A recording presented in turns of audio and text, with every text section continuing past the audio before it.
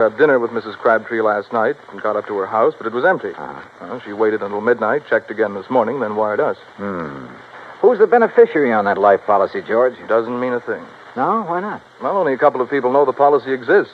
Also, the beneficiary happens to be Mrs. Crabtree's favorite charity. Good luck, Johnny. Oh, thanks, pal. I'm going to need it. Expense account item 2, $178, air transportation to Butte, Montana. Item 3, $14.90, bus fare, Butte to Silver Gulch. Like George had said, it wasn't much of a town. I checked into the Silver Queen Hotel, rented a battered Model T, and drove out to the home of Mrs. Henrietta Scott.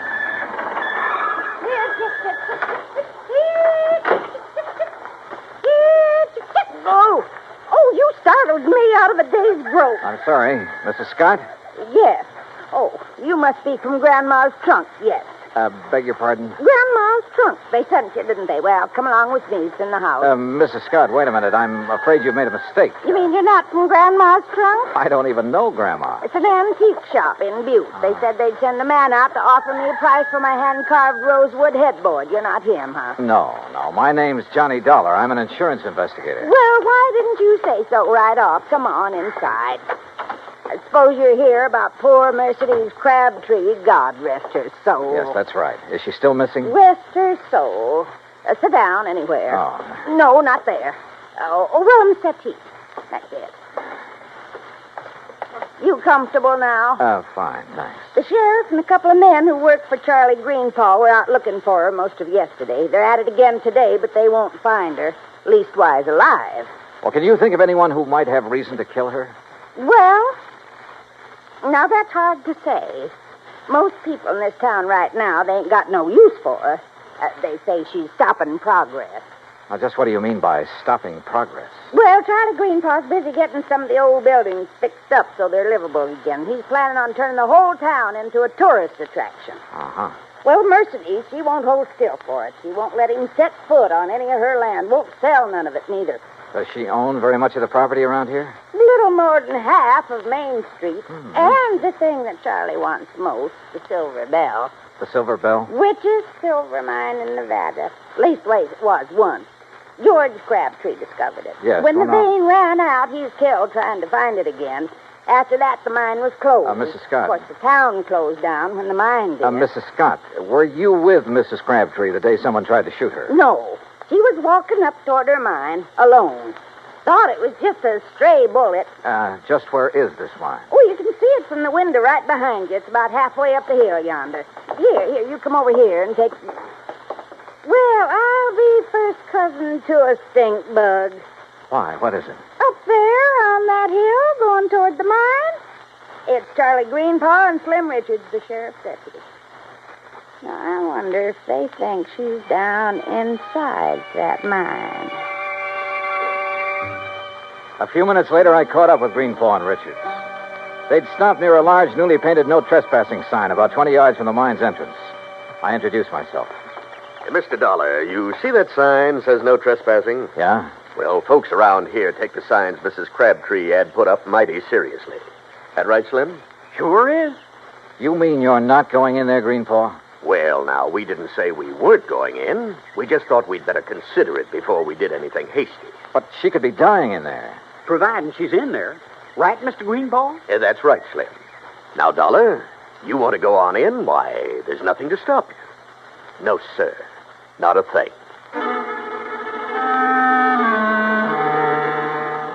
I left daylight behind as I followed the narrow tunnel deep into the side of the hill. About 50 yards down, the tunnel branched off in two different directions. I stopped for a moment, then took the one to the right. I hadn't gone 10 feet when it happened. Holy jump.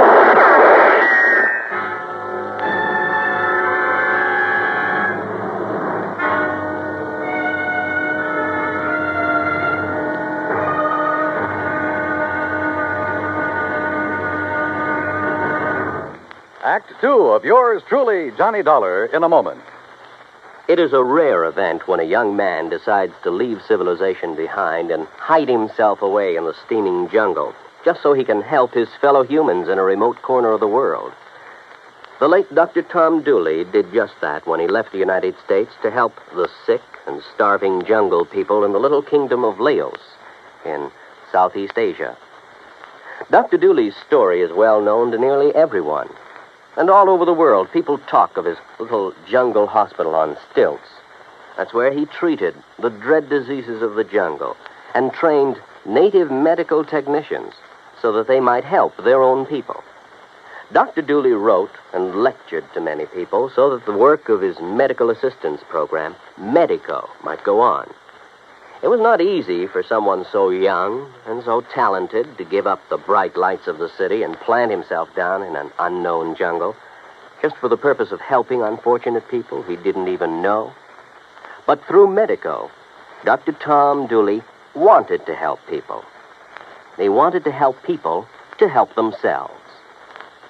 Today, the work of Medico is going forward in a number of countries besides Laos. Young men are being sent to the United States to be schooled in medicine with the idea of returning to their own countries to help their own people. Hundreds of thousands of dollars worth of medical supplies have been donated by American businessmen and pharmaceutical companies. Today, Dr. Tom Dooley's work is being continued for him. It is helping to create better understanding. It is an injection of the spirit of freedom. The right of all men everywhere. And now, Act Two of yours truly, Johnny Dollar and the Silver Bell Matter.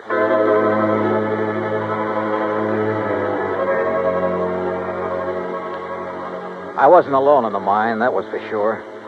But whoever was in there with me wanted to be alone and resented the intrusion. I wondered if they could hear, so I picked up a rock and tossed it on down the side of the tunnel. Oh. You hurt bad, stranger? Well, I'll be him. Mrs. Crabtree, is that you? You're trying to trick me. No, wait a minute.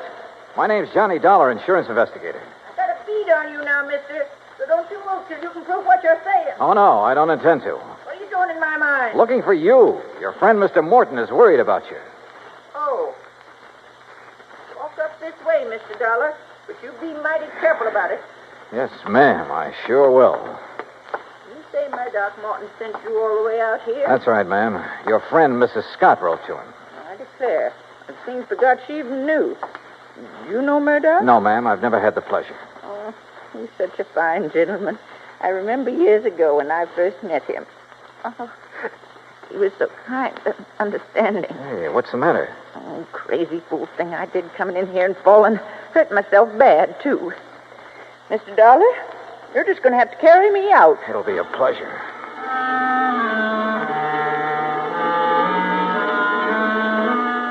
She couldn't have weighed more than 80 pounds, 6-shooter and all. I carried her out of the mine and down the hill to her cabin. I had just finished making her as comfortable as I could when Mrs. Scott arrived. Oh, dear. Oh, you poor old dear thing.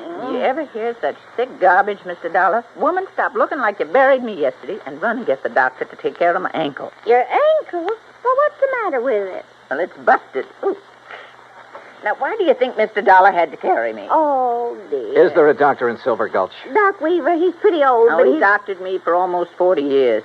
Go get him, Henrietta, before I get mad at you for tattling to Miss Morton. Yes, dear, yes. Yes, I'll do it. I'll do it right now. Now then, Mr. Dollar, you come over and sit by me. Keep company till the doc gets here. Yeah, sure. Hey, you really ought to rest. Why don't you start asking me questions, Mr. Dollar? You came all the way out here to do that, now, didn't you? Well, there are a few things I'm curious about. Like what? Well, for one thing, why you took those shots at me in the mine. Thought you might be one of Charlie Greenpaw's friends. Oh, he's the man who's trying to buy your mine, isn't he? But I ain't going to sell it. No, sir. No matter how much he offers. You believe the mine could be worked again someday? Might be. Somebody could find the vein again. But that ain't why I won't sell. It's because my husband, he's buried in there, Mr. Dollar. Him and the others that were caught in that cave-in. Oh, I see. I've told them all. If they set one foot on my property, I'm going to shoot first and ask questions later. Aren't you afraid someone might shoot back one of these days? Oh, haven't so far. That's not what Mrs. Scott told us. I know what she told you, and she's mistaken. Why, that bullet missed me by a good 2 feet. You don't think it could have been a warning? No, I don't. People in these parts, if they wanted to frighten me, there are better ways of doing it than that. Well, if that's so, I sure hope they don't try any of them. No one, at least so far as she knew, had reason enough to try killing her. Not even Charlie Greenpaw, although she refused to cooperate with the Silver Gulch Improvement Committee. I waited until Mrs. Scott returned with the doctor, then left and drove back to my hotel. I had finished supper and was heading toward my room when someone called me. Oh, Mr. Dollar. Yeah? Oh, Mr. Greenpaw, I was just thinking about you.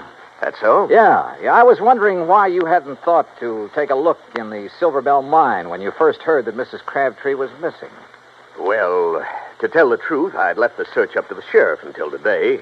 Then this morning, Isabel, that's my wife, she said if something did happen to Mrs. Crabtree, it sure looked like I did it. Good thing you listened, because she was right. Yes, I know. Say, Dollar, I hear Mrs. Crabtree's taking quite a shine to you. Oh, where'd you hear that? Doc Weaver said that's all she talked about. Hey, look, if you'd like to pick yourself up a few $100s, you sure could do it easy. Oh? How's that? Just get the old lady to sell me her mine and the acreage along next to Mrs. Scott's place. Uh-huh. I'd give her full value for both. And that'd come to enough money for her to live on the rest of her life real comfortable. Now, you do that, Dollar, and I'll give you $1,000 cash. You know something, Greenpaw? What's that? I could have been mistaken about you. You want that mine and the land around it real bad, don't you? Sure. I spent a good deal of money fixing up the old buildings here in town. If I can get the Silver Bell and enough land out there to put a dude ranch on, why, this town will be able to make Virginia City look second-rate. Now, what do you say? I don't know. I'll relay your proposition to Mrs. Crabtree. The rest is... What's all the excitement out there? Oh, it sounds like... Miss Greenpaw! What is it, Slim? What's going on? Fire! Miss Crabtree's cabin. It's blazing like fury.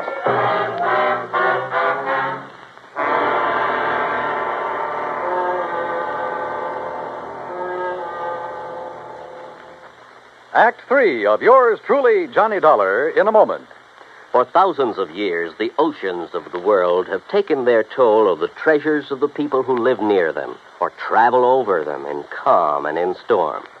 And for an equally long time, these same people have dived to the bottoms of these oceans seeking those treasures. Gold, silver, jewels, and emblems of tradition or symbols of history have been the sought-after prizes. Late in 1959, a group of English divers seeking underwater specimens of fish and plant life off the coast of the island of Terceira in the Azores came across a group of some 17 ancient cannons. They'd been swept off the walls of the old fortress by a tidal wave sometime during the middle of the 19th century and sank about 100 feet to the bottom of frequently storm-swept waters. News of the discovery was relayed to the Portuguese government, which gave permission for the raising of the relics. American skin divers stationed at the Air Force Base on Terceira volunteered to do the job on off-duty hours. In cooperation with the Portuguese Museum, the men made a few exploratory dives to determine the situation. Then the salvage work began. After cleaning the cannons, some made of brass, others of bronze, it was discovered that they had been forged in England, France, and Portugal more than 110 years before. Now the shiny symbols of history are on view in a Portuguese museum. The Portuguese people are happy because of an unselfish American gesture that brought back to them their symbols of the defense of freedom, the right of all men everywhere. And now, Act 3 of yours truly, Johnny Dollar and the Silver Bell Matter.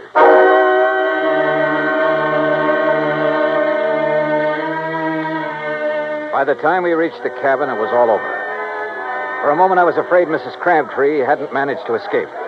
Then I saw her on the ground near the sheriff's car, wrapped in blankets. Hey, you! Get back over there! It's all right, Sheriff. This is Mr. Dollar. Oh, I heard you're in town, Mr. Dollar. This is Sheriff Wilkins, Johnny. Sheriff, do you have any idea how this fire started? Not yet, I don't. I asked her, but... I'd rather not talk about it now, Johnny. Maybe some other time. Whatever you say. She's pretty done in. Johnny? Yeah?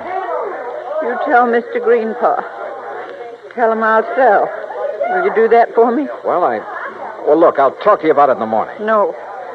I want to sell now. Nothing to stay here for.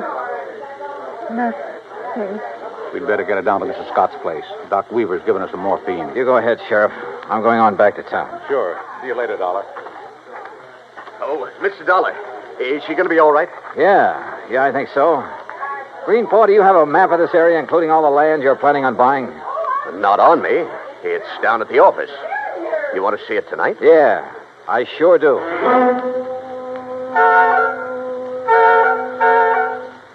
I took a look at the map. Got a little sick at my stomach. Then drove back to Henrietta Scott's. There was a light on in the front room, so I got out of the car and walked up to the door.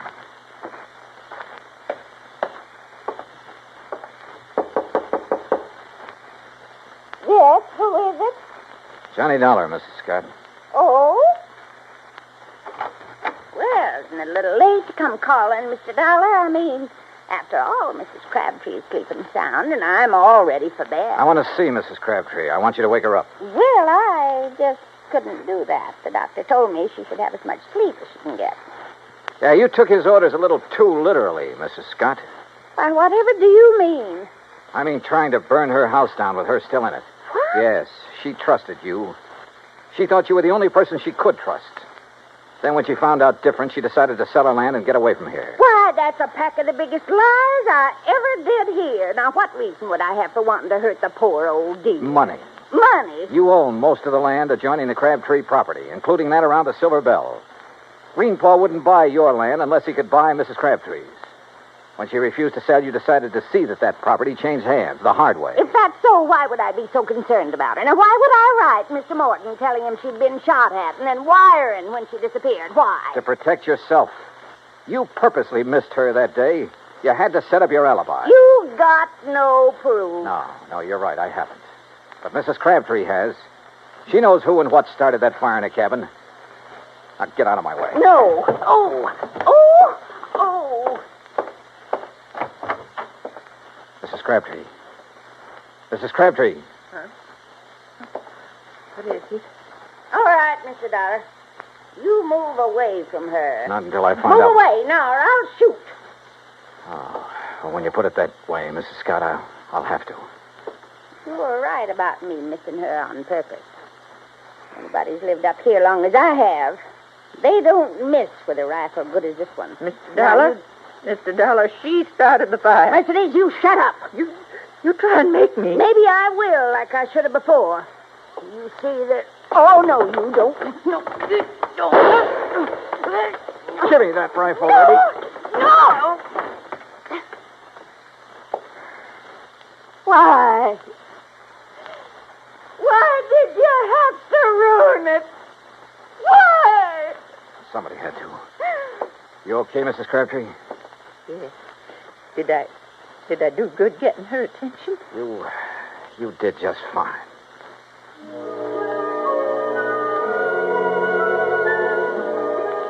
I was ready to leave Silver Gulch the next day, but I stayed over for another week, waiting for a little English gentleman by the name of Murdoch Morton to arrive and claim his bride.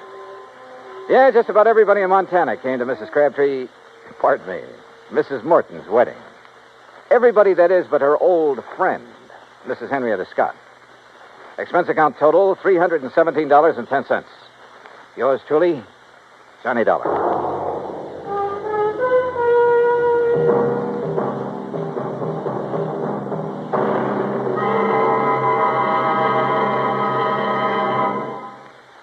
And now here is our star to tell you about next week's story. Next week, a beautiful girl is killed. And with her goes a big part of my own heart. It's one of those things that... Well, join us, won't you? Yours truly, Johnny Dollar.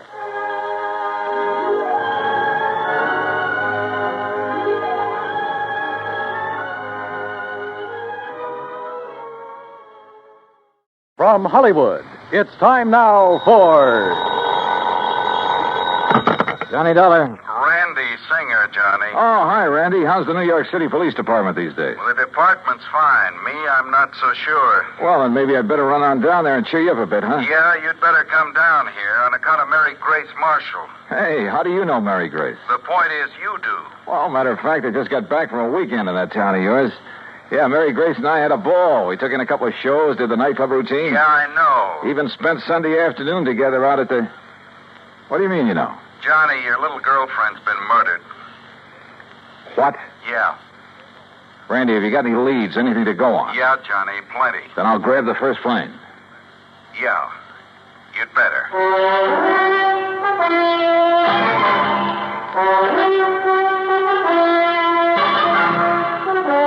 Bob Bailey in the exciting adventures of a man with the action-packed expense account. America's fabulous freelance insurance investigator. Yours truly, Johnny Dollar.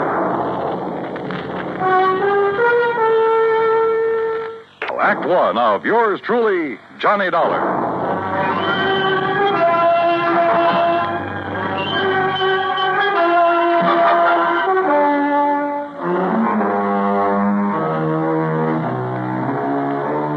Expense account submitted by Special Investigator Johnny Dollar to the Mideastern Life and Casualty Insurance Company, Home Office, Hartford, Connecticut.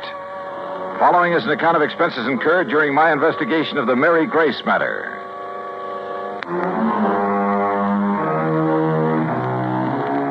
Expense account item 1, 10 cents. Phone call to the airport to reserve a seat on the first plane to New York. Item 2, phone call to Ben Perrin at the Claims Department of Mideastern Life. Aaron here? Ben, this is Johnny Dollar. Oh, hello, John. Now, listen, I'm on my way down to New York at your company's expense, though the expense part is beside the point. What? No, just wait a minute. Mary Grace Marshall has just been murdered. Marshall? Your company holds a policy on her, and I'm going down there to investigate. Well, now, wait, John, until we issue proper authorization for you to conduct the investigation. Don't give me that, Ben. I'm going down there now. Well, then it's completely without sanction from this or any other office. Okay, forget it. I was trying to save time, and I thought I was doing you a favor. Well, I suppose you are, but until a request for your services can be I routed said forget it. Didn't you hear me? I gotta go. Gotta catch a plane. Well, for heaven's sake, man, what are you so up in arms about? Why you're so concerned about this particular... Because that girl was a personal friend of mine. A very dear friend. Oh. John, I'm sorry. I can see now why you're so upset. Yeah, I'm upset. By all means, go ahead, officially. And if there's anything I can do... Yeah, there is. You can stop all this yammering so I can hang up and get out of here. Goodbye. John. Yeah, what now? You really cared for that girl, didn't you? Yeah, Ben. I cared.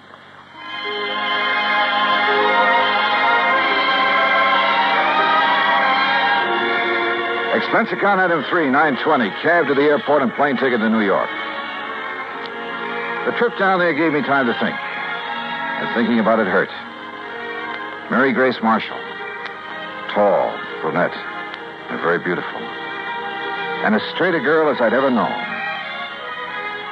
There was a time a few years ago when I'd hoped she might marry me. But she wanted to stay with her successful career as a fashion designer. And she was right. I'm not the marrying type either. So we just remained friends. We had a lot of fun together. Theaters, dancing, an occasional nightclub. Sometimes the long hair stuff, a recital or the opera. And we'd go to the zoo or the circus, a boxing match or a baseball game. Or just go for a quiet walk in the park. And often just a long, quiet evening in her apartment over a tall, cool drink and good conversation. A goodnight kiss? Sure. But that was all. Now she was gone. And believe me, somebody was going to pay. Item 4, $6 even for a fast taxi to the 18th Precinct headquarters and Sergeant Randy Singer.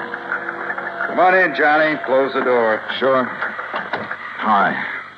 Better sit down, huh? Yeah. All right, when did it happen, Randy, and how? You said on the phone you have some leads. Clues all over the place. They all point toward one person. Oh. Toward the one person known to have been with her at about the time the coroner says she was killed. How was she killed? Struggle. Fell and struck her head on the base of the fireplace. Cigarette, Johnny? Oh, yeah, thanks. Incidentally, so far I've been able to keep this thing out of the papers. Oh, hey, give me a light, will you? I seem to have forgotten my lighter. Yeah, you have. Here. Thanks. Now, the coroner says she was killed Sunday night, late. What? By somebody who must have spent several hours with her. You said late Sunday night. That's a... Go on, Johnny. Hey, look, stop snapping that lighter and... Wait a minute, where'd you get that? According to all the evidence, it was left behind by whoever murdered Mary Grace Marshall. Here. Look familiar? Are you crazy? This letter is mine. Yeah, Johnny. I know. And now, Act Two of yours truly, Johnny Dollar, and the Mary Grace Matter.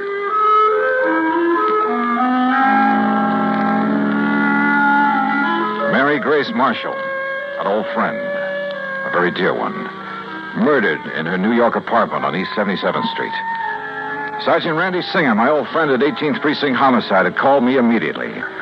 And when I got there, showed me a very damning piece of evidence. Presented to Special Investigator Johnny Dollar by the International... Sure, of course it's my lighter. And I must have left it in Mary Grace's apartment Sunday night. But that certainly doesn't mean that I killed her. Coroner says she died about the same time you were there. Oh, how do you know what time I was there? Wife of Charlie Walker, the building superintendent, Johnny. She saw you leave. That isn't enough evidence to convict a fly, and you know it. There's plenty more. Yeah, like what?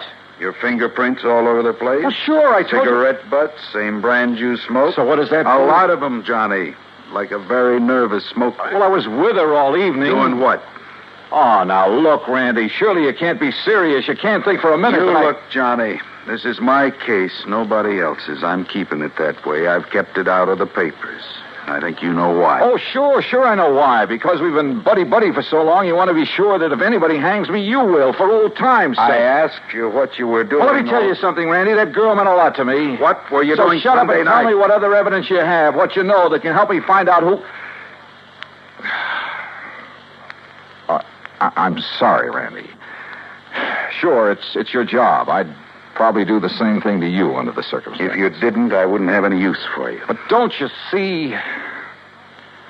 Okay, look. We spent Sunday afternoon at the zoo, the Bronx Zoo. Went up on the subway. We walked a lot, got pretty tired.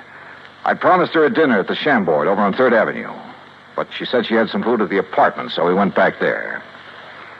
Then we just sat around and talked, played some music, that's all. And had some drinks. Yeah, I picked up a bottle of scotch on the way. How many drinks? Oh, 1 or 2 light ones is all.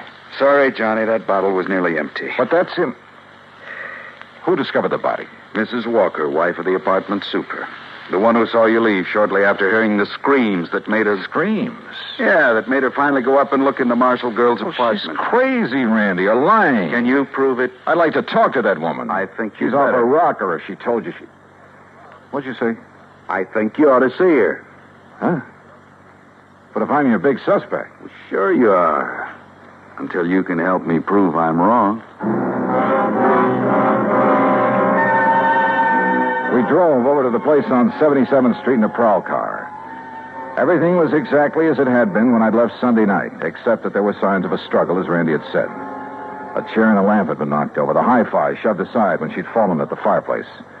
Even the bottle of scotch from which I'd poured a couple of small... What's the matter, Johnny? Well, I'm not sure, Randy, but I'd have sworn I left this bottle out in the kitchenette where I... Huh? Hey, are you making more prints? Yeah. Look, this bottle of soda, 3/4 full. You don't kill most of a bottle of scotch with only this much soda. Unless you're drinking it straight. Oh, who drinks it straight these days? An alcoholic? Or somebody who needs a jolt for his nerves. Maybe. Want to go downstairs and talk to the super's wife? Yeah, let's.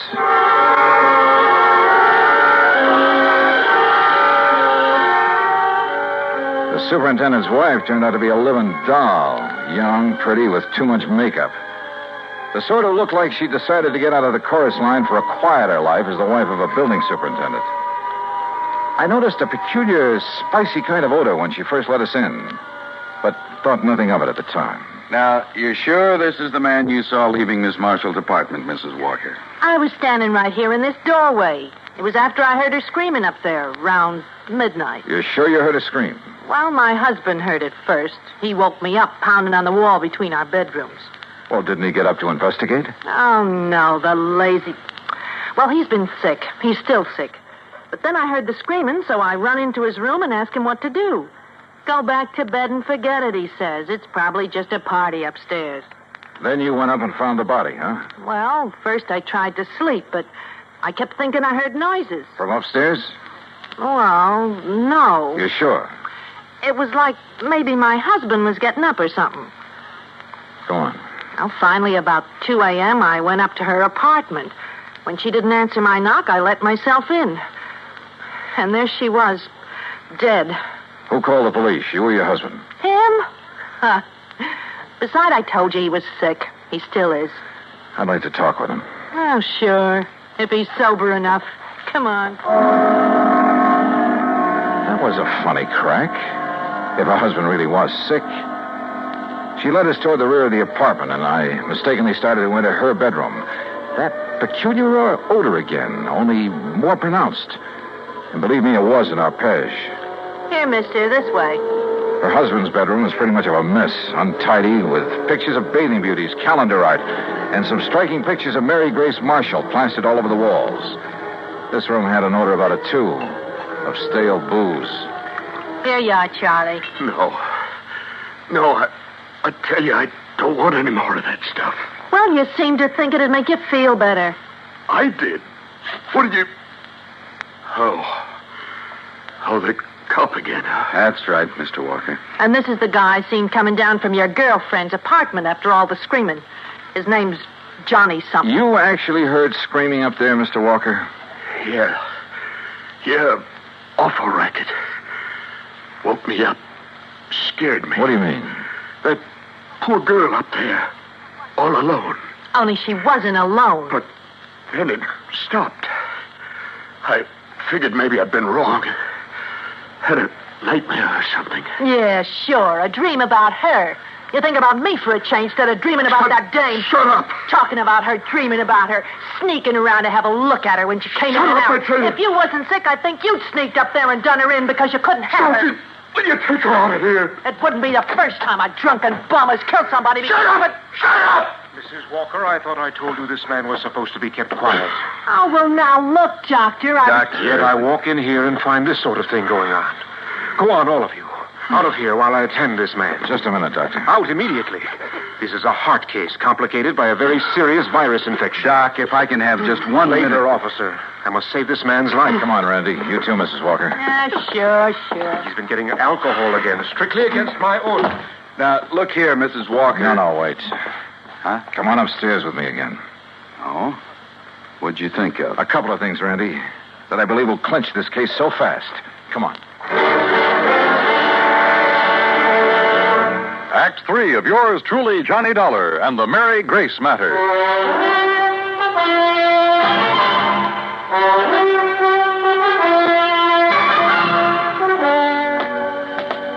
What do you mean, clinch the case, Johnny? Didn't you hear enough from Charlie Walker and his wife? Yeah, I heard plenty, Randy. Well, then what's the point of coming back here to the dead girl's apartment? Let me show you something here in the kitchenette. A scotch bottle. You shouldn't pick that up, Johnny. Print. Yeah, prints. And where your boys dusted over them to show them up. But look. Yeah? Right here they're smeared, see? By a piece of cloth. Sure, he tried to erase them when he killed that bottle. Now, come on back to the living room. And here, take a look at this. Well, what's the hi-fi set got to do with I it? told you Mary Grace and I sat here Sunday night talking and playing records. So? This record on the turntable is the same one we were playing just before I left her. Look at it. Dolorima by Vingetti. Never heard of it. We shut it off because it got too noisy in the death scene from that opera. Huh? Listen.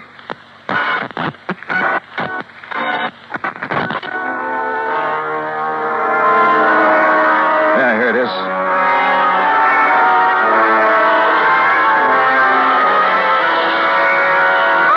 Holy... It sounds like somebody... Shut it off!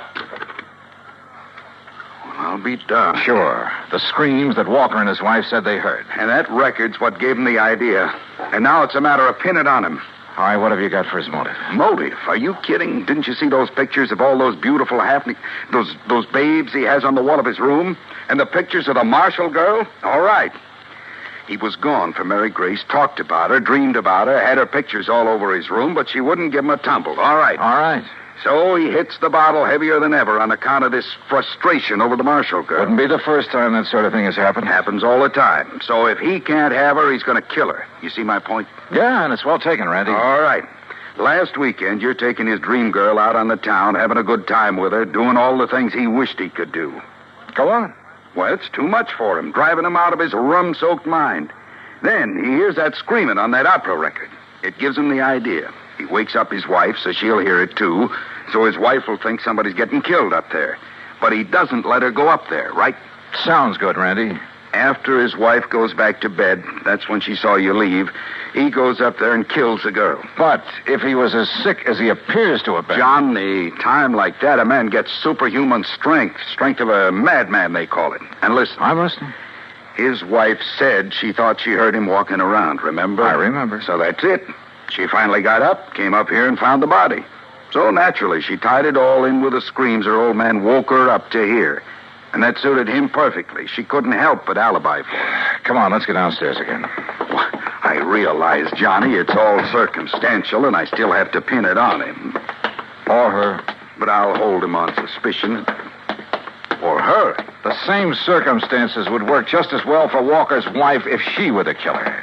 Yeah, but what about the motive? Jealous wife. Jealous of somebody taking that drunken bum out of her hair? That funny odor I noticed about her when I first stepped into this place. I finally remembered what it is. Hey, I noticed that, like a cooking spice. Well, it is sometimes. Cardamom seed. Cardamom? Yeah, they used to call it the drunkard's friend. A man could booze all night, chew a couple of cardamom seeds, kiss his wife goodnight, she'd never be the wiser. Well, I'll be. That odor was so strong in her bedroom that...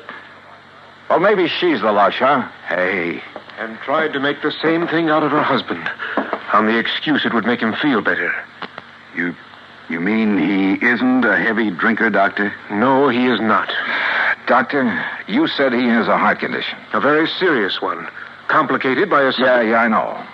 Could he possibly have got out of bed, climbed those stairs Sunday night, struggled with, and killed someone? The odds against his surviving such a thing are 1,000,000 to 1. 100 million. All right, I heard it all. That means you're going to start accusing me of killing that girl up there. Mrs. Walker, I told you to stay out of your husband's room. Yeah? Well, he's dead, Doc. Dead? I don't know what you give him, but he's dead. Did you give him more liquor? No. But you gave him enough before I came to... Wait here, all of you. Well, you're going to try to pin that Marshall dame on me now that Charlie's gone? You've already pinned it on yourself, Mrs. Walker. What? You thought you'd left no fingerprints on that bottle up there. Why, I didn't. I used a handkerchief. Yeah. That's what I thought.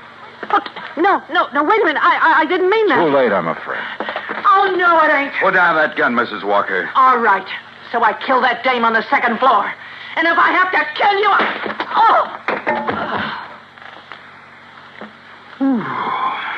Yeah.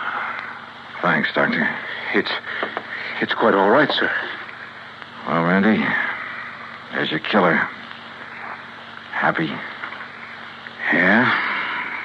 I guess I ought to be. You? It doesn't bring back Mary Grace.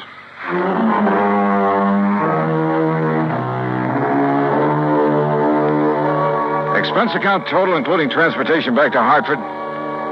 No, wait. I took on this case myself because of Mary Grace and, well, whatever she may have meant to me is none of the company's business. Oh, sure, you'll have to pay the claim on her policy.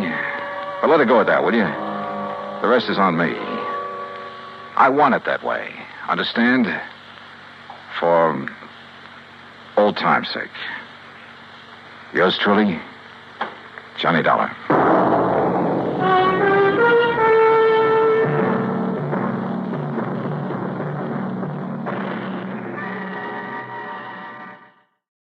Pat McCracken, Johnny, Universal Adjustment Bureau. Oh, hi, Pat. What's on your mind? A beautiful model, name of Dorothy Blair. Ooh, hey, wait. The girl with the $1 million face? That's the one. Well, you probably got company. She's on a lot of people's minds. Well, she's no daydream to me. She's a nightmare. How come? Well, that face of hers may not be worth quite $1 million, but it's worth at least $100,000. That's what we've got it insured for. So? So it looks like somebody's trying to tear it up. The policy? No, her face. She got slugged last night. Want to look? At her? Sure, I'll be right over.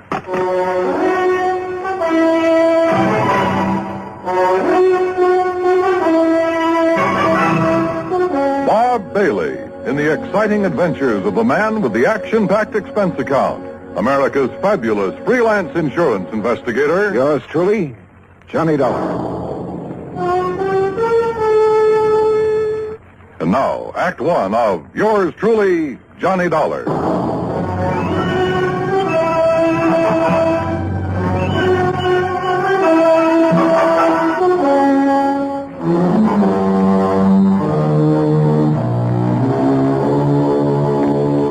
Expense account submitted by Special Investigator Johnny Dollar to the Home Office, Universal Adjustment Bureau, Hartford, Connecticut.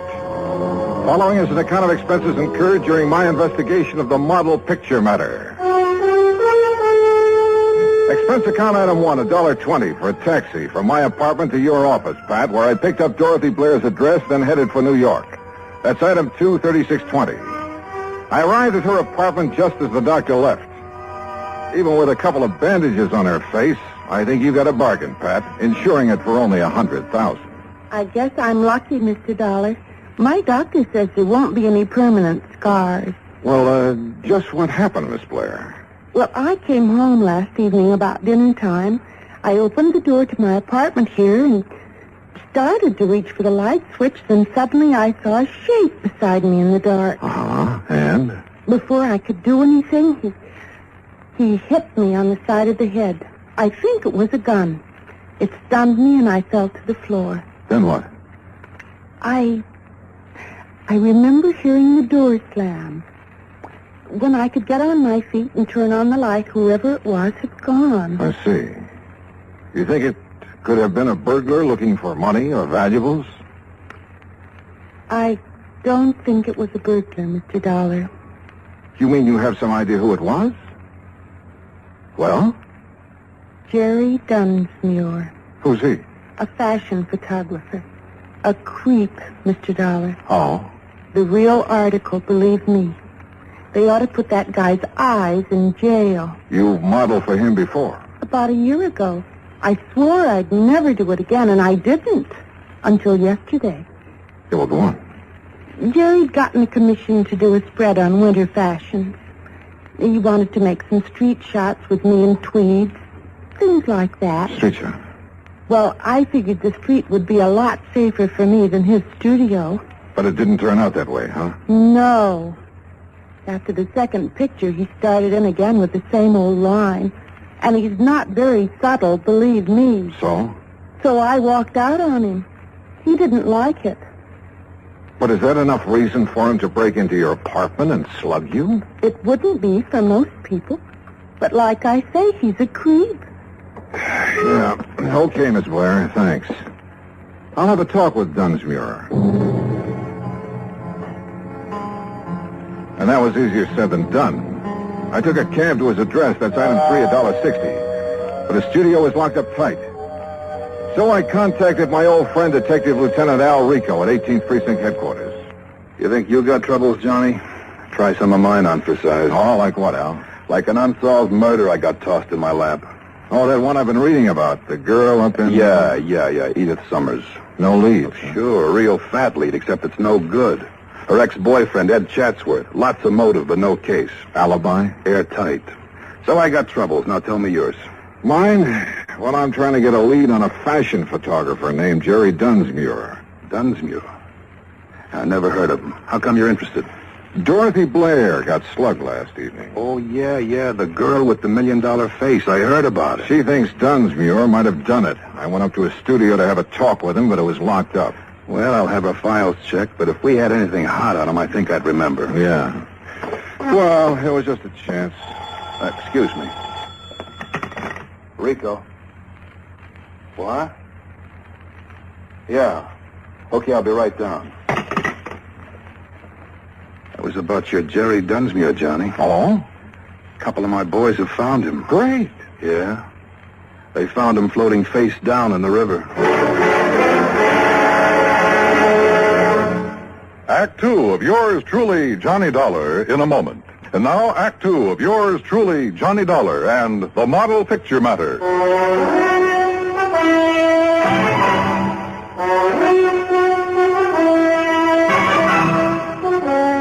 Expense account item 4, $1.80, cab fare back to Dorothy Blair's apartment. She had company. I'd like you to meet Edward Chandler, Johnny. Hi. Glad to meet you, Mr. Dollar. Dorothy, I wonder if I could talk to you for a few minutes. Why, certainly. I've got to be running along anyway. Still okay for dinner, honey? Sure. 8 o'clock. I'll pick you up. Bye, Mr. Dollar. Yeah, so long, Chandler.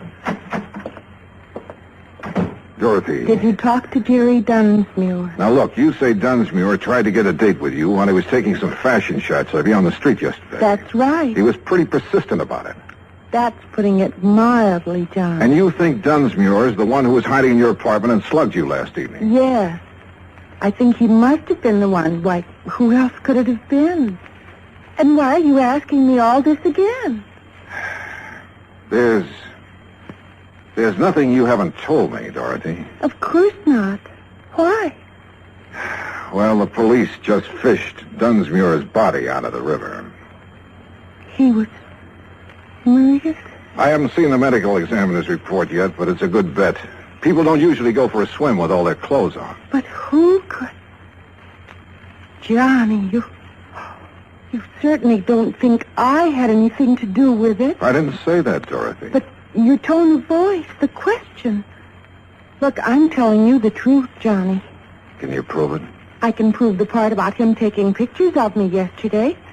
This manila envelope. It came in the mail today. Here. It's from Dunsmuir's studio. He always sends me prints. See? Here's one of me in a tweed coat. Here's one in a fingertip lens. Okay, so he took pictures. I still want to know why you think it was Dunsmuir who slugged you if you couldn't see his face in the dark. Why, I guess because of the way he looked at me yesterday afternoon when I told him to stay away from me, not to call me again for a job. Oh, Johnny, believe me. You didn't see him after that, huh? Unless, of course, he was the one who slugged you in the dark. No. I didn't have anything to do with what happened to him, and I don't know who did. It's the truth, Johnny. Okay, Dorothy. If it is, I'll find out sooner or later. But if it isn't, I'll find that out, too. Maybe Dorothy Blair was leveling with me. But there were a few pretty important facts I didn't know. Was it really Dunsmuir who'd slugged her? And who killed Dunsmuir? And why? Also, this fella I'd met at Dorothy's apartment, Edward Chandler. Where had I seen his face before? Item 5, $1.75, cab fare to Dunsmuir's studio. A blonde secretary named Susan Billings was just closing up when I got there. She looked pretty dragged out. Please, Mr. Dollar, I've already told the police all I know. Right now, I don't exactly need any more questions. What you need right now, Susan, is a drink. Come on.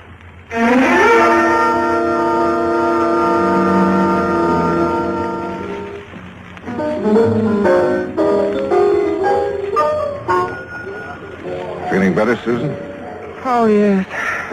Thanks. But I really don't know anything that would help you, Mr. Dollar. How long did you work for Jerry Dunsmuir? About a year.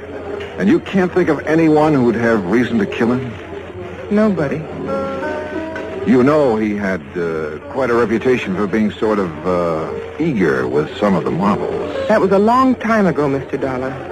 He'd changed. Not according to Dorothy Blair. I'm not interested in Dorothy Blair or lies about Jerry. Tell me, do you happen to know a man named Edward Chandler? I met him at her apartment. No. Did Jerry Dunsmuir ever mention him? Not that I remember. So you think Dunsmuir had straightened himself out, had he? I know he had. How can you be sure? He told me. Oh, but You look, see, Mr. Dollar, Jerry and I, we were going to be married.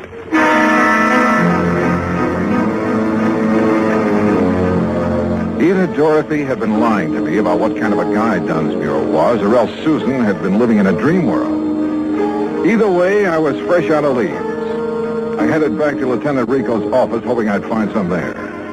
Johnny, the only thing we know for sure about Dunsmuir is that he sure had a weakness for women. Yeah, but Susan Billings believes that she was his one true love. I know. And I've been thinking about her. Maybe she found out about Dunsmuir's activities and didn't like him. Possibility. But if she knows more than she's told us, she's a pretty good actress. The same goes for Dorothy Blair, which reminds me I want to have another talk with Dorothy. I picked up a couple of names out of Dunsmuir's past, and I want to see if they mean anything to her. Want to come along? Sure, but we'll have to hurry. Hurry? Why? She has a dinner date with a guy named Chandler at 8 o'clock, and it's 1:45 right now. Okay, let's go.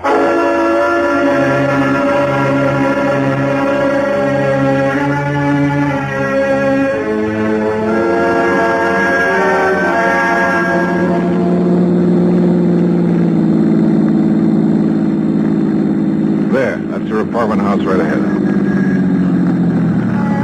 Wait a minute. Isn't that Dorothy coming out the front door? Yeah, with Chandler. Come on, we can still catch them. Hold it. What's the matter? Who'd you say he was? A friend of hers. His name is Chandler. I met him in her apartment this afternoon. Johnny, remember when you came to see me today, I told you I had a murder case in my lap? I mean, before the Dunsmuir murder? Sure, a girl, Edith Summers. I told you her ex-boyfriend was the logical suspect, except that he had an alibi.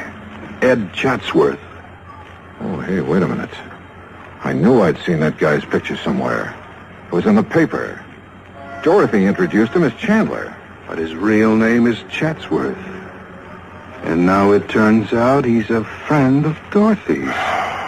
And you said either Dorothy had told us all she knew or she was a pretty good actress. Yeah. Well, it looks to me like she's a pretty good actress.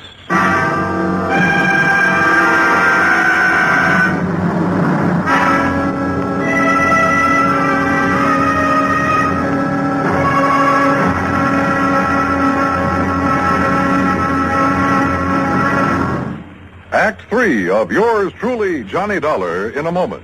Act 3 of yours truly, Johnny Dollar, and the Model Picture Matter.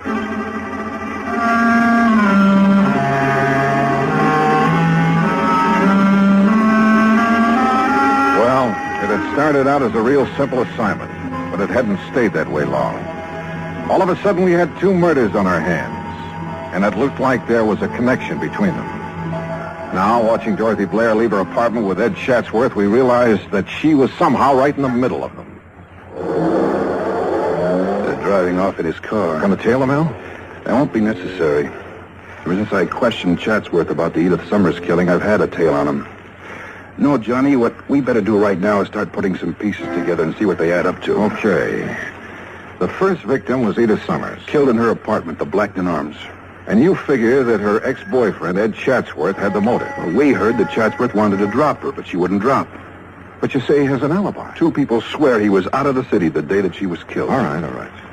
Dorothy Blair gets slugged in her apartment. She thinks the photographer, Dunsmuir, did it. Then Dunsmuir winds up dead that night. Right. And now we find out Dorothy and Chatsworth are friends. Begins to add up, Johnny. You think Chatsworth was trying to drop Edith Summers for Dorothy? If so, maybe they rigged a deal. Chatsworth was to get out of town while Dorothy handled Edith Summers. In that case, you're figuring Dunsmuir found out about the deal and came to blackmail Dorothy. Right.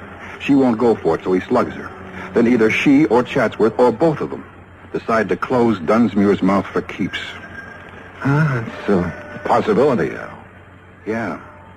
It is a possibility, isn't it? Al dropped me off at my hotel and headed back to his office. Item 6, $2, drinks. While I thought about the picture Al and I had built up to explain the killing. Well, it was all pretty logical, but somehow I couldn't buy it. Maybe, like Al had hinted, that $1 million face had gotten to me. If I could only talk to her alone, I felt I could find out if she was lying. About 10 o'clock, I went back to her apartment. No answer. Probably still out to dinner. I was about to leave when she stepped off the elevator. Why, Johnny, what are you... Hello, Dorothy. I'd like to talk to you. Well, I'm afraid I haven't time right now. Oh? Mr. Chandler's just parking his car. He'll be up in a few minutes. We have business. Your friend will have to wait. I want to talk with you. Why?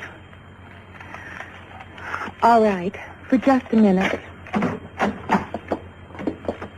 I don't understand all this, Johnny. Well, let's start out calling your friend Chandler by his real name, huh? What? Ed Chatsworth. I don't understand. I thought his name was Chandler. Oh, yeah? What's this all about, Johnny? Oh, drop the act, Dorothy. I suppose the name Chatsworth doesn't mean anything to you. Why, no, it doesn't. How about Edith Summers? Wait. She was the girl who was killed the day before yesterday. She sure was. I read about it in the papers. But I didn't know her, Johnny. You're sure you and Chatsworth didn't happen to arrange her death? Johnny. What's this all about? And your friend Dunsmuir, he wasn't by any chance trying to blackmail you? I don't know what you're talking about. Please, believe me. I didn't have anything to do with either of those killings. Johnny, I swear it. Okay, Dorothy. I guess I never could buy it. But I don't get this buddy-buddy routine. You and Ed Chatsworth. I only met Ed Chatsworth, or Chandler, as he called himself, yesterday. Let's have that again. That's right. He said he was organizing a big promotion and wanted to feature me in it. Why would he give you a line like that? I didn't realize it was a line. He sounded very convincing. He said he wanted to see some of my pictures to see if Pictures? Wait a minute. Those pictures Dunsmuir took of you. Ed's coming up any minute to see them. He wanted to see some outdoor shots, he said. When did Dunsmuir take those shots? The day before yesterday. The day Edith was killed. Where did he take them? We moved around from place to place. You still have the pictures? Right there on the table. Come on, let's take a look. Are these all that he took? As far as I know. No, nothing here except you. Here, wait. This shot looks like the front of an apartment house. Part of the name in the picture. Blackton Arms. The apartment where Edith was killed. Johnny, look. In the background. A man stepping out of the apartment house. Yeah, out of focus. Hard to... Hold it. What is it? Is there a service entrance to your apartment? Yes. Somebody just came in. Get down. I shoved her to the floor and hit the light switch. None too soon. I eased out my gun but couldn't see a thing. And I knew I had to locate him before he located us. There was a cigarette lighter on the coffee table. I heaved it toward the kitchen and my aim was pretty good. The flash of his gun pegged him for me. I turned on the lights. It was Chatsworth, all right. I'd hit him in the shoulder, but he'd keep for the state. Johnny. He's the one who killed us, Edith Summers. Yeah, sure. He had an alibi rigged, but he spoiled it by walking out of her apartment into the background of that picture Dunsmuir took of you. Then he's also the one who was in my apartment. He probably recognized you by your face. Figured he could find the name of the photographer here. Slugged you when you came in. And I thought it was Jerry Dunsmuir. Poor Jerry. Yeah. Well, I imagine when Chatsworth comes to, we'll find that he killed Dunsmuir to get the negative. He certainly wanted that picture. Yeah. Most pictures don't do people justice. But I guess this one will do him all right.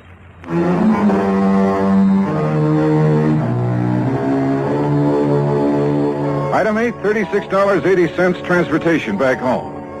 Expense account total, $103 even. Remarks? Well, there's a little snapper to the story, Pat. You know, that picture Chatsworth was knocking himself out to get, he didn't realize it, but his face in the background was far too blurred to make an identification. Yours truly, Johnny Dollar.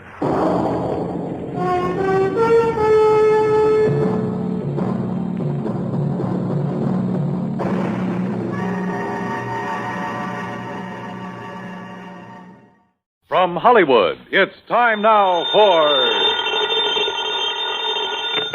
Johnny Dollar. It is a joy to me heart to be hearing the voice of me lover boy. Meg McCarthy. Yes, and how could you tell from so far away and so long ago? Now answer me that. Oh, Meg, I'd recognize that soft, dulcet voice of yours anywhere. How are you? Oh, Johnny boy, I've got trouble. And where are you, by the way? Port Hopeful is the name of the place. Port Hopeful, huh?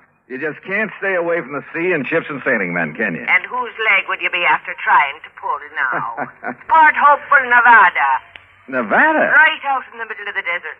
Well, what are you doing there? And why do they call it a port? Them are the very same identical things I'll be telling you when you get here. And if you take to my advice, you won't waste no time along the way. There's trouble out here. Insurance trouble. Oh, what company? Western Life and Trust, they calls it.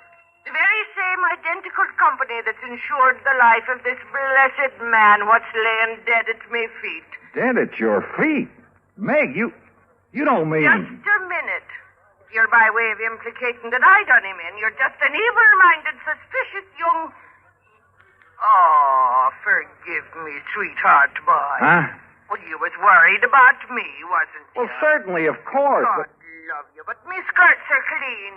Now, will you get moving and come out here? Well, it kind of depends. Oh? And just what kind of fancy double talking is that supposed to... Oh, no, you don't. What? Get your dirty, filthy, conniving hands off. Meg, what's the matter? Take them bracelets Meg. out of here and you... Meg! Well, I guess I was wrong, Johnny. I guess I am in trouble. Now. I'll grab the first plane.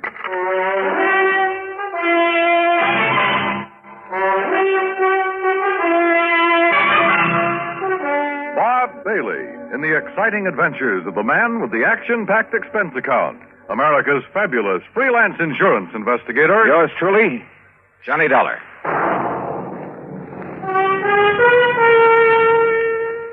And now, Act One of yours truly, Johnny Dollar.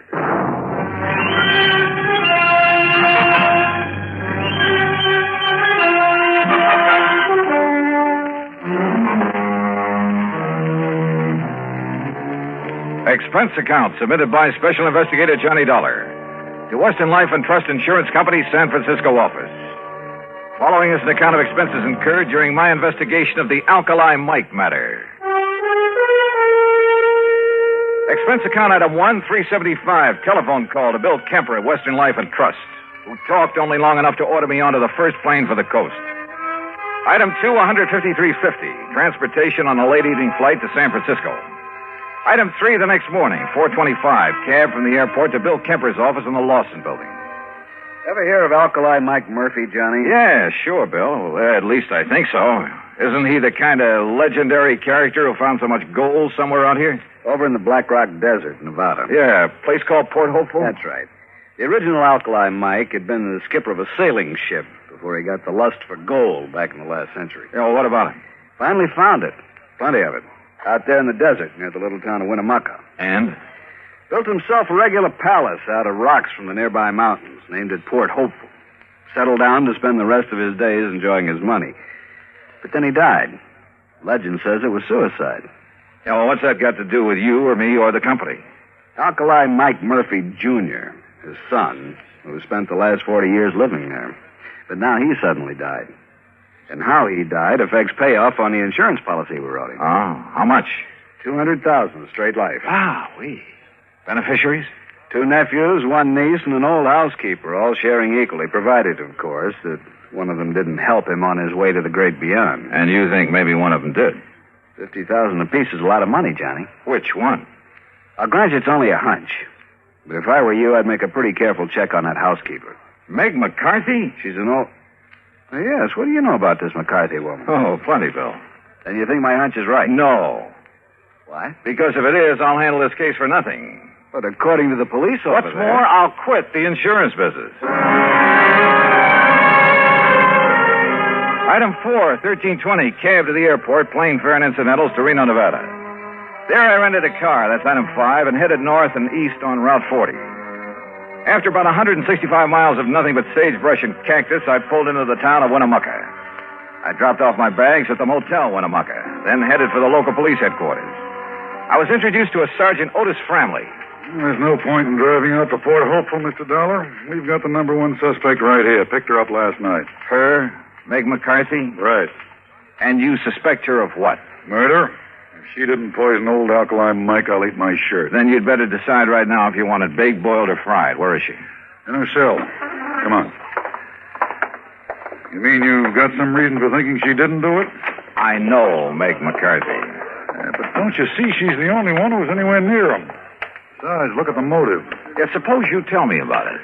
Well, she's only been out there at Hopeful taking care of him about 6 months. Yet she gets under the skin of the old codger enough to make him turn over a big hunk of his insurance money. And that takes care of motive, huh? Well, doesn't it? Let's go talk to Meg. Now, look, she's a pretty tough customer when she wants to be, so... Right, she's a pretty tough customer. And if you silly, stupid income poop starts... All right, Meg, take it easy. Oh, take it easy, is it? If you blinking idiom think you can keep a decent, self-respected lady... I said take it easy. And I... Oh, Johnny darling. Me ever-loving boy. Hi, Meg, you old rascal. Sweetheart, I knowed you'd come to save me out of this horrible place. Yeah, well, that pretty much depends on you, on what you're able to tell me about this whole thing. You bet I'll tell you. Only, Johnny. What's the matter? Sure, I'll tell you. All I know. And it'll be the honest truth, Johnny boy. But don't you see? The only evidence I can give is enough to hang me. Meg. Oh, Johnny, I need your help. I need it bad.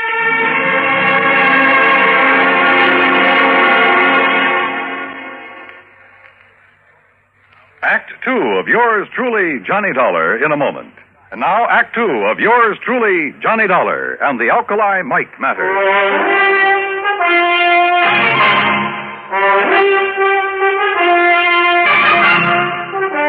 The sergeant left Meg McCarthy and me alone there at the jail in Winnemucca, Nevada. And she told me all she knew. Johnny had just plain got fed up with all the noisy, roistering, drunken sailors that used to come to my fancy cafe back on the East Coast. So when I heard that Alkali Mike Murphy was looking for a nice, quiet, respectable lady to be his housekeeper out here in the peaceful, quiet desert, well, I took the job. You've been out here about 6 months. Yes, Johnny boy. And me and Alkali, we just got along fine. I cooked good meals for him, and we played cribbage together in the evenings. And it got me a real bang out of keeping that old palace of his all neat and tidy for him. Yeah, sure. But now, Meg, I understand he named you as a beneficiary of his big insurance policy. I told him I didn't want it. And besides, I have plenty of money of me own from selling out me cafe back east. Do you know the other beneficiaries? Huh? Do I know them? Them nephews and that niece. Just hanging around waiting for him to die these last 20 years. That's all they've been doing. Except maybe Edgar. Edgar? Edgar Murphy, the oldest nephew, the nice one. He's had a fine job over to the bank in Lovelock. And the others? Margaret! Oh, she's a disgrace to me fine old name. Playing around with every Tom, Dick, and Henry she can get her hands on. Looking for the one with the most money so she can snag him and live the easy life. Where is she? It's for Danny. Well, he's another no-count. Spends all his time horsing around and gambling. Where are they now? Out to Port Hopeful, where else? Each of them trying to chisel the others out of all the fine furniture and old silverware and lovely china. You know, when the estate gets settled. The sneaky, snivelling... All right, Meg, all right. If I'm going to try to help you, there are some things I have to know. I'll tell you everything, Johnny boy. How did Alkali Mike die? Poison, the doctor said it was. In something that he ate. And who could have given it to him?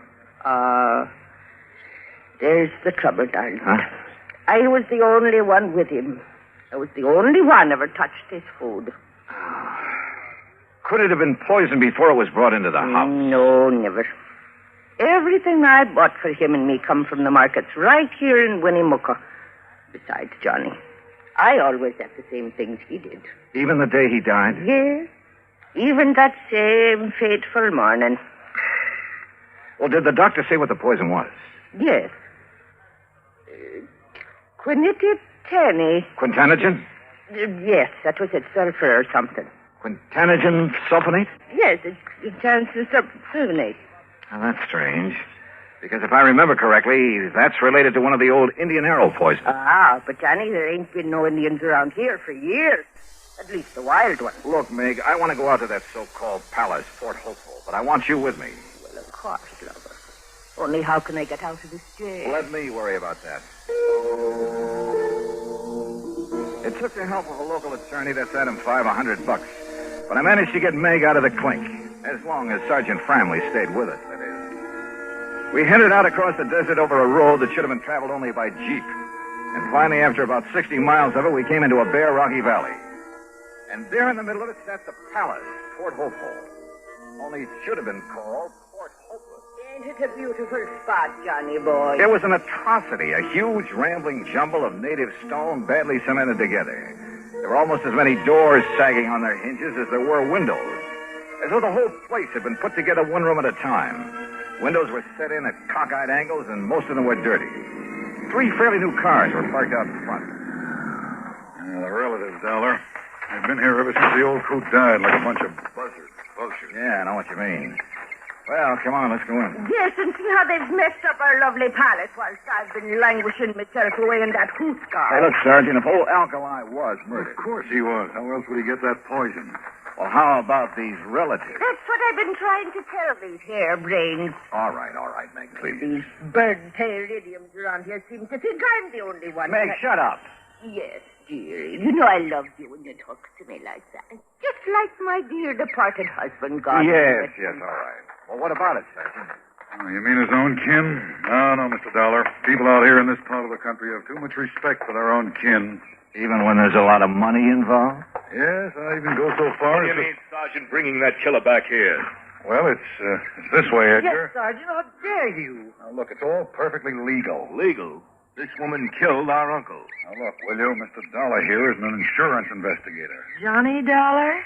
That's right. Oh, I've heard about you. Well, I haven't. I'm Margie. And believe me, Edgar, everything will be all right with him here. Won't it, Johnny? Will it? I'm sure it will. We'll see.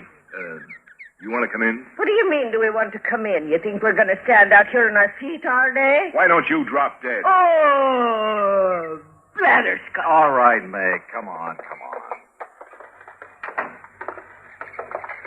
Sit down, Johnny. Here. Incidentally, where's the other nephew? Danny? I'm Danny Murphy, Dollar, and I agree with Ed. You've got no business bringing that old witch that murdered our uncle back into this house. Oh, that's all? She had no business ever being here. Chiseled her way into his affection so she could cut in on whatever dough he'd leave. And then to make sure he'd leave it in a hurry, she knocked him off. Uh-huh. Wouldn't that same reason make all 3 of you want to see him out of the way? Now, just a minute. Just take it easy, Danny. Well, what do you mean, take it easy? He's practically accusing us of killing Alkali. If the shoe fits, Danny boy. Why, you dirty... You lay one hand on Johnny Dollar and I'll tear your eyes out from limb to limb. Okay, Meg. Meg! Yes, darling. Mr. Dollar's right, Danny. Margie, and you know it. You know it as well as I do. Sure, we wanted him gone. We wanted his money, that insurance. If Danny here hadn't talked him into that insurance, we wouldn't even have that to look forward to. Well, can you blame us, Johnny, for not wanting her to share it? But she will. Unless you can prove she killed your uncle. What's she ever done, knowing him for only a few months, to make her deserve a share? Margie, I suspect Meg is the only one who showed your uncle any kind of care and consideration in years. Well, what did you expect of us? Mr. Dollar's right. Why kid about it? Heaven knows she deserves his money as much as any of us, whether we like it or not.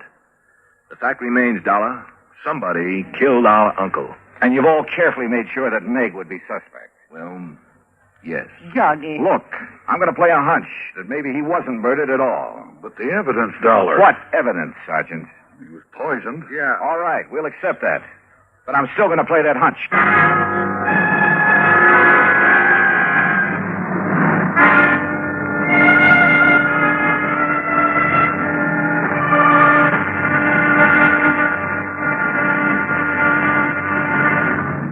Act 3 of yours truly, Johnny Dollar, in a moment. Act 3 of yours truly, Johnny Dollar, and the Alkali Mike matter. Now, look here, Dollar. We know that old Alkali Mike was poisoned. If that isn't murder, what is it? Have you ever thought of suicide, Sergeant? Suicide? Oh, of course not. This money-grabbing old biddy here did him in. Now, just a minute, Margie Murphy. Sure. Why would old Alkali ever commit suicide? I don't know, Danny. Disappointment over you 3, his only relative? He paid no attention to it. Or was it the other way around? You paid no attention to him. He didn't want us around. Except maybe Edgar. Well, offhand, I can't say that I blame him. But he did welcome the care and whatever affection Meg may have given him. Yes, Mr. Dollar, that's true. She was after his money, that's all. I told him I didn't want his money. And if you don't shut up, you little squirming, conniving... Meg! All right. Johnny, bye. What are you looking so thoughtful about, Edgar? Suicide. Old Alkali's father chose to go that way. Yeah, I know. No one understood why. He had everything he wanted, money, even this so-called palace, this atrocity that he named Port Hopeful. You mean he had no more reason to take his life than your uncle? Well, that's what I mean, Sergeant. How did his father take his life? By drinking poison, an old Indian poison. Quintanogen sulfonate. Oh, no. Oh, the cup. What? The old cup that his father used. What are you talking about, Meg? Come here, all of you. Come here in the dining room. What for, Meg? In here, where he keeps all the old silver and china and bric-a-brac. Here. Now look here in the china closet. There, you see. That cup or mug on the top shelf, Dollar.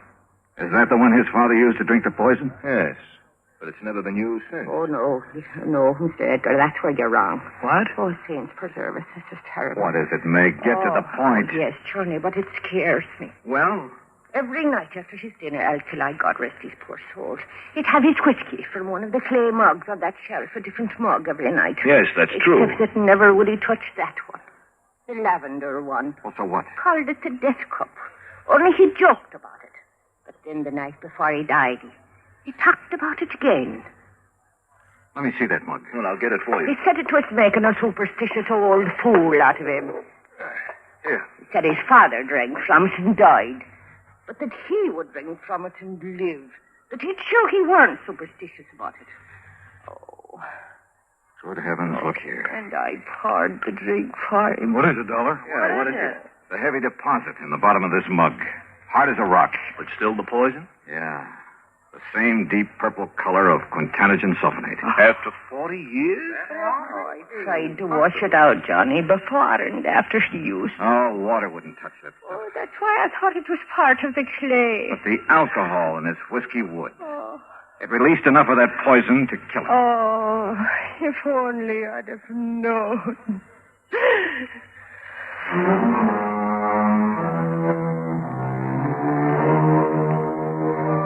The police took a long time over this one, but they finally reached the same conclusion I had. Accidental death. So, the relatives will collect the insurance, and Meg, bless her heart. But I'm afraid that mere money will never take the place of a friend, Alkali Mike. Expense account total, including incidentals and fare back to Hartford, $525 even. Yours truly, Johnny Dollar.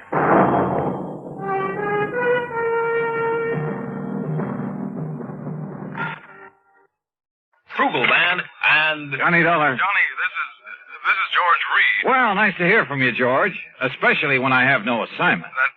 That's fine. What's fine about it? No expense account to pad means how do I keep the wolf from the door?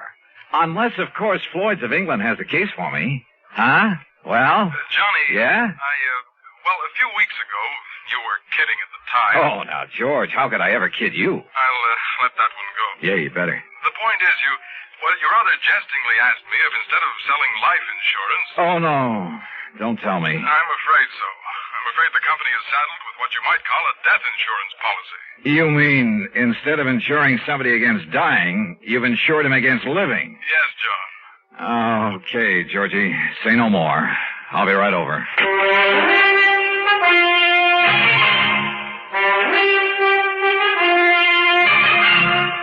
Bob Bailey in the exciting adventures of the man with the action-packed expense account. America's fabulous freelance insurance investigator. Yours truly, Johnny Dollar. Act one of yours truly, Johnny Dollar.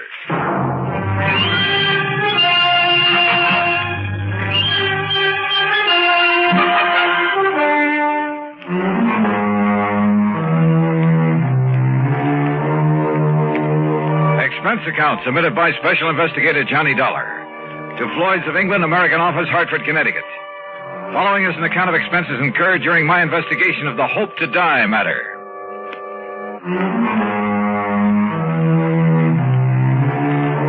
Expense account item 1, $1.10 taxi from my apartment to George Reed's office, where I found him pacing the floor and wearing an even more worried expression than usual. And believe me, that's something. This thing has me so riled up, Johnny, I can hardly see straight. Well, you should have known better than to issue a policy like that, George. It was Harry Baxter. Baxter? He filled in here for me while I was on vacation. I should have known better. What'd he do? Sell a lot of policies that you shouldn't have to handle? No, just this one. And I swear I don't understand it. He, of all people. All right, you said on the phone that it was kind of life insurance in reverse. That's exactly what it is. Explain, please. Well, usually, of course, we pay the face value of a policy when the insured dies. Right. In this case, however, the company will have to pay the $250,000 that the insured doesn't die. $250,000? Yes. How under the sun could a man be crazy enough to issue a policy like that? John, you know how it is. The company prides itself on the fact we'll insure anything. Not only life and property and health and so on, but the voice of a singer, the feet of a dancer, hands of a pianist, even the dimples on the knees of a chorus girl. Yeah, and singing mice, an old alley cat, a sick whale. Of course, I can't say that Harry wasn't in position to do it, but... Johnny, you've got to help me. First, you better tell me who and why and what it's all about. That's just the trouble. I don't know. Well, in that case... You don't know? I only got back here to the office this morning. I found our copy of the policy lying here on my desk. But if you don't even... Oh, look, I've handled some pretty screwy cases for you, George. Yes, but they've all finally made sense one way or the other. And, Johnny, we have paid you some very nice fees. You can't deny that. George. Tell me, have I ever questioned your expense accounts? But death insurance, it doesn't make sense. Have I? Insuring somebody against living. Have I? I'm sorry, but this time the answer is no. Listen, if you take this on, I'll okay your expense account without even reading it. Death insurance. Expense account unlimited. Johnny? George, there are some things even a conniving, chiseling, unprincipled rascal like myself won't even... Unlimited? Johnny? Okay, George, I'll take it. Act 2 of yours truly, Johnny Dollar, in a moment. And now, Act 2 of yours truly, Johnny Dollar, and the Hope to Die matter. Lloyd's of England insure anything. At least that was their boast.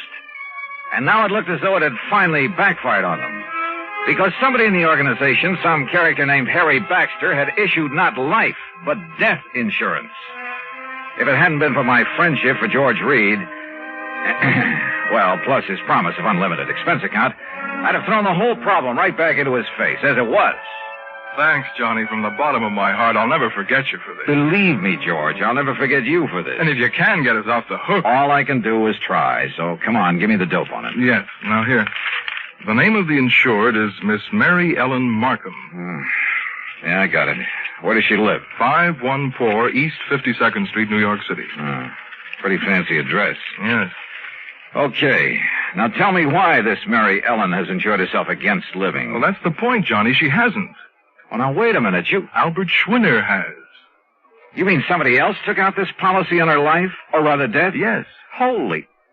Well, what is this guy, a professional gunsel who's going to wipe her out and then collect? I suppose he's the beneficiary, too. Yes, he is. Oh, fine.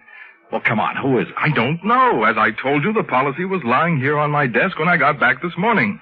I do know this much about him. It's Dr. Albert Schwinner. Doctor? What kind? Well, those are the things you've got to find out. Who he is, what he is, why he's bought insurance against this woman's living beyond November 10th. The 10th? Well, that's only a few days from now. Oh, George, this gets worse and worse. Oh, if only Harry Baxter hadn't issued that policy. But he has. Oh, boy, you sure picked a dilly to fill in for you while you were away. Picked him? Well, what else could I do? After all, he never did anything like this before. You've known him before? Are you serious? Of course I have. Why, Harry Baxter... All right, now look, time's a-wasting and we haven't got much of it. I take it you want me to see if I can find some legal grounds for canceling this policy. Yes, immediately. Now, have you got an address on the beneficiary, this Dr. Schwinner? No, I've been so upset about this whole thing, I haven't even looked. Here, let me see. According to this, he lives at... What's the matter? Dr. Albert W. Schwinner, C.L. C.L.? What kind of a doctor is that? I don't know. The address is 14327 E Street, Union City, New Jersey. C.L. Well, I'll soon find out. Where can I reach this Harry Baxter who sold the policy? In New York at the... here, I'll jot down the address. I still don't see how Baxter could get away with this. After all, when you consider his position... Here. He offered no explanation at all. Well, I'm afraid I didn't give him much chance. I practically threw him out of here. Can't say that I blame you. And that's another thing. Look, Johnny, perhaps you can reason with... Oh, don't worry, George. He's number one on my calling list. I'll be talking to you. Expense account item 2, $785, fare to New York and taxi to Harry Baxter's address. A real snooty one over near Sutton Place. And people don't live in that joint unless they've earned or chiseled a lot of money from somewhere. In the case of Baxter, I suspected a big chisel. My suspicion was considerably heightened when he opened the door. His apartment was luxury from stem to stern. As for Baxter himself... Dollar? Well, of course, old boy. I've heard a great deal about you from my dear friend and colleague, George Reed. Dear friend, huh? Well, you say that as though you doubted it. Oh, I know, that filling in for him while he was away. Well, I really should have done better for the old thing, but I've had so many social obligations to meet these past few months, and after all, one must keep up with those things. Oh, I'm sure one must. Well, I did sell one policy, you know, a real dilly. Oh, that's the understatement of the week. I suppose I can't really blame him for being a bit excited about it, but he gave me no chance to explain why I assumed the policy. Why did you? Oh, now, really. Well? Well, I made it very clear to George that I would tell him when he calms down enough to be reasonable. Really, Mr. Dollar, he was in quite a tizzy. Brother, he still is. That's why he sent for me. But when he calms down, he'll be sorry he bothered you. Suppose you tell me why you issued that policy. You? No. What? No, I'll tell George when he's ready and when I'm ready. Oh, now, just a minute. And you may tell George I said exactly that. Goodbye, Dollar. You'll tell me, Baxter, right now. I'll do nothing of the sort. And what's more, since my plane for Europe is leaving shortly, I have no time to... Would you kindly remove your foot from the door? Not until I get an answer from you. Now start talking. If you can show some legal cause... Legal cause? Furthermore, your behavior at the moment constitutes trespass, illegal entry, call it what you like. And believe me, unless you leave here immediately, I shan't hesitate to ring up the police. All right. Now look, just tell me one thing. I might. What? What is your connection with the beneficiary of this policy? Dr. Schwinner. That's right, Albert Schwinner. But Albert happens to be a very close personal friend. Oh, I might have guessed as much. All right, then tell me this. No, I'm sorry, just one question. I've given the answer. Goodbye. Baxter. Are you hard of hearing? Look here now. Goodbye.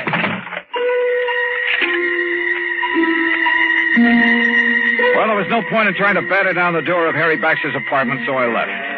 Downstairs in the lobby, I put in a phone call. That's item 3, 55 cents to George Reed's office in Hartford. I'm sorry, Mr. Dollar, but he seems to have stepped out for a few minutes. Oh, well, then please tell him when he gets back that I want a complete rundown on Harry Baxter. Well, that shouldn't be difficult. Right. Having hired him, George shouldn't have much trouble getting that for me. Well, that isn't what I meant, Mr. Dollar. As a matter of fact, I think I can tell you just Now, let George do it. I'll call him back.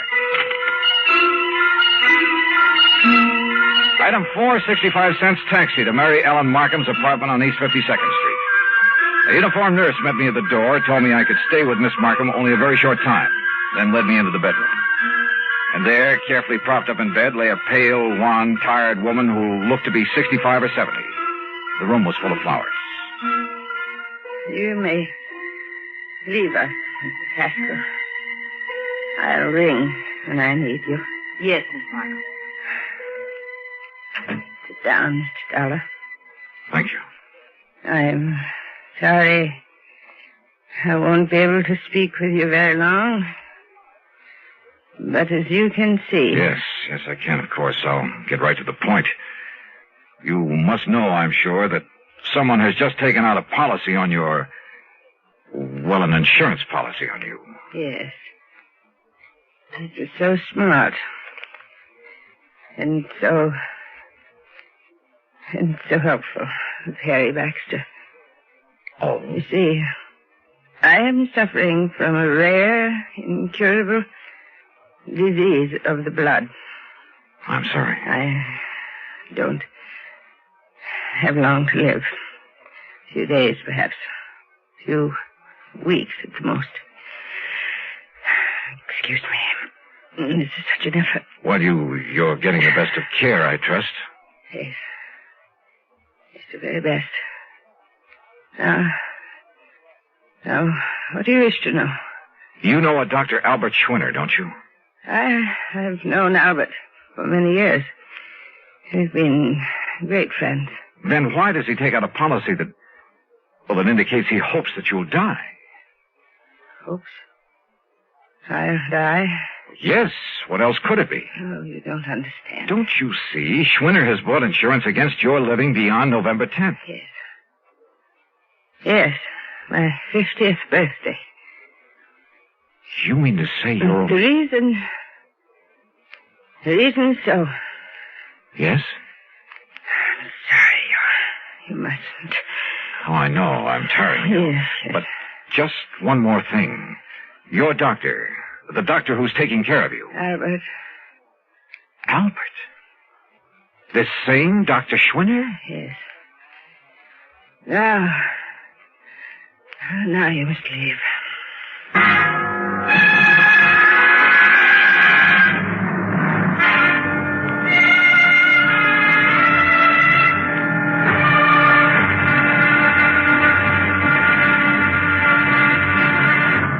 Act 3 of yours truly, Johnny Dollar, in a moment. Now, Act 3 of yours truly, Johnny Dollar, and the Hope to Die matter. The little that Mary Ellen Markham had been able to tell me left me more puzzled than ever. I've never been given such a runaround in my life, deliberate or otherwise. But I didn't dare tax her strength further, so I left. Item 5, another 55 cents for another call to George Reed in Hartford. This time he was in. Yes, Johnny, I must confess I'm calmed down a bit, but the first shock of learning that Mr. Baxter had issued that seemingly absurd policy... What do you mean, seemingly absurd? George's whole thing has me in a tizzy now, a double-barreled one. Well, I tried to call Mr. Baxter a few minutes ago, but got no answer. I wanted to apologize, of course. Apologize? After all, since he's chairman of the board... Chairman of what board? The company, this company. What? I tried to tell you that this morning, but you didn't give me a chance. Harry Baxter is also the majority stockholder. Oh, brother. In any event, as I'm sure you can see, he must have had some good reason for that policy, and as soon as I can get him by phone... You won't. What? He just left for Europe. Where? I don't know, and right now I don't care. But if I can't contact him, Johnny, I don't dare cancel this policy until I've talked to him. And if Miss Markham should die before the 10th... Yeah, 250 G's. You've got to carry on. Would you like to tell me how? If Mary Ellen Markham dies on or before November 10th, Floyd's of England pays Dr. Albert Schwinner $250,000 on a policy taken out by him. And he is her doctor with her life in his hands. And if there isn't something wrong with that setup, expense account item $68 for a taxi to Schwinner's address in Union City, New Jersey. And there at last I learned what the CL meant behind his name. It was an abbreviation, for this was the Albert Schwinner Clinic, devoted to the study of rare diseases of the blood. But Schwinner wasn't there. He'd gone to New York to see Miss Markham. Item 7, $10 even for a fast taxi ride back there to Manhattan. As the nurse led me into the unfortunate woman's apartment, he was just coming out of the bedroom door. Oh, Dr. Schwinner, this is Mr. Johnny Dollar. Oh, Mr. Dollar, Harry Baxter told me I might expect you. Oh, he did, huh? Yes, he phoned me just before his plane took off for Europe. Pretty smart. You're an insurance investigator, aren't you? That is right. Oh, you may go in to see Miss Markham now, Mrs. Haskell. Very well, Doctor. How is Miss Markham, Doctor?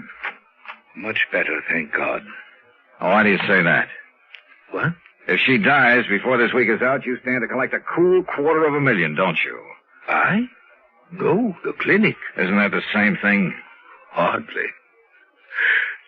Sit down, Mr. Dollar.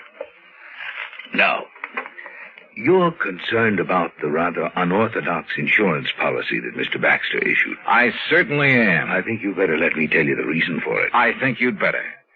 At the onset of her illness some 15 years ago, the best doctors in the country gave her 5 years to live at the most. And that's when you came into the picture? Yes. Because of the devotion, the concentration of all our efforts to this one field of medicine, the clinic was able for the first time to give her hope. Her hope was justified. We have given her years of life. But now, wait a minute, Doctor. She told us then that if she could be helped to live until she was 50... And that'll be on the 10th? Yes. That would prove beyond the shadow of a doubt that our methods, our practices were right. That we could prolong and possibly ultimately save not only her own, but thousands, perhaps millions of lives. Therefore, she agreed that if she reached 50, she would make an outright gift of $250,000 to the clinic and its work. Money which is much needed, by the way. But then it began to look as though she might never reach 50. Yes. And she suggested this unusual insurance policy on her death rather than on her life. I see. But why Harry Baxter, chairman of the board of the insurance company, its biggest stockholder, whatever? I don't get it. Baxter's own mother died of the same disease, Mr. Dollar. Oh. Of course. Then he knew how necessary this money is to the clinic. Yes. And let's face it, Baxter is something of an eccentric. And that's the reason he chose this offbeat way to make sure you get the financial help you need. Exactly. Then, if I try to get this policy canceled... A great many lives in the future may depend on its remaining in force. Of course, if you feel it your duty... Doctor, my duty as I see it is to do just exactly nothing.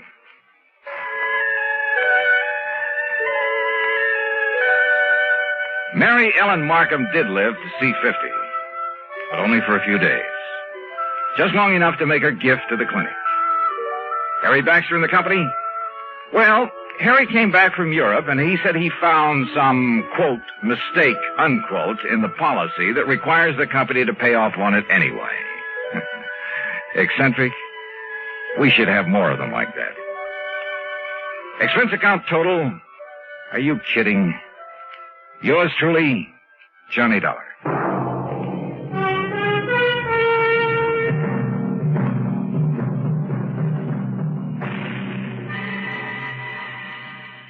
Johnny Dollar. Jerry Holland, Johnny. Tri-Mutual Insurance Limited. Oh, sure, Jerry. How are you? The name Curtis Randall mean anything to you? The banker here in Hartford? That's the one. He's also one of our big policyholders. At least he was. Oh, what's happened to him? Day before yesterday. He and a friend of his, a fellow named Byron Peters. They went deer hunting over near Kingman, New York. And? They hired some old character in the neighborhood to act as guide. Randall and Peters didn't know it, but the old goat was an alcoholic. So what happened? At the end of the day's hunt, they raised Cain with Curly because he hadn't found them a deer. Curly, the name of the guide, huh? Yeah. They had a big argument. Over 500,000. 100. Wow. Who's Randall's beneficiary? His hunting companion, Peters. Peters? No wonder you want me to investigate. Johnny. Only this one looks too easy. Wait, Johnny. I'll be right over.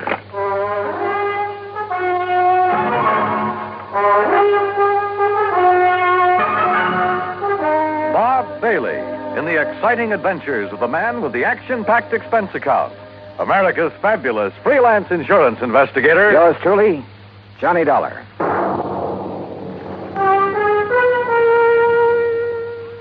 And now, Act One of yours truly, Johnny Dollar.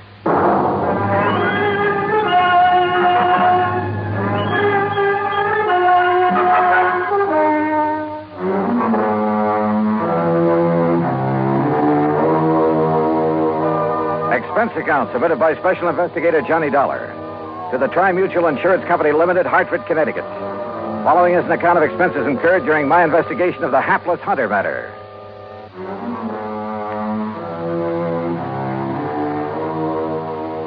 Expense account item 1, 95 cents for a taxi across town to Tri-Mutual in the office of Jerry Holland. As I opened the door, he met me halfway. Hey, what was the idea of hanging up on me, Johnny? Then when I tried to call you back, you'd left. Well, sure. I figured if this thing only happened a day or so ago, the faster I could get working on it, the better. Well, I'll go along with you on that, but Where's now... this man Peters? In the hospital. Because if anybody should be suspect, he should. After all, as a beneficiary... What did you say? I tried to tell you on the phone, only you hung up. Byron Peters is in the hospital. Where? Over in Kingman, New York. Why? Because he was shot up, too, by that drunken guide when he tried to prevent him from killing Randall. Oh. Then Curly killed himself. Yeah. You know, if you'd stop going off half-cocked, you might get somewhere on this case. If it really is a case. Sorry, I guess I jumped to a conclusion You sure before. did. Oh, $500,000 is still a lot of money. Sure it is. If you need it. And Byron Peters doesn't? Well, according to the local police chief who called me, it was in Byron Peters' brand new Eldorado that they drove over to Kingman. It was Peters who arranged for the guide service. It was he who supplied the guns and equipment. Yeah, okay, Jerry. I'll take your word for it. What hospital is he in over there? Angel of Mercy. It's the only one. Any other information I ought to have? None that I can give you. As I told you, this is just routine because of the money involved, company policy. Of course, for your report, you might try to find out if this old Curly Summers, the guide, had any reason to have it in for Randall. Randall knew him before, huh? Huh? I thought you said Peters arranged for the guy. No, I guess I did. But now, Johnny... Let me have Peters' home address, will you? And Randall's. Well, sure, why not? And I hope you don't think... Did you know Randall well? Yes. Was he a drinking man? One martini before dinner, that's all. There you are. Why? How about Peters? Oh, I don't know. What difference would it make? Oh, just wondered. Don't kid me, Johnny. You've got something up your sleeve. Why, Jerry. Now, what is it? You know something about these people that I don't? Not a thing, so help me. But $500,000 is a lot of money. And I tell you that if you suspect Byron Peters, you're crazy. Did I say I still suspect But the way you've been talking. Did I? Well, no. Well, I do. Sure, with so little to go on, I had no reason at all to suspect Peters. Except for a hunch. But hunches have paid off for me more than once. Expense account item 2, $380, a tank full of gas for the drive across Route 6 to the New York state line. There I picked up 9W, then 212 to Kingman. I found the Angel of Mercy Hospital on the way into town. The chief resident physician, Dr. Matthews, was completely cooperative and of no help whatsoever. Quite pointless to see him at the moment, Mr. Dollar. Oh, what do you mean, Doctor? Mr. Peters is sleeping under sedation. Oh? I'm afraid the ordeal with the police left him quite exhausted. The police have already seen and questioned him? Yes, and they had no business questioning him so long in view of his condition. Shock, you know. Tell me something. Do they suspect that he killed Mr. Randall, too, then wounded himself for an alibi? You mean that you do? Yeah. Do they? Oh, my boy, you must be joking. Of course not. Oh? Why not? Whether you realize it or not, and you will, if I permit you to see Mr. Peters, see the manner in which he was wounded, see the extent of his wound. I'll realize what? Oh, my boy, I asked you a question, Doctor. You will realize how impossible it would have been for him to shoot himself in that fashion, how narrowly he himself escaped death at the hands of that rum-crazed guide. You're sure, Doctor? Of course I'm sure, and so are the police. Well, where does that leave me? If I may say so, with egg on your face. Act 2 of yours truly, Johnny Dollar, in a moment. And now, Act 2 of yours truly, Johnny Dollar, and the Hapless Hunter matter. A hunting guide had run amok near the little town of Kingman, New York, and, according to report, was responsible for the death by shooting of wealthy banker Curtis Randall for the wounding of Randall's companion, Byron Peters. But Peters is beneficiary of Randall's $500,000 insurance policy. So, naturally, the old bug of suspicion began to gnaw away at the back of my brain. Until, that is, I saw Peters, his wounds, the x-rays, and finally talked with Captain McManus at the local police headquarters. Well, sure, we talked to Peters, Mr. Dollar, but only to find out exactly what happened when old Curly went off his rocker and started spraying lead with his hunting rifle, then shot himself. Then my suspicion that Peters might have done the shooting... Well, didn't you see how Mr. Peters was hit by that .30-30? Now, look. He saw Curly pull the rifle on Mr. Randall and shoot him down. Yeah. Yeah, so he lunged at Curly like this. Curly whirled around, pulled the trigger. Yeah. Well, the x-rays I saw. Sure. Well, then you know. When Peters lunged at him, the bullet creased his head from the top, went right through the muscles in the back of his left shoulder, and landed in the floor. So it's pretty obvious that Peters couldn't have shot himself. Well, it's impossible. He would have had to have arms 5 or 6 feet long to shoot himself on the top of the head at that angle. Hey, when did you first learn about this whole thing, Captain? When Mr. Peters came to, he phoned me from up at Curly's cabin where it happened. I went up there right away. And? Curly and Randall were dead. Peters was still lying next to the fireplace where he'd fallen. But if he was able to phone you... He pulled the phone over to him by the cord. Still had a good right hand, you know. Oh, I see. Where were Randall and Curly? Randall by the front door with a bullet in the back of his head. Curly lay between them. Just how much do you know about this Curly character? Well, that's the part I don't understand. Why he did it. I heard he was an alcoholic. Sure, he was a town drunk in a harmless sort of a way, except when he'd go off on a rampage and get into a fight or two. but never during hunting season. Uh-huh. Well, what did he do? Odd jobs of any kind, most anything. People had always refused to pay him until the job was done. To make sure he'd stay sober, huh? Well, at least reasonably sober. And just as soon as he got paid, he'd buy a lot of cheap whiskey and hole up in his cabin. That's where the murder occurred. Except during hunting season. Then he'd never touch it. He was a good guide, Mr. Dollar. He made a lot of money from the people who came up from New York City and Hartford and such. But that's the part I don't understand, his hitting the bottle during the season. Well, did he ever have any trouble with his clients before? Oh, he'd bellyache about them being so rich when he was so poor, that sort of thing. But he'd have to get awfully drunk to... I swear I don't understand it. Yeah. Well, look, Captain, I'd like to see the bodies of Mr. Randall and Curly. Are they still hereabouts? Still over at the coroner's office. Then let's go, huh? I wasn't quite sure what I was looking for. Maybe that's the reason I found it. At least found something that started that old suspicion bug gnawing away again. Peters, back at the hospital, had had a bad powder burn on his forehead, next to where the bullet had creased him. Okay. He had said that Curly the guide pulled the trigger when he lunged at him. Randall, there at the coroner's office, had no powder burns. Okay. It was apparent that he had been shot from across the room. But Curly, who was supposed to have shot himself upward through the jaw, also showed no sign of powder burn.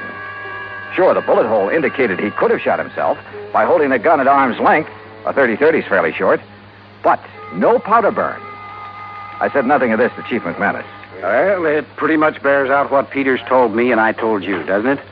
Curly shot Randall, then Peters, then himself. Captain, suppose, just for the sake of argument, that Randall did the shooting. First, that is. Well, now, Mr. Dollar... Wait, speaking of argument, Peters said that Randall and Curly had a pretty big one. Because Curly didn't find him any there. That's when he started to get drunk and abusive. But as for Mr. Randall... On the other hand, suppose that Peters started the whole thing. Oh, now, look, that doesn't make any sense. Then try to kill himself? Well, isn't that what you're saying Curly did? Well, sure, but that's different. No good old bum realized he'd gone too far. There was no other way out for him. But a man like Peters, with money, everything he wants... Where's this cabin of Curly's? Quite a way. 10, 12 miles. How do I get there? Straight down Paris Street to the mobile gas station. You know where that is? Yeah, I saw it on my way in. Okay, you turn left there. You go 6 miles, then take the first right-hand road right up the side of Deer Mountain until you get there. Okay. Oh, here's the key to it. Oh, good, thanks, Chief. I'll see you later. You want me to go along with you? No. According to you, this hunch of mine is all wrong. I'm sure of it. Okay, then. I'd better wing it alone. From the outside, Curly's cabin was a shack, nothing more. And there were enough cheap whiskey bottles scattered around the yard to sink a battleship. Inside, however, it was pretty comfortably fixed up. And back under the kitchen sink, I found a case of Prince Francis Scotch, nearly full. Had Curly suddenly changed his taste for the better? Or had somebody decided to bait him with it? By the dark stains on the floor, I could see where both Randall and Curly had fallen. Where Peters had gone down, there was also the rifle slug embedded in the floor. And then I noticed the angle at which that slug had ended, as though it had been fired from the ceiling, certainly from higher than any normal man could reach. And Curly was only 5'2" or 3. Then I saw something else, a heavy cord hanging down from one of the rafters above where Peters had lain. It was frayed at the end as though forcibly broken. Now, suppose someone had hung a loaded rifle there by the trigger so the slightest pull would set it off, had stood under it holding the muzzle carefully next to his head, to one side, just close enough to...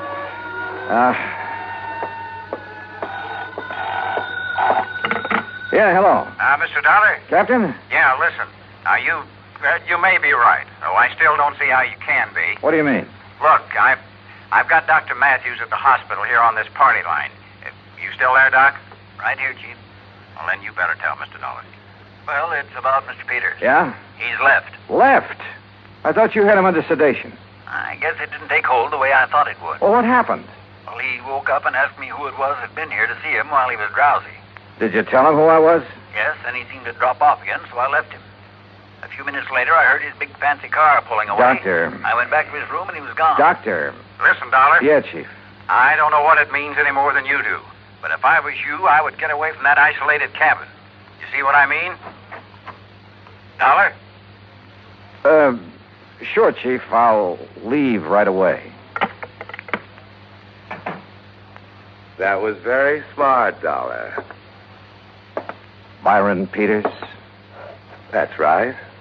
Byron Peters.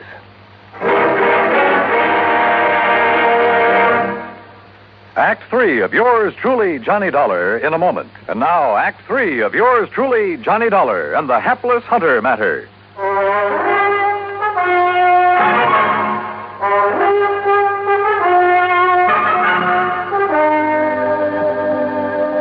So you weren't as badly hurt by that bullet as you pretended. That's right, Dollar. Does that help bear out your absurd suspicions about me? Not nearly so much as your coming up here to this cabin, Peters. What's that supposed to mean? You rigged the whole thing pretty well, but not well enough. Why you wanted to get rid of Curtis Randall, I don't know. You're out of your mind. Randall was a friend of mine. You must have had some reason for killing him. Curly Summers murdered Kurt. We had a big argument because he hadn't found us any game. The only reason it got out of hand was because Curly was drunk. On what? On some of that expensive scotch I found in the kitchen? How should I know? Yes. Where did he get that? How should I know? Well, I do. You brought it here to help bolster your phony alibi, to indicate that Curly had it up here, had been hitting it. But you pulled a boo-boo. Why don't you talk sense, Detective? Are you trying to tell me Curly would ever have stuff like that? Look at the old bottles scattered around outside. Cheap rot gut, that's all. What's more, he never touched a drop during hunting season. That's about as thin evidence as you could possibly dig up, Dollar, and you know it. Peters, why did you come up here just now? Okay, I'll tell you that, too. Lying there in the hospital, nursing your sore shoulder, you didn't plan on that injury, did you? I told the police. Oh, yeah, sure, you told the police. Lying there, you suddenly remember the one thing that could show how you cleverly wounded yourself after you killed Randall and Curly. That piece of cord up on the rafter, where you hung Curly's gun up by the trigger. Dollar. You aimed it carefully along the side of your head, then yanked on it to set it off. Dangerous, but a great alibi. I told the police, the doctor. Curly pulled that trigger when I lunged at him, struggled with him. Little Curly held that gun high enough so the bullet would crease your head from above? I was bent over, lunging at him. Then enter the floor from up here where this cord is hanging? You're pretty smart, aren't you, Dollar? Curly was supposed to have committed suicide, huh? Yes, he must have, because I heard him shoot himself as I passed out. Oh, sure. The bullet entered his lower jaw, went up into his brain. That's right. That meant he had to hold that 30-30 at arm's length, so the muzzle right next to his jaw. That's right. Where it would have left powder burns. But, Peters, there were none. Because you shot him from across the room, the same as you did Randall. Yes. Yes, the same as I'll shoot you. If you can. My right hand is still good, Dollar, and so is the .38. You and your fool insurance company should have left things as they were. Chin up, Dollar. Tell me one thing. Sorry, I haven't got time. When I left the hospital, I made sure I was seen heading for New York, and a carefully set up alibi. You still won't get away with it, you know. Any more than you got away with killing Randall. I had until you came along, and I will when I've killed you. So if you have nothing more to say... One thing. Why did you kill Randall? You're trying to stall me. Why? All right. All right. Because I forced him to name me in his insurance.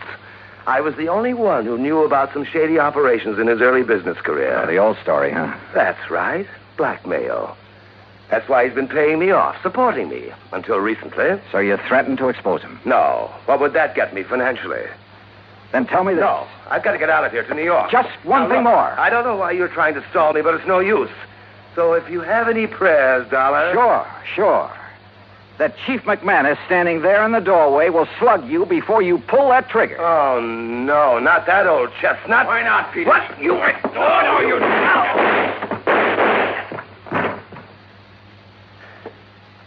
Doggone it, Dollar. I thought I told you on the phone to get out of here.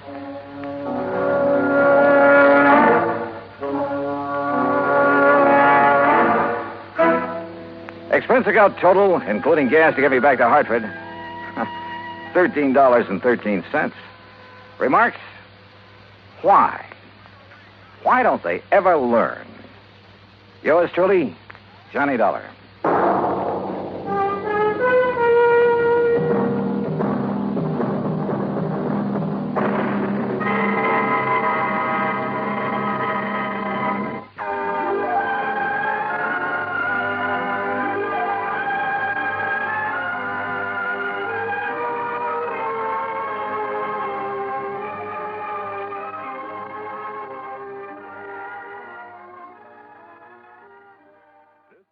From Hollywood, it's time now for... Johnny Dollar. Mr. Dollar, I want you to come over here right away. What's that again? I want you to come over here right away. That's what I thought you said, but who is this and where's here? This is Ellis P. Watkins, Mr. Dollar. You've heard of me, perhaps? Yeah, I think so. Manufacturer, aren't you? Well, at the moment, that seems to be a matter of opinion. Over here is Broad Acres at Fairfield, Connecticut. Would you mind telling me what this is all about, Mr. Watkins? It's very simple. I have $100,000 to give away. Oh? To whom? That is what you are going to tell me, Mr. Dollar. I'll get there as soon as I can.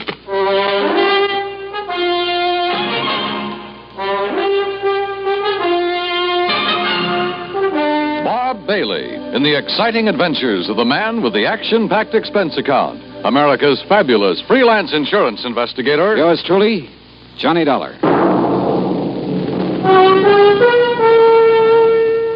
And now, Act One of yours truly, Johnny Dollar.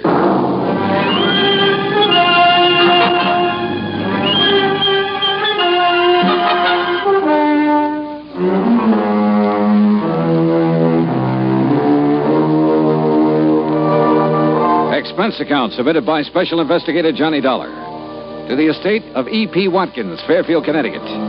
Following is an account of expenses incurred during my investigation of the Happy Family matter.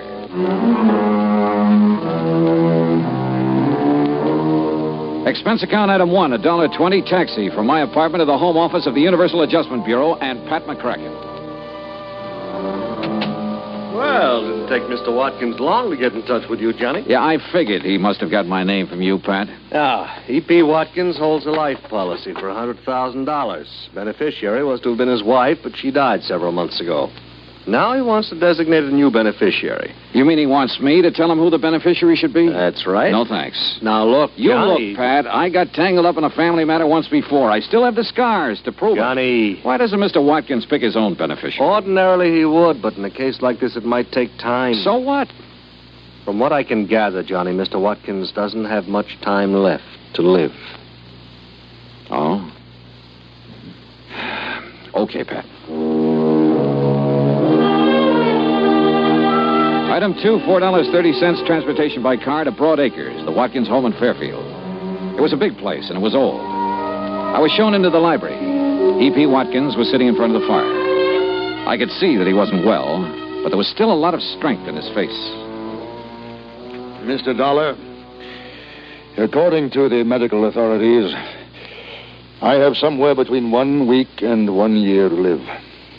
I'm sorry. I'm not. Oh? My wife is dead. My business is on the verge of collapse, and my children are strangers. Should I be sorry?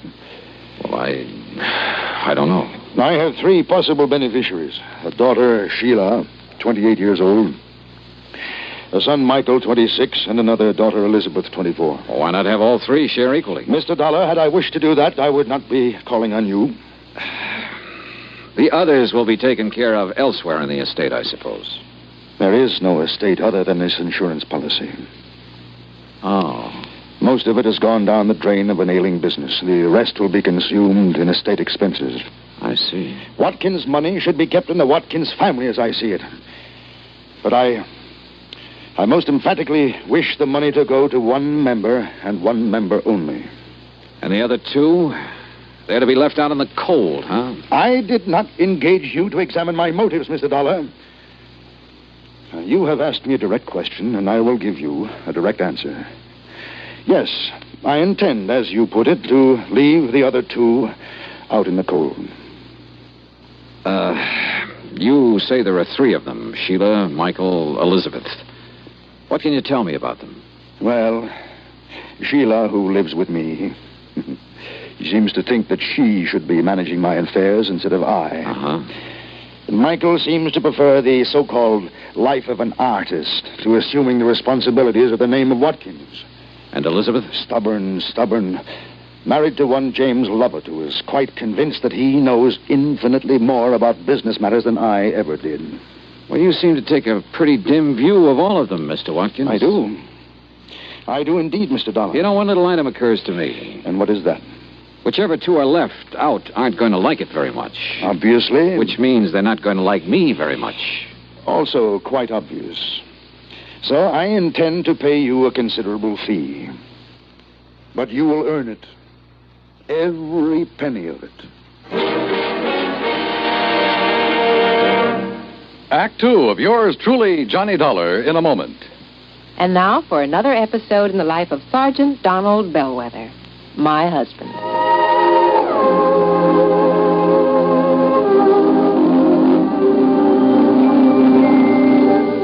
Reba, is everything packed in this duffel bag? Yeah, everything but these, Sarge. Oh, let me see that bottle. Reba, what in the world would a bunch of guys on a fishing trip want with these indigestion pills? Well, now, you just take them along, Don. Remember, you boys will be doing your own cooking for 3 whole days. Yeah. Maybe you're right.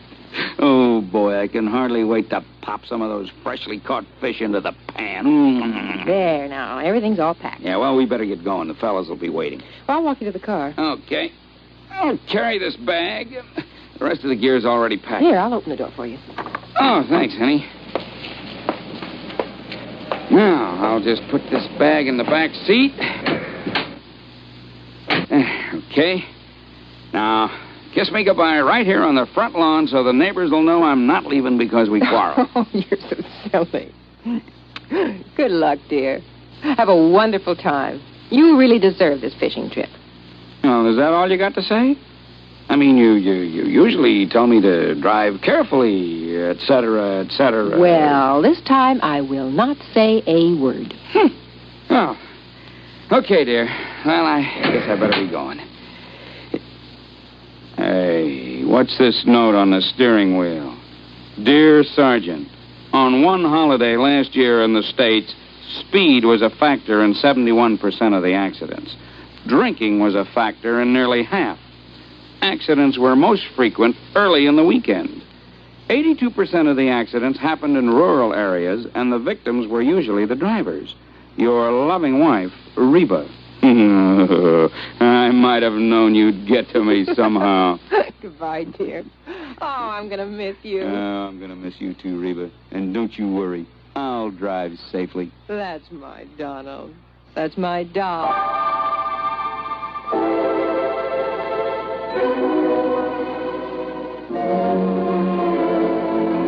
And now, Act 2 of yours truly, Johnny Dollar and the Happy Family Matter. Well, this was undoubtedly the weirdest assignment I'd ever been handed, and from one of the weirdest characters I'd ever met, E.P. Watkins. And yet I couldn't help feeling sorry for him. He was really alone. And somewhere along the line, he must have been hurt pretty badly. I left the library and started through the drawing room. Mr. Dollar? Hmm? I'm Sheila. Oh, yeah. I'd like to talk to you for a moment. Sure, why not? Mr. Dollar, I know what you must think of my father. Oh, do you? But if you're inclined to judge him harshly, just remember, he wasn't always like this. Oh?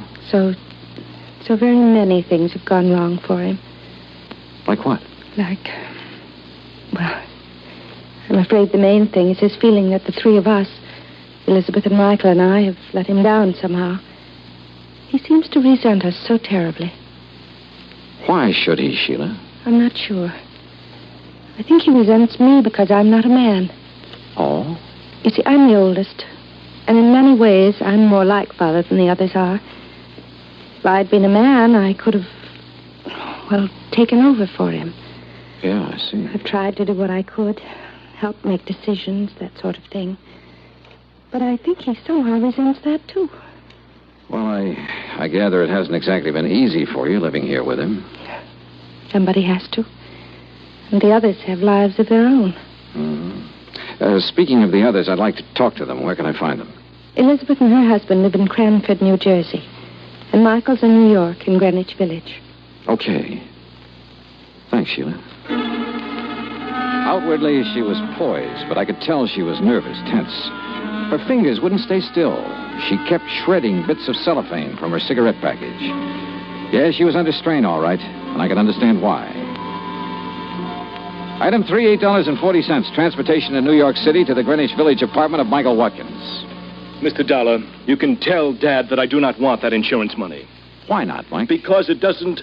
Well, he doesn't owe me anything, and I don't owe him anything. It was a clean break, and that's just the way I want it. You're sure about that? I am. I'm doing what I want to do. I'm painting. Everything is just the way I want it. You know, Mike, you sound sort of like you were trying to convince yourself. I resent that, Mr. Dollar. Our family is split apart, that's all. Sheila's been trying her best to hold it together, but it won't work. Why not? Because I have had it. For years, Dad's been trying to cram Watkins and company down my throat. He knew my heart wasn't in it, but did that matter to him? No. Look, Mr. Dollar, I can make your job real easy for you. Yeah? There's one person in our family really deserves that money after what she's been through. Sheila? Yes, Sheila.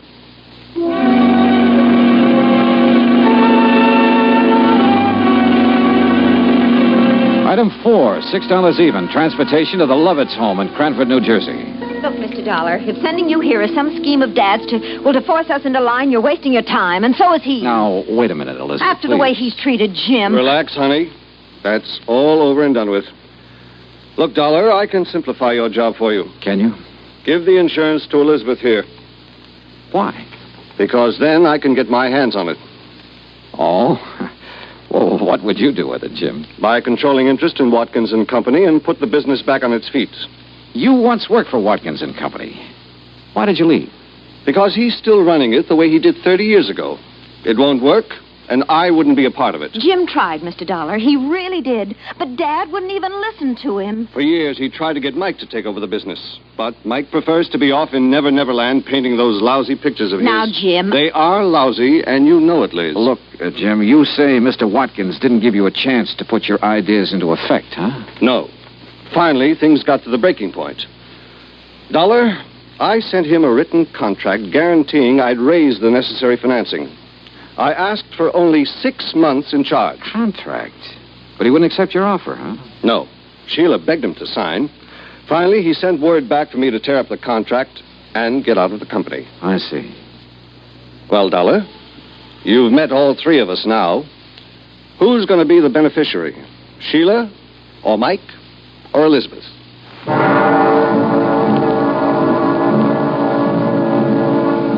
One thing I wanted to check on was Jim's opinion that Mike was not a good painter. I nosed around until I found an art dealer who'd handled his work. He showed me a couple of paintings and then leveled with me. So far as he could see, Mike was a lousy artist. I went back to my hotel to think it over, but I found a message that Mr. Watkins' attorney wanted to talk to me. He'd taken a room on the floor above, so I went upstairs. Come in. Halfway into the room, I noticed it was dark. Then as I heard the door slam, I felt a gun barrel in my back. Hold real still, Dollar. Who are you? That don't matter. What's this all about? Dollar, this case you're working on, you drop it right now. And if I don't? If you don't, you get dropped for keeps.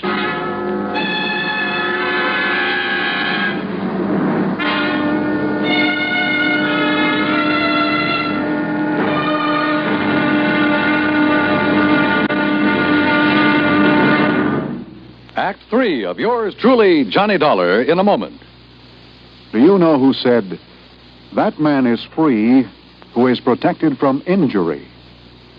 Those words came from Daniel Webster, one of the most eloquent orators in American history.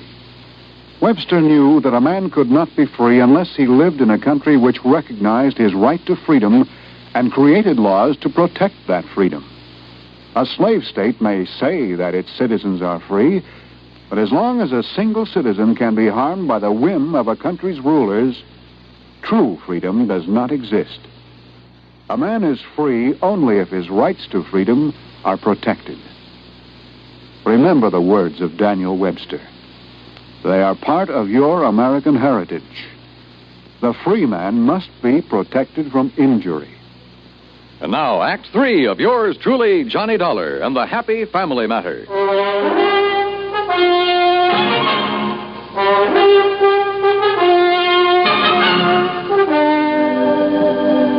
You get the message, Dollar? Sure. I dropped the case or else.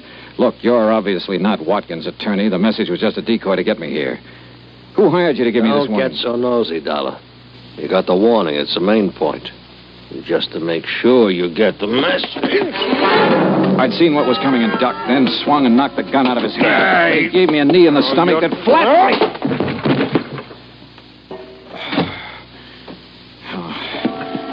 By the time I got to my feet, he was gone.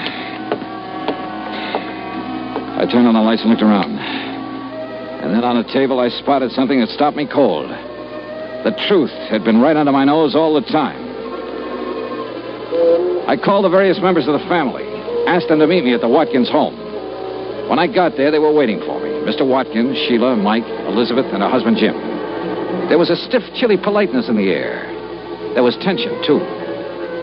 Mr. Dollar, I want you to know that I resent your theatrical gesture in assembling us like this. And I'm sorry, Mr. Watkins, but you hired me to do a job, and I'm trying to do it. I'm sure you have reasons for this, Mr. Dollar.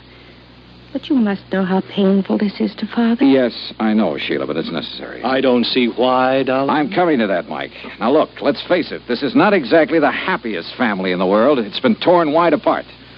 All right. Why is it torn apart? Oh, that's ancient history, Mr. Dollar. Maybe some of it is, Elizabeth, but a lot of it isn't. Well, I don't see what's to be gained by rehashing all this. Let him finish, honey. Just what are you driving at, Dollar? Just this, Jim. I was hired to find out what I could about the 3 beneficiaries. On the surface, everybody was very cooperative. On the surface? Somebody in this family didn't really want me to make this investigation, Sheila. They hired a strong arm to rough me up earlier this evening to make me drop the investigation. Nonsense. Sorry, Mr. Watkins, but I've got the scars to prove it. But who? Let's start with you, Mike. I want to know why you quit the family business and started painting. I told you. It was because Dad kept trying to cram the business down my throat. Why, you ungrateful. Well, it's true. I couldn't take it any longer. Sure. But you'd felt that way for a long while. What led you to make the break, Mike? Well, when even Sheila agreed it was no use, I She thought encouraged you. Of course I encouraged him. I felt he should have the right to a life of his own. But, Sheila, you told me that you had begged Mike to stay in the company. She what? What? I was acting in the best interests of the family. Were you, Sheila? Mr. Dollar, I don't know what you're trying to suggest. That brings us to Jim and Elizabeth here. Jim, you quit the company, too. Why? I've already told you, Dollar. Mr. Watkins refused my last offer of help. Kicked me out. Well, that's not true. What offer are you talking about? That contract I sent you. What contract? You never saw it, did you, Mr. Watkins? I most certainly did not. But Wait a minute. I gave the contract to Sheila. She said it'd be better if she handled it. Then she told me later she discussed it with her father, and he refused. Sheila, you lied. Well, Sheila? Mr. Dollar, I refuse to discuss. Sheila, you have a nervous habit of shredding cellophane cigarette wrappers to bits. In the hotel room where that hired strong arm jumped me, I found a little pile of shredded cellophane near the ashtray. Sheila. I don't understand. Mr. Dollar, do I understand that you're suggesting it's been I who've torn the family apart? Well? Sheila. Yes, Father. Why? I'm not sure. I don't know. Hey, look, I'm an insurance investigator, not a psychologist, but I don't think this is too hard to understand. Sheila, weren't you trying somehow to punish? I'm not sure. Sheila. Oh, Sheila, if that's true, you need help. They all had a life of their own. Except me. We'll help you, dear. We'll get help for you. I hated what I was doing. But I just couldn't seem to help myself. Mr. Dollar, you will understand that I am rather bewildered by all this. I do, Mr. Watkins. Now, you suggest that she was deliberately trying to tear the family apart in order to punish someone. Well, That's only a guess, Mr. Watkins, but I think it's probably a good one. Then she was trying to punish me. I think so. Should I understand why? Did she ever have a life of her own? Was she ever allowed to have one? Mr. Dollar, I requested you to designate a beneficiary for me. That's right. I now request you to suspend further action for the time being. It appears the matter requires further thought. Yeah.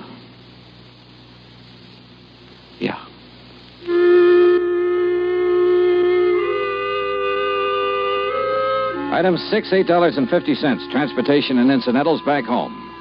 Expense account total, $73 even. Remarks? Sheila is now undergoing treatment, and the outlook is favorable. Elizabeth's husband, Jim, is managing the affairs of Watkins and Company. Mike is helping him. And I guess he's doing a good job.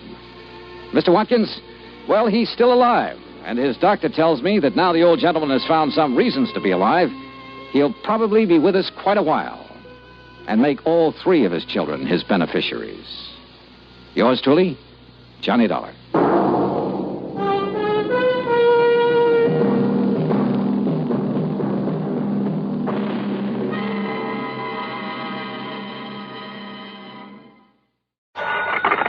Johnny Dollar. Pat McCracken, Johnny. How's the weather in Palm Springs? A blonde in a bikini just melted past my poolside window. Goodbye now. Oh, don't hang up.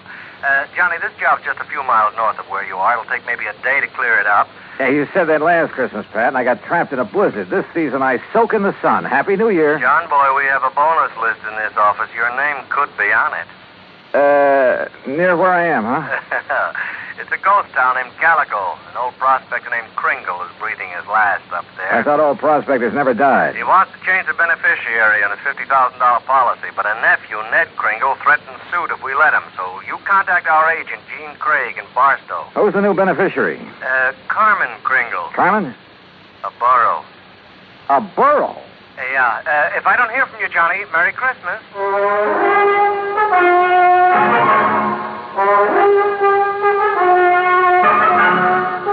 Bob Bailey in the exciting adventures of the man with the action-packed expense account. America's fabulous freelance insurance investigator. Yours truly, Johnny Dollar. And now, Act 1 of yours truly, Johnny Dollar.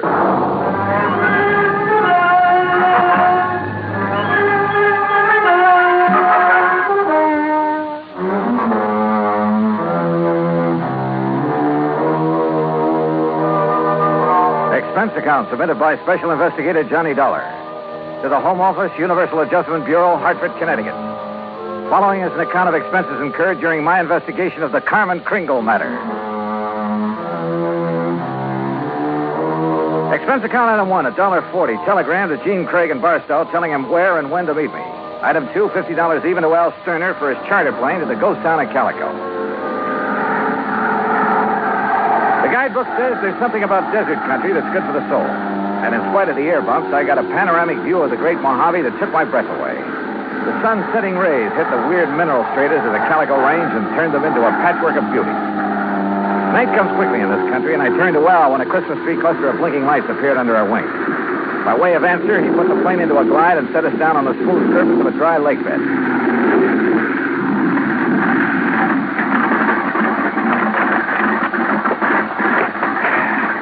You want me to wait around till your friend shows up? No, thanks. Well, there seems to be plenty of company. That's just an old coyote. Don't stand too long or you'll freeze to the spot. Okay. Good luck. Call me when you want to be picked up.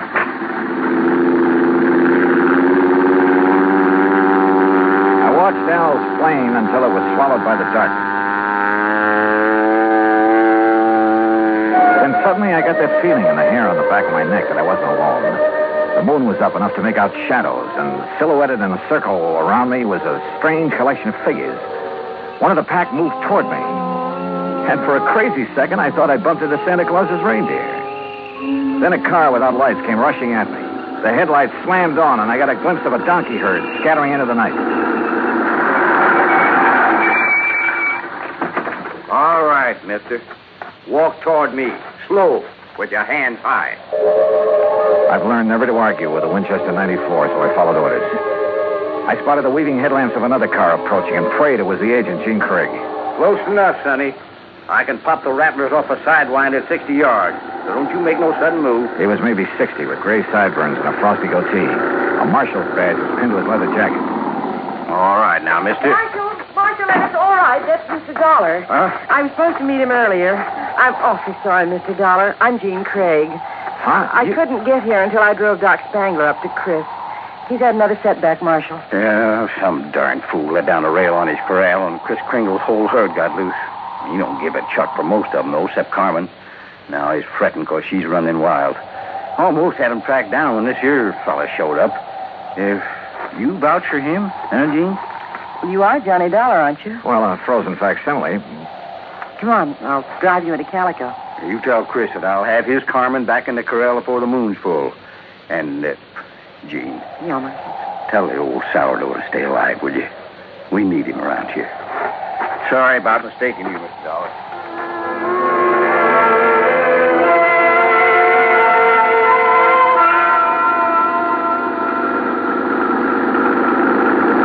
Jean Craig, with a J, knew her way around. She was strictly business and filled me in fast on the old prospector with the odd name and his desire to change the beneficiary of his policy. Everybody calls him Chris because every year he loads up his burros with toys and presents for the miners and their families back in the hills. The kids really think he is Santa Claus.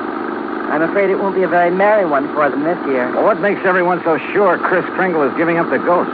Doc Spangler says there's nothing apparently wrong with him. It's more like he's given up. Oh, what's with this Scrooge character, the nephew? Ned Kringle seems all right. It's the man with him, Willie D'Agostino. He does the talking for Ned. You'd think he was going to inherit the money. Well, maybe he's expecting to. You know, you're making a good case for Carmen. Can a burro be a beneficiary, Johnny? Chris can leave it to a three-masted schooner if he wants, providing a trust is set up. Could the people of Calico be that trust if they promise to take care of Carmen? Yeah, I guess so. Why? That's the way Chris wants it. That way there'll always be a Christmas in Calico. What happens when Carmen goes to donkey heaven? Or is it burros that never die? There'll always be burros in Calico, Johnny. And one of them could always be named Carmen.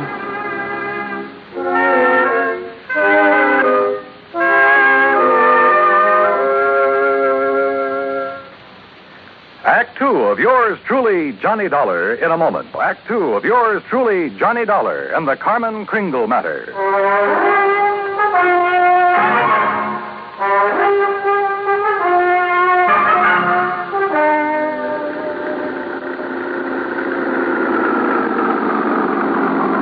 Well, here we are, Johnny. Calico, once the richest silver city in the West. It was unbelievable. Like seeing a page from the past. Walter Knott, famed creator of Knott's Berry Farm and Western historian, had bought the old ghost town's battered remnants and restored it to the way it must have appeared in the wild and fevered days of the Silver Lode. I could make out signs nailed to weathered batten boards that told of a flourishing and colorful past. Joe's Saloon, The Last Chance, Hyena House Hotel, Lane's Mercantile, the Calico Prince. High on a hill at the edge of town, people were gathered at the entrance to a cave that was illuminated by hundreds of miners' lamps. Kind of gets you, huh? Almost like it was planned. They're rehearsing for the Christmas Eve pageant. Maybe you can spend Christmas Eve with us, Johnny, if you don't have other plans. I have a day with a steam-heated swimming pool. What? Come on. Let's meet the old man. Expense account item 3, $100 for a quart of perfume or a mink scarf, anything to wipe the hurt look off of Jean Craig's face. She led me up the steps to the rickety porch of Chris Kringle's wooden shack. A tall figure carrying a black bag stepped toward us out of the shadows. Jeannie, I'm glad to see you. Will you drive me back to town? Why, certainly, Doc. Oh, this is Mr. Dollar. Hi, son. Hi. Chris, is he still all right? I couldn't say. Been sitting out here waiting for you. You haven't seen the patient? The medical man owes a duty and all that, but I'm too old to talk back to a gun. You mean they wouldn't let you in? Tired of it. Well, I'm not a medical man. Well, please be careful, Johnny. I told you, Stallbone, stay away and leave the old man to... Well, if it ain't little Jeannie, the policy fixer. And who are you, mister? Willie D'Agostino. This is Johnny Dollar. He's from the insurance company to see about changing the policy. Who is it, Wooly? Who are you talking Relax, will you, and let him give us some tourist directions back to Barstow. There'll be no policy changing at this late date, mister. Ned Kringle is very bereaved at the imminence of his uncle's demise. Just family admitted at this sad hour, so mosey along, folks. I'll leave the young man to his grief. Your foot is in the door, mister. I don't like your foot, and I don't like you. His hand moved to his shoulder holster, but Jean was standing right beside me. It was Doc who suddenly shouldered past D'Agostino and fled up the stairs that gave him my chance. I kicked the door wide, threw him off balance. I shoved Jeannie aside, and that was a mistake, because a million Christmas tree lights blazed up in my skull.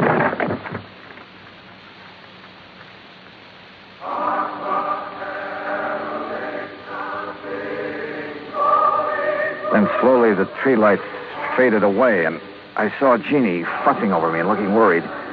A young, nice-looking fellow was seated next to a marble-top table. D'Agostino leaned against the stone fireplace and dangled his gun, smiling like he had a stacked deck. He's all right, Doc? A nasty cut, but no fracture. I know how to pull my punches, Doc. The old man. How is he? No better, no worse. Just lying up there staring at the ceiling. I want to see Chris. I have a right to, Ned. I'm an old friend. Wooly, wouldn't it be okay if Jean just went up? No, let him die in peace. He's past caring who sees him. Wooly, these people have a right. I said no. I'll get a hero boy on his feet and shove off. Go on. Come on, Johnny. Help me, Doc. How's it going to feel, Ned? Sharing blood money with a hoodlum. Your uncle paid for that policy with a pick and a shovel. It took a lot of years, a lot of sweat. And he's had your name on that policy ever since you were born. Old man Kringle never saw pay dirt in his life. Ned had given money to live on, paid the premiums on his policy. Chris was always tapping the kid, claiming he had a new find. He was going to mine $1 million. Boy, shut up. The old man's dying. Tell him, Ned. Tell him how the old phony was always taking the bows, making like Santa Claus with the money you give him. Willie, haven't you got a... Tell him to hold on to the money. I know he's been waiting a long time for this. Me. Willie D'Agostino, that's who.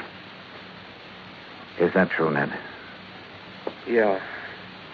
I thought my uncle would make a strike someday. I honestly thought he'd strike it rich. I know he tried. He did strike it rich, Ned. When he dies, every man, woman, and child in this town will mourn him. He'll live in their hearts. What will people remember about you, Mr. D'Agostino?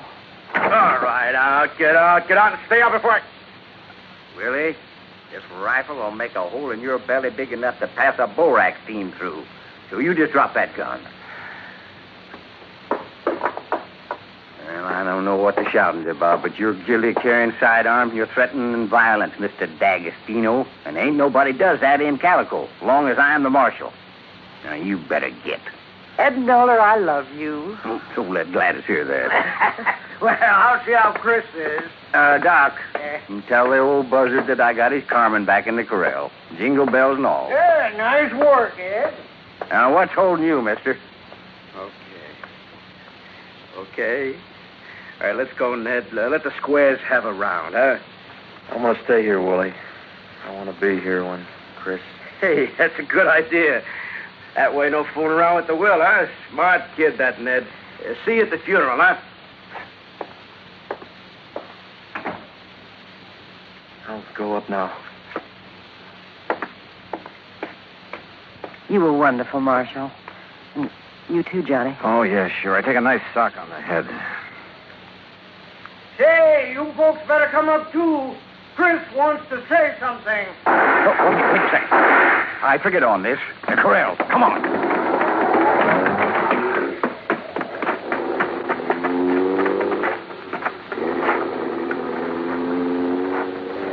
D'Agostino must have had another gun in his car. One of the bullets had found the mark he intended. Willie Boy wasn't taking any chances that Carmen Kringle would inherit $50,000. We found the burro lying on her side, quite dead. Jingle bells and all.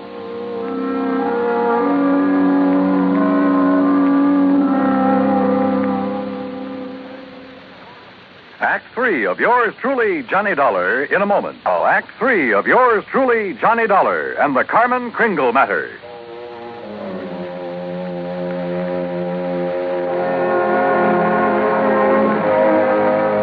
Oh, Marshall. Johnny, how could he have been so cruel? Carmen dead. It's just not right. Yeah. I figured D'Agostino might be mean enough to try killing Chris's pet bull. We can't tell him about it. It would kill him for sure. You'll have to know the truth, Gene. You'll have to decide about the will. Yeah, truth is always the best. And easy this time. Easy? Huh? Yeah. I'll just take these bells off of this poor little feller, and I'll put them where they belong. Carmen? What? Carmen. Oh. Mosey over here now. Well, you pulled a switch. You put these bells on another book. Yeah. I didn't trust that greasy character, and I was right. And nice girl, Carmen. I'll be. Now, you folks going up and see old Chris. I'll keep an eye on this here $50,000 jackass. That's the way it's going to be, ain't it, Johnny? Yes, sir. That's the way it's going to be. But I was wrong. The roly-poly little old man on the four-poster bed with his white whiskers resting on the quilt changed his mind again. Even after hearing about how the marshal saved Carmen. I wasn't going to scratch Ned's name off of that insurance, Mr. Dollar. I tried to shake that D'Agostino, figuring he'd take his hooks off of Ned if he thought my Carmen was going to get the money. Oh, I was scared for a while that I just might have to up and die to square my nephew's gambling debts. I'm sorry, Chris. I'll work my fingers raw paying every cent I owe, but I'll pay him back with interest. I want you around. Okay, Mr. Dollar. Yeah, Chris. Lift the lid on that footlocker and fetch me one of them bags in there. They're pretty heavy, but you look strong. Well, they're sure heavy enough. You got them stuffed with silver? It's better than silver. Open it up there. Yeah, that's it there. Yes, you recognize the dot? Yeah. Maybe you'd better have a good sleep, Chris. This here's plain old gravel. Oh, plain gravel. It's uranium, Doc. Huh? The last batch assayed at $900 a ton. And I got a mountain of it staked out. In both our names, Ned. You don't say why, Chris. Mr. Dollar, if you and Jeannie check with the Barstow Bank, you'll find that they'll extend credit on the strength of that assay.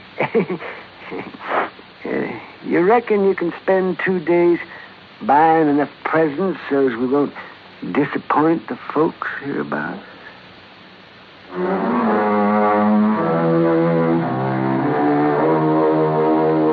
Expense account item 4, $68 even. Telephone calls to 5 principal cities where I thought Willie D'Agostino might be remembered. The police departments had a long list of reasons why they remembered Willie. That was my Christmas present to them. Expense account item 5, another $50. Truck rental to haul the presents we bought for Ned to give away come Christmas morning.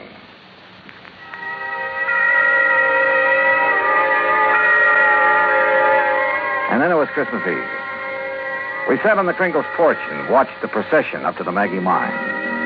The flickering lights from the miners' lamps reflecting on the faces of the happy children. Old Chris was bundled up in blankets, his little eyes twinkling, chuckling to himself like he knew all the answers to the universe. Jean was there, too. Kind of nice. Isn't it, Johnny? Kind of nice. Marshal Ed Noller was one of the wise men in the procession. I recognized the sideburns. And Doc Spangler couldn't hide his height. Oh, he wore an awful beard. Ned Kringle led the burro that carried the Blessed Mother. Yeah, you guessed it. The burro was Carmen Kringle. Expense account total, including return to Palm Springs and incidentals, $229.75. But forget it, Pat. This is the best holiday I ever had. And I was only cold at the start. From all of us to all of you, may this be your very merriest Christmas ever. Yours truly, Johnny Dollar.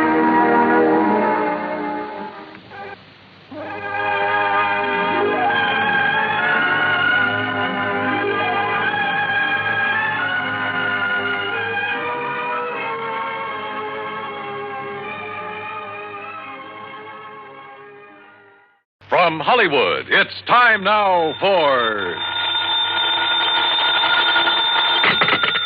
Johnny Dollar. This is Harry Branson, John. Hi, at Harry. the Philadelphia Mutual Liability and Casualty Insurance I Company. said hi. How are you? Oh, yes. Well, I'm fine, thank you. But that's beside the point. John, this thing has me terribly upset. Comes the day you aren't upset over something, Harry. It'll be a miracle. What's it all about? Can you come down here to Philadelphia right away? Don't see why not. But now what seems Believe to me, be... if you can clear up this matter, I shall be eternally grateful. $985,000. Wow. For what, Harry? Of course, anyone, any criminal, that is, could be suspect in the theft. Theft of what? But the murder, it doesn't make sense. Or does it? What do you think, John? What do I think? Look, Harry, you haven't yet given me... What possible reason could there have been for firing the shot that... How about the butler? What, the butler? Of course, I never thought of that. John, what butler? Oh, I'll be down to see you, Harry. Goodbye. Wait.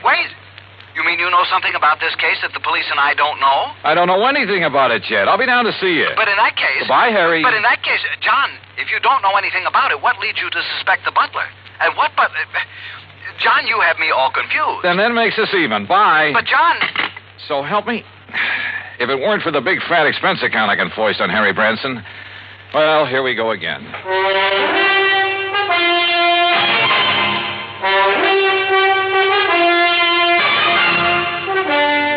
Bob Bailey in the exciting adventures of the man with the action-packed expense account. America's fabulous freelance insurance investigator. Yours truly, Johnny Dollar. And now, Act One of Yours Truly, Johnny Dollar.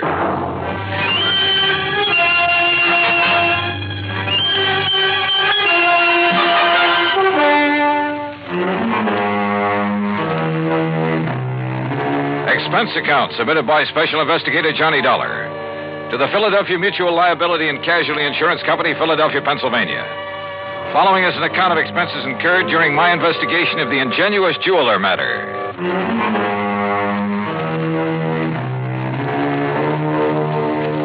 Expense account item 1, $32.70, train fare and incidentals, Hartford, Connecticut to Philadelphia. Cab to Harry Branson's office on Walnut Street. I found him sitting at his desk, his head in his hands.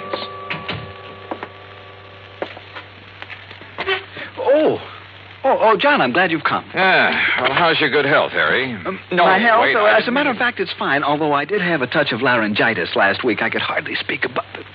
John, why do you always try to take my mind away from matters at hand? I simply asked Particularly something as important as this. All right. As what? The Beaufort collection, of course. Beaufort? Oh, yeah. Seems to me I've heard about that. Jewelry? One of the most important small collections in the world. Why, when His Grace the Duke de Beaufort lost them to the Germans back during the First World War. Yeah, I'm sure. But now let's get to the point. They've been stolen. And we'd insured them for nearly $1 million. Stolen from where? The jeweler who owned them, J. Harold Whipsett. Oh, hey, I've heard of him, too. Isn't he the fellow who was tagged by the Customs Department a few years ago for trying to smuggle in a lot of stuff? Yes, the same one. But his reputation since that incident has been quite all right, completely unsullied. Oh, I must admit that I had some misgivings about issuing a policy to a man with his past record. But since he's in the clear again, and considering the premiums involved, and John, I had a long discussion with a psychiatrist about the man, about what would motivate him to... Look, Harry, before you go rattling off on another tack... John, I resent that. Look, you said something about murder at the time of the theft? Oh, yes. So far, however, it's only attempted murder, you see? Of this man, Whipsett? His secretary, Miss Winkle. Winkle? Perry Winkle. Oh, now, wait. Is that some kind of a gag? It certainly is not.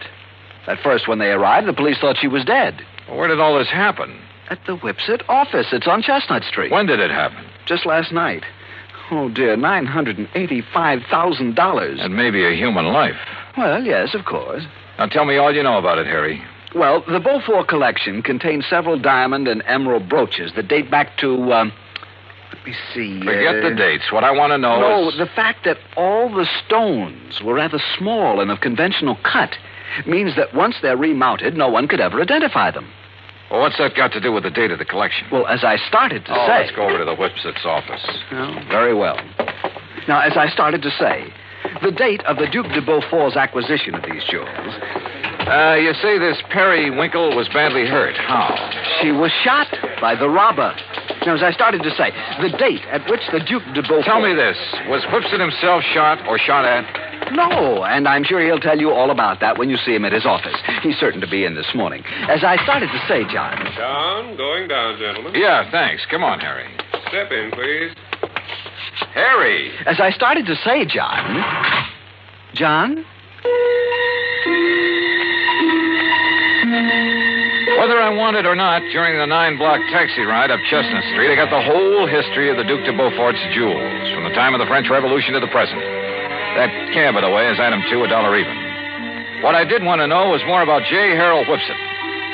After all, a man who'd once attempted fraud against U.S. Customs. Anyhow, we finally reached his office in the Prosser building.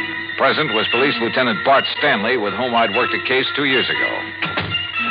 Glad to see you, Johnny. Yeah, same here, Bart. Well, what do you make of it? So far, blanco. Is Whipson here?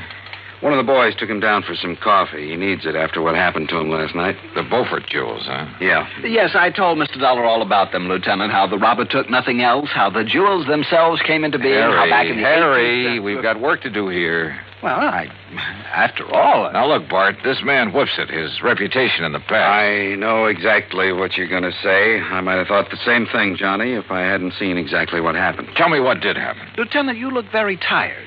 Yes, Mr. Branson, I am. After all, having been up all night on this thing, suppose I bring Mr. Dollar up to date. Well, sure. Oh, no, you don't. I want to find out now, not next week. John. Go ahead, Bart. Well, Whipson and his secretary, Perry Winkle... Isn't that a name? Yeah, sure is. Where is she, by the way? Jefferson Hospital. Anyhow, they were here very late last night working on the books. Came a knock on the door. Whipson opened it. This man barged in with a gun and demanded the Beaufort collection. And? Well, Whipson argued with him, finally gave in when the guy threatened to shoot him. But Miss Winkle made a dash for the door. The intruder let her have it, held the gun on Whipson, tore out the telephone line, then locked him in and disappeared. And that's it. Wait a minute. How could he lock Whipson in his own office? This lock opens from the inside. With this, Johnny. What? This little rubber doorstop? That's right. But I don't see... I'll tell you how he did it, and why this little rubber wedge is absolute proof that Whipson couldn't possibly have rigged this whole deal.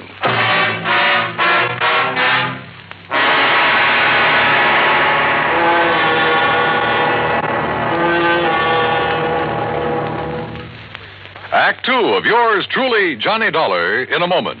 For a long time, people... And now, Act 2 of yours truly, Johnny Dollar, and the Ingenuous jeweler matter.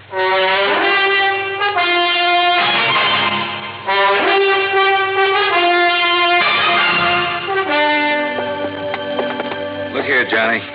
This door. What about it, Bart? This is a real old building. All the office doors open outward into the corridors. See? So? All right. After the robber made Mr. Whipson hand over the jewelry, he shot the secretary, Miss Winkle. Then he yanked out the telephone, beat it, and slammed the door on Whipson. But you said locked him in, and I don't see how... Look, with this little rubber wedge, door opens outward, right? Don't you see, John? Oh, wait a minute. Sure, of course I see, Bart. Sure. He simply jammed the doorstop under the edge of the door from the outside. Sure. So the harder Whipson pushed against the door, the tighter it jammed. When the telephone knocked out, all he could do was bang on the door and holler out the window. That's what tipped you off? The policeman on the beat down on Chestnut Street heard the shot and then the yelling. By a stroke of luck, I pulled up in a prowl car just about then. I see. We came tearing up here and found out how somebody'd locked Whipson in his own office. Whoever did it, Johnny, must have cased the joint to know about the doors opening outward. Yeah. Makes any suspicion of Whipson himself. Well... Yeah, it makes it look a little silly. Anyhow, he was pretty much beside himself, more upset over the girl lying there with a slug in her than he was over losing the collection. Any idea what kind of a gun was used on her? The hospital sent the bullet over to the lab. It was a .38 special. And she was in pretty bad shape, huh? Well, we thought at first she was dead. So did Whipson. Could he give you a description of the assailant? Yeah, but it's not much help. Could apply to 500,000 men in this big city. What about fingerprints? None. Guy wore gloves. Has the girl been able to tell you anything at all? She was unconscious, Johnny. Has been ever since. I'm afraid it's going to be curtains for her. Oh, too bad. She's over at Jefferson, you say? Yeah, but there's no point in going over there. Even if she came to for only a couple of minutes, she might be able to give us something to go on. What could she tell us that Whipsit hasn't already told us? Well, we're back, Lieutenant. You want Mr. Whipsit to stick around? No, I guess not, Conroy. I took him over to a place I know on Pine Street and poured a couple of stiff drinks in him. He needed them. And you too, Conroy? Oh, now, Lieutenant. Mr. Whipsit, this is Johnny Dollar, insurance investigator. Mr. Dollar. How are you? You know Mr. Branson, I guess. Oh, yes. Oh, yes, indeed. And may I tell you, Mr. Whipsit, how dismayed I am by what's happened here. Oh, thank you, Mr. Branson. It's been a terrible. It certainly has. $985,000. I was speaking of poor Miss Winkle, sir. Oh, yes, of course. Yes. Mr. Whipsit, this girl, Miss Periwinkle, she was your secretary. She was more than that, Mr. Dollar. I loved her. How is she, Lieutenant? Has there been any word from the hospital? Well, yes, Mr. Whipsit, there has. And it's proof that modern medicine is a very wonderful thing. What do you mean, sir? Yes, John, It may take time, of course, a long time. Yes? As a matter of fact, she hasn't even regained consciousness yet. I see. But it looks as though she'll fully recover. Oh, I see. Well, I hardly need tell you how I feel about that. How glad I am. I told that little white lie to see what, if any, reaction I'd get. And I had a strange feeling that his words, how glad I am, were not quite true. Fortunately, neither Harry Branson nor the lieutenant questioned my apparent knowledge of the condition of the girl.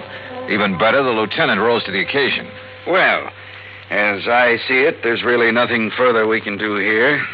You look like you could use some sleep, Mr. Whipsit. And Conroy and I'd better get back to headquarters, see if the boys have run down anybody who fits that description you gave us. Yeah, good idea. Let's go, huh? And Mr. Whipsit, you close up and go on home and get some rest. Yes, I will. Thank you.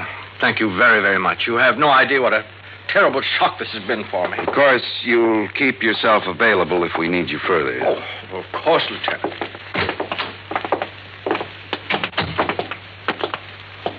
Okay, Johnny. What was that all about? Telling him she'd recover. Yes, John, I almost interrupted I was afraid you would. That's why I kept talking. Bart, I'm going over to the hospital. Oh, now look, If Johnny. there's only one chance in a million of that girl regaining consciousness, I want to be there when she does. You still suspect Whipsit? Did I say that? Don't you see, John, the whole thing hinges on that little rubber doorstop. On the fact that he couldn't possibly have locked himself in with it. Branson's right, Johnny. Okay, then I won't go over to the hospital. Ring for the elevator, Harry. Oh, sure. John, what will you do? Call him on the phone down in the lobby instead. This is Dr. Kenworthy. This is Johnny Dollar, doctor, insurance investigator. I'm calling about Miss Periwinkle. Oh, yes. I was about to call the police. She's conscious now? She died, Mr. Dollar, less than 5 minutes ago.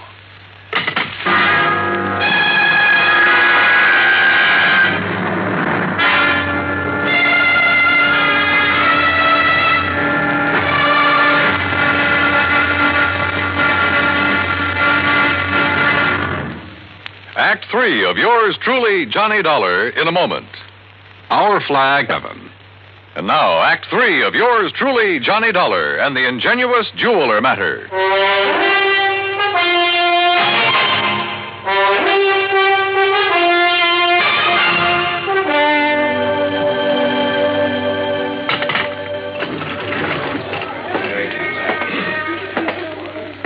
Well, what'd you find out from the hospital, Johnny? The girl is dead about 5 minutes ago. Oh, dear. And we've got a killer to track down. Now I'd better get on over to headquarters. I'll phone poor Mr. Whipsit. He left the building while you were in the phone booth, John. Bart, have you got a key to his office upstairs? Why, sure, right here. Let me have it, will you? Here. You want me to go up there with you? Why don't you go over to the hospital and see if Whipsit shows there? What do you expect to find up in his office, Johnny? I haven't the least idea.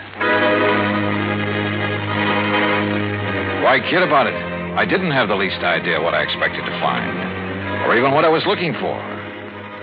When I walked into the jeweler's office up on the 8th floor, I picked up the rubber doorstop.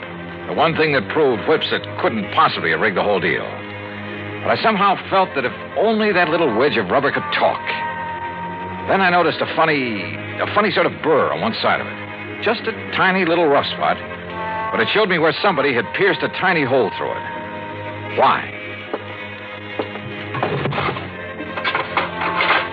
After a couple of minutes of rummaging around, I found it. A piece of fine, strong platinum wire, about 2 feet long. A wire that could be carefully slipped through the hole in that rubber doorstop. Well, Mr. Dollar. Well, what are you doing back here, Whipsit? If you don't mind my saying so, there was something about your attitude that I didn't exactly care for when you were here with the policeman and Mr. Branson. And when you left them downstairs in the lobby and took the elevator. Oh, I see you found it. Yeah, that's right. It was very smart of you, Whipsit. Thank you. Put this rubber wedge on the floor, just outside the door, with the wire on it leading under the door. Exactly. Then pull the door closed. Then pull the wedge into place with the wire. And the door can't possibly be opened from in here. You've locked yourself in. The more you push on the door, the tighter the wedge holds it. That's right. And you don't forget to retrieve the wire by pulling on one end of it. I suppose those are the gloves you wore when you killed Miss Winkle, so you'd leave no prints. Oh, then she's dead. How fortunate for me. And that's the gun you used? Yes.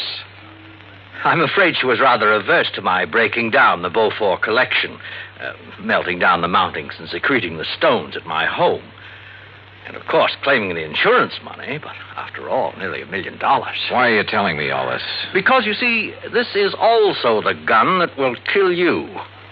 After which I shall lock your body in this office using the doorstop again. It's a rather nice touch, don't you think? Is it? Well, don't you see? It's now a sort of a trademark of the completely unknown thief, the unknown killer of both the girl and you. Oh, now, wait a minute. Do you think if I found out how you did it, the police can't? Did they, even after their lab crew spent the whole night up here? I guess you got a point there. Yes. Now, turn around, Dollar. Turn around. Well? You see, I'm going to have to shove this gun into your back to muffle the sound. Look, Whipsit. Unless you have a better idea. Well, I have. What? Oh, me. Oh, I suppose I might have known this whole thing seemed too easy. All right, Lieutenant. All right, Conroy, wrap him up. Right, Lieutenant. Hands out, Whipsit. Johnny, I knew you had something up your sleeve when you came back up here. Just wouldn't let me work it out alone, would you, Bart? All right, what was it? What did you find out that tipped you off? Oh, you'll never know from me. Huh? After all, I might want to use it to stump you sometime. Oh, now look, Johnny. Okay, ask Whipsit here. He just loves to explain things. At great length, too. At least it was long enough for you boys to get up here. I know something he's not going to explain his way out of. Let's go, Whipsit.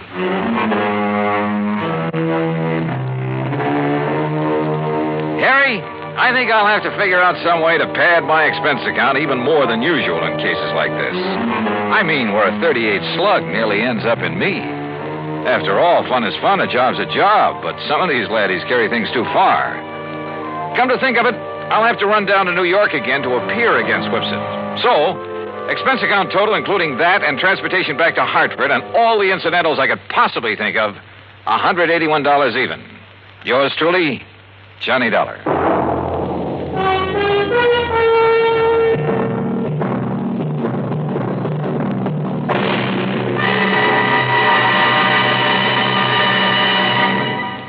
Our star will return in just a moment with the bigger, more everywhere. Now, here is our star to tell you about next week's story. Next week, an inventor with a device that can either save or wreck our country. Join us, won't you? Yours truly, Johnny Dollar.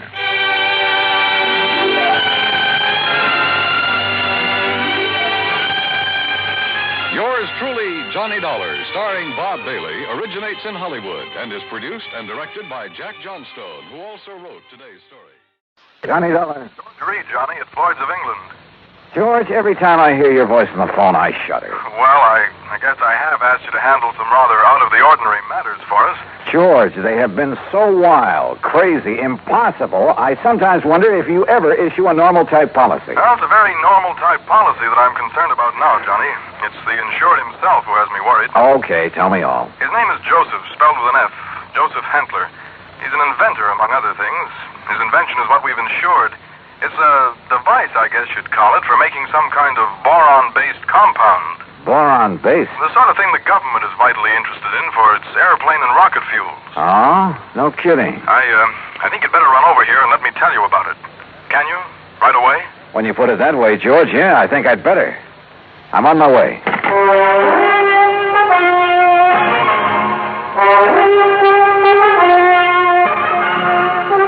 Bob Bailey in the exciting adventures of the man with the action-packed expense account, America's fabulous freelance insurance investigator. Yours truly, Johnny Dollar. And now, Act One of yours truly, Johnny Dollar.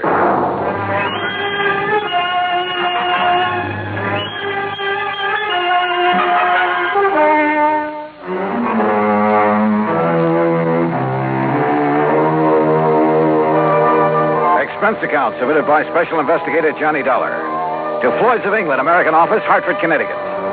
Following is an account of expenses incurred during my investigation of the Boron 112 matter.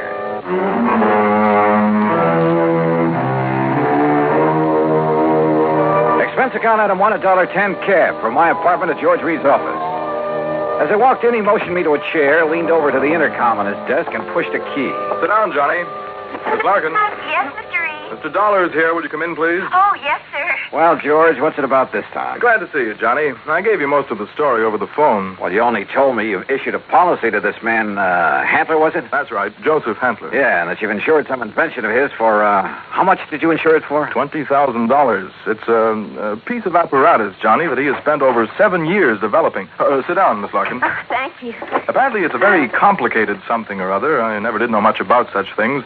For making borax, or more specifically, a compound he calls Boron 112 for use in high-powered fuel. Sounds important. It is, at least so far as I've been able to determine. Yeah, been all sorts of government tests and experiments with these super fuels, hasn't there? Exactly. Many things formerly used purely as explosives, remember this, Johnny, many things formerly used as explosives are now being developed as fuels. Well, the perfect example is atomic fission and hydrogen fission or fusion or whatever it is. Exactly. All right, now let's get down to cases. You've insured some apparatus that's supposed to make boron 112. What kind of apparatus? I've never seen it. It's all very secret. Well, now, wait a minute. How do you know this machine or whatever it is even exists? Looks to me like you've insured a pig in a poke. No, Johnny. For $20,000. Wow. No, Johnny, I'm not that much of a fool. One man, a recognized physicist, has, at my request. And mind you, this was before I'd agree to issue the policy. Understand? Go on. His name is Dr. Hugo von Brauer. Oh, I've heard of him. Yes. Well, Hantler permitted him to see enough to convince von Brauer that he has something mighty important there, that he's on the right track to, well, whatever it is he's out to accomplish. Okay. I'll take your word that you were right in issuing him the policy on it. But now what's happened? The thing blow up in his face or something? No, as I told you over the phone, it's the man himself I'm worried about. Because of something I've just learned. Like what? Miss Larkin, this is Mr. Johnny Dollar. Now, will you please... Yeah, I know. Gee, Mr. Dollar, this is a real thrill. I've heard so much about you. Hi, Miss Larkin. Gee, won't you just call me Louise? Yeah, sure, Louise. Oh, gee. Miss Larkin, will you just tell Mr. Dollar what you told me this morning? Yes, sir. Oh, gee. Well, it was like this, Mr. Dollar. A couple of years ago, well, you know, when I was just a kid, not very mature, you know what I mean? Oh, sure. Go on. Well, some of the kids I traveled around with, some of them were awful immature, compared to me, that is. Miss Larkin. Well, a couple of them had some pretty funny ideas about the government, things like that. You know what I mean? I'm afraid I don't. Well, like, they used to think they were very smart, attending a lot of secret meetings. The kind the FBI likes to keep tabs on. Now, you know what I mean? Go on, Miss Larkin. Well, anyhow, this one night, we didn't take all their talk very serious, mind you, and that's the truth. We didn't think there was anything in it, just a lot of talk. Will you please get to the point? I am, Mr. Reed. Well, anyhow, Charlie and me, that was my boyfriend, Charlie White. At least one of my boyfriends. I always have a lot of them, you know what I mean? Yes. Well, go on, please. Well, Charlie and me, we said, sure, we'll attend one of your meetings, just for laughs, you know what I mean? And what kind of a meeting was it? Oh, it was terrible. It was awful, Mr. Dollar. A bunch of people I never saw before making speeches. Yeah. Down with the government, start the revolution, that sort of thing. Oh, we got out of there in a hurry, believe you me. I'm sure. And we were pretty lucky, too, because the police or the FBI or somebody came in after and busted the whole thing up. Hey, maybe you read about it. That's all very interesting, Louise, but just what... Yes, Miss Larkin, get to the point. All right. Well, just this morning, when I was filing the office copy of this insurance policy and I saw the name on it, oh, gee, Mr. Dollar, it hit me like a... Well, do you know what? What? That name, Joseph Hantler. Oh. It was the same as one of the fellas, an older guy that me and Charlie had seen at that meeting. Now, what do you think of that? $20,000 on a highly secret device. Yes. That might be to produce some kind of explosive. Exactly, instead of a simple fuel additive. Exactly the suspicion that came into my mind, Johnny. Of interest to the government, he had told me. But what government? We're jumping to an awfully big conclusion, George. Have you notified the FBI? I suppose I should, huh? Yeah. No, not yet. We may be all wrong about this. Oh, but Mr. Dollar... We may be all wrong about the man, his apparatus, his intentions, everything. Let me see what I can find out about him first. Now, whatever you say. But remember one thing, Johnny. Yeah? You may be dealing with far more than just this one man. So be careful. Be very careful. Oh, gee, you'd better, Mr. Dollar. You know what I mean? Act 2 of yours truly, Johnny Dollar, in a moment. Now, Act 2 of yours truly, Johnny Dollar, and the Boron 112 matter.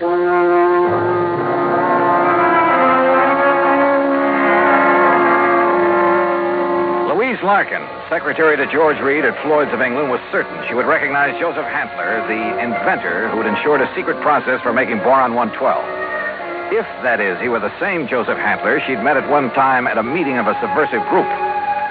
Expense account item 2, $50, deposit on a rental car.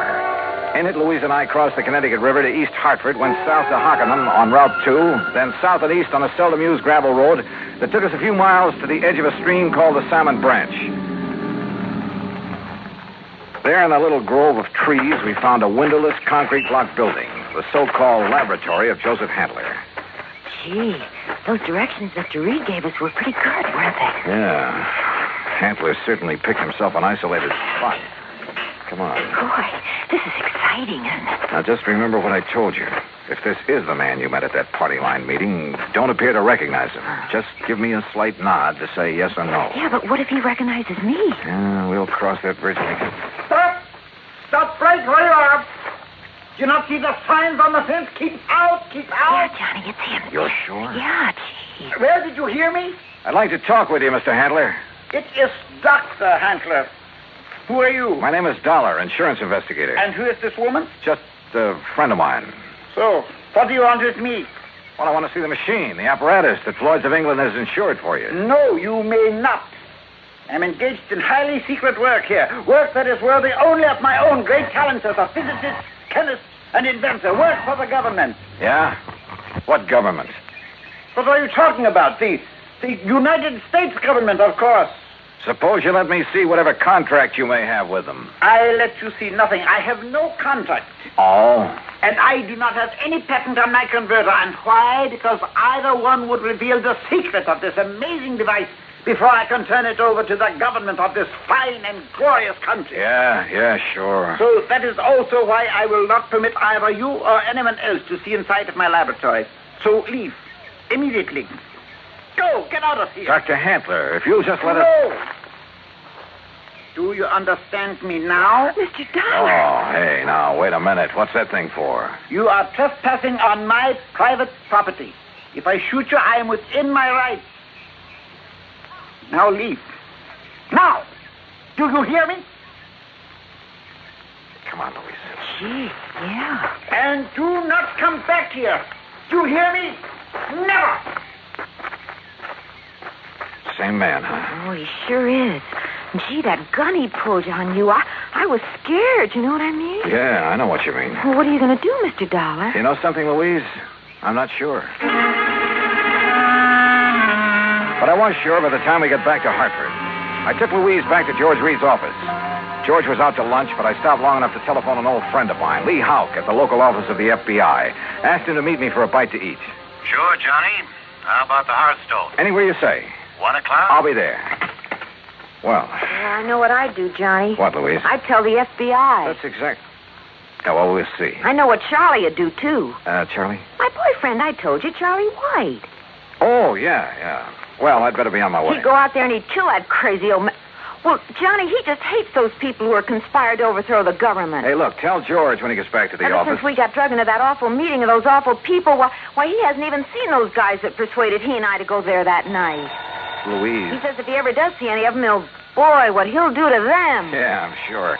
Now, look, I got to keep a luncheon date. Tell George Reed when he comes back that I'll see him later, huh? Then I'll see you again, Johnny, huh? Hadn't you better answer that phone? Huh? Oh, yeah. Oh, goodbye, Johnny. See you. Lloyd's in England. Oh, Charlie. Hey, Charlie, what do you think's happening? Who I've been talking to? My dream man.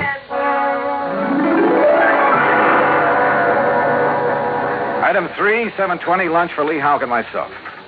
No, Johnny, you're off on the wrong tack. I'll bet on it. What do you mean by that, Lee? And Joseph Handler's just an old crackpot who thinks the world has done him wrong by failing to recognize his fabulous talents as a chemist, physicist, engineer, inventor, anything else he's claimed to be. But if he was attending meetings of a subversive group... A meeting. We know all about that. A lot of innocent people have been sucked in on that sort of thing at one time or another. It doesn't mean that they belong or ever have. You can't blame me for being suspicious, though. Isn't George Reed your contact at Floyd's of England? Yeah. Okay.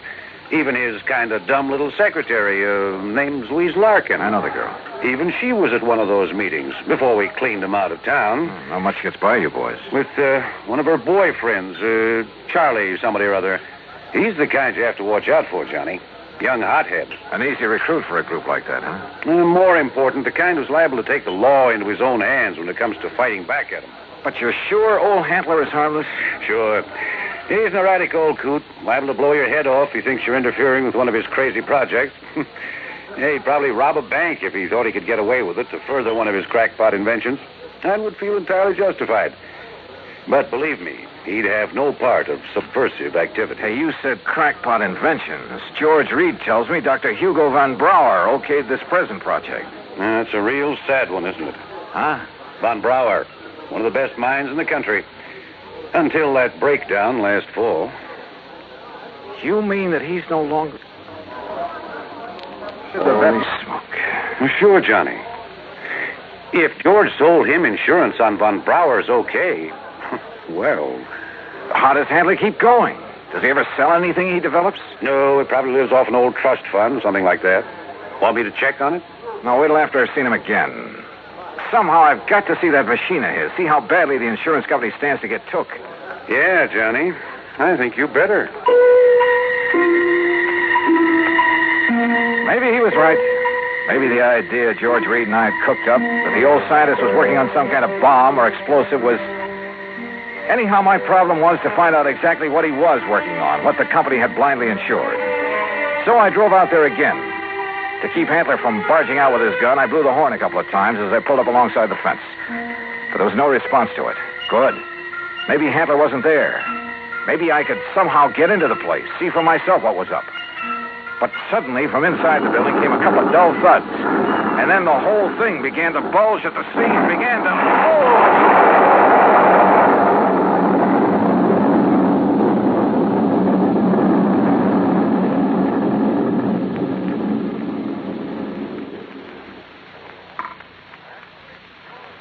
Act 3 of yours truly, Johnny Dollar, in a moment.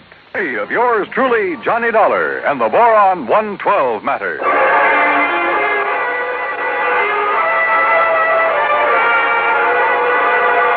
Carefully, I dragged myself out from under what was left of my rental car, where the explosion of the laboratory building had blown me, pushing aside a few chunks of concrete, bits of lumber that had landed on me. and I saw them coming down the road toward me from a car parked in the trees at the side. Louise Larkin, a big, husky football player type who looked as though he could stand a good bath and a shave. Well, served him right. That's all I got to say, Louise. Any guy plotting against the United States, murder's too good for him. Oh, gee, Charlie, it sure looks like he's done for now. He must have went up with the building. Yeah, and it served him right. Oh, gee, there's not a thing left of this laptop. Oh, Hello, Louise. Mr. Dollar. Yeah, that's right. And I take it you're Charlie. Yeah. Hiya, Dollar. What do you think of that? You did a pretty good job, didn't you? What? Yes, sirree. Huh? What are you talking about? Was he still inside? Did you murder Dr. Handler, too? Johnny! Now, wait a minute. You think I done that? Oh, no, Johnny. We just got here. Oh, sure. Honest. Charlie was going to have a showdown with him. He was going to drag him out of that place and hand him over to the FBI. Sure. What'd you think? Gee, I was worried about the old man's gun, remember? I remember. But if you think a lousy gun was going to stop me from handing a subversion guy like him over to the... Now, look, you don't mean you think I done this. What would you think? No, I did it. Oh, was it not wonderful? Dr. Handler. Yes, Mr. Dollar, and I want you to meet... So you're still alive, huh? You're okay. I beg your pardon? Well, you won't be for long because I'm going to take you in. I'm going to... Quiet. Mr. Dollar, my good friend, Mr. Dollar. Huh? I want you to meet this gentleman from the commission in Washington. Commission? D.C., Washington. Dr. Bernard Steiner. The Dr. Steiner? Yeah, but of course. I've heard of you, and now it's nice to meet you, Mr. Dollar. This final test, it was proof. It was final, all right. Yes, it was all the proof I need. We observed the buildup of the explosion from the top of yonder hill. The proof of what? That Dr. Handler has finally come up with a controlled power source in his boron compound of inestimable value to the country's rocket program. So, I am a great man at last. Though why he calls it Boron 112, I'll never know. Well, because it was experiment number 112 with my wonderful converter process. What else? Hey, if you're from Washington, mister, I am, young man, and I assure you the government will take over Dr. Handler's process immediately. Well, I'll be doggone. I don't get this. Neither do I, honey. Well, what about the converter, as you call it? Did that go up with the building? Yeah, but of course. And now I can build for the government a big one. Big enough to serve this glorious country of ours. Yeah, sure. But you'll expect the insurance company to pay for the one you deliberately blew up. Me? Dr. Joseph Handler? No, never. I am a great man now. I am above such petty things. I tear up that policy. I do not want their money because now I am a great man.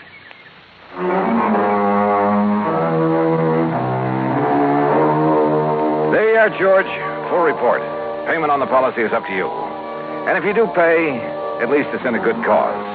Also, well, I guess you and I have both learned a lesson about jumping to conclusions.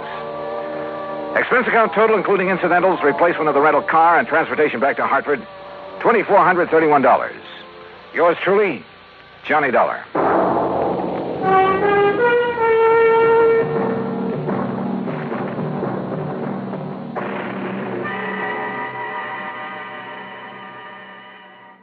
From Hollywood, it's time now for... Johnny Dollar. Pat McCracken, Johnny, Universal Adjustment Bureau. Hi, Pat. What's on your mind? Ever heard of A, B, and C? Well, yeah, back in the first grade. Oh, look, I'm not talking about the alphabet. I'm talking about an advertising agency. Oh, well, what about it? Well, the A stands for Appleton. Alfred Appleton, 55 years old, and Eastern Trust has his life insured for $100,000. So? It's annuity. It starts paying off at the age of 65, and we'd like to see him collect it. Looks like somebody else has different ideas. What do you mean? He thinks somebody's trying to kill him. I see. You want me to run down to New York and talk to him? Well, he's up at his weekend place now, about 100 miles up the coast, overlooking the sea at Skeleton Point. You can talk to him there. Skeleton Point? Now, that's a cheerful name. I know. Johnny, make sure it stays just a name.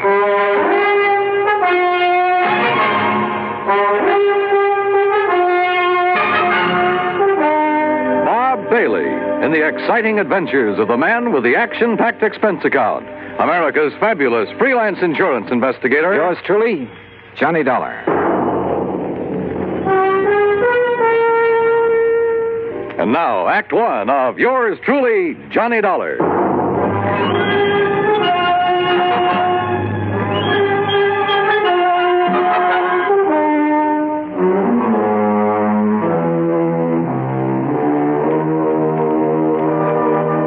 Expense account submitted by Special Investigator Johnny Dollar to the Eastern Trust and Insurance Company, Hartford, Connecticut. Following is an account of expenses incurred during my investigation of the 11 o'clock matter.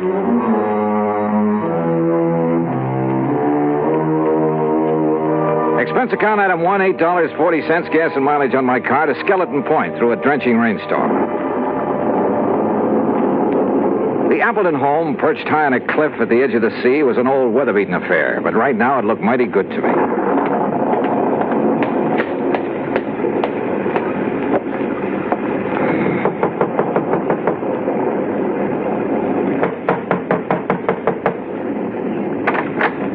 Yes. Is this Mr. Appleton's house?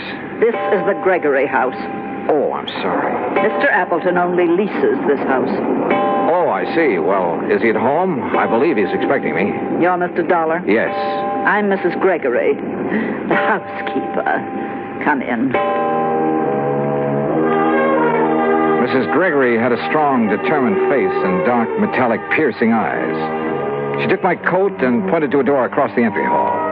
I was conscious of her eyes following me as I entered the library to find two men seated in front of an open fire. Johnny Dollar? Yes, sir. I'm Al F. Appleton. This is my attorney, Grant Hillman. Well, how are you, Mr. Dollar? Well, a little damp, Mr. Hillman. Oh, yeah, here. Sit down to the fire, dry out. Oh, thanks. Ooh, feels good. And slightly warmer than the welcome the housekeeper gave you, I imagine. Mrs. Gregory? Well, she did seem a little reserved. She's a widow, owns this house. But I love the place, so... Anyway, I'm glad you came. I understand there's been some sort of attempt on your life, Mr. Appleton. Well... Mr. Appleton has received several, crank notes lately. We thought it wise to take what precautions we could. Have you notified the police, Mr. Hillman? No, I vetoed the idea, Johnny. Oh, why, Mr. Appleton? I didn't want that kind of publicity right now.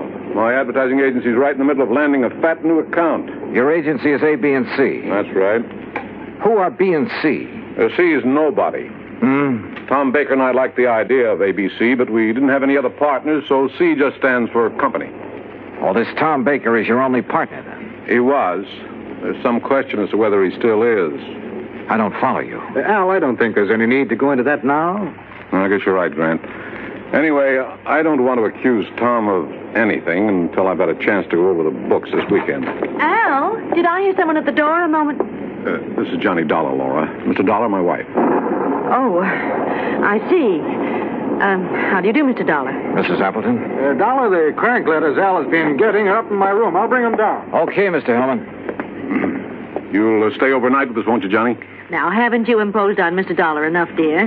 Perhaps he has business back in the city. Nonsense. And with that storm out there, I'll have Mrs. Gregory make a room for him. Well, would you like a drink, Mr. Dollar? No, thanks. Mrs. Appleton, you seemed rather surprised when you saw me here. Oh, did I? Almost as though you were expecting someone else. Someone else? Why, no, I wasn't expecting anyone in particular. Well, perhaps I just... Wait, hold it. What's the matter? That flash of lightning, there's someone outside that window. Oh, no, you must be wrong. Stay right here. I grabbed my coat and went out into the storm. Because of the prowler, sure. But also because of Laura Appleton. Because she'd been staring at that same window, shaking her head quickly as though warning someone. But outside in the downpour and the mud, I could see no one, no footprints.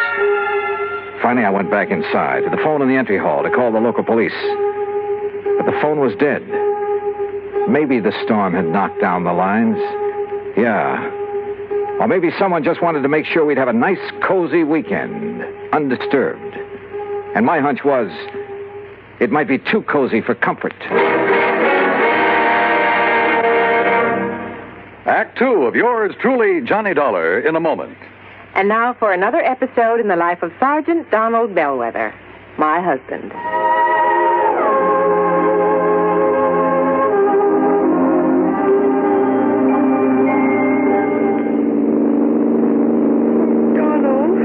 Yes, dear? How much further is it? About 100 miles. You're not getting sleepy, are you? No. I'm all right. Now, you just close your eyes, honey, and take another nap. We'll be home soon. Okay. Will you stay awake now? Yeah, I will. I still think we should have stopped in the hotel.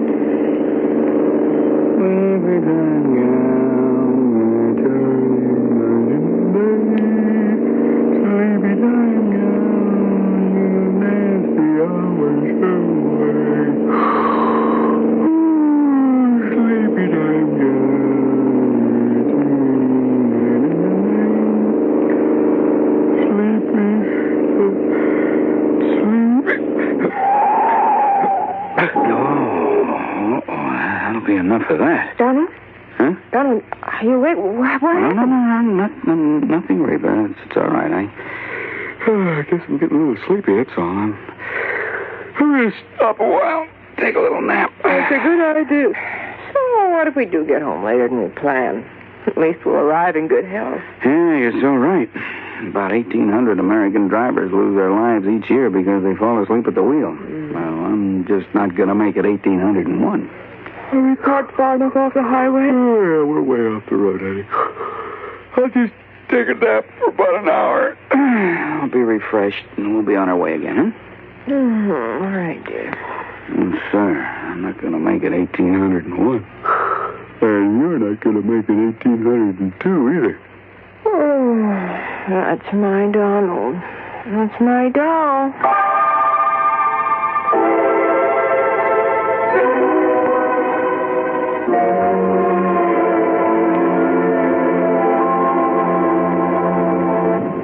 And now, Act Two of yours truly, Johnny Dollar, and the 11 o'clock matter.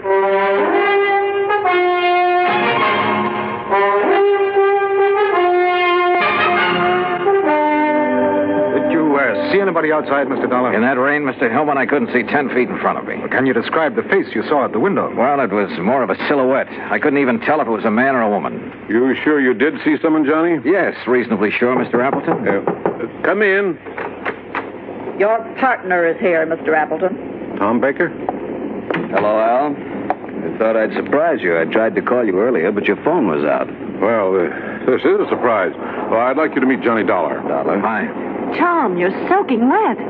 My car hit a big puddle about half a mile down the road and quit on me. I had to walk the rest of the way. Did you just now get here, Mr. Baker? Yes, why? Mr. Dollar thought he saw someone outside the window a few minutes ago. Oh, no, I just now got here. Well, I've got some extra clothes up in my room that should fit you, Tom. Let's get you changed before you catch cold. Thank you, Elman. Oh, look, this rain is getting all of us down. Why don't we live a little? Huh? Al, how about going down to the beach house, building a fire, playing some records, having some drinks, huh? Yeah, it might be a good idea. Where's the beach house? Down near the bottom of the cliff with a beach. It's real nice. But in this weather? Oh, there's a stairway leading down. Yes, why don't we go down there? I'm getting the creeps just sitting around here like this. So we went down to the beach house. The rain had let up a little, but nobody seemed to feel much like a party. We just sat there in front of the fire, not saying much. Once or twice I thought I detected Laura Appleton and Tom Baker exchanging quick glances, but I couldn't be sure. That's the intercom from the house, Al. Oh, yeah, I'll get it. Yes? Oh, yes, Mr. Gregory. You can go on to bed. We won't be needing you anymore tonight. You know, bed sounds like a good idea. Oh, it's almost 11 and I'm beat, so if you'll excuse me. Oh, sure. Well, why don't we all... Al, could we have our talk now? Oh, okay, Tom, if you insist. Laura, why don't you fix us another drink? All right, Al. How about you, Mr. Dollar? Yeah, I'm with you, Hellman. Let's go on up to the house.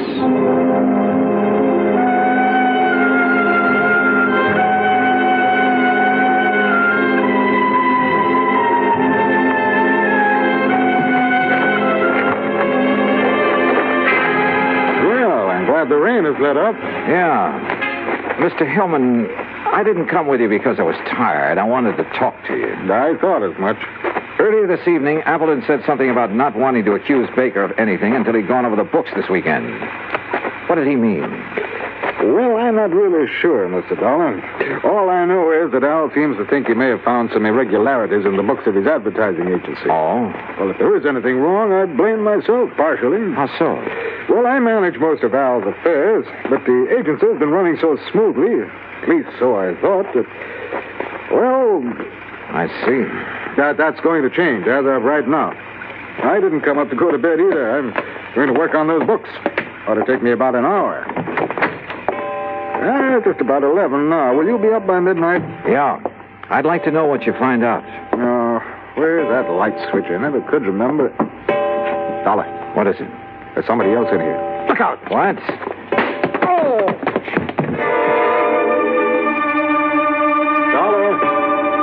Dollar! I guess I was out only a few seconds because the clock was still striking when Hillman brought me to. Dollar, are you all right? What? Yeah, I guess so. I grabbed at him, whoever he was, but he knocked me loose. By the time I got the lights on, he was gone. Oh. Lucky for you, he only stunned you momentarily. Oh, brother. Hillman, did you see where he went? Well, he didn't leave by this front door here, I'm sure of that. Then he must be still in the house.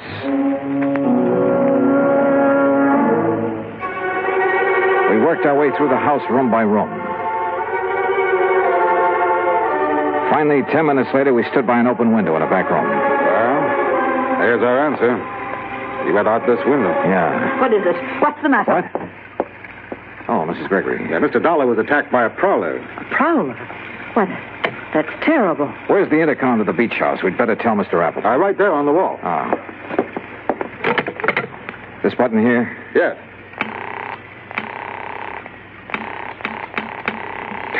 No answer. Come on, Hillman, let's get down there. We pounded out of the house and along the path to the edge of the cliff.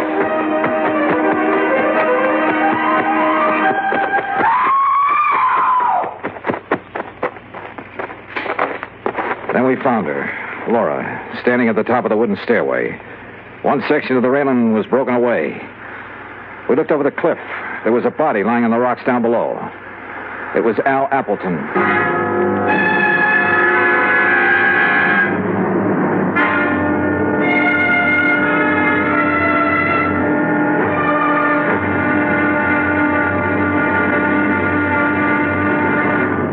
Act 3 of yours truly, Johnny Dollar, in a moment.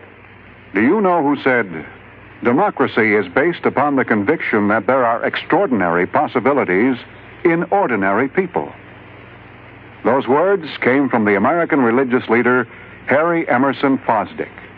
From the earliest days of the United States of America, there has been the sentiment that the average person can achieve an important goal if he is given an environment in which he can develop his capabilities to the fullest extent. An environment in which the individual is given the rights and privileges that he needs for development. It is the duty of every American to protect and stimulate this environment. Remember the words of Harry Emerson Fosdick. They are part of your American heritage. The extraordinary possibilities of ordinary people are inherent in American democracy.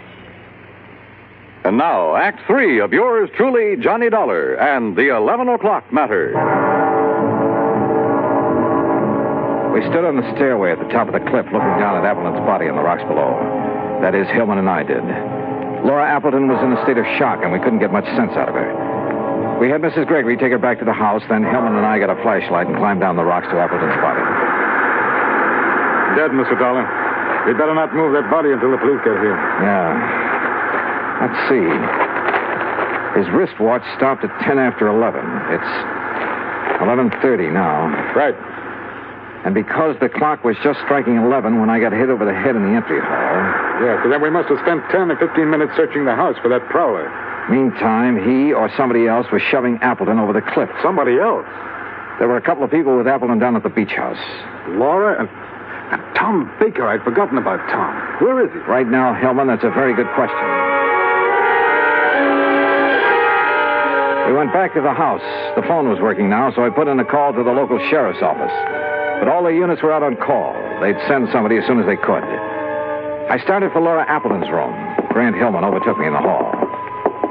Dollar, I made a preliminary check of the agency records Appleton brought up here with him this weekend. Did you find a shortage? Yeah, possibly as much as $50,000.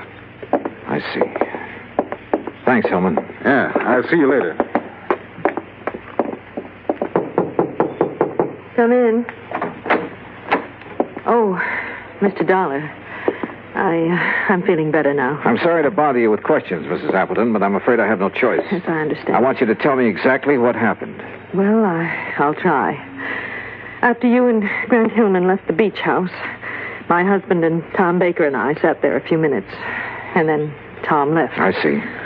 Then, a couple of minutes later, somebody from the house called my husband on the intercom, so he left me. What time was that? A few minutes after 11, I guess. Uh-huh. What happened then? I sat there a few minutes longer. Then I just didn't feel like sitting there alone, so I started up the stairway. When I got to the top, I saw that the rail had been broken away. I looked over the edge. Okay. Mrs. Appleton, why did Tom Baker come here this evening? I don't know. I think you do. What? You tried to warn him when I saw his face at the window earlier. His face? And the two of you kept exchanging glances all evening. I know you're wrong. Listen, Grant Hillman's in a position to know something about your husband's business affairs, isn't he? Well, of course. Why? Your husband suspected a shortage. Hillman confirmed it a few minutes ago after going over the records. Oh, but surely you don't think that Tom Baker Baker was your husband's partner. Maybe he came up here to try to square things with him. Was that it? No.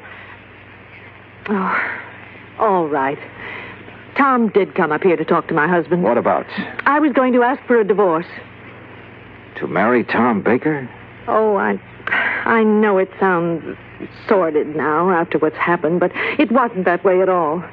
Tom and I wanted everything in the open. We wanted to tell Al. But I didn't realize that you and Grant were going to be here this weekend. That's why I tried to signal Tom not to come in. Go on. Down at the beach house, he wanted to talk to Al, but, well, I guess he couldn't bring himself to it. That's why he went for a walk. And you haven't seen him since? No. Oh, Mr. Dollar, I know my story doesn't sound very convincing, but if you're trying to suggest that either Tom or I killed my husband...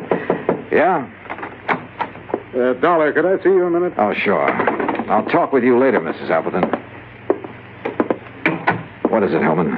Tom Baker just walked in. Baker? Yes, I thought you'd want to talk to him. I sure do. Look, Mrs. Appleton claims somebody called her husband at the beach house on the intercom a few minutes after 11.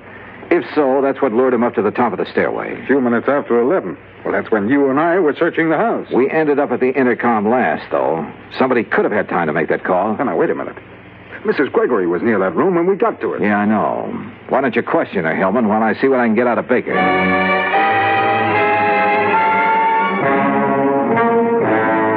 $15, I didn't have anything to do with it. I went for a walk on the beach. I didn't even know Appleton was dead until Grant Hillman told me a few minutes ago. I'm telling you the truth. Yeah, well, I'm afraid we'll have to let the police decide that, Baker.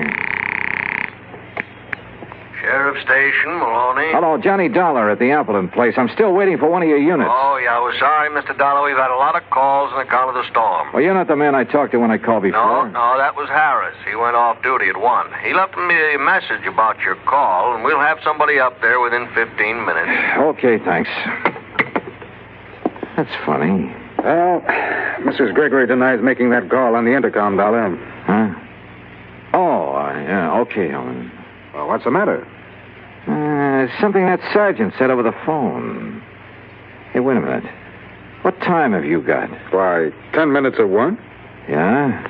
That's what my watch says, too. But according to the sergeant, it was after 1. I checked the big clock in the entry hall and the one in the living room. They both agreed with my watch, 10 minutes of 1. I slipped outside, unlocked my car door, and looked at the clock on the dashboard.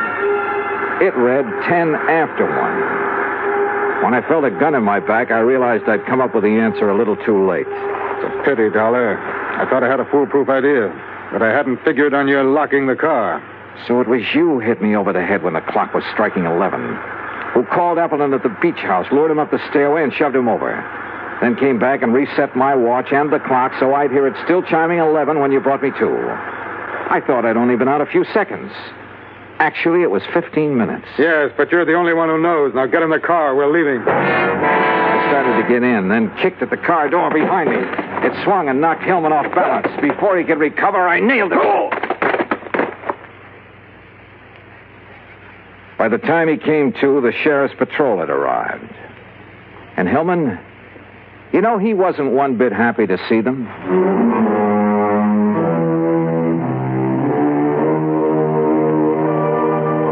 Expense account item 2, $13 even. Transportation back home. Total expenses, $21.40. And a real bargain, if I do say so myself.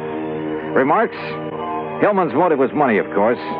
It was he who'd taken the $50,000 from Appleton's agency. Yours truly, Johnny Dollar.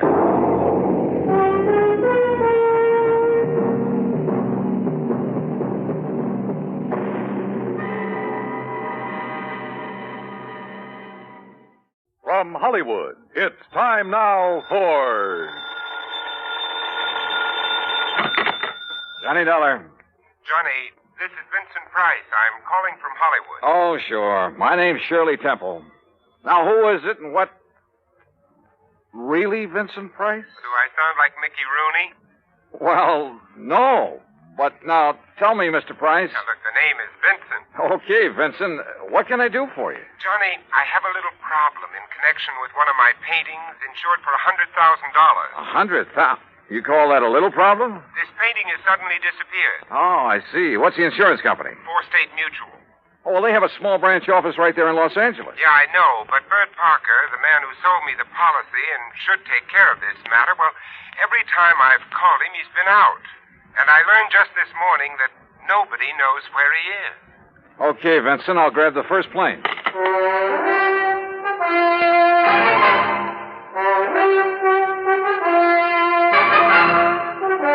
Bob Bailey in the exciting adventures of the man with the action-packed expense account. America's fabulous freelance insurance investigator. Yours truly, Johnny Dollar. And now, Act One of yours truly, Johnny Dollar.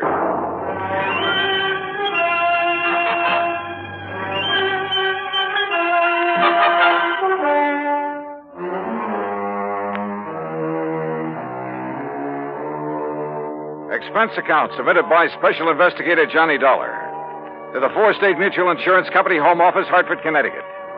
Following is an account of expenses incurred during my investigation of the Price of Fame matter.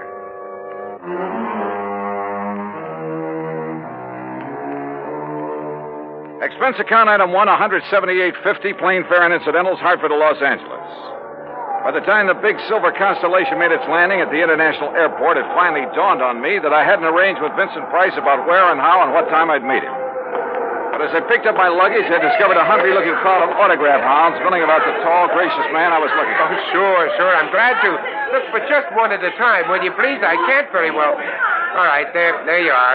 Now I have to meet a friend. Gee, just one more, please. Huh, Mr. Price? All right, if you insist. Here. Best wishes from T. Willie Rocking Horse. Huh? How are you, Johnny? Oh, great, but I didn't expect... Johnny who? You mean to say you folks don't recognize Johnny Dollar? Oh, no, wait a minute. Attaboy, Johnny. Give 'em all. I'll wait for you in my car. It's right over here at the curb. Yeah, but look, will you? Hey. Right here, Mr. Price. No, you don't. I'm nobody. Please. By the time I got away from that mob, I felt as though I'd been run through a ringer. But we finally took off in Vincent's car and drove to his beautiful home up in one of the canyons west of Beverly Hills. Nestled among the trees with spacious lawns and well-kept gardens, it's furnished in the most excellent taste. I'm no expert, but to say that I was impressed by the extraordinary works of art in that home would be the understatement of the week. Engravings, prints, fine sculptures, but most of all, paintings. And even to my unpracticed eye, all of them were, well, magnificent. Here's a little thing I picked up in London, Johnny. It's called The Old Man in Red by Goya. Wow. Yeah, I thought original oils by him were found only in the big museum. Well, I've been pretty lucky in getting hold of some of these. Yeah, you've known what you were doing, too. You like this one? It's called Fright. It was painted by Kenneth McManus. Uh-huh. Beautiful. Beautiful. Like all the rest of them.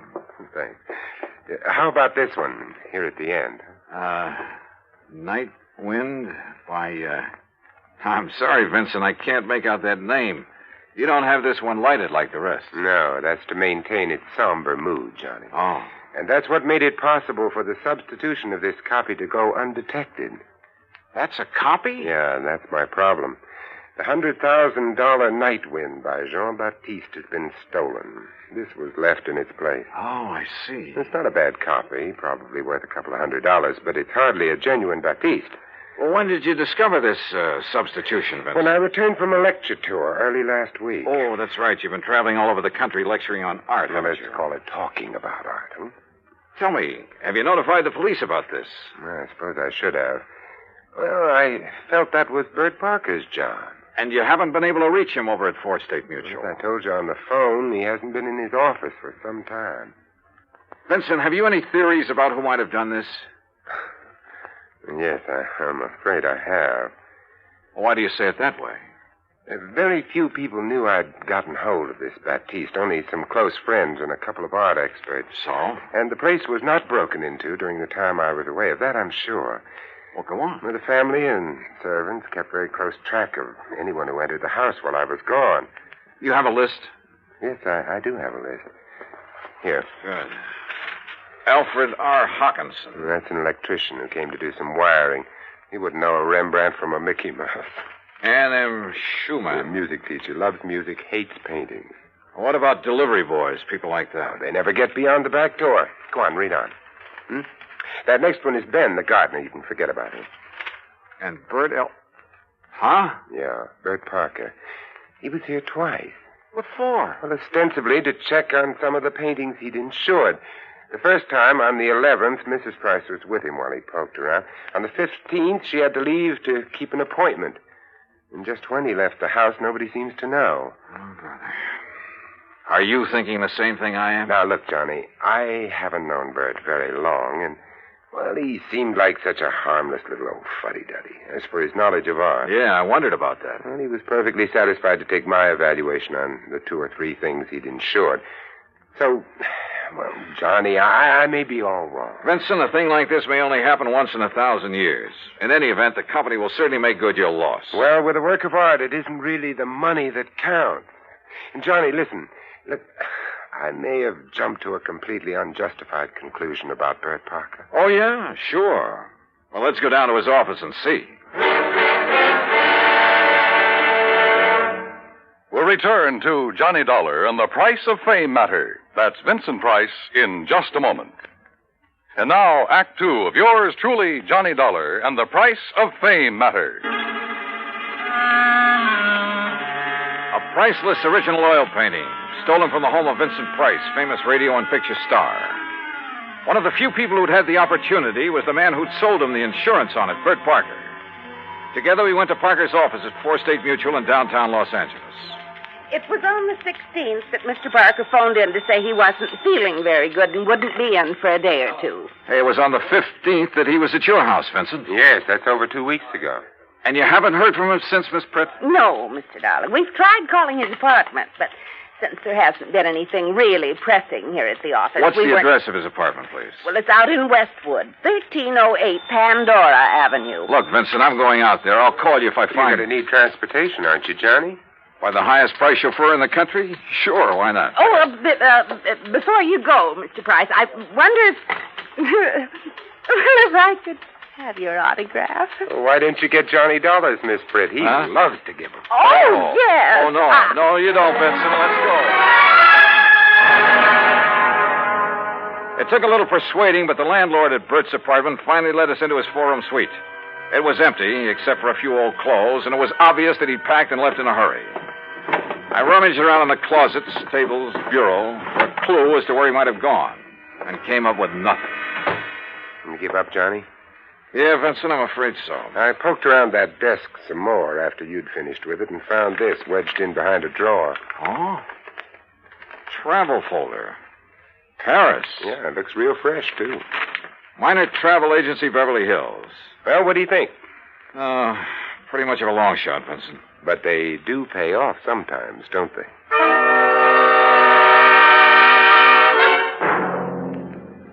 Planned the trip for myself, yes, sir. First class all the way. What was the departure date, Mr. Miner? 16th, first class, straight to Paris. Oh, brother. Paris is a pretty big place. Did you make any arrangements for him for after he got there? Only for when he arrived. Reservations at the Louvois. What? The hotel, Louvois. The Louvois, perhaps. That's what I said. First class, too. Said he wanted something not too far from the Montmartre. Montmartre, if you don't mind. That's what I said, yes. Now, can I fix you gentlemen up with some plane reservations, too? Well, suppose you give me the same flight he took, and I'll stop at the same hotel when I get there. Hey, wait a minute, Johnny. You're not going to leave me out of this. Well, look, I'm still playing a long shot, Vincent, a very long one. What's the difference? Also, I don't know if my expense account will get by the home office. Expense account, forget it. I'm having a ball. Mr. Miner, start making those reservations. Expense account item 2, $984 for the plane to Paris.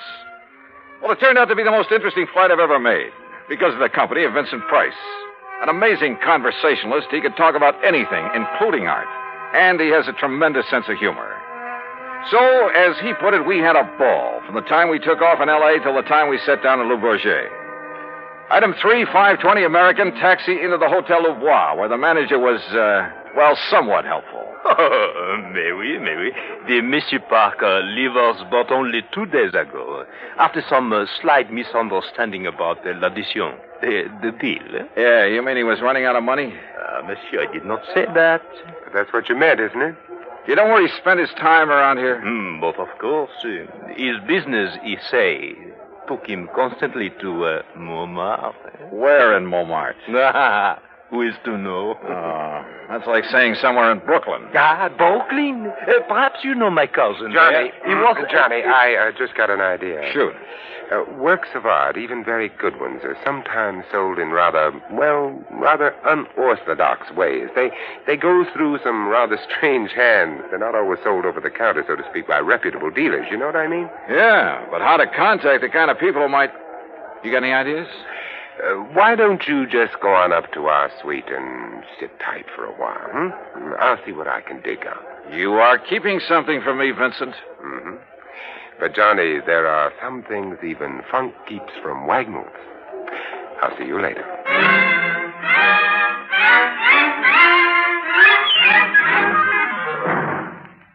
Act 3 of yours truly, Johnny Dollar, in a moment. And now, Act 3 of yours truly, Johnny Dollar, and the Price of Fame Matter. All of gay, romantic Paris just outside the door, and time on my hands. So what did I do? Took Vincent Price's advice, went back to my room at the Hotel Louvois, and waited. 2, 3, 4 hours. Finally, shortly after 8 p.m., Vincent came in bearing a couple of packages. Sorry to have made you wait, Johnny, but I think I'm on the trail of something. Looks to me like you've been on a shopping spree. Props, Johnny, for you. Have you found out where Bert Parker is? No, but I think you will. Here, try this on. Huh? What's this all about? A 10-gallon hat? Yeah, I had to guess at your size. Where in Paris did you find this? Try it on. Oh, what do you... What am I supposed to be, a refugee from Texas? Exactly. You made it in oil wells. Your name is Matthew. Huh? You're over here to see the sights, all the wild nightlife you've heard about, the Folie Bergère, Rue Blondel, Place Pigalle. Here, try on this shirt. Oh, brother.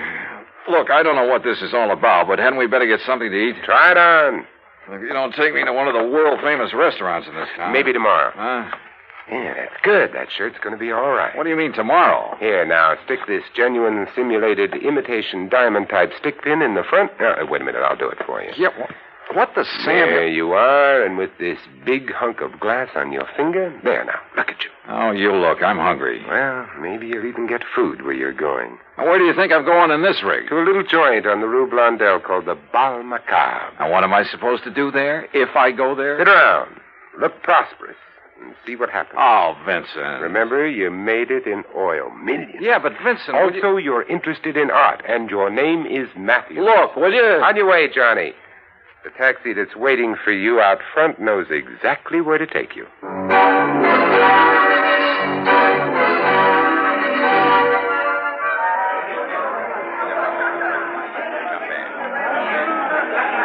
Bal Macabre was really a joint. It was dirty, and the people packed like sardines in it were dirty, too. Characters who made a business of being characters. And everybody screamed at everybody else. Except, that is, for the wormy little man who sidled up to the postage stamp-sized table on which my glass and a bottle of wine were balanced. Pardon. You are Mr. Matthews, are you not? That's right. From Texas, no? Oh, yes, sir, partner. The great and glorious state of Texas. Sit down and pour yourself a glass of this here red ale. Who are you? They call me La Chagrin. What's that mean? Well, they're what you call the gray cat. Hey, that's cuter than the name of my old friend Coyote Bill. Well, do you enjoy the Paris nightlife? You know something? I'm getting fed up with it. Yeah, I think I'll just buy me a couple of nice pictures and go on back home. What kind of pictures, monsieur? Well, good ones. Oil pictures. Like that Mona Lisa I seen at the Louvre. You know, good ones, I mean. Well, like a Jean-Baptiste, perhaps? You mean you know where a man could get a hold of a genuine one of them? Well, for a price, of course. Well, listen, I got money and I'll spend it. Well, I offered them $500,000 for that Mona Lisa, but they turned me down. But if I could get a hold of a genuine Baptiste, well, partner, you just name the price. Oh, well, I'll make no promises, mon ami. But I do have a friend. And for a slight consideration... Name your price and take me to it. I will be waiting for you at the corner with the taxi.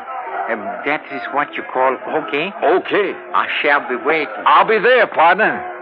You bet I will. And I'd certainly like to know how Vincent set this up.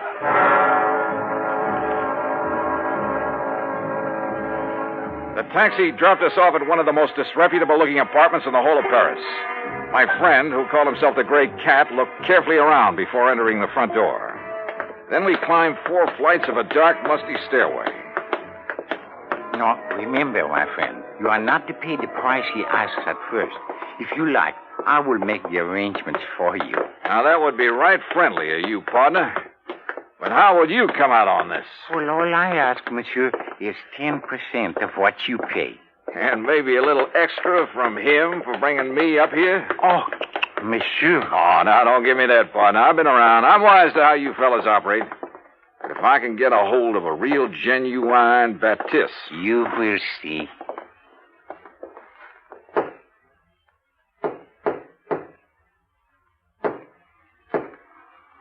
Yes? Who is it? I have brought a friend, Monsieur Matthews from Texas. Yes? Yes, he would like to buy The Night Wind by Baptiste. That is, if it's genuine. Genuine? Of course it's genuine. There, on the table. Can't you see for yourself that it's the Oh, no. Well, Bert Parker. Johnny Dollar. That's right. Insurance investigator. Investigate you? Oh, I've just remembered somebody is waiting for me. That's right, I am. Mr. Price. Oh, no. Well, pardon, Monsieur Price, but I must go. Without your fee for taking care of Mr. Dollar? Listen, both of you, please. I'll give you back the painting. I'll do anything you ask. Oh, drop dead. Oh, dear. Dear. Well, Vincent, there it is. Yep. And it looks like the company has saved a cool $100,000. I have a confession to make about that, Johnny. Yeah, like how you happen to know the way to the painting through that squirmy little fellow who brought me here? Oh, well, that's how I got hold of the Baptiste in the first place. It's a lovely thing, isn't it? Yeah, it certainly is. And, Johnny, it is worth $100,000. Oh, I'm sure. But the truth of the matter is I paid only $300 for it. You paid? Oh, no. It's a fact. Well, you've got it back, thanks to your own efforts. Thanks to your being the front man.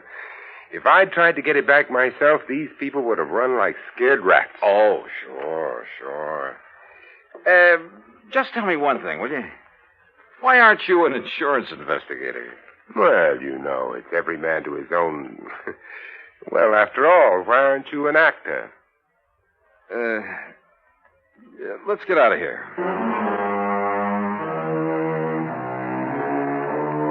Disposition of Bert Parker? Well, that's entirely up to the company.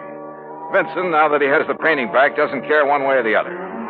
However, from the company standpoint, well, it's not the kind of black eye that's good for you. Expense account total, including incidentals and transportation back to the States, $2,341. Remarks? Well, to Vincent Price, my eternal thanks. Not only for the help on this case, but most of all because it's given me a chance to really know him. Yours truly, Johnny Dollar.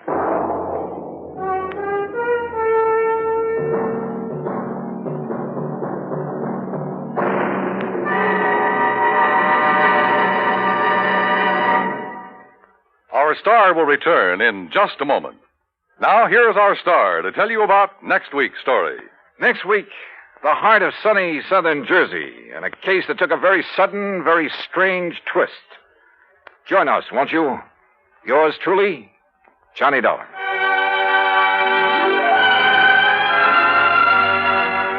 Yours truly, Johnny Dollar, starring Bob Bailey, originates in Hollywood and is produced and directed by Jack Johnstone, who also wrote today's... From Hollywood, it's time now for... Johnny Dollar. Pat Cummings, Inter-Allied Life. Hi, Pat. What's new with you? Johnny, ever hear of Everett Benton? No, I'm afraid not. Investment firm down in New York. Real estate, oil, mining, this and that. What about him? We're carrying a $100,000 life policy on him. So? So last night he fell out of a 14-story window. Oh, that's too bad. Accident, Pat, or was it suicide? Maybe neither. I think he got pushed. I'll be right over.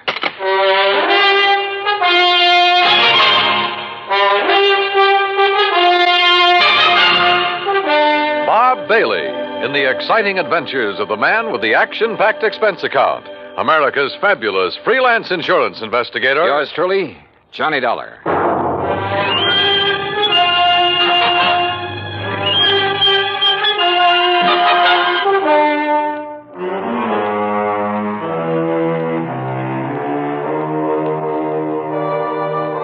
Expense account submitted by Special Investigator Johnny Dollar to the Inter-Allied Life Insurance Company, Hartford, Connecticut. Following is an account of expenses incurred during my investigation of the Killer's List matter.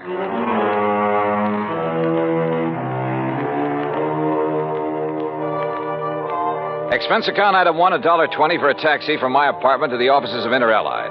Pat Cummings looked worried and got straight to the point. I don't know, Johnny. Maybe Benton wasn't pushed out that window. But there's something about this deal that just doesn't smell right to me. What can you tell me about this man, Benton? Everett Benton, 45 years old, doing very well in business, so far as we know. Last night about 10 o'clock, he fell or jumped or was pushed out of his office window. This policy on him, who's the beneficiary? His wife, Claire. What's she like? About 12 years younger. Redhead. I see. Yeah. Well, what do you think? I think I better have a talk with Mrs. Benton. Item 2, $14.40, transportation and incidentals to New York City. The Benton's apartment was on East 67th, very fashionable, very expensive. And Claire Benton looked right at home in her surroundings. Do you mind if I fix us a drink, Mr. Dollar? Not at all, Mrs. Benton. It's been a pretty wearing day. I imagine it has. Police, questions, reporters. You yeah, know. I'm sorry to be throwing more questions at you at a time like this. I'm used to it by now. Here's your drink. Thanks. Cheers. Yeah, cheers. You know, you certainly seem to be bearing up very well. Yes, I suppose so. Mr. Dollar, I think it would save time and embarrassment if we had a few things understood. Such as? You've heard of the ideal marriage. Well, Everett's and mine was not it. Oh. Naturally, I'm very sorry he did what he did, but... Well, we weren't exactly happy together. I take it you think he committed suicide, Mrs. Benton. Is there any doubt about that? Apparently not, in your mind. None at all. If it was suicide, why did he do it? I wouldn't know. Everett hadn't confided in me for some time. We haven't been very close recently. Well, Mrs. Benton, just suppose it wasn't suicide. Everett had no enemies that I knew of. I see. About the insurance policy. Yes, about the insurance policy, Mr. Dollar. $100,000, isn't it? That's right, when you get ready to file a claim. I intend to in the morning. I see. Oh, and one other thing. It just so happens that I have an alibi for last evening. Oh? And it's the nicest kind of alibi there is, Mr. Dollar. What do you mean? It's airtight. And that was Claire Benton, very calm and collected, and incidentally anxious to collect. I thought her over all the way to the office of Detective Lieutenant Tovich of Homicide. That's item 3, $1.60 cab fare. Yeah, I talked to her, Johnny. She's a hard one to figure out. Well, what do you think, Tovich? Did he jump or get pushed? You got any ideas? How about financial troubles? He was in the investment business. Have you looked into that? According to his lawyer, his affairs are in good shape. Oh, he'd made his share of poor investments over the years. Wildcat oil leases, stuff like that. But in general, he was doing okay. He was worth a lot of dough, Johnny. Okay, let's assume he was pushed out that window. What was he doing in his office at 10 p.m.? I've wondered about that, too. Any indication anybody was with him? No. The night watchman was in another part of the building when Benton came in. Let himself in with his own key. There could have been somebody else with him, all right. But who? Claire Benton says she has an alibi. Yeah. Don't know as I care for it much, but I haven't been able to break it down. Who is her alibi? Larry Santis. Santis. Runs a supper club over in the East 50s. Yeah. The Ace of Clubs, he calls it. Larry Santis. Thanks, Tovich.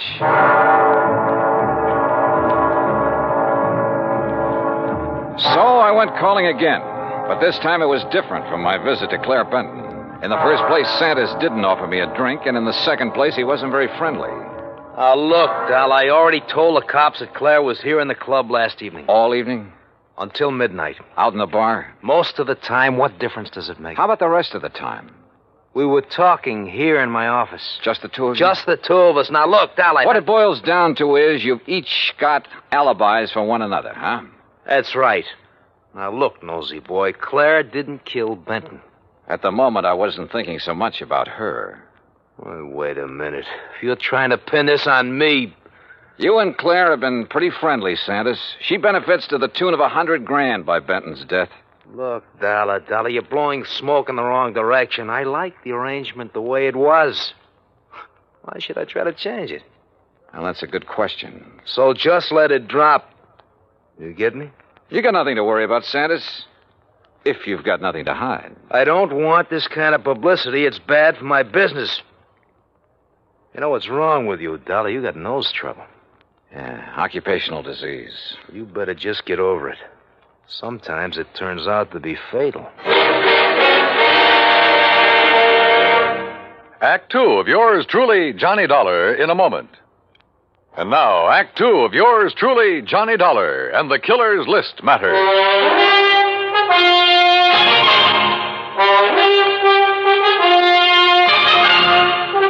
Well, looks like you didn't get any further with Larry Santis than I did, Johnny. Look, Tovich, both Santis and Claire Benton had a motive for killing her husband. Matter of fact, two motives. Money and getting Benton out of their way. Johnny, I'm with you. But we're not even sure yet it was murder. We do have something that indicates somebody might have been in Benton's office with him, though. Yeah, what is it? We found a cigarette butt in one of the ashtrays. Different brand than Benton smoked. Could it have been left there during the day? Janitor says he cleans out the ashtrays about 7 in the evening. Of course, he could have overlooked one. So I don't know whether it means anything or not. Oh, excuse me. Yeah. Homicide, Tovich. Well, where? Okay, I'll be right over. Well, Johnny, looks like we've got ourselves a little epidemic. What do you mean? Ever hear of a guy named Arthur Mayfield, promoter? No, what about him? They just found him in an alley, dead. Wait a minute. Don't tell me. Yeah. Fell out of a 10th floor hotel room.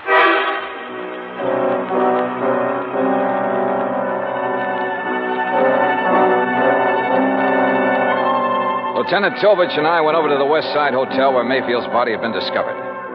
There was nothing in his room to indicate anyone had been there with him. As a matter of fact, there was nothing couriered. Item 4, $1.80 cab fare to Claire Benton's apartment. Mr. Dollar, I really don't see the point of this. I've told you twice that I did not know this Arthur Mayfield. Did you ever hear your husband mention his name? I've never heard the name until now. From you. Mrs. Benton, mind telling me where you were last night around midnight? I take it that's when Mayfield died. Approximately. I suppose you have an alibi. You suppose correctly. You know something? I wouldn't be at all surprised if you were about to tell me you were with Larry Santis again. You know something, Mr. Dollar? That's exactly where I was last night. I know, Tovich. I know it could be just a coincidence that two guys fall or jump or get shoved out of windows within 24 hours. But I got a hunch there's some kind of connection between them. Could be, Johnny, but so far we haven't been able to find it. Well, how about their past? The armed forces, maybe? I've already checked that out. The answer's no. Could they have been involved in any sort of business deal? I asked Benton's attorney about that. He's checking through all of his papers. He's promised to call me. And you haven't been able to find any organization they both belong to, any situation in which they could have been thrown together? Not so far. Unless they served on a jury together, something like that. Well, don't laugh. That could be it. And they might have convicted somebody who took this way of getting revenge. Yeah, I'll check it out and call you if we find a connection. But don't count on it, Johnny. Don't count on anything.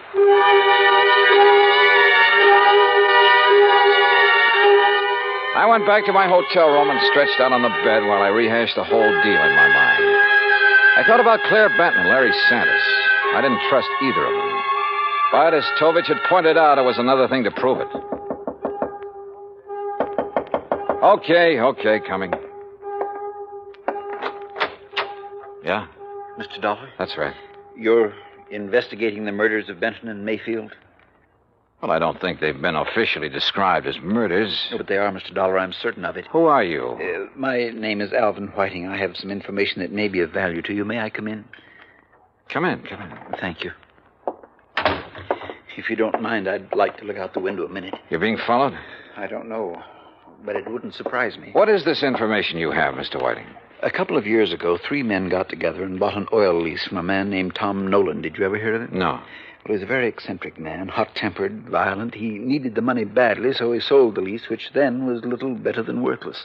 Benton and Mayfield were in that deal together. I see. But I still don't understand what that has to do with their murders. I'm convinced their killer is Tom Nolan, getting revenge on them in his own warped way. Revenge? For buying a worthless oil lease from him?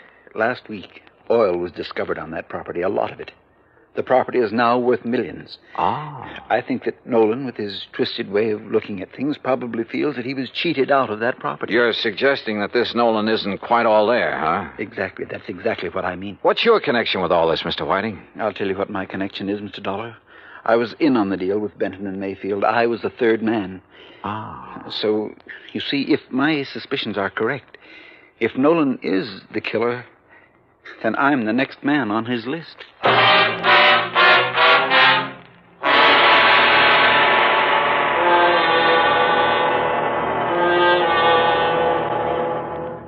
Act 3 of yours truly, Johnny Dollar, in a moment. And now, Act 3 of yours truly, Johnny Dollar, and the Killer's List matter. I took Alvin Whiting down to Lieutenant Tovich's office, and he told his story again. I could see that Tovich felt the same way I did, that at last we were getting someplace. Matter of fact, Johnny, I was about to call you. Benton's lawyer just turned up the lease agreement linking Benton, Mayfield, and Mr. Whiting here. Question is, where's Tom Nolan? I don't think I'll draw an easy breath until he's been found and arrested. We have a bulletin out on him, Mr. Whiting.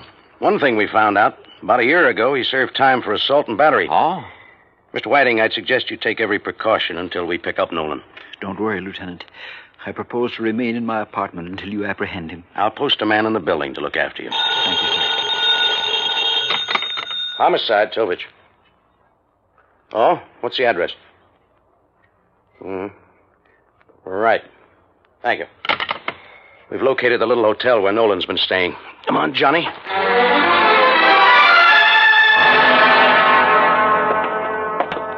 That's Mr. Nolan's room at the end of the hall, Lieutenant. Okay, clerk. Is he in? I don't know. I really haven't seen him since he rented the room from me. How long ago was that? Oh, about a week ago, Mr. Dollar. If he's gone out since then, it must have been at night when I was off duty. Here we are. Try your pass key, quietly. Right.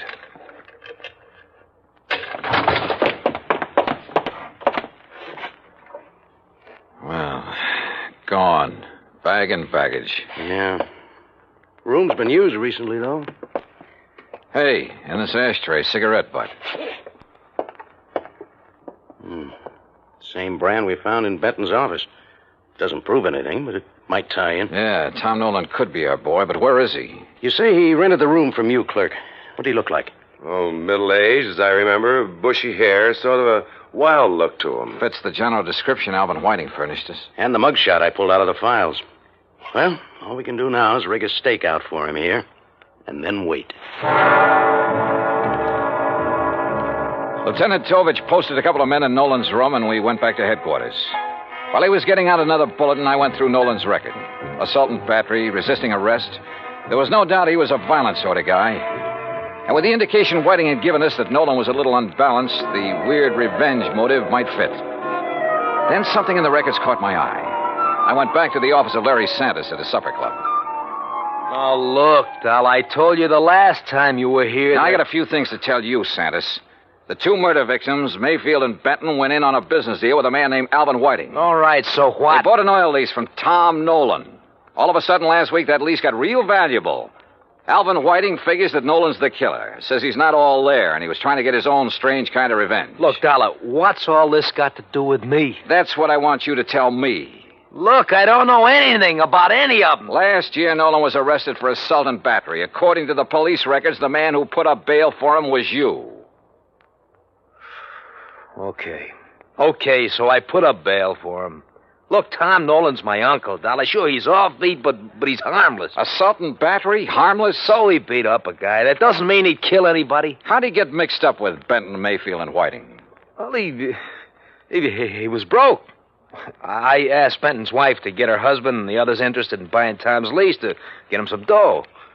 I didn't know the lease would turn out to be valuable. After Nolan got out of jail, he left town, moved to Coopersville. That's upstate. Yeah? Well, he's had a room right here in the city for the last week. I didn't know that. Believe me, I didn't. Look, I haven't heard from him for 6 months. That's the truth. Dollar, I've told you all I know. I still didn't trust Santos, but decided to follow up the lead he'd given me about Coopersville. Maybe Tom Nolan had gone back there. I called Tovich to tell him, and he had a nasty little surprise for me. Alvin Whiting had disappeared from his apartment. I didn't know whether Tom Nolan had gotten to Whiting or not, but I did know I had to find Nolan in a hurry. I hightailed it to Coopersville. It was a small town with half a dozen hotels and rooming houses. I made the rounds, flashing Nolan's picture. Finally, I struck pay dirt. Why, yes, I recognize that picture. That's Tom, all right. But he told me his last name was Niles. You say he roamed here, Mrs. Carr? Yes, kept himself mostly, but he didn't make no trouble for anybody as far as I could see. We didn't hear about, 6 months ago. Around the end of September it was. And then last week he left us. Sure, he probably found out they'd struck oil and moved into the city. You don't understand, Mr. Dollar. When I say he left us, I mean that last week Tom Niles died. And there I was. But all of a sudden, the deal started adding up in my mind. It was after dark when I got to the graveyard, and my flashlight picked out the simple headstone. Tom Niles. Yeah, Tom Nolan. Resting in peace, right where he'd been, all through the murders he was supposed to have committed. The shot knocked the flashlight out of my hand. I hit the dirt, but the flash had pegged the gun for me.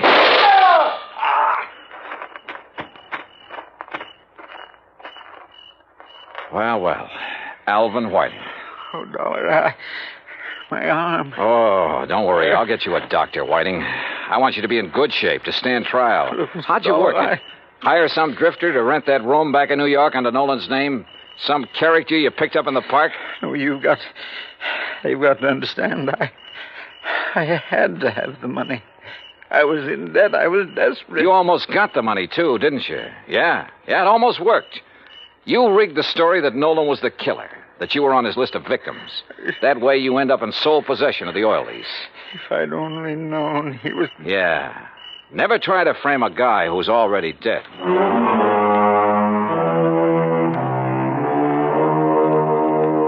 Expense account total $146.50. Remarks? I turned Whiting over to the police and he made a full statement. Yeah, his motive was money. He was in the hole, gambling debts and bills, high cost of living, you might say. But I guess he knows now it's still a real bargain compared to the high cost of dying. Yours truly, Johnny Dollar.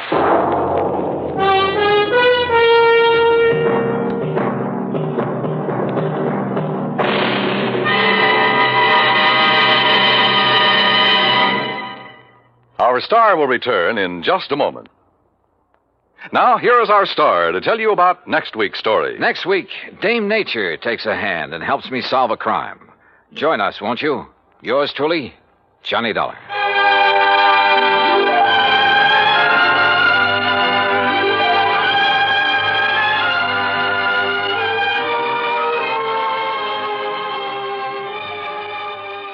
Yours truly, Johnny Dollar. From Hollywood, it's time now for Johnny Dollar. Fred Wills, Surety Mutual Limited, Johnny. Oh, hi, Fred. What's on your mind? At the moment, San Francisco. Oh, nice town to have on your mind. What's new out there? That's what I hope you're going to tell me. What do you mean? Johnny, there's an importer out there, name of Andrew Foreman. We're carrying a $50,000 policy on his life. So? So have you ever heard of an importer getting exported? I don't get you, Fred. I'm afraid that's what's happened to Foreman. Last night he disappeared. I'm on my way.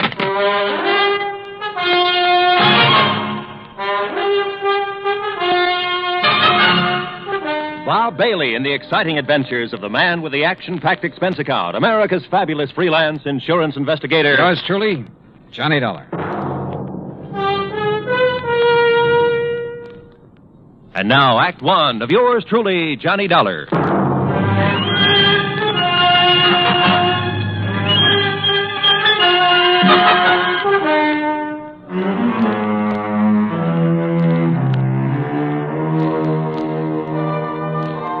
Expense account submitted by Special Investigator Johnny Dollar to the Home Office, Surety Mutual Limited, Hartford, Connecticut. Following is an account of expenses incurred during my investigation of the Blinker matter.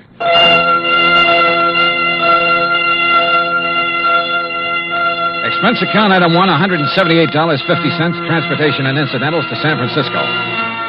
On the flight out, I studied the dope Fred Wills had sent me. Andrew Foreman, age 51. Occupation, importer. Health, good. Judging from the hefty premium he had to pay, his importing business must be okay. Wife, Marcia Foreman, age 35. 16 years younger than her husband. And Marcia was the sole beneficiary.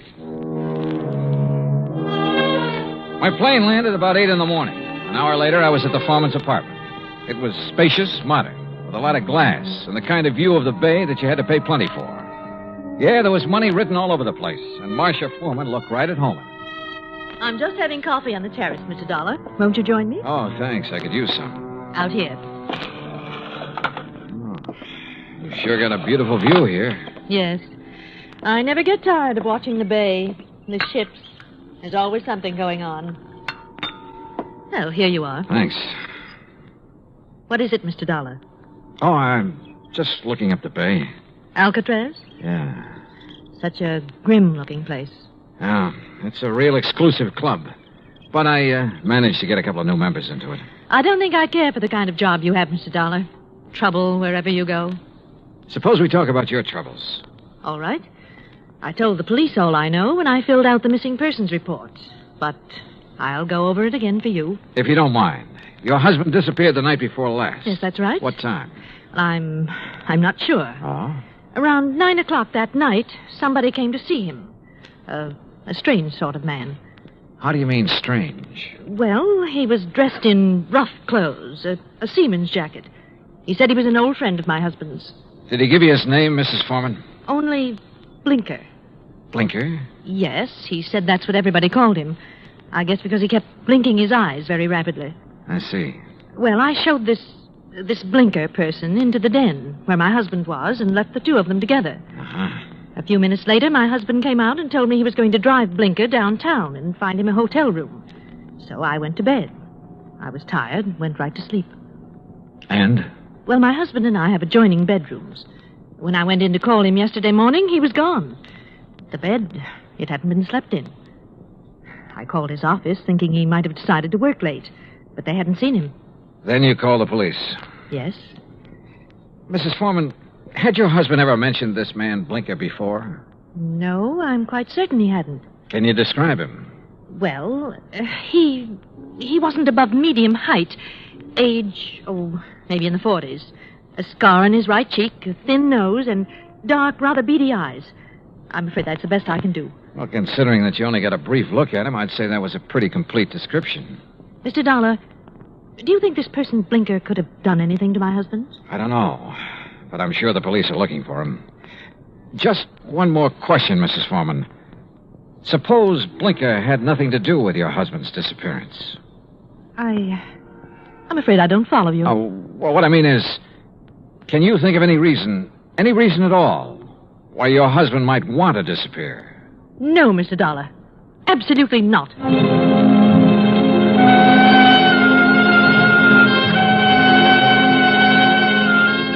Marcia Foreman sounded pretty certain of that last answer. Maybe just a little bit too certain. Expense account item 2, $1.80 cab fare to the office of an old friend of mine, Detective Lieutenant Scapella. Jono, if Foreman took this character Blinker to a hotel, it's no hotel we ever heard of. We've covered them all. You think Blinker could have killed Foreman? It's a possibility. What's another? Maybe there is no Blinker. Yeah, Scapella, I thought about that, too. Jono, didn't it hit you there was something strange about Mrs. Foreman's story? She said she let Blinker in the apartment. She showed him to the den. Now, she could have only seen him a couple of minutes. Yet she rattled off a complete description of him. Yep. Sure is to me, Scapella, right between the eyes. And the way she described it. Yeah, I know. Seaman's jacket, beady, blinking eyes, scar on the right cheek. Oh, he sounds real distinctive. Real distinctive. Or real faked. Well, the trouble is, smelling a fake's one thing. Proving it's another.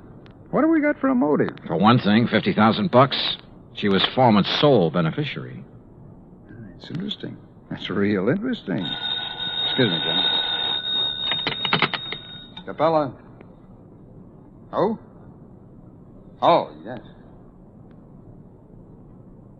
What? I see. Yes, okay. Yes.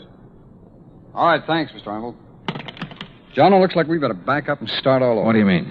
That was Wayne Arnold. That's Foreman's attorney. He had a telephone call this morning. From Foreman? No, but from somebody just as interesting. Blinker. Yeah, Blinker.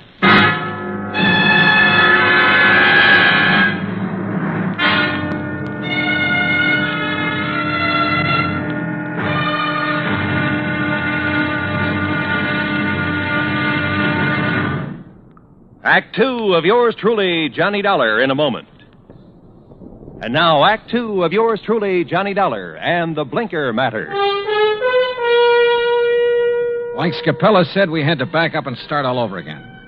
Just when we talked ourselves into thinking Marcia Foreman's story about Blinker was phony, her missing husband's lawyer phoned and told us he'd just heard from Blinker. Item 3, $1.70, cab fare to the office of Wayne Arnold, Foreman's attorney. I met him just coming out his door.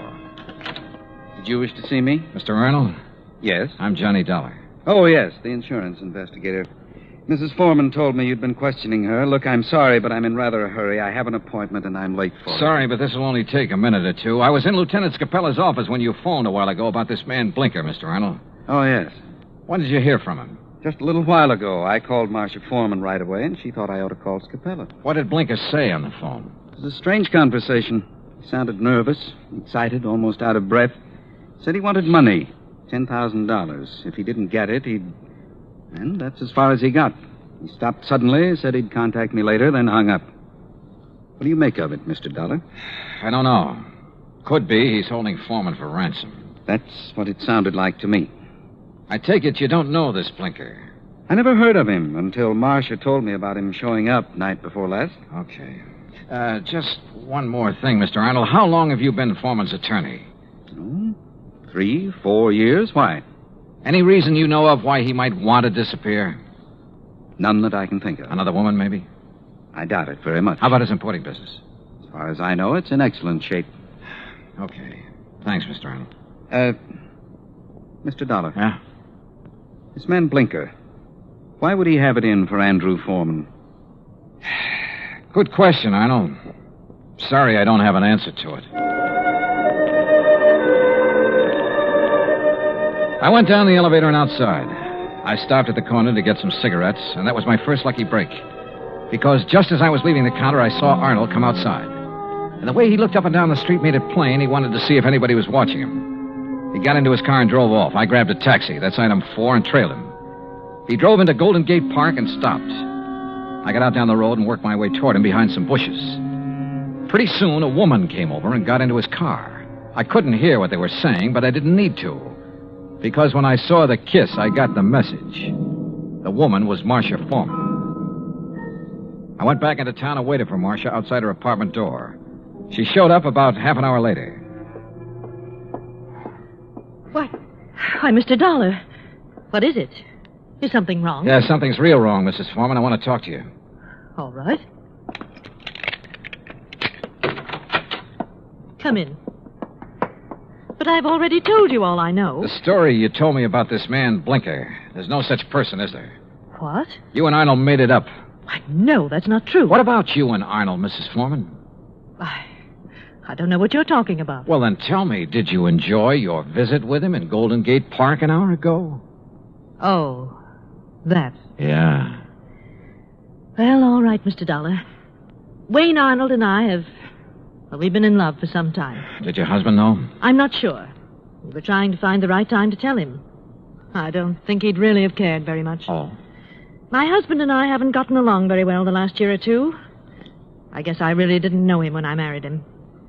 Mr. Dollar, this has nothing to do with my husband's disappearance. You must believe that. That's so. I didn't make up the story about Blinker. I didn't kill my husband, if that's what you're thinking. Has he been killed? I don't know. You've got me confused. If you didn't do it, how about Arnold? No. He'd have no reason. Besides, he wasn't even in town the night before last. I can check that. I know you can. Mrs. Foreman, maybe you're telling me the truth and maybe you're not. Sooner or later, I'm going to find out which. I am telling you the truth. And can you give me any reason at all why your husband has disappeared? There's one possibility, Mr. Dollar. It might have something to do with his importing business. What's that mean? My husband, well, he seems to have made a lot of money out of his importing business. More than the kind of thing he usually imports would warrant. What does he import? Oh, trinkets, curios. From the Orient, mostly. Have you a key to your husband's office? Yes. Let me have it.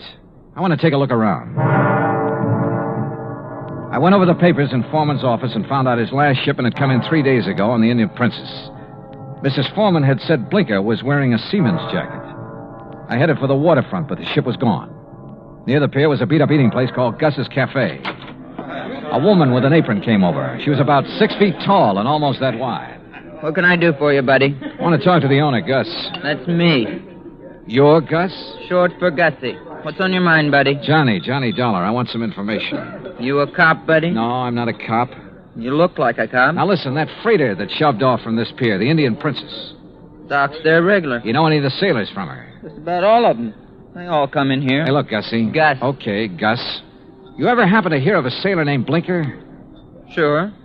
You know him? Sure. About medium height, scar on the right cheek, blinks his eyes all the time? I said I know him. What do you want, an affidavit? Oh, Gussie, you're the most beautiful thing that's happened to me all day. That's what they all tell me, buddy. But flattery don't get 'em a thing. Might help you, though. You're kind of cute. Yeah. Look, did Blinker sail on the Indian Princess? Nope. Then where is he? Fact is, I don't know. Blinker's disappeared.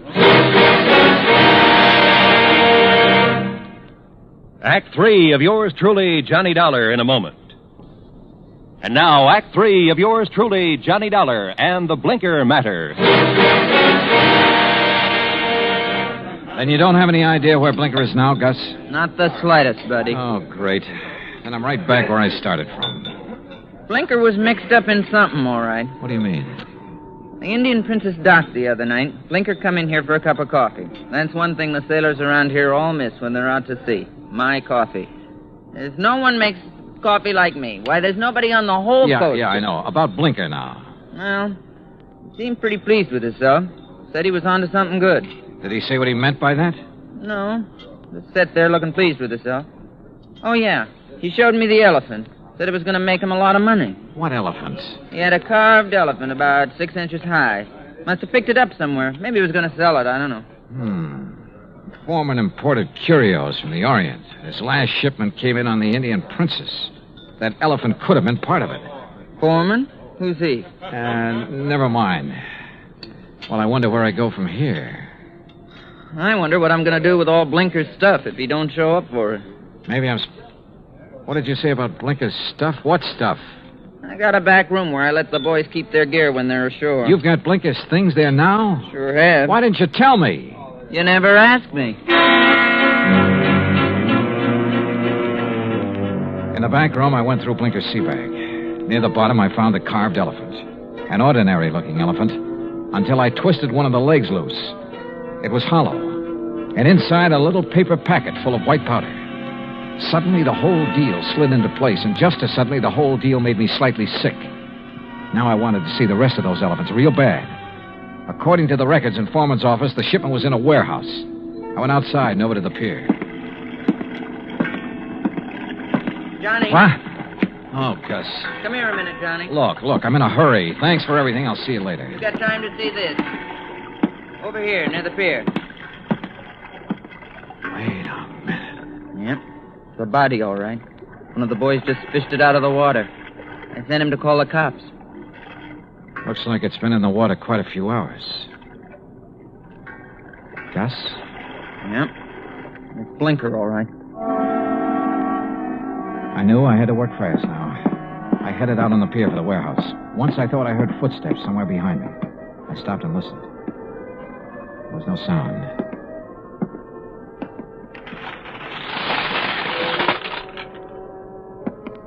It was dark inside the warehouse, but with the help of matches, I located Foreman's shipment. I took a crowbar and opened one of the crates. It was full of carved elephants. I picked up one of them. Yeah, it had a hollow leg. And the hollow leg was full of the same white powder. I hit the floor fast. The shot had come from over near the door. I eased my gun out and waited. 5, 10 minutes went by. I kept quiet. Then suddenly a shadow loomed up near the crates. We saw each other at the same time.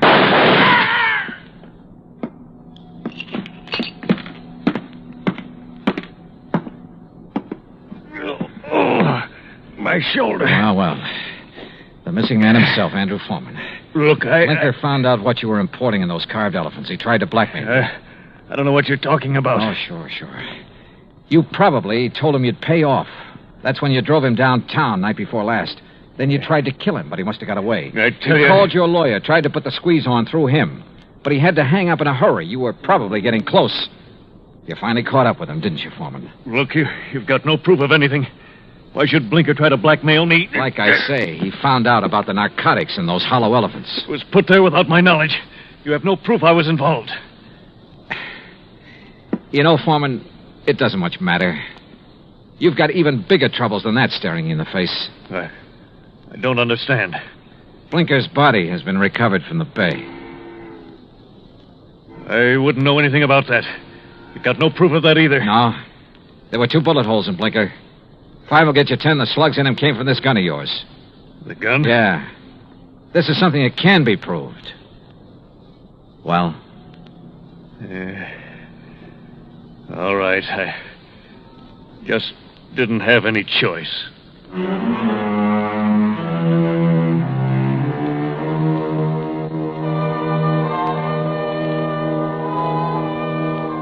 Item 5, $183 even, transportation and incidentals home. Expense account total, $434.50. Remarks?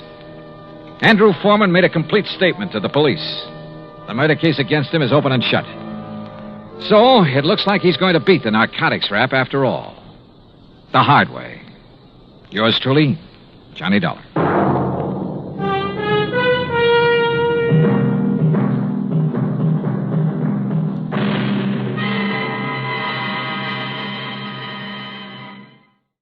From Hollywood, it's time now for...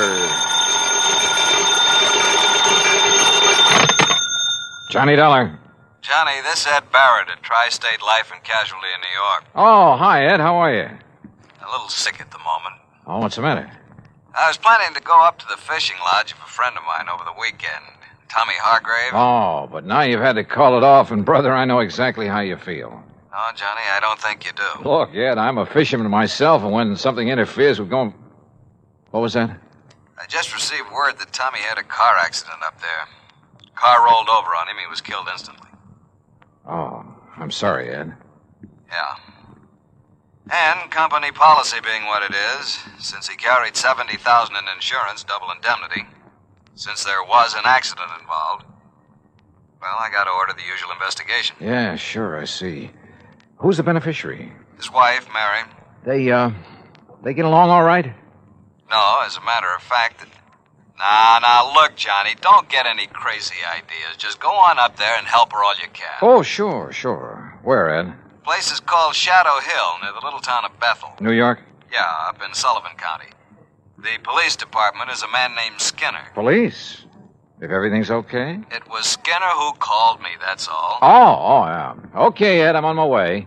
And if I dig up anything... Johnny, I assure you that everything's all right about this one. Oh, sure. You say that as though you don't believe it. Well, just my suspicious mind showing, I guess. Forget it.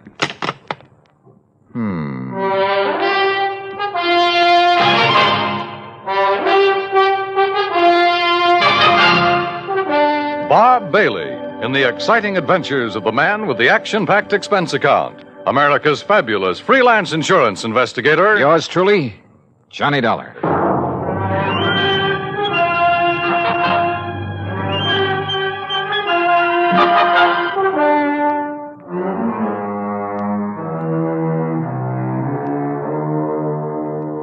Expense account submitted by Special Investigator Johnny Dollar to the Tri-State Life and Casualty Insurance Company, New York, New York.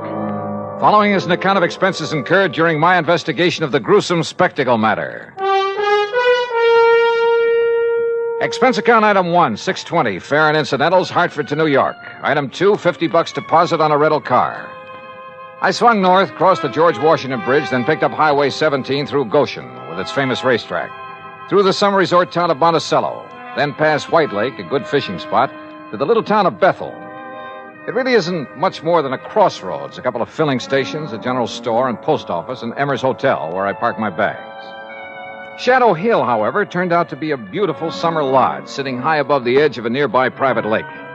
From the highway, I could see the narrow, winding road that led from the lodge down to the lake shore. I could also see the spot where a car had apparently taken a corner too quickly, skidded, and rolled over to where it lay on its side. Then, shortly after pulling off the highway, I could see something else. Another car, just short of where the accident had occurred. It was half hidden in a clump of trees that bordered the road. And as I slowly pulled up to it, a man suddenly jumped out and leveled an old .30-30 rifle at me. Stop right there. Don't come any closer. Oh, well, now, just a minute, mister. Who are you? What are you doing around here? Stranger, huh? Yeah, I guess you'd call me a stranger, but look... Then maybe you're the stranger I'm looking for. Get out of that car with your hands up over your head. And don't try no funny business. Hey, what is this, a holdup? Do like I tell you to. And be quick about it. Okay, whatever you say. Come on. Well, I can't seem to... This door doesn't seem to want to... You trying to pull some trick? No, Open that door. Well, it's stuck. I can't... Well, here. I'll do it. Now then. Thanks. Yeah, now I'll take that gun. Oh, no, you won't. All right. Now. All right, up on your feet. Now, just a minute, son. Turn around. Go on, turn around. You just look here, son. You just take it easy, old man, and remember I have the gun now. I'll lock you up for this. That's what I'll do. You'll what? Yes, sir. Interfering with the law this way. The law? You? That's right. See? Here's my badge. See? Oh, okay then. Look, Mr. Skinner. You look, you... Hey, how'd you know my name? You are Mr. Skinner, aren't you? Well, sure I am. Amos Skinner. Only it's Chief Skinner to you. Police Chief Skinner. And if you think you're going to get away with this, you... What's your idea? Oh, Chief, it looks like you're just the man I came to see. Huh? Only, maybe you'd better have your gun back. Here. Well, all right. All right, now, you just put your hands up and... Say, now, just a doggone minute. Who are you? Johnny Dollar. Johnny Dollar? That what you said? That's right. The Johnny Dollar? I'm an insurance investigator. Well, praise be to Betsy. Well, I might have known there was someone like you, the way you outsmarted me.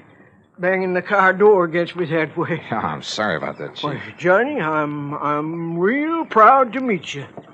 And believe me, son, I'm just mighty glad you're here. Oh? Why do you say that? Just you look here, Johnny, over the edge of this road.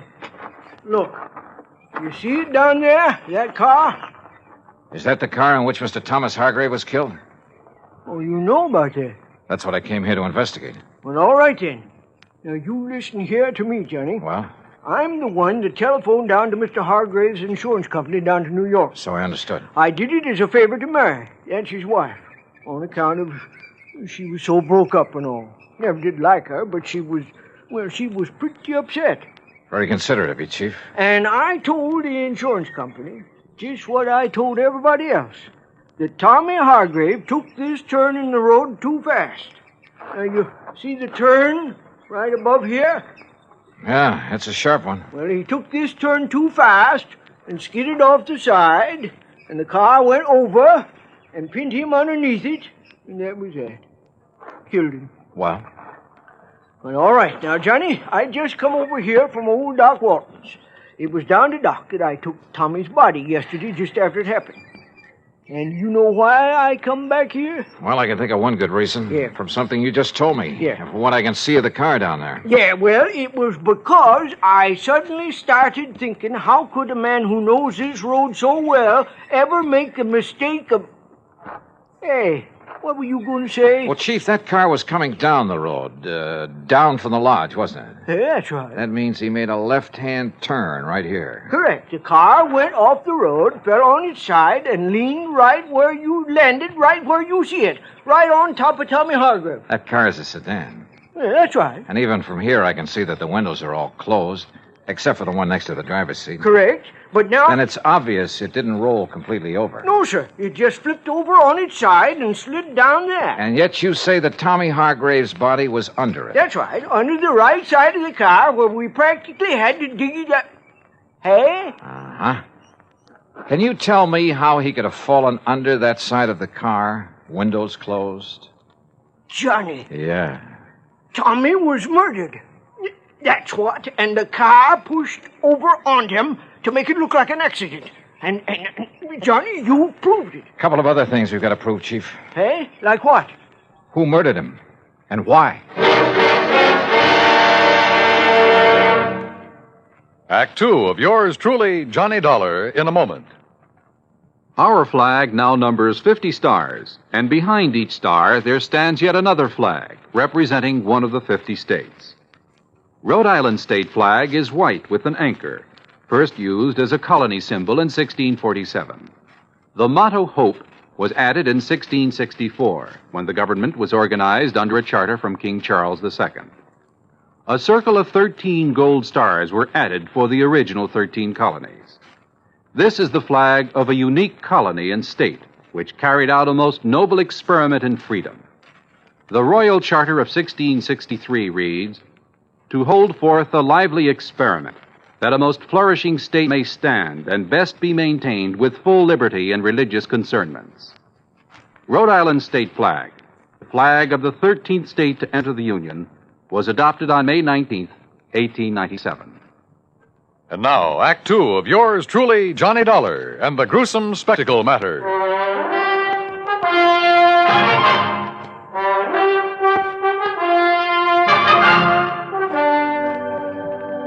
All right, Chief, tell me this. When and how did you learn of this so-called accident that killed Tommy Hargrave? Well, from Mary, his wife. Oh?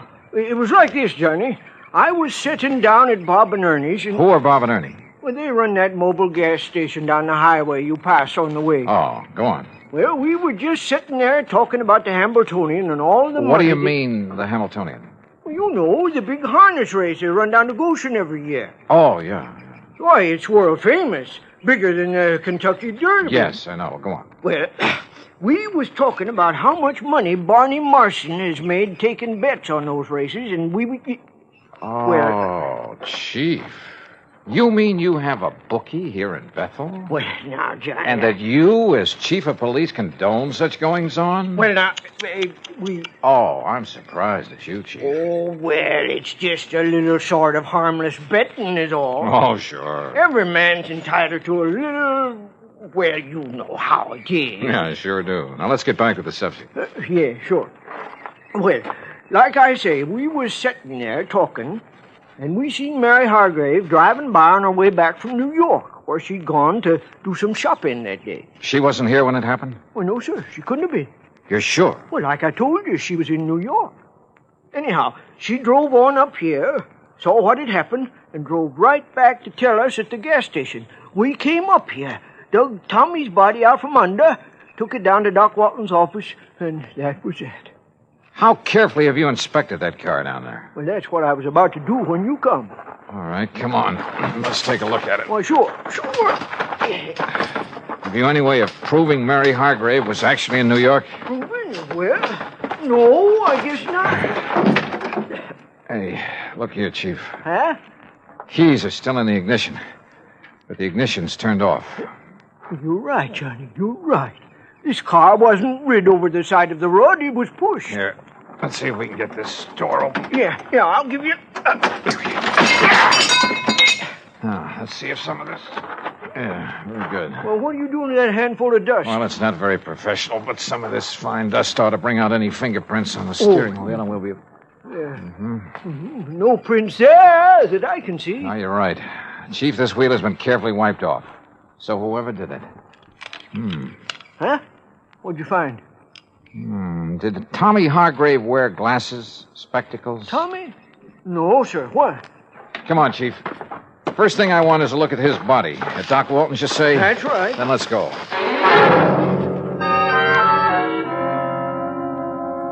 Well, as a matter of fact, it was I who suggested to Amos, to Chief Skinner, I should say, that he go back and have another look at that car, Mr. Dollar. Just why, Dr. Walton? Because a couple of things about this body made me wonder. Look here, the way the clothes are torn, as though he'd had some kind of a struggle. Scratches and contusions on his hands. But more important, here. Yeah? Here at the base of the skull, this mark. Up where that car is, there are no rocks, no stones, no anything that could make a mark like this. And there's another on the face below the eye. You know what that looks like to me, Doctor? Oh, what's that? The mark from the butt of a .38 automatic. And I've seen plenty of them. My Betsy, Johnny, you're right. Then that would indicate Hargrave was murdered. And the car pushed over on him to make it look like Yes, sir. And Johnny and me found a few other things around that car that would indicate the same thing. Doctor, I understand Tommy Hargrave did not wear glasses. No, not that I know of. Of course, Mary, his wife... She wears them? Yes, she does. Can't do without them. What kind? Well, just regular tortoiseshell, you know. Something like these, maybe? Well, no. Granted, one lens is smashed and part of the frame is broken, but is this the kind she wore? Yes, Mr. Dollar, I'd say so. Of course, a great many Johnny, surely you don't think his own wife... They didn't get along too well, did they? Well, no, but after all, when any couple's been married 10, 11 years... Also, she just happens to be the beneficiary of his sizable insurance policy. Good heavens, Mr. Dollar. Yeah, I think we'd better pay a little visit to Mrs. Mary Hargrave.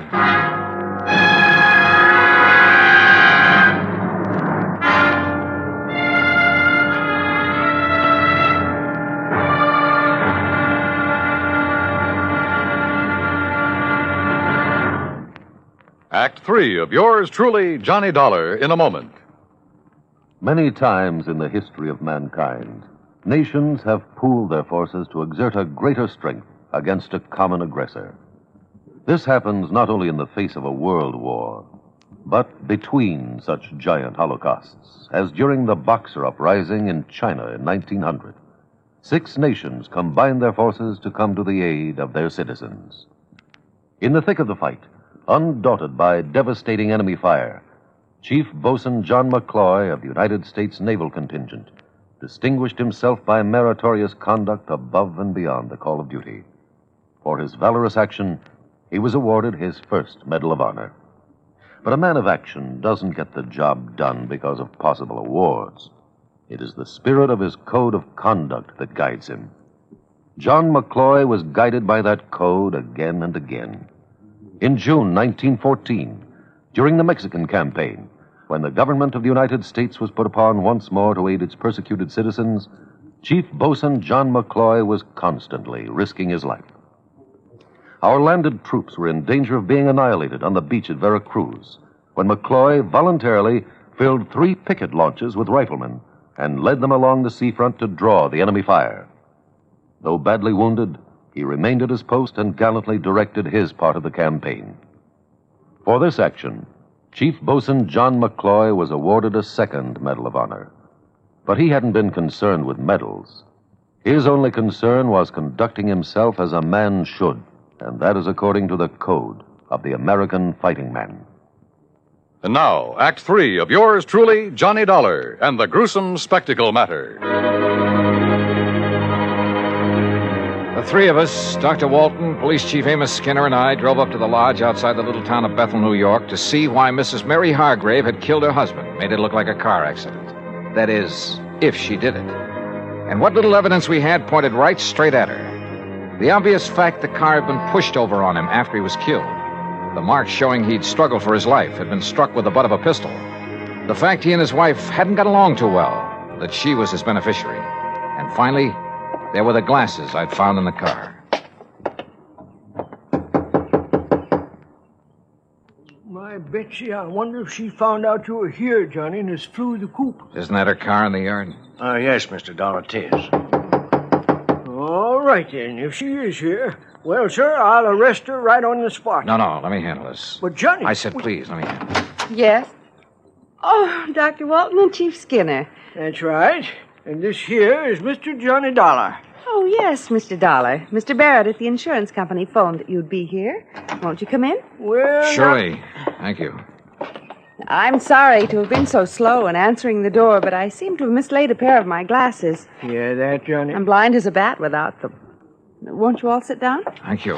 Yes, thank you, Mary. I've been using an old pair of steel rims with an old prescription, but they look so terrible. When did you lose your glasses? Oh, I must have mislaid them a couple of days ago. Ha! Now, what do you mean by that, Amos? You know very well what I mean. You don't seem terribly upset about your husband's death, Mrs. Hargrave? Why should I, Mr. Dollar? We haven't been exactly getting along for years. All he seemed to care about was his fishing and betting on the horses day after day. Oh? And I never did care about spending every summer up in this stodgy little town with all its stodgy people and... Oh, I didn't mean you, Dr. Walton. Oh, yes, thank you. The first thing I'll do when I collect the insurance is sell this place and go back to the city where my friends are, where there's some excitement and... Mr. Dollar, are those my glasses you have there? Are they? Well, they look like mine. Only what happened to them? Sure, they are hers, Johnny. What? No, Dollar. No, I don't think they are. Let me have them, please. Sure. Here. What's going on here? Johnny, we're just wasting time. No, wait. These can't be hers. I should have realized. Sure they are. Gentlemen, please. I've seen your glasses, Mary, many times. Very thick at the edges, very thin in the center of the lens. Well, isn't this pair? This lens, the one that's still intact, bears no resemblance to yours at all. Oh? No. Wait a minute, wait. Listen, Mrs. Hargrave. Will somebody please tell me what's... Listen, will you? You say your husband was always playing the horses. Yes, of course he was. But do you mind telling me what Even while he was up here? Yes, all the time. Mr. Dollar, I don't see what you're driving at. I sure don't. Oh, brother, this is probably the wildest hunch I've ever had. What? Mrs. Hargrave, did your husband owe a lot of money on his betting? Owe a lot? I should say not. Just the opposite. He's been going around for nearly 2 weeks boasting about the big killing he made. If he ever collected... Doctor, let me have those glasses. Oh, yes. Look, here, this little mark inside the temple. Oh, that's the mark of the optometrist over in Monticello. Here, you see? The same mark as in mine. Yeah, okay. Now, just sit tight, the three of you. Oh? Now, Mr. Dollar. Now, you look here now, Johnny. And Amos, don't try arresting anybody while I'm gone. But it Johnny... might make you look a little foolish when I get back. Back from where, Dollar? I'll see you all later.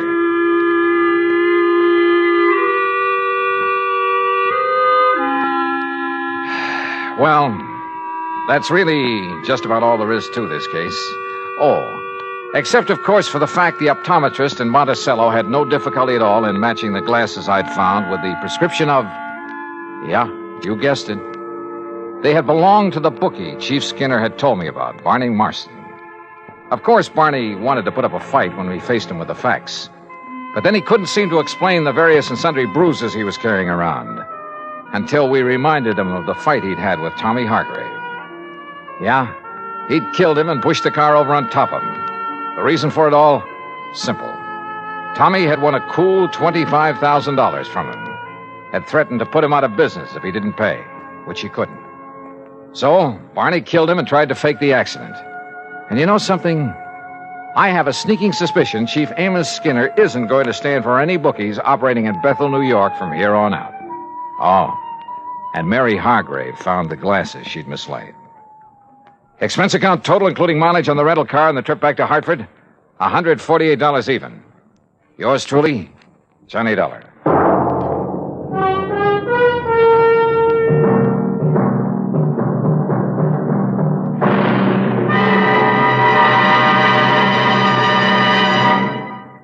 Our star will return in just a moment.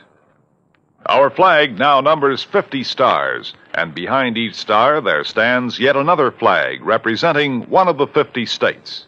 Kansas' state flag is dark blue, and in the center is the state's seal, surmounted by a large sunflower, the official state flower. The seal reflects the history of Kansas, the train of ox wagons going west, for most of the great roads passed through Kansas. An Indian is depicted chasing a herd of buffalo, recalling the words of the official state song, "Oh, give me a home where the buffalo roam." For this truly was the home of the buffalo and Indian. The East is represented by a rising sun, and the promise of future prosperity is indicated by the steamboat on the river and the farmer plowing the field. Above a mountain range are 34 stars, for Kansas was the 34th state admitted to the Union. Over all is the state motto, Ad astra per aspera, to the stars through difficulties. Kansas state flag, the flag of the 34th state to enter the Union, was adopted on March 23, 1927. Now here's our star to tell you about next week's story. Next week? Well, listen. I promise you the most unusual case and some of the most unexpected people you ever... Well, join us, won't you? Yours truly, Johnny Dollar.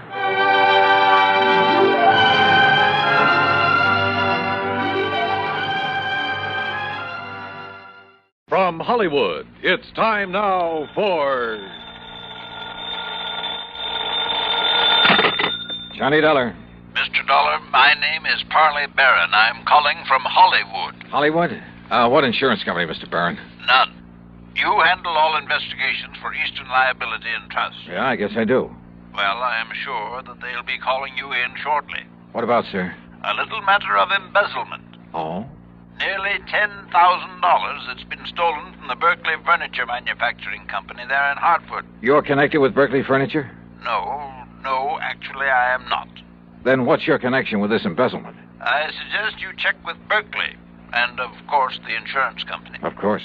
When you have learned the facts from them, I am sure you will find it of the utmost importance to contact me. You sent in Hollywood? Yes. Goodbye, Mr. Dollar. Yeah, but where in Hollywood? Hello? Hello?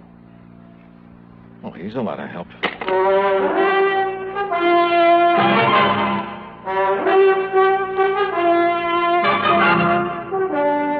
Bob Bailey in the exciting adventures of the man with the action-packed expense account, America's fabulous freelance insurance investigator. Yours truly, Johnny Dollar.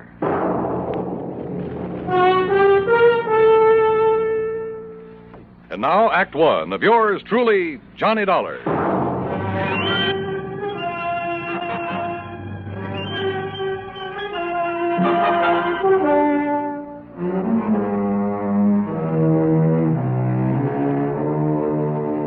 Expense account submitted by Special Investigator Johnny Dollar to the Eastern Liability and Trust Company, Home Office, Hartford, Connecticut. Following is an account of expenses incurred during my investigation of the Hollywood mystery matter. Expense account item 1, 10 cents for a phone call to Hal Spidel, who's my regular contact at Eastern Liability and Trust. Well, hi, Johnny. Nice to talk to you again. Yeah, nice to talk to you, Hal. Listen, have you received a report of loss from the Berkeley Furniture Manufacturing Company? Well, they're a client of ours, but no. What makes you ask a thing like that? A phone call I just got. They called you direct? Well, somebody did. A man by the name of Parley. Wait a second. Yes, Miss Turner. Who? Hold everything, Johnny. I'm holding. They What did you say? When? We'll find out how much.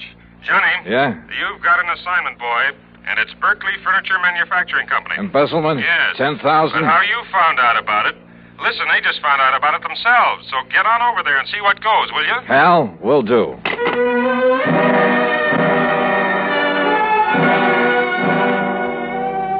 Yeah, my informant, the man who'd called me, had really known something. But how to locate him? Item 2, $1.45 taxi to the Berkeley plant on the northwest edge of town. It's a small company, but an old one. When I flashed my credentials to the receptionist, I was immediately shown into the office of the high and mighty himself. Well, I must say, your insurance company acts very promptly, Mr. Dollar.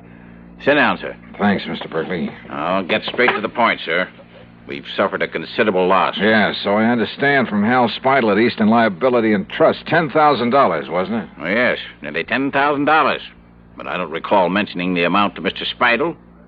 In any event, Mr. Dollar, what I want is that money back. I don't care what you do with the thief. All right, have you any idea who took it, Mr. Berkeley? I certainly have. The ungrateful... Who, sir? One of our bookkeepers.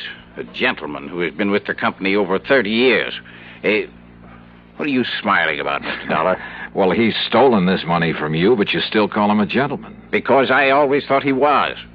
Did his job, never complained. That's your measure of a gentleman, huh? Eh? What's that?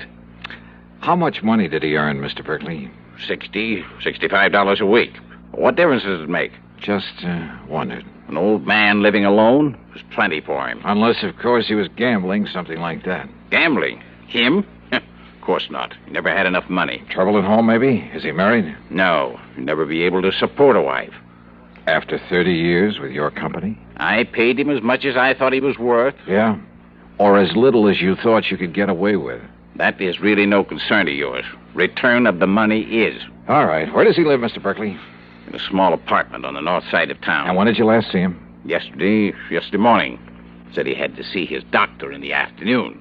Yes, it's against my usual practice, but I let him off. Mm-hmm. But, of course, you decided to dock his pay. Naturally. I have to keep discipline in a place like this. Oh, sure. And this morning, when I opened the safe, I discovered that the money was missing. $9,984.75. The cash that we had on hand for emergencies. I also discovered that he hadn't come to the office. So I phoned his apartment. And? I learned that our respected gentleman bookkeeper left town yesterday afternoon, bag and baggage.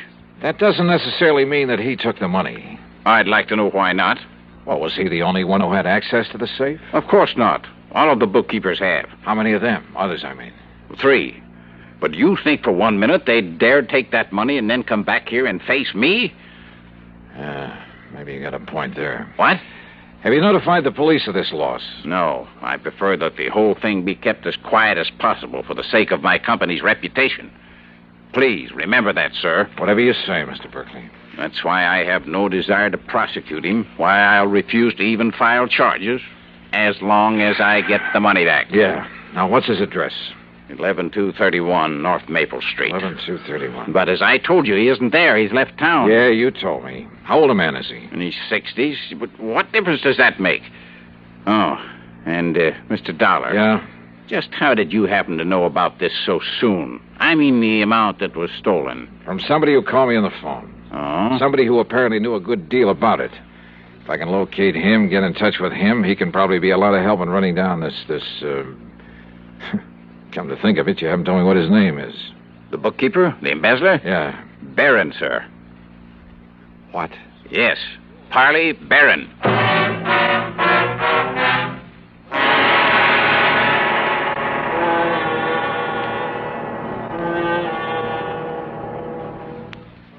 Act 2 of yours truly, Johnny Dollar, in a moment. And now, Act 2 of yours truly, Johnny Dollar, and the Hollywood Mystery Matter.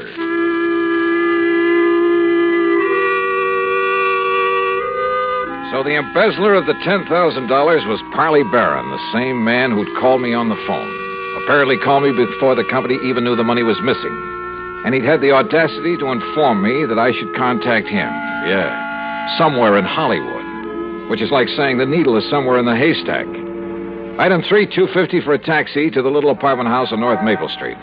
I paid off the driver, then walked into the open foyer and looked for the usual bank of mailboxes to find out which apartment was Parley Barron's. Hey, you want me to wait for you, mister? No, that's all right, driver. You go ahead if you want to. Okay, let me see. Now, let's see. Nelson, Davis, Parrots. Oops. Oh, excuse me, sir. That's all right. Spaulding, Pierce, Robeson. Taxi, wait a minute. Oh, here we are. Barron, apartment 103. Just a minute, young man. Are you a salesman?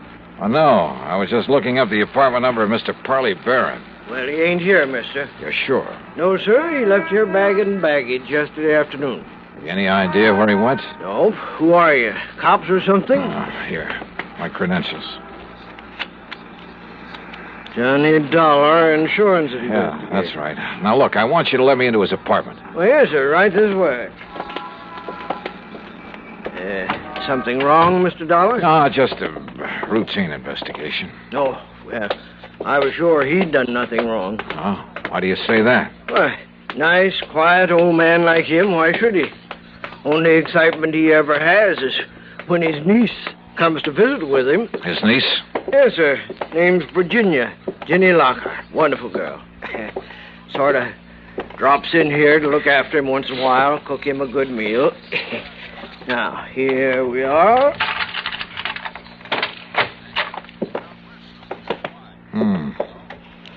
Well, it sure looks like he left in a hurry. Closet's open, doors pulled out. Where can I find this niece you mentioned? Why, didn't you see her when you just came in?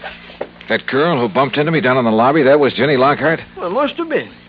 Guess she dropped in for a visit with her uncle, found him gone, and then lit out again. And I didn't have sense enough to get a good look at her. Well, now, here's a picture of her, mister. Sent it to him from her vacation last winter. Vacation, huh? Blue sky and palm trees. Down in Hollywood, I understand. Is that where she's headed for now? Well, now you got me there. Wait a minute. Yes?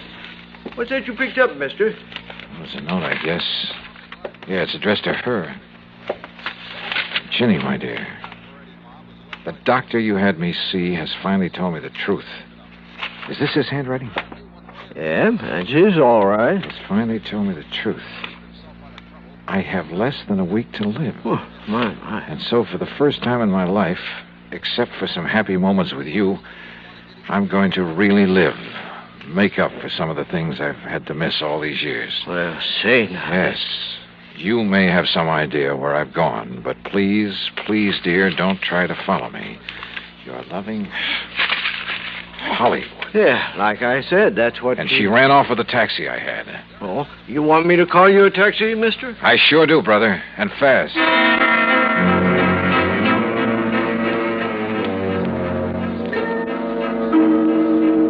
Item 4, $750 for a trip to the airport that should have got the cabbie locked up for life. We ran every stoplight along the way. So what happened? I got there just in time to see a plane taking off. And the man at the ticket counter politely informed me that Virginia Lockhart was among the passengers headed for New York. And where would she go from there? Hollywood. I'd bet my last nickel on it. Yeah, and she could lead me to the man I was after. I checked the schedules of all the airlines leaving New York. If I took the next plane out of Hartford, I could barely make a flight out of New York to the West Coast. In other words, Hollywood. Item 5, $162.80 for a through ticket. When we arrived in New York, where I had only seconds to change planes, I was the first one off. And then I saw her. She was boarding a plane from another ramp. By breaking a couple of records for the 100-yard dash and bulling my way through the gate, I managed to climb aboard just as the doors were being closed. A quick flash at my credentials kept the stewardess from throwing me off, and in a couple of minutes we were airborne. Now, I guess we'd better make some arrangement about your ticket, sir. Huh? Tickets? Yes, sir. Oh, no, here, I already have it. Here you are. Oh, thank you. I'll just... Mr. Dollar? Yeah? I'm sorry, but this ticket is for Los Angeles. Well, sure, that's where I'm going. Well, not on this plane, I'm afraid. Huh? This is a non-stop flight to Miami. What? Yes, sir. Miami, Florida. Act 3 of yours truly, Johnny Dollar, in a moment. Now, Act 3 of yours truly, Johnny Dollar, and the Hollywood Mystery Matter. Wait a minute. This plane is headed for Florida? Yes, sir. Non-stop flight to Miami. But I thought this was...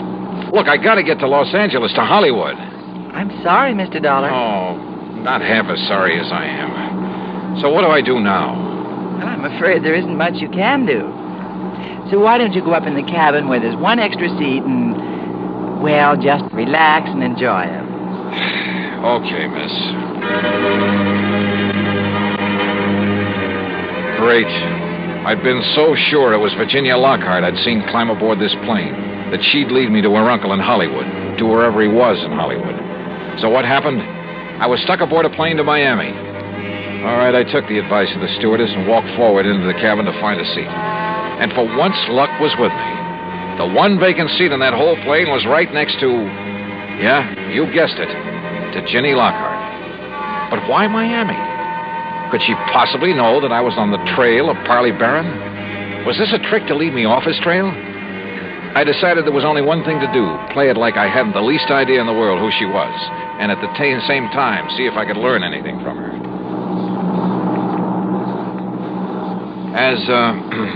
As long as we're seatmates on this trip, we may as well know each other. My name's Johnny. Johnny Dollar. Miss, How do you do, Mr. Dollar? Be kind of nice to get on down south and away from all the snow and cold, won't it? Would you like some champagne? I understand all I have to do is flag down the stewardess and she'll be... how about it? No, thank you. Well, excuse me for saying so, but you look worried about something.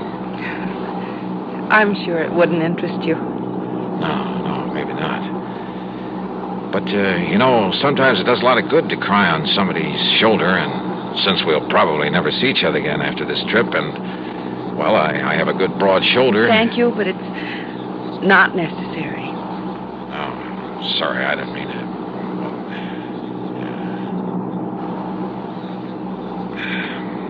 Going down to Florida for a vacation? No. I'm going to Florida to try to save somebody's life. Oh? But I'd rather not talk about it. And she didn't. Or did she talk about anything else during the rest of the flight? As we came into Miami, I decided the only thing I could do was transfer to a plane for Los Angeles and hope for the best. But she was my only real lead to Parley Barron. And if I left her here and went on to Hollywood... So I changed my mind. I decided to stay with her. Item 6, $9 even for a taxi that followed hers out of Miami Airport, then headed north. And where do we end up? Hollywood. Hollywood, Florida. Hollywood by the sea. And the Diplomat Hotel. I watched her make inquiries at the desk, heard the clerk tell her room 716. I managed to get an elevator before she did. By the time she reached the door of 716 and raised her hand to knock, I was standing right beside her. Mr. Johnny Dollar, what are you doing here? I've been following you, Ginny. Why? To find your uncle, Parley Barron, who stole $10,000 from the company he was working for. He what? Yeah. And unless I'm all wet, this is the door to his suite. You say he stole... I found the note he'd written to you, Ginny, back at his apartment in Hartford. Mr. Dollar, Johnny... Yeah, and it all ties up, including his phone call to me. It was to make me think he was headed for Hollywood, California, to throw me off, give him time. Please listen to me. He said that for once in his life, for the few remaining days of it, he was really going to live it up. So he came here, to the Hollywood that you told him about. Came here for one last desperate, glorious fling. Listen, that's what he thought. But don't you see... And the more I've thought about it, thought about that crummy, penny-pinching outfit that he worked for 30 miserable years, the more I hated this assignment. Hated the thought of having to deprive that poor old man of this one last chance to get some fun out of life. Because all I know about him is that he's a decent sort who's been taken advantage of. He's a wonderful man. And he's been a good man all his life. Jenny, don't you see? Unless I get him return the $10,000 to his firm... Johnny, listen. He can't have spent $10,000, and I'll make up the rest. Sorry, Jenny. You're not the police. You're not the law. But I have a job to do. Does that dirty old company want the money? Or does it want him? Johnny? For the sake of my company's reputation, that's why I have no desire to prosecute him. Why I refuse to even file charges, as long as I get the money back. Johnny, if I give you enough to take the $10,000 back to them? Okay, Jenny, it's a deal. Oh, thank you. I'm awfully glad. And because of something else, Johnny. Oh? The reason why I was looking for him. What do you mean? The new doctor I'd had him go to a couple of weeks ago, my doctor. He gave him a lot of tests. Then Uncle went back to see him yesterday afternoon. Yes, I understand. It was to find out the result of the tests, and the doctor told him wrong. The lab reports had got mixed up. You mean that he isn't going to die? No. And the doctor tried to call him, but couldn't reach him, so he called me. That's why I went to his apartment. But he'd left, so I came down here to try to find him. I tried to tell you, Johnny, because... Well, don't you see he's going to be all right? Well, then, Jenny, I guess that leaves only one more thing to be done. What, Johnny? Tell him the good news.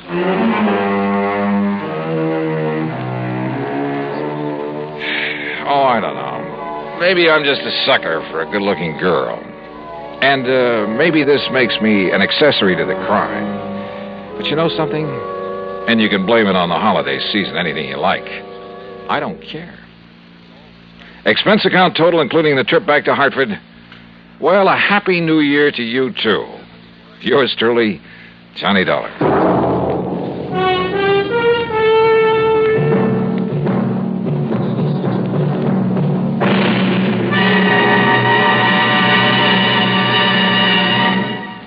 Our star will return in just a moment. Because of another adventure in Hollywood, Florida. But that one you'll have to read about in the February issue of Harper's Bazaar. It's just out, so grab a copy, will you? Yours truly, Johnny Dollar.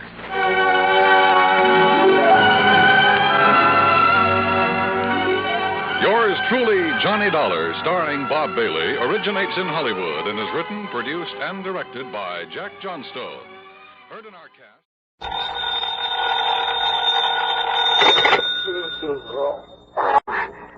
Johnny Dollar.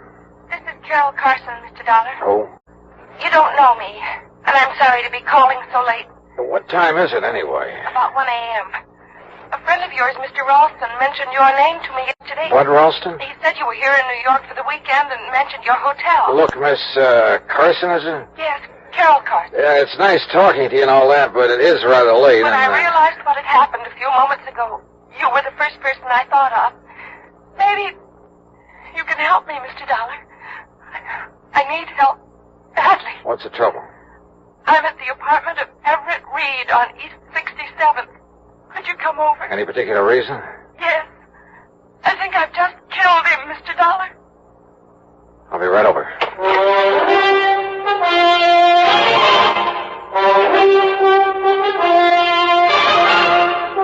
Bob Bailey in the exciting adventures of the man with the action-packed expense account. America's fabulous freelance insurance investigator. Yours truly,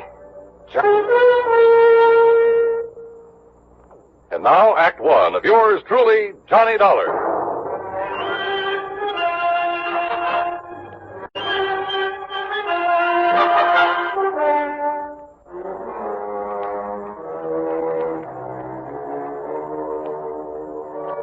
Expense account submitted by Special Investigator Johnny Dollar to the Universal Adjustment Bureau, Home Office, Hartford, Connecticut.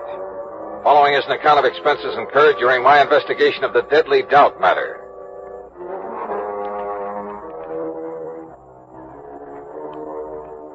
Expense account item 1, $1.80, cab from my hotel to the apartment of Everett Reed on East 67th. Carol Carson was waiting for me at the door. She looked sort of dazed as she pointed to a body on the floor. He's dead, Mr. Dollar. Everett Reed, let's see. Yes. This is his apartment. You said over the phone you thought you'd kill him. Well, he's dead, all right. That's not what I meant. I thought I was the one who killed him. I'm not sure. Oh? I don't know. Doesn't seem to matter. He's dead. I guess that's all that matters. He's dead. Come on, now, get hold of yourself, Carol. I'm sorry. I guess I'm not making much sense. I feel sort of funny, lightheaded. All right, yeah. Better sit down. Thanks. Now, why don't you start at the beginning? All right. I came to see Everett tonight about 11 o'clock, I guess. He was a friend of yours? No. He sent for me, and I had to come. Mind telling me why? He insisted that I have a drink with him. Then I started to feel funny. How so? Dizzy. I had to get some air. You think there was something in the drink? There must have been.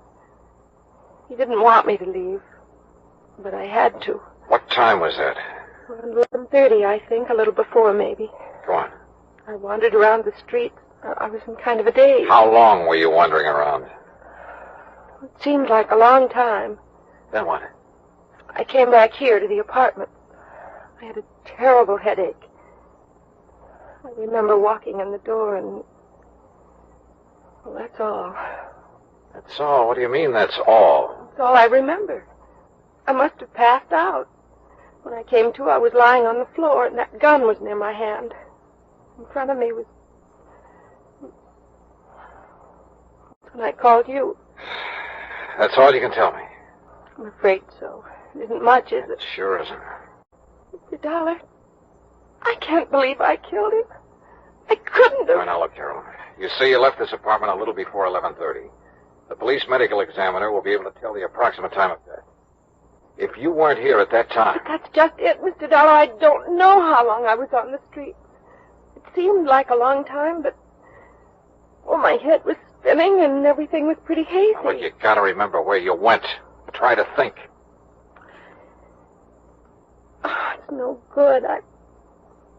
Wait. Coffee. A cup of coffee. You stopped somewhere for a cup of coffee? I think so. Where? I remember a neon sign on 3rd Avenue. Oh, you gotta do better than that. That's all I remember. Did you talk to anyone while you were walking around? I don't...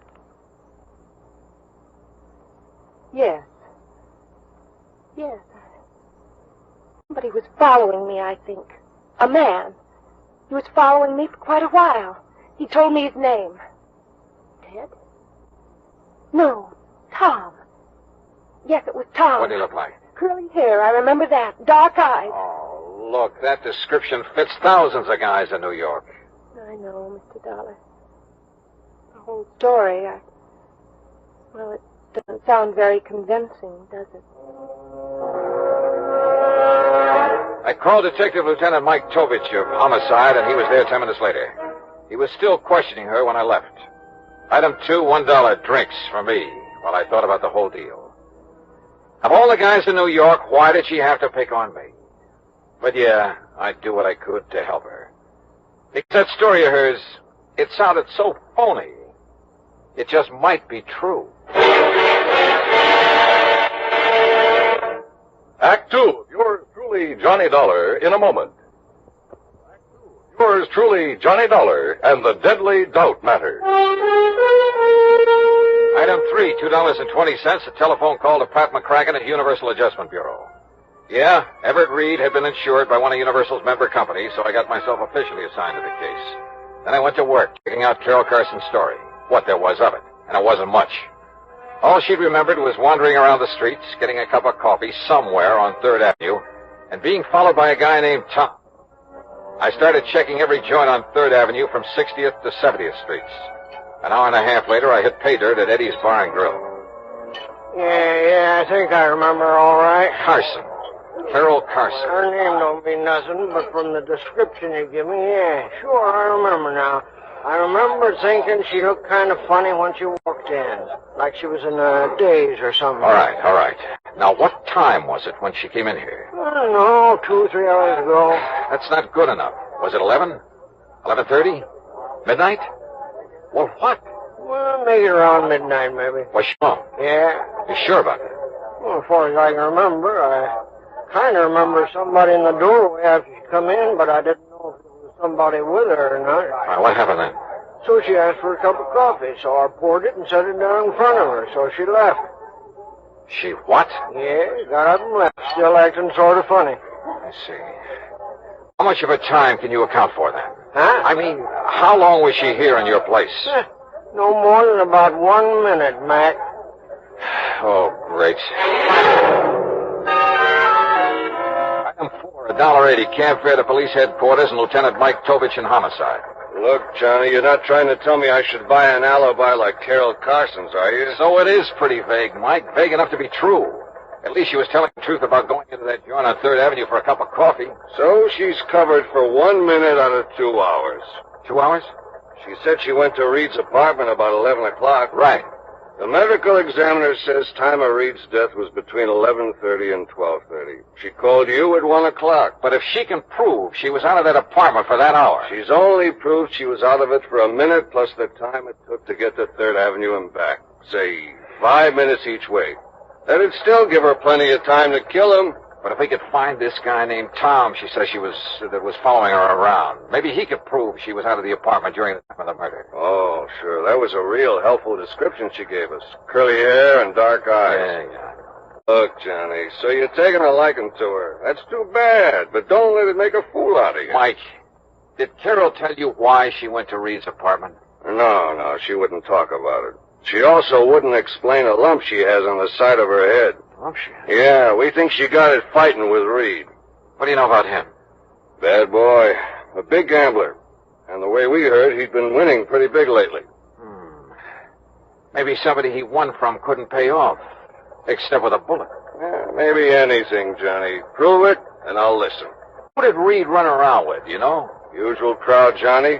Jack Vissel, that outfit. Vissel? Huh? Now, if Reed won a lot of money from him... Like I say, Johnny, anything you can prove. Yeah. Come in. Lieutenant Tovich? That's right. I'm Larry Bowman. I want to know what's going on with Carol Carson. Oh? What's it to you, Mr. Bowman? She's my fiancée, and you've got her locked up. That's right. Suspicion of murder. Oh, that's ridiculous. She didn't kill anybody, and you know it. Look, Mr. Bowman, if I knew it, she wouldn't be locked up, would she? Now, maybe you can tell us why she went to this Everett Reed's apartment last night. I don't know why she went, and I don't propose to ask her either. I trust her, Lieutenant. And if she went to see him, she had good reason. But Carol's not the kind who could kill anybody. You must have realized that just talking to her. The main thing that I realize is that my personal opinion is beside the point, Bowman. Look, the thing we need to know is if Carol was away from Reed's apartment for almost an hour and a half, like she seems to think she was, walking around the streets. Why didn't you say that sooner? I can prove she was. How? I was with her. Oh? Funny, she didn't mention it. She was probably confused. You sure you're not the one who was confused? Now, look, I tell you, I was with her. Okay. Where were you? On the street. What street? Well, I don't remember. 68th Street, I think. That's not the street Carol says she was on. As I say, she was probably confused. Where'd you go? To a bar. What'd you have to drink? Oh, Carol, too? Oh, sure, why not? Oh, you're fighting a losing battle, Bowen. Carol says she had a cup of coffee on 3rd Avenue and that a guy named Tom was following her. Now, listen, You told us enough, Bowman. I can't blame you too much for trying, I guess, but it won't work. You weren't with Carol and you know it. I know she didn't kill him. You mean you hope she didn't? When it comes to knowing, right now every bit of evidence we got says she did. And we've got nothing that says she didn't.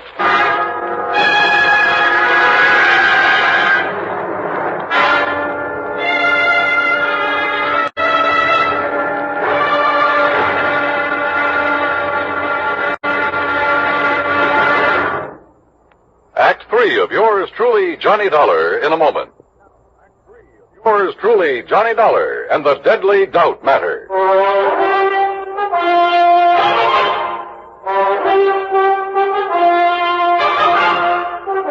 Item 5, 30 cents, coffee for Larry Bowman and me at a little joint around the corner. Lieutenant Tovich can talk about evidence until he's blue in the face, Dollar. Carol's not a killer. You prove that, and Tovich will be the first to listen. But cooking up phony alibis for Carol is not going to help any. Okay, so it was a stupid thing to do. But I can't just stand by and do nothing. Don't you have any other leads you can follow up? One, maybe. Well, what is it? Reed was a gambler. Could be somebody was losing big to him. Carol's my fiancée. I know she doesn't have that kind of money. Anyway, she doesn't gamble. I wasn't thinking about Carol. Who then? Jack Vissel, for instance. We found out Reed's been seen with Vissel several times lately. Well, you gonna question him about it? I may as well. After all, at this point, we got nothing to lose.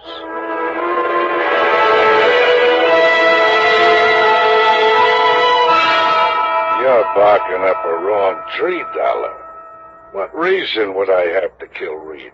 Could be a real good reason, Vissel. Maybe you lost money to him gambling. Some nights you win, some nights you lose. So maybe you lost more nights than you won. So maybe you owe Reed some money. Oh? That could be the motive. Look, Dollar, why don't you take your crazy theory someplace else? Yeah, I owed Reed money.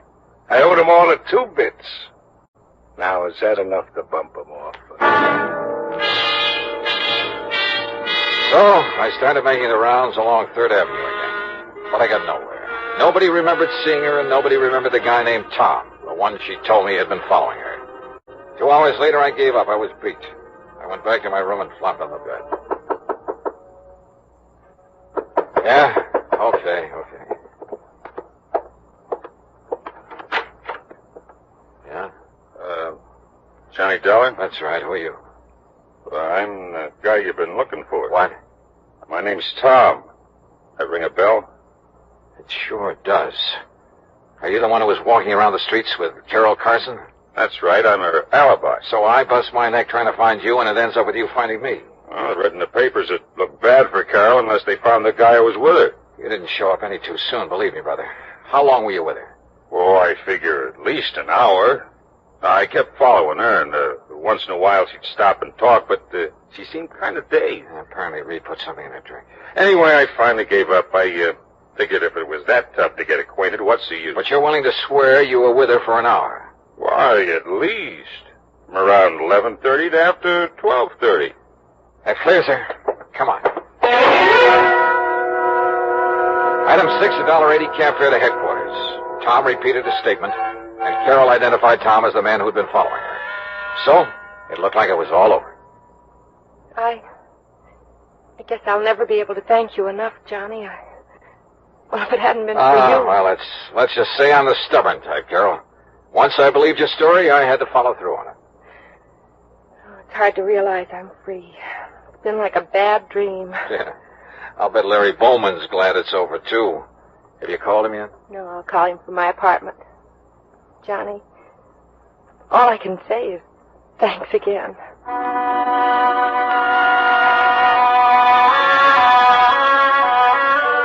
Carol took a cab to her apartment. I started back into the building, and then, out of the corner of my eye, I spotted another cab pulling away from the curb, following Carol's. And it was Tom. I figured I'd better join that procession. I tagged along to Carol's apartment. Inside, I could hear voices. The door was unlocked. Carol was in the process of handing over some money to Tom. Johnny! Yeah. Looks like I got here just in time to witness the payoff. So you bought yourself an alibi, Carol. No. Now, look, Dollar. You better stay out of it. Carol, I gotta hand it to you. You really had me fooled. Well, you don't understand, Johnny. Don't be a sucker, Dollar. Cut yourself in on the pie. I'm willing to have a partner. What are you talking about? Well, last night when I followed Carol back to Reed's apartment, just as I was leaving, I spotted somebody coming down the fire escape. I followed him, found who he was and where he lived. Then when the story came out in the papers, I realized I knew who the killer was. So I figured I could make some dough out of it.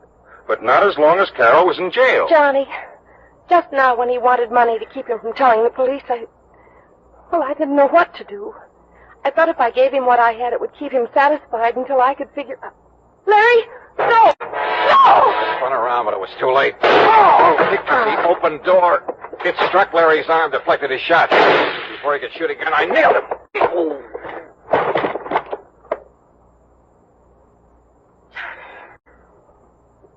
Johnny, are you all right?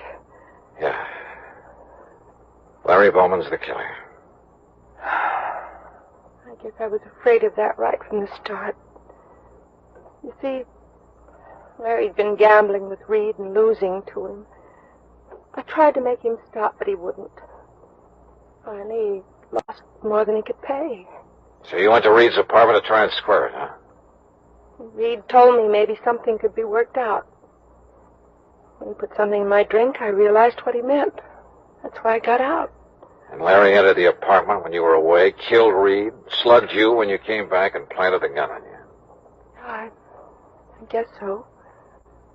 I wasn't sure until Tom told me he'd seen Larry climb down that fire escape. First, I just couldn't believe that Larry would... How do you figure a thing like that, Johnny?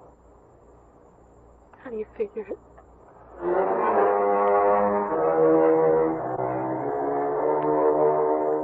I didn't try to answer that one, because I didn't have an answer. I guess there just isn't any. Item 8, $13.40, incidentals and transportation back to Hartford. Expense account total, $41 even. Yeah, Larry Bowman's gambling was a big, fat mistake.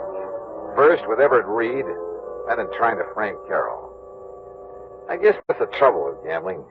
You push your luck too far, and sooner or later you're bound to lose. Yours truly, Johnny Dollar.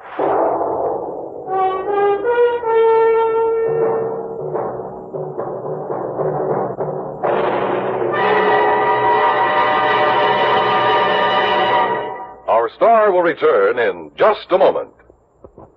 Now, here is our star to tell you about next week's story. Next week, a doting dowager who sets me out on the wildest case I ever handled. Join us, won't you? Yours truly, Johnny Dollar.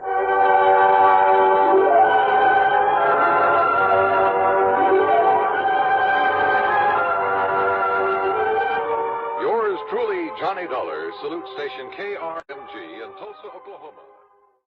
From Hollywood, it's time now for...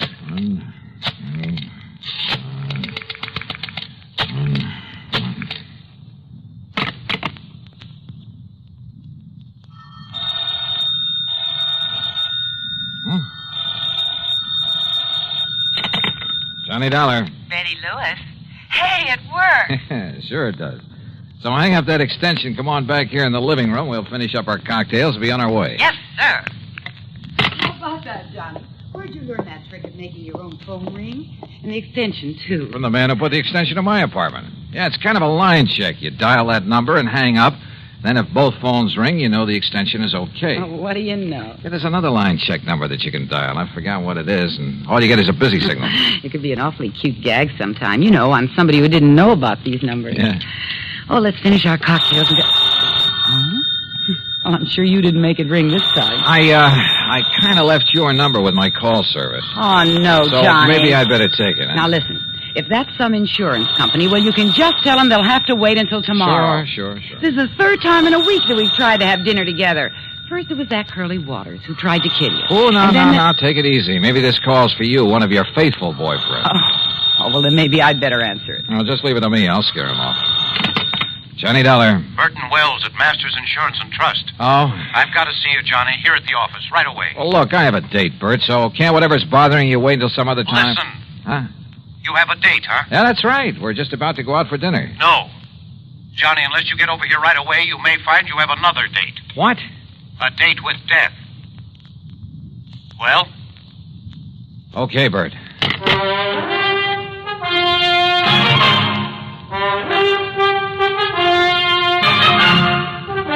Bob Bailey in the exciting adventures of the man with the action-packed expense account. America's fabulous freelance insurance investigator. Yours truly, Johnny Dollar.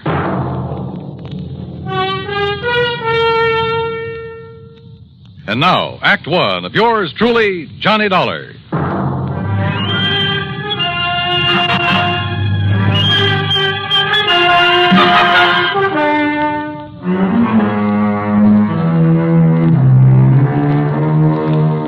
Expense account submitted by Special Investigator Johnny Dollar to the Masters Insurance and Trust Company, Home Office, Hartford, Connecticut.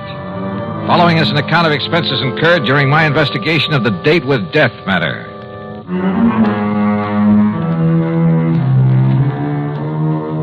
I told my date, Betty Lewis, to stay there in her apartment until I called her. Then I spent item one, $1.20 for a cab to Masters Insurance and Trust. Bert Wells was all alone in his office. Come in, Johnny. Sit down. Yeah, sure, Bert. Now, what's all the excitement? Curly Waters. Oh, I kind of had a hunch that was it. Lieutenant Howard Daly's on his way over from police headquarters. What's happened? 2 years ago, you had Curly sent up to the pen. Yeah, that's right, for the Maley's department store job he pulled. Then, just a few days ago... He swore that he'd get you for that he'd kill you, didn't he? So what happened? When he escaped and came here to Hartford a few days ago... I know all about that from reading your report. Thanks to some quick thinking on your part, the police nabbed him instead, plus the loot from the department store robbery. You know who deserves the real credit for that? The girl I had a date with tonight, until you spoil things with your phone call. Johnny, as you know, either you or the police wounded Curly Waters, which is why he was taken to the hospital and placed under guard instead of being locked up. So? Well, Mr. Wells, I see you managed to locate him. Yes, Lieutenant. You okay, Dollar? Any reason why I shouldn't be, Howie? Has Mr. Wells told you what's happened? No, but I think I can guess. Curly Waters escaped from the hospital. Yes. I had 3 good men there watching over him, but he managed to get by them. How? With help. One of his old cronies. Gimpy Taylor? Yes. Gimpy created a disturbance out in the hall, and when they went after him, Curly crashed out through the window. When they went back in after him, Gimpy took it on the lam. 3 good men, did you say? Well, the odds were all with Curly and Gimpy. When the boys went out in the hall after Gimpy again, it was full of interns and nurses and stretchers with patients on them. If they'd fired a shot, they might have killed somebody. Well, what goes? Do you want me to go out and look for him? No, sir. Don't you see, Johnny? The reason I called you is because of the threat against your life. Of course. And, Johnny, I'm going to provide you with a bodyguard 24 hours a day until Curly is picked up. No, wait a minute. Listen, Howie. You listen. He almost got to you just a few days ago. Don't you forget that. And one way or another. The lieutenant's right, Johnny. You said yourself that if it wasn't for your girlfriend, this Betty Lewis... Uh-oh. Bert, let me use your... Here.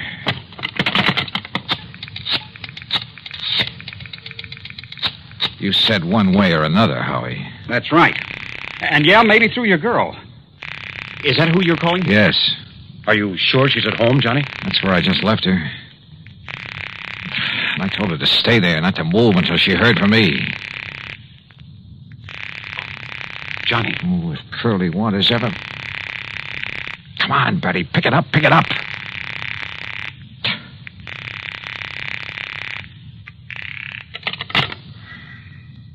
No answer.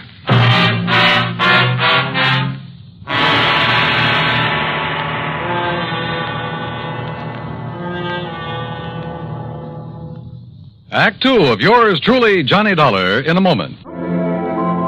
And now, Act 2 of yours truly, Johnny Dollar, and the Date with Death matter.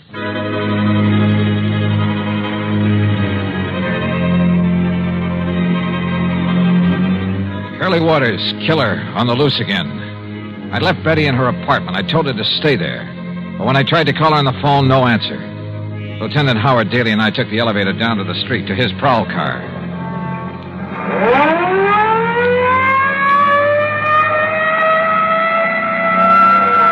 Next turn left, Howie. Take the next left. No.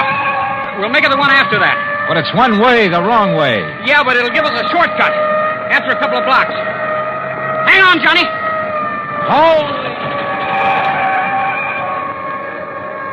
Now, it's the third building in the block.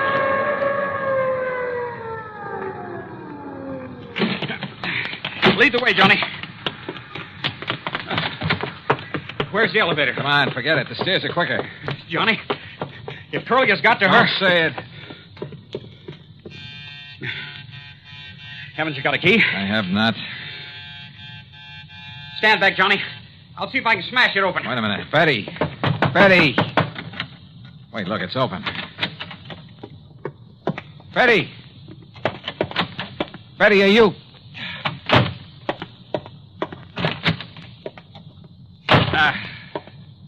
I'm afraid she's gone, Johnny. Just gone. We went over the apartment with a fine-tooth comb, hoping to find some clue as to where she'd gone. Yeah, and how she'd gone. Curly was a desperate man, likely to do anything. Betty had left in a hurry, we were sure of that, because the closet in the foyer was left open, the coat hanger lying on the floor, and because of the way she'd left the front door unlocked. But that was all we knew. At least there was no sign of a struggle. Because he probably had a gun. And your girlfriend probably knows he's one of the best shots in the country. All right, Howie, now listen. Huh? No, let me take it, Johnny. But it may be. I'll get it. Hello? Lieutenant Howard Daly there? Who's calling? Riley down at headquarters. Who'd you think? Oh, it's Riley. Thanks. Yeah? We got one of them, Lieutenant. Gimpy Taylor. What's that? Where? About 11 miles up North Road. Yeah? He wrapped a stolen car around a big elm tree, up at Dead Man's Cave. Did it kill him? I managed to crawl a couple of 100 yards into the brush before he conked out. Was Curly Waters with him? Riley. Was Curly Waters with him? There was no sign of him, but the man they stole the car from said there was two of them. There was two of them then. Ask him. Any sign of Betty there? Riley, any sign of a passenger, a girl? No, sir, Lieutenant. Okay, I'll keep checking with you. You hear it all, Johnny? Yeah. 2 men stole the car. So the other one must have been Curly. Yeah, but whether they were both on the rack and Curly was able to get away. After all, if Gimpy was able to crawl a couple of 100 yards... Yeah. Curly may be a couple of 100 miles away by now. Or maybe not. Howie, I don't think he left town with Gimpy. Helped him steal the car, yeah, to make it look as though he was leaving. Why do you say that, Johnny? Because of Betty. Because I think he's holding Betty to get me to him. Then maybe you'll agree to a 24-hour-a-day bodyguard after all, huh? No, absolutely not. Johnny, You think that Curly's a jerk? I Well, he know. isn't. He's smart. He's smart enough to smell a cop a mile away. Just the no, same... Howie, no. There's only one thing to do. Only one way to flush him out. Johnny. Betty, what happened? Where have you been? What happened to you? Well, I got a phone call. Yeah? From the hospital. At least they said it was the hospital. Yeah? They said you were down there. That you'd been shot by Curly Waters. See, I told you he's clever, Howie. Oh, Betty, thank heaven he isn't out to get you. Oh, this is Lieutenant Daly from headquarters. Hi, Lieutenant. Hello. What were you going to say, Johnny? I say he's clever. This means that Curly's still in town, still gunning for me. He called Betty to get her away from this apartment, knowing that I'd come here. Johnny. Yeah. And he might have been here waiting for me if you hadn't come, too. But he's smart enough to want to catch me alone. So, Howie, it means there's only one bait in the world that'll bring him out in the open. What's that, Johnny? Me. Alone. Johnny. All right. Betty, you're staying here. Howie, you're going back to headquarters. Me, I'm going to my apartment. I'm going to sit there and wait for him. Oh, Johnny, no. Okay. Sure, Johnny, you go right ahead. But I'll have enough men hidden away surrounding that place of yours. No, then you'll never get him. Then he'll have to skip out. Maybe skip the country. I'd like to see him try it. Howie, he's an actor, a good one. If that costume of a priest he was going to use before, he can... Well, in that, he could have walked right by you or me or anybody else and never been recognized. And with a phony passport, which he already has, he'll skip the country, all right. But when he comes back, I won't know. I won't be ready for him. Right now, I am. Oh, but please, Johnny. Yeah, listen. No, Howie. But you'd be a sitting duck for him. Sorry. It's the only way. Act 3 of yours truly, Johnny Dollar, in a moment. Now, Act 3 of yours truly, Johnny Dollar. Johnny Dollar. Pigeon. Maybe soon to be a dead one. But the only way to bring Curly Waters out in the open was for me to wait for him. Wait for him to come and try to kill me. So after making Betty promise to stay in her apartment and Lieutenant Daly to go back to headquarters, I went over to my own apartment. And I waited. Believe me, I felt anything but brave. But I'd rather take my chances on having it out with him now than spend the rest of my life knowing he was still alive, somewhere, still gunning for me. That sooner or later he'd catch me off guard. 11 p.m. 12:30. Huh? My impulse was to raise my gun and pull off a couple of shots right through that door. Yeah? Who is it? It's Howie. Open up. Oh. Oh, Howie, what the devil are you doing here? Just checking up, Johnny. Checking up.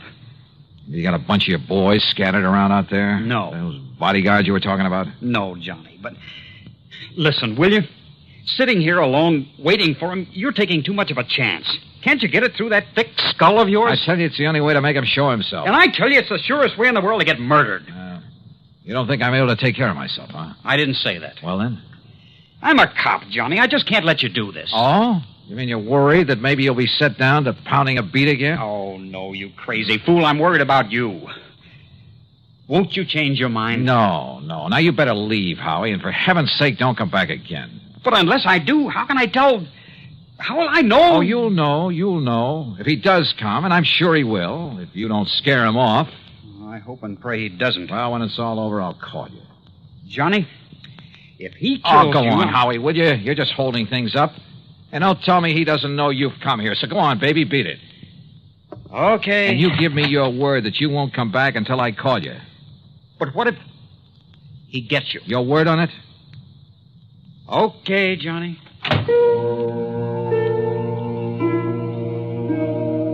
I went back into my little kitchen and brewed a pot of coffee, a big one. Fatigue was a possibility I hadn't thought of until right now.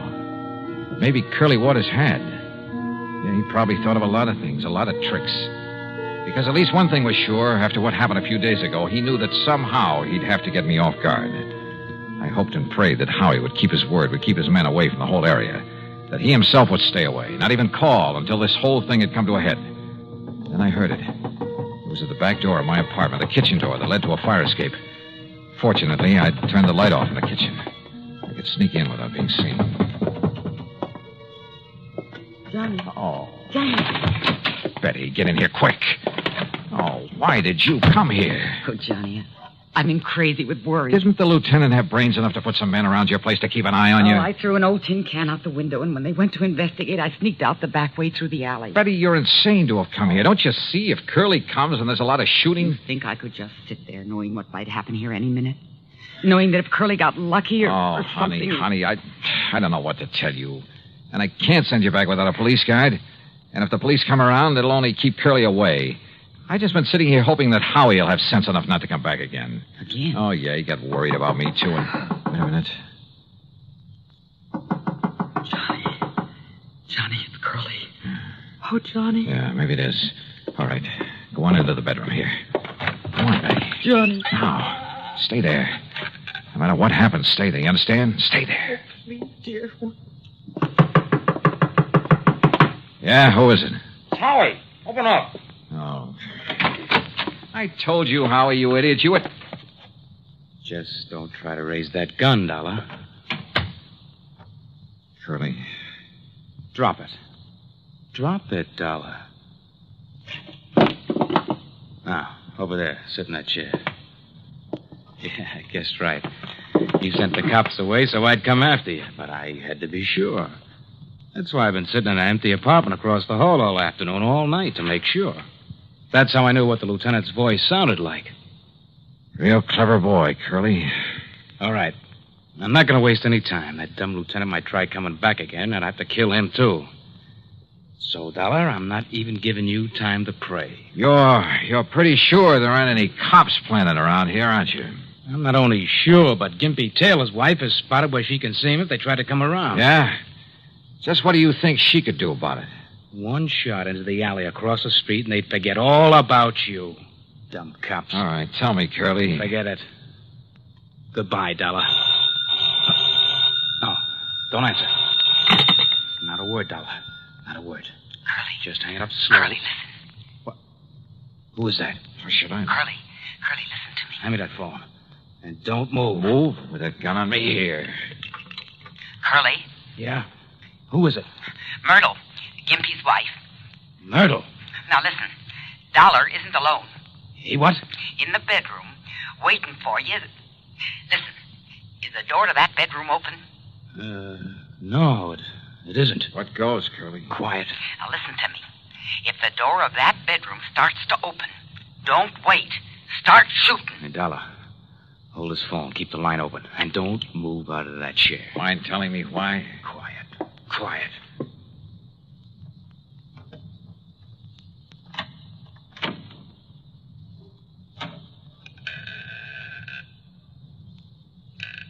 No, you don't. But I do.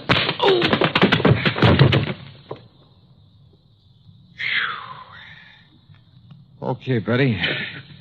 And thank heaven you remember the number to dial and make those phones ring. And how about the way I disguised my voice for him. Do you realize what a chance you were taking if he hadn't turned to fire when you kicked open that door? If I'd missed him when I threw that phone at him? It worked. That's all that counts. And look, one of his bullets nicked you right here on the arm. Nicked me? Oh, blood. Oh, hold me, Johnny. Oh, sure. Sure.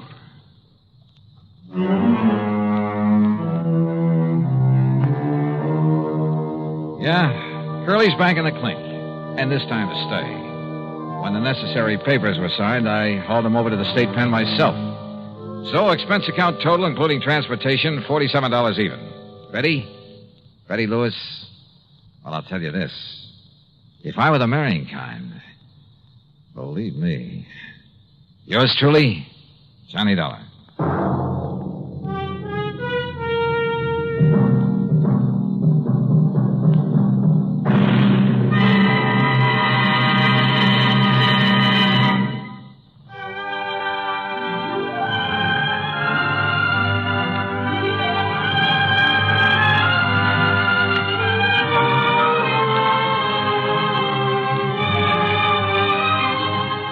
Yours truly, Johnny Dollar, starring Bob Bailey, originates in Hollywood and is written, produced, and directed by Jack Johnstone.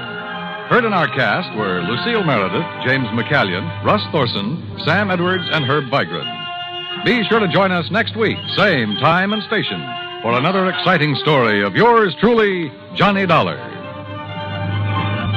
This is Dan Coverly speaking.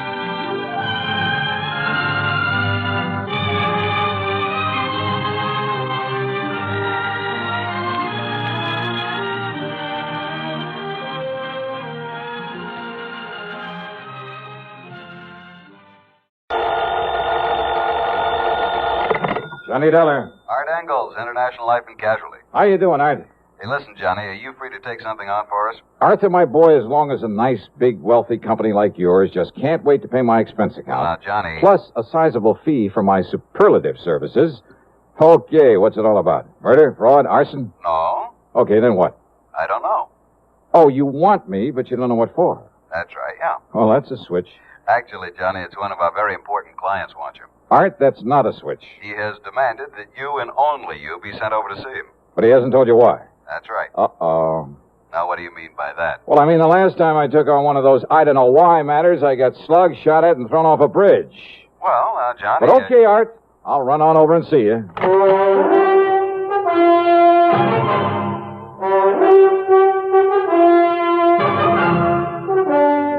CBS Radio brings you Bob Bailey in the exciting adventures of the man with the action-packed expense account, America's fabulous freelance insurance investigator. Yours truly, Johnny Dollar.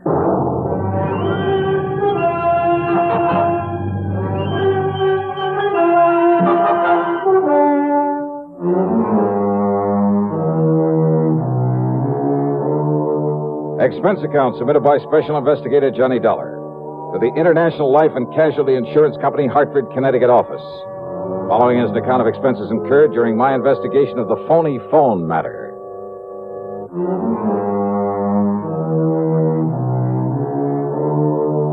I don't really go for these vague assignments, but International has always paid off pretty well. So expense account item 1, $1.25 for a taxi over to the office of Art Engels. He was waiting outside the building for me in his car. We took off and headed back across town again. Where to, Art? Mr. Wendell's office is in the Clay building. Wendell? J. Ransom Wendell, the important client I told you about, who wants to see you right away. But who hasn't told you why he wants to see me? He hasn't told me. How important, Art? Well, he owns and runs the Crown Lithograph operation. Never heard of it. When he inherited that plant, it must have been, 40 years ago. It was just a small outfit, not worth more than $400,000 or $500,000. Oh, you call that small? And now it's worth millions. Then Wendell is loaded.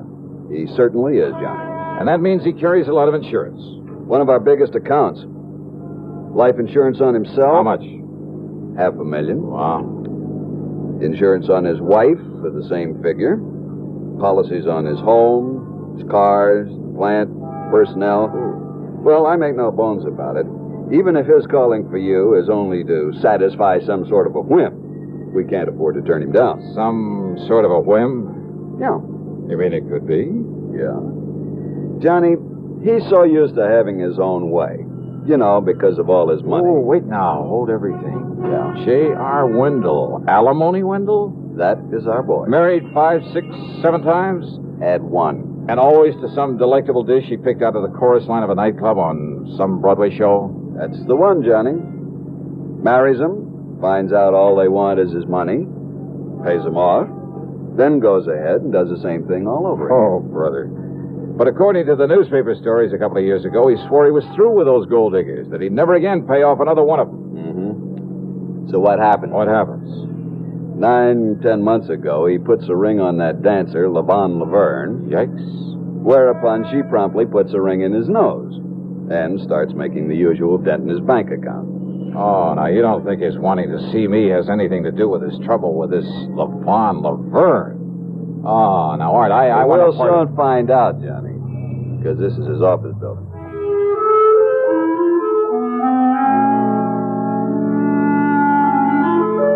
Wendell's office was huge. The walls were paneled in rich mahogany hung with fine oil paintings. Wall-to-wall carpeting so thick you sank into it almost up to your ankles. Fine antique furniture, including his tremendous desk. And the man himself really fooled me. He must have been, about 60. But instead of a snide, leering old wolf, he was tall, straight as a ramrod, with clear, frank blue eyes. Yeah, the smart, alert kind of man you'd expect to head up a multi-million-dollar operation. The kind you wouldn't expect to have fallen for a whole line of cheap chorus girls.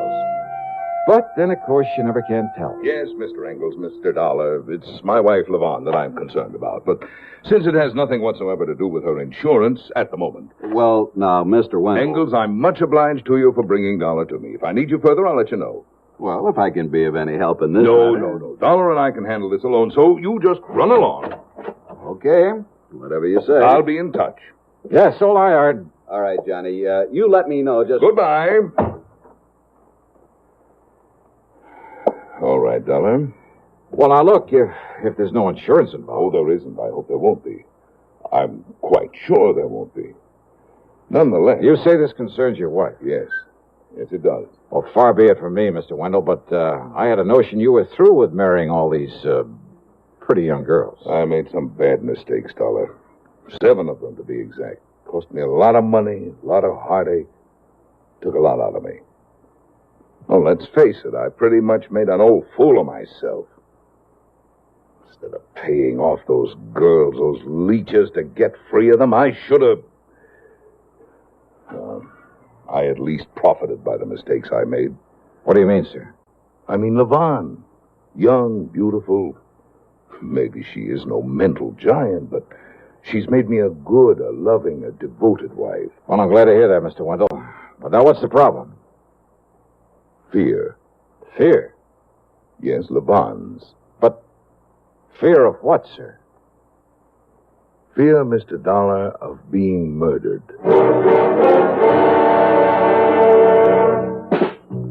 Smoking more now, but enjoying it less. Have a real cigarette. Have a Camel. So good. Have a Camel cigarette. So rich. Have a real cigarette. Have a Camel. So mild. Have a Camel cigarette. And here's the reason why. Best tobacco makes the best smoke. Have a Camel cigarette. You can say that again. Best tobacco makes the best smoke. Have a Camel cigarette.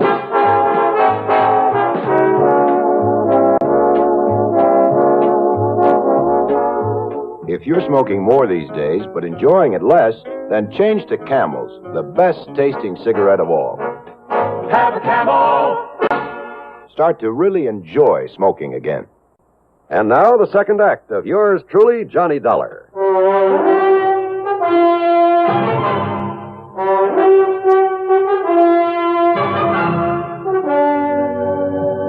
Now, wait, Mr. Wendell. Your wife, Levon, she's been threatened with murder. Threatened? No. I'm afraid I don't understand. But, Dollar, she's fearful that someone is going to kill her. It's been going on for several weeks now. Why? I don't know. All I know is that she's become terribly upset over this idea, this fear. I've called on you to see if you can determine for me if there are grounds for all this apprehension. What if she hasn't received any direct threats? She hasn't, at least none that I know of. Well, she says that she hasn't. Well, no, look, wait. Something has gotten her into this unfortunate state of mind. I don't know what it is.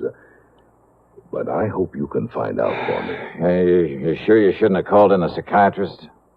Have one of those stupid, money-grubbing head shrinkers ask her a lot of silly questions? Oh, no, wait. Some of them are pretty good. Can do a lot of good in a situation like this. Dollar. Because I know Levon. I know what her reaction would be. She's nervous and upset enough about these fears as it is.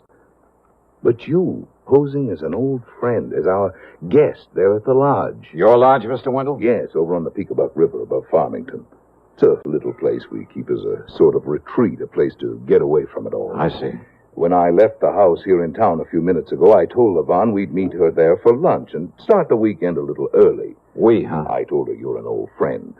Come east for a bit of a vacation. Oh, from where? Los Angeles, Hollywood. Oh. You are familiar with the West Coast, I hope. Oh, enough to talk about it intelligently. Good.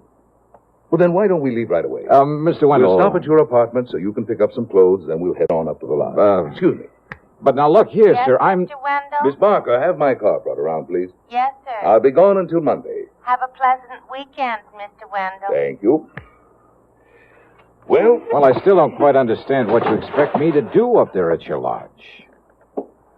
Dollar, I have known about you for years. I have great respect for your talents. Not only as a crime investigator, but because of your ability to deal with people. Get very close to them. Ah. People like your charming and beautiful wife, Mr. Wendell? Oh, no. I'm very serious, Dollar. You have a knack of inspiring confidence, of getting things out of people that... Well, you see, I follow the reports of your cases on the radio very closely. Yeah, well... I'm convinced that you can be of more help than any psychiatrist could possibly. And also, and let's be frank about this. Yes? That is, if your wife's fears are justified. Well? You also think I might be handy to have around as a bodyguard, right? Yes, Dollar, that's right. We drove over to my place and I packed a couple of bags. I also picked up the old faithful 38 caliber limit squeezer. We drove east on Route 4 to Farmington, and then north along the western side of the Peekabuck River, and finally east again on a private road. Meantime, as we drove along, I questioned Mr. Wendell further. No, Dollar, I can think of no one who might want to harm her, of whom she ought to be worried or afraid. Well, there must be some basis for this fear of hers. Of course, before I met Levon and married her, when she was dancing in nightclubs, and I'm afraid not always the better ones. Well, a lot of those joints are run by racketeers. Yes. Her contacts in those days were not always with the best of people. Something to work on, isn't it? Oh, but now here we are. You like my little place? Oh, you call this little? We like it because it doesn't require any servants, and we can... Now, what's the matter? Nothing. Only it's well after noon, and I don't see Levon's car anywhere. Well, maybe she's been here and left to do some shopping or something. Come along, Dollar. Let's go in and see. Well, I suppose 10 rooms is rather small to a man like Mr. Wendell. But I didn't have much chance to look around because of his concern over his wife. He went through the motions of pouring a couple of drinks. I just don't understand this, Dollar. It's almost 1 o'clock. She's always on time. Will you excuse me? I'm going to see if something's held her up at home.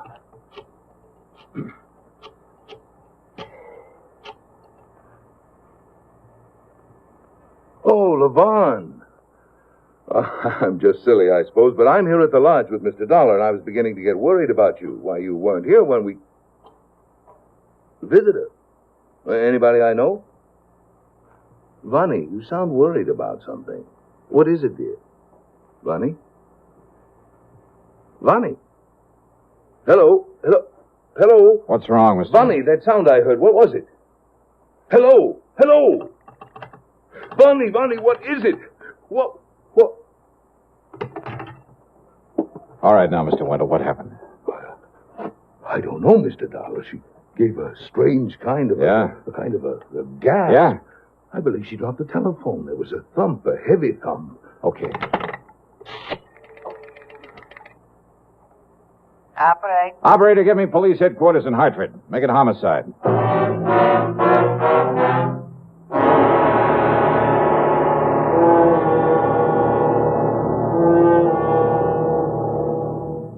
We'll continue with yours truly, Johnny Dollar, in exactly 30 seconds. A signature can reveal a great deal. Take, for instance, one that you hear every day, the highly respected signature CBS News. That's the name that stands behind every news broadcast heard over this network. It's your assurance that you're hearing the very latest news and that you're hearing it reported with scrupulous accuracy. Remember that. CBS News. The first word in swiftness, the last word in accuracy. You can depend on it. Fight cancer with a checkup and a check. Today's reminder from the CBS Radio Network. Now, back to yours truly, Johnny Dollar, and the phony phone matter. By the time we get back to Wendell's home in Hartford, the police were there, Lieutenant Billy Walker in charge. The body of Levon Wendell lay sprawled on the floor next to a sofa. The telephone had fallen to the floor beside her. One of Walker's men was dusting it for prints. Another, obviously the medic, had removed a rather gruesome-looking knife from the middle of her back. Wendell had slumped into a chair, and he sat there staring as though he couldn't quite believe it. His face was white, and he kept clenching and unclenching his hands with such force I was sure his palms were bleeding. The only sound he made was an occasional half-smothered sob. Must have killed her instantly, Dollar. Doc here says the knife went clear through into her heart. Yeah. Think you can trace that knife, Lieutenant? Oh, I don't have to. It came from that collection up there over the fireplace. Johnny, that could indicate it was done by somebody she knew that she let in here. You mean somebody who came unprepared to kill her? Right. Oh, the back door was left ajar, by the way. Any servants in this place? We're way ahead of you. What? Well, to begin with, they're an old couple.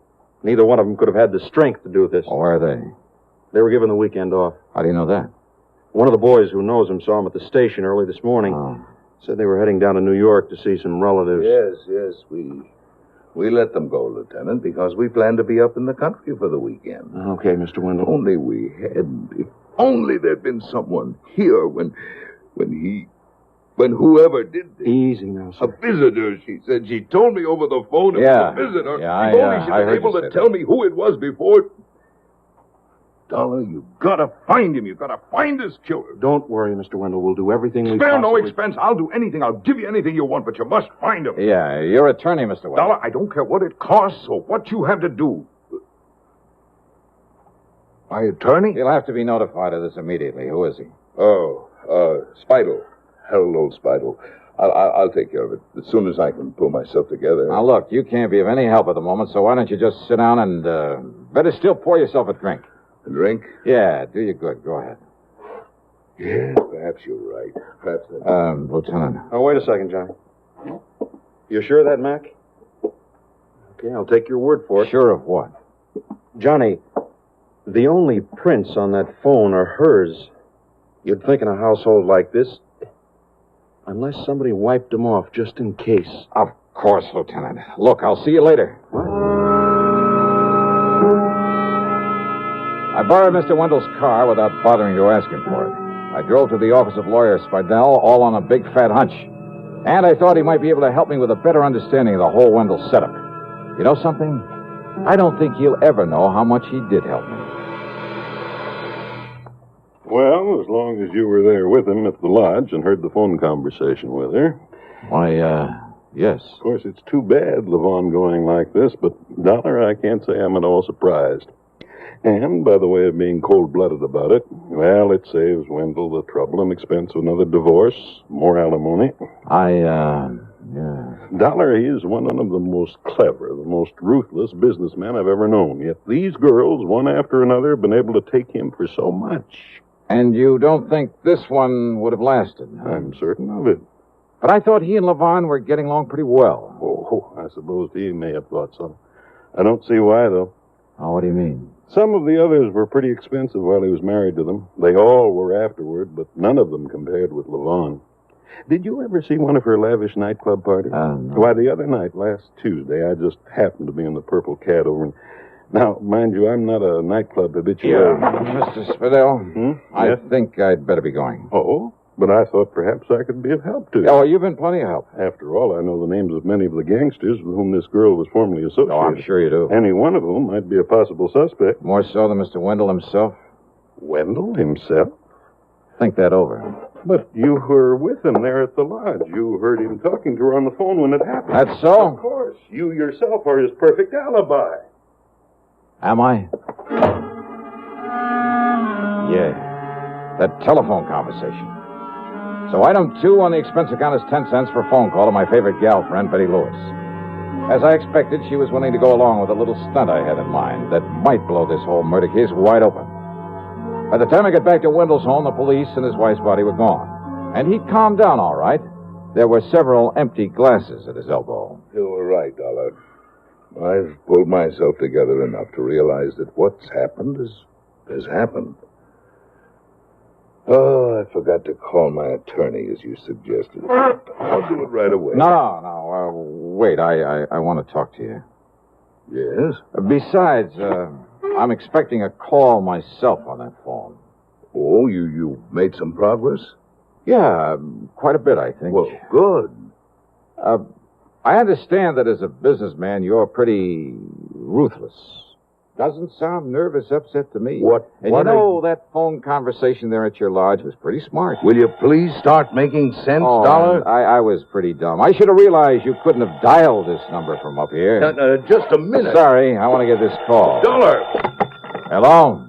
Hi, hon. This is Betty. Yeah, this is Johnny Dollar. Oh, then it is for you. Now, do I gotta hang up and leave you with an empty line the way you said I should? Yes. Oh, gee. Yes. Okay. Bye, sweet. Yes, I'm alone here. What? I'll give you 500 if your info is accurate. What is it, Mr. Dollar? No, 500 is the limit. Unless you're willing to appear and testify in court. Okay, then it's 1,000. Come on over here and I'll give it to you. If you can give me enough facts right now to prove you were here. What goes on there, Dollar? Oh, you actually saw him, huh? Through which window? Yeah? Side of the room? Yeah, I can see it from here. Who are you talking And to? you actually saw him take the knife from his collection over the...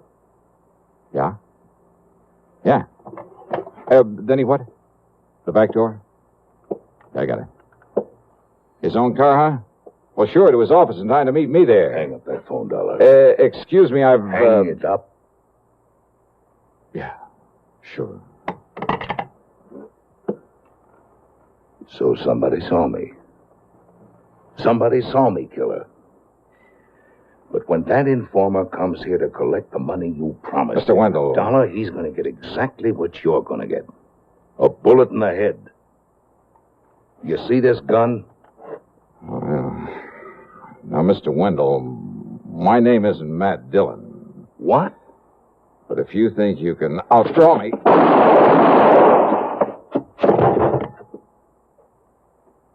Wow.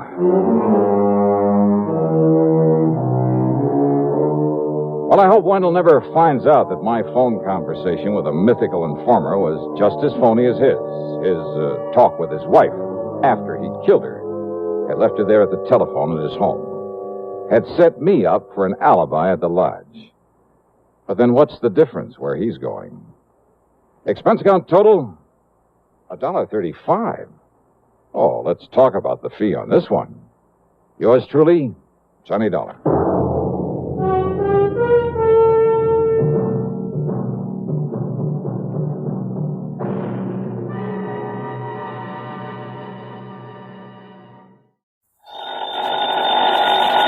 Johnny Dollar. Now, why don't you get married? Huh? To me. Well, Johnny Dollar. Well, will you marry me? Well, sure, why not? Anytime you say. Janet? Janet? Janet who? Oh, sorry, I meant Carol. Oh, you did? Mariana? No. Gladys? No. Janie? Now, stop that. Well, let's try Hildy. Marilyn? How about... No. This is Betty. Betty Lewis. No. Yes. And you listen, What? You knew it all the time, didn't you? Yes, dear. Just leading me on again, like you have been for all these umpteen years. But you listen to me, Johnny Dollar. Yes, dear. If it weren't for that crazy business of yours, jumping around all over the country, getting slugged and shot at, enough to drive a loving wife to drink. Yes, dear. Why, Johnny, I'd trick you into a date with a preacher. Oh, with that? Yes, dear? Yes, dear. Yes, dear. It sounds like we're already tired old married folks. Well, you wouldn't like that. Of course I wouldn't. Oh? That is, I mean, well, you know what I mean, you rascal. Oh, sure I do. You drive you to drink every time I have to be away or tangle with a killer. And if you'd just stop being so darned insistent about my popping the question, why, well, who knows? Maybe I'd, well... Yes?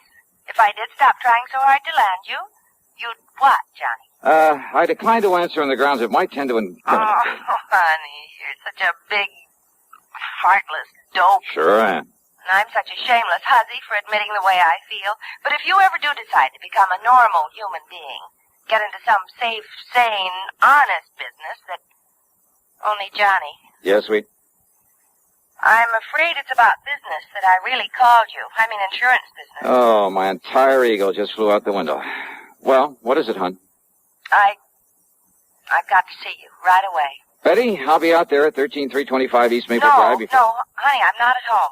Okay, at the office then. No, dear, I'm not at the office either. Well, tell me where you are, where you want me to meet you. Just, stay right there and wait until I call you again. Will you, please, honey? Well, now look, I just hung up on a frantic phone call from Fritz Melchior over at Continental Insurance and Trust. Apparently the usual sort of emergency. I know.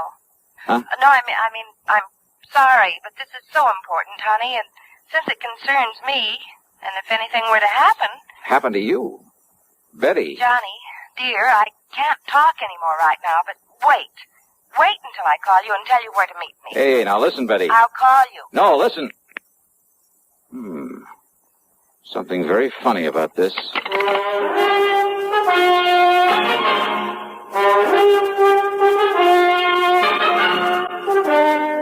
CBS Radio brings you Bob Bailey in the exciting adventures of the man with the action-packed expense account, America's fabulous freelance insurance investigator. Yours truly, Johnny Dollar.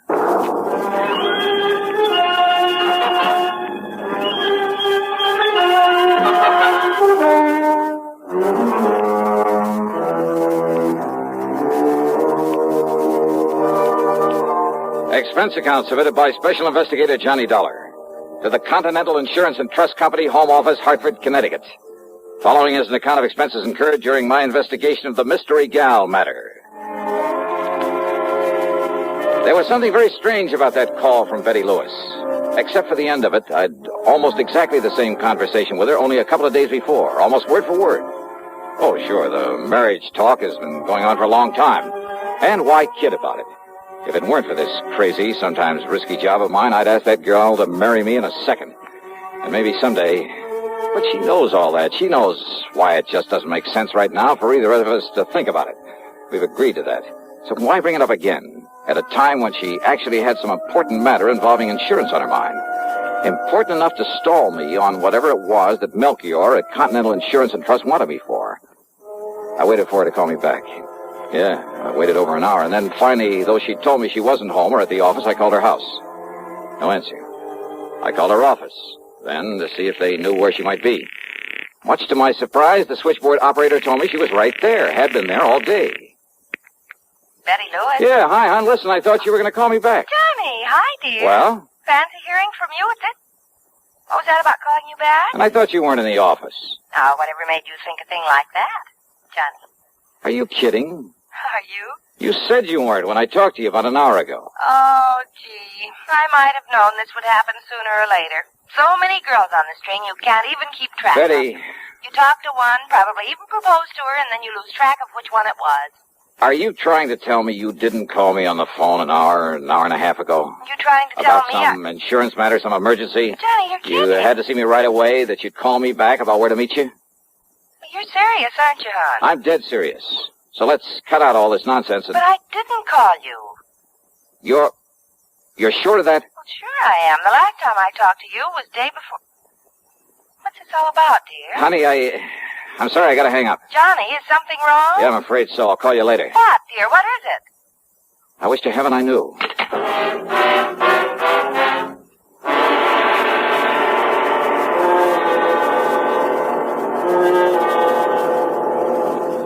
Pepsi-Cola refreshes without filling. Why? Because it's truly light. Charlie, you're forgetting something. Wait, Kay, there's more. Yes, ice-cold Pepsi is the delicious refreshment that goes great at a picnic or a party. But, Charlie... And Pepsi goes fast. People like it, so keep plenty handy. There. Oh, you did fine, except for one thing. Well, I mentioned lightness and how Pepsi refreshes and how fast it goes. You left out Pepsi sociability. You know the Be Sociable song. But, Kay, I can't sing. I can. Listen.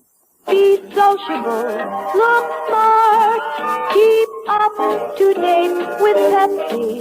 Drink light, refreshing Pepsi. Stay young and fair and debonair. Be sociable, have a Pepsi. Well, at least I can say this. Pick up an extra carton of Pepsi today. Please do. And now, Act Two of yours truly, Johnny Dollar and the Mystery Gal Matter. Expense account item 1, $1.15 for a taxi to Fred Melchior's office at Continental Insurance and Trust. I didn't bother phoning ahead to tell him why I was so late in responding to his call for help. I found him literally pacing the floor.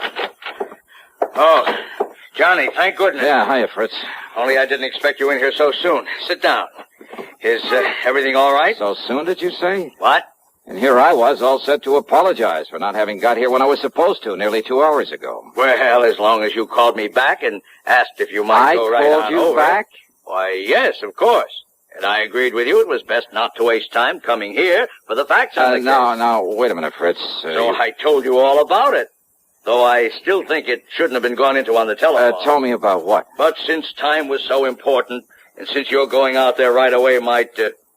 Johnny, what did you say? I didn't, but I will. Now listen to me, Fritz. There's something very screwy going on around here. Oh? What do you mean?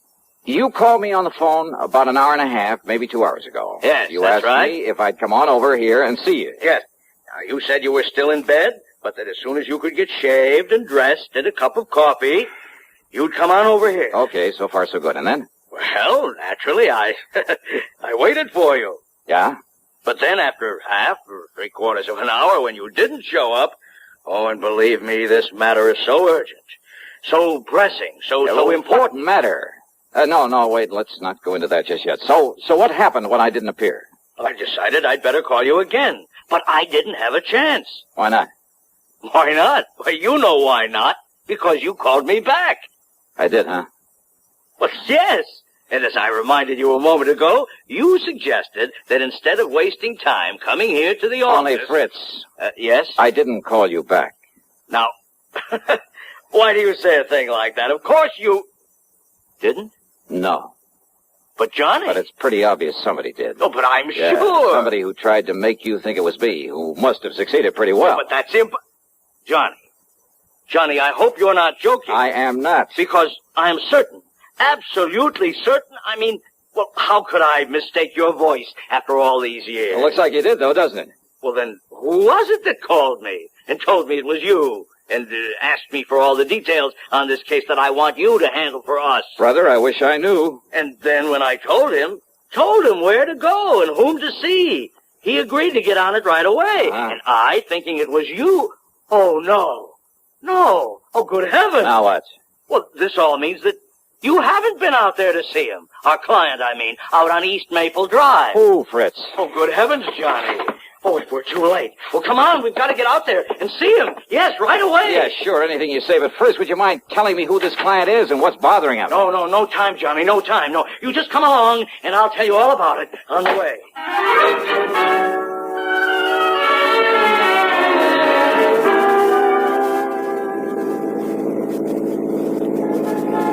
I hope you don't mind my driving so fast, Johnny, but time, time is of the essence. Time for what, Fritz? Now, why don't you just start from the beginning? Yes, I will. Now, when I called and I talked to you the first time... The only time, Fritz. Oh, all right, yes. It must have been somebody else who knew I'd called you before, who found out from me that... Well, now listen. I'm listening. Anyhow, when I talked to you, I told you I'd had a call from one of our clients. Yeah, only you didn't say who. Now, the call was from Mr. John Marshall Sawyer out there on East Maple Drive. Sawyer? The attorney? Yes, retired. Lives right across the street from a very good friend of mine. I don't know about that. I don't care. The point is that Mr. Sawyer before he retired and came up here to live. Yeah, sure. The DA's office down in New York. That's right. Probably sent more hoodlums up the river than anybody else in the big town's history. Exactly. Including Andy Rinaldi. Andy the actor. That's right. Confidence man and suspected killer. Yeah, I had a hand in that case myself. I know. Andy the actor was a character right out of the old pulp magazine. Yes. And he was so clever at disguise, it's no wonder the police took so long to catch up with him. Yes. Now, hey, you know, Johnny, one time he did such a perfect imitation of some big financier, looks, voice, everything, that one of the big banks handed him nearly $250,000 in cash and... Wait a minute. You thought that I had called you back? Yes, Johnny, yes. And Andy Rinaldi got out of prison only a few days ago. So that's who it was. So Mr. Sawyer thinks he may come here and try to get even with him. Andy disappeared, contrary to all the parole regulations and so on. But being such an actor, such a master of disguise, well, I suppose he figures he can make it just as difficult for the authorities to track him down as he did some years ago. And he's probably right. Oh, a con like that ought to be kept in the clink forever. Oh, of course, he's been reported here and there. Half a dozen innocent people have been picked up all over. Why, as far west as Los Angeles. Ah, he's too smart to travel far. The longer the trail, usually, the easier it is to pick up. The point is, Mr. Sawyer was awakened last night by somebody prowling around outside his home. Apparently just, casing it. Well, it could have been a common burglar. He thinks it must have been Andy the actor. Did he notify the police? No, he wants you on the job. You know Andy, and you're on to some of his tricks. Well, maybe some of them. What's more, Andy may have reason to feel the same way about you as he does about Mr. Sawyer. That phone call to you pretending to be me. Somehow he must have found out you'd call me. But how, Johnny? But that girl who called me. Girl who? A perfect imitation of Betty Lewis. I'm afraid I don't understand. Hey, Fritz, you better step on it. You say a girl called you? Yeah, to stall me off. It had to be. To maybe keep me away just long enough for him to get out here. Come on, faster, Fritz. Anything you say, but listen, Johnny. The point is that if Andy comes around again The point tonight... is that he may have decided not to wait until tonight. What? Come on, let me take the wheel, Fritz. We gotta make time. We made time, all right.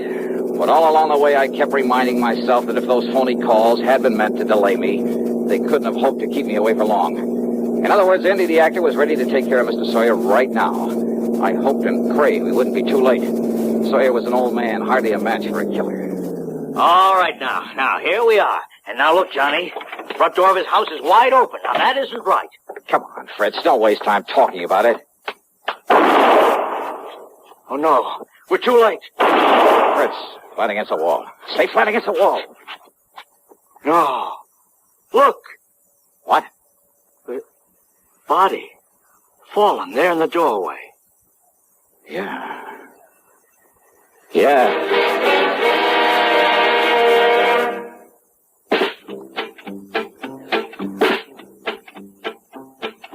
Have a real cigarette. Have a Camel. Have a Camel cigarette. Have a real cigarette. Have a Camel. Have a Camel cigarette. Best tobacco makes the best smoke. Have a Camel cigarette. Best tobacco makes the best smoke. Have a Camel cigarette. If you're smoking more these days, but enjoying it less, change to Camels. The Camel blend of costly tobaccos has never been equaled for real smoking satisfaction. Have a real cigarette. Have a Camel. Start to really enjoy smoking again. Now, Act 3 of yours truly, Johnny Dollar. It was not the body of Mr. Sawyer lying there in the doorway of his home. But then it was Sawyer who slowly stepped out onto the porch where Fritz and I were still flat against the wall. He stood there quietly for a brief moment, then handed the still-smoking .38 to me. Here, Johnny. Yeah. Thanks, Mr. Sawyer. Only one shot? The first one you heard was from his gun. I'm sorry about this, about killing a man, but I'm afraid he gave me no choice. It's Andy the actor, all right, Johnny. Yeah. Look, here, these false sideburns, the mustache. Is he still alive, Fritz? Yes, he's still alive. Thank you. Then you better call an ambulance and the police. Yes, sure. Well, Mr. Sawyer? Hey, and you know something? You may have saved my life, too.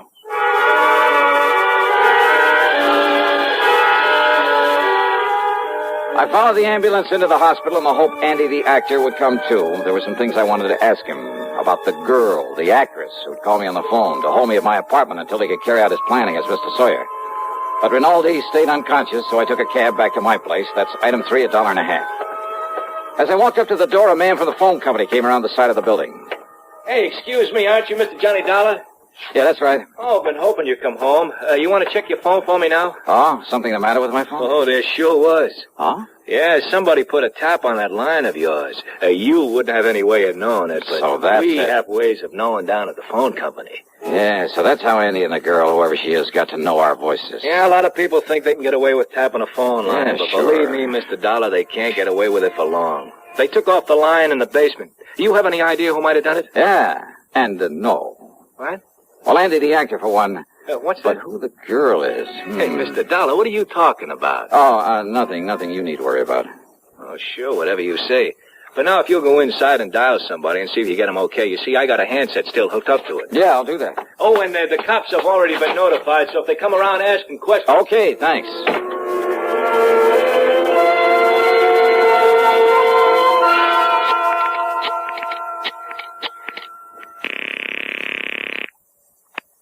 Hello? Okay, fella, you can get off this line. It's all right. Huh? Yeah, sure. What? Is that you, Johnny? Yeah, Betty. Oh, thank goodness. Now listen, tell me one thing. No, you listen, Johnny. Can you come out here to my house right away? Betty, listen to me. Night before last, we went to the movies. I know, but Johnny... We got please, there in the middle of the picture. I know. What part of the picture? What?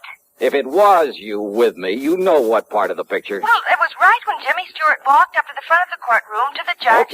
Okay, you're you, all right. Oh, Johnny, I haven't the least idea what this is all about, but can you come out here and see me right away? I've got a surprise for you, and honest, honey, it's a really important one. Betty. I mean, she's a really important one. She? Yes, dear. Well, you don't mean to say that you... I'm on my way.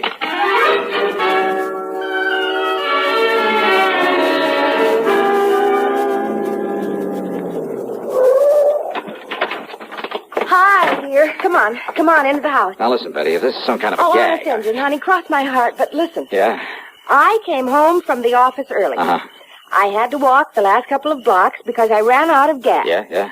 All of a sudden, you and somebody else came charging up in a car to that house across the street. You were here where then? That nice old Mr. Sawyer. You were right here? Yes, but I suddenly got too busy to call at you or anything. You see, I was just letting myself in through the back door. Okay, now, this surprise you You talked see, about. I'd forgotten my key to the front door, so I had to sneak in the back one. I always leave that key under the mat. Honey, will you get to the point? But the key wasn't there. And the back door was already open. Oh, go on. I started in quietly, and then I heard a couple of shots over there at Mr. Sawyer's house. Yeah? And Johnny. Yeah. There in my living room, standing behind the drapes of the front window and with a gun in her hand, was this girl. The girl. Standing there watching across the street so intently that she didn't hear me come in. She started aiming the gun over at you and that man who was with you and Mr. Sawyer who'd come to the door. Yeah, well, listen, look, so let's go I sneaked inside up behind her and... Well, I'm afraid I kind of ruined one of my nicest vases on her head. And you've got her? You've got her inside? All tied up with all the clothesline I could find. Oh, honey, I love you dearly. Where is she? Here. Right here in the living room. Oh, great. What a girl you... Holy, you must have really clouded her. Well, I did. But when she came to and started talking, well, honey, this burglar, or whatever she is, well, she started talking her head off, trying to tell me I didn't understand. Well, how could she with that gag? And you know something? She sounded so much like me, and I got so tired of listening to that voice. Well, that's the reason I put that gag in her mouth. Well, are you proud of me? Don't you agree? She must have had something to do with it. Oh, Johnny. You know something? I love you, gal. Oh, no, that's what I like to. Oh, honey. Why don't you and I just... And you preach to me about getting mixed up with people like this? Had any sense, I'd turn you over my knee and I'd... Yeah, rascal. This is much more fun, isn't it? Mwah.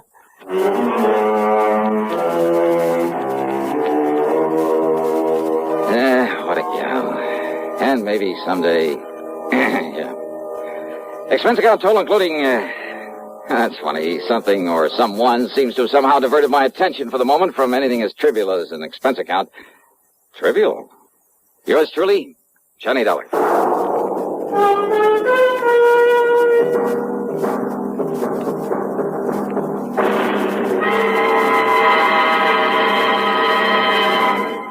Hi. Maybe you'll recall this tuneful reminder of times past.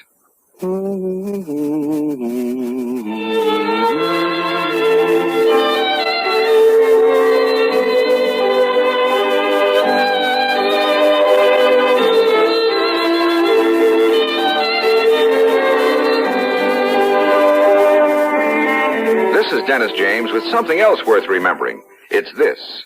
You're so right to stay regular with Kellogg's All Brand. See, it's the normal, natural way to youthful regularity. The whole brand content of Kellogg's All Brand supplies your system with all the bulk-forming food that you need every day. There's only one All Brand. It's Kellogg's All Brand. So relieve irregularity from lack of bulk, as millions do, with a bowl full of Kellogg's All Brand each morning. ALL-BRAN. It's Kellogg's All Brand. Now here's our star to tell you about next week's program. Next week, I'll tell you about the biggest deception that was ever pulled. By me. So join us, won't you? Yours truly, Johnny Dollar.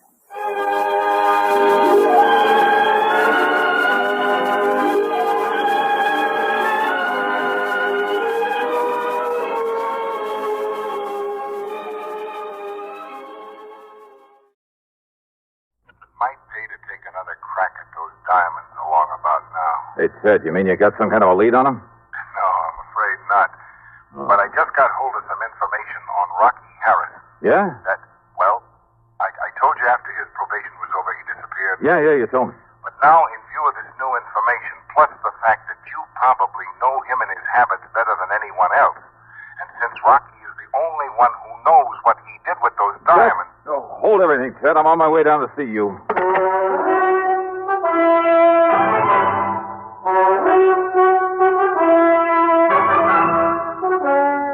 CBS Radio brings you Bob Bailey in the exciting adventures of the man with the action-packed expense account, America's fabulous freelance insurance investigator. Yours truly, Johnny Dollar.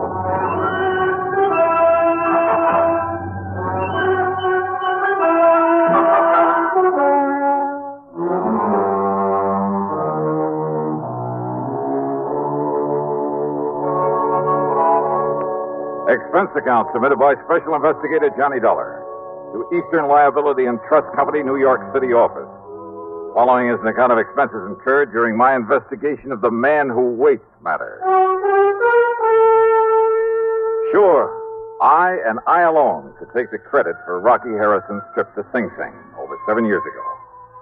But the fact I'd not been able to recover the Olney diamonds really stuck in my craw. So what if I was still fairly new in the business at the time? There was no excuse. Okay, then. Expense account item 1, $3.95, a taxi to the station, then train fare to New York. I walked over from Grand Central to Ted Bessam's office at 500 Fifth Avenue. You know, I thought the mention of Rocky Harrison would bring you here in a hurry. Sit down, Johnny. Yeah, sure, thanks. Use a little drink? No, thanks. Cigarette? Now, just tell me what you know about Rocky and why you think I might be able to get on the track of those jewels again.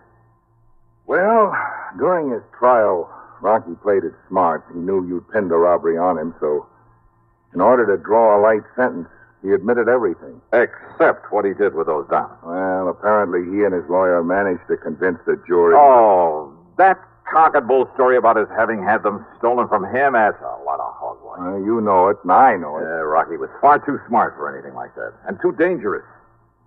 And if that servant there in the Olney household who caught him blasting that wall safe, if that servant fell down the staircase accidentally, I'll eat my shirt. Rocky killed him, Ted. I'm sure of it. Same as he tried to kill me. The fact remains he wasn't held for murder.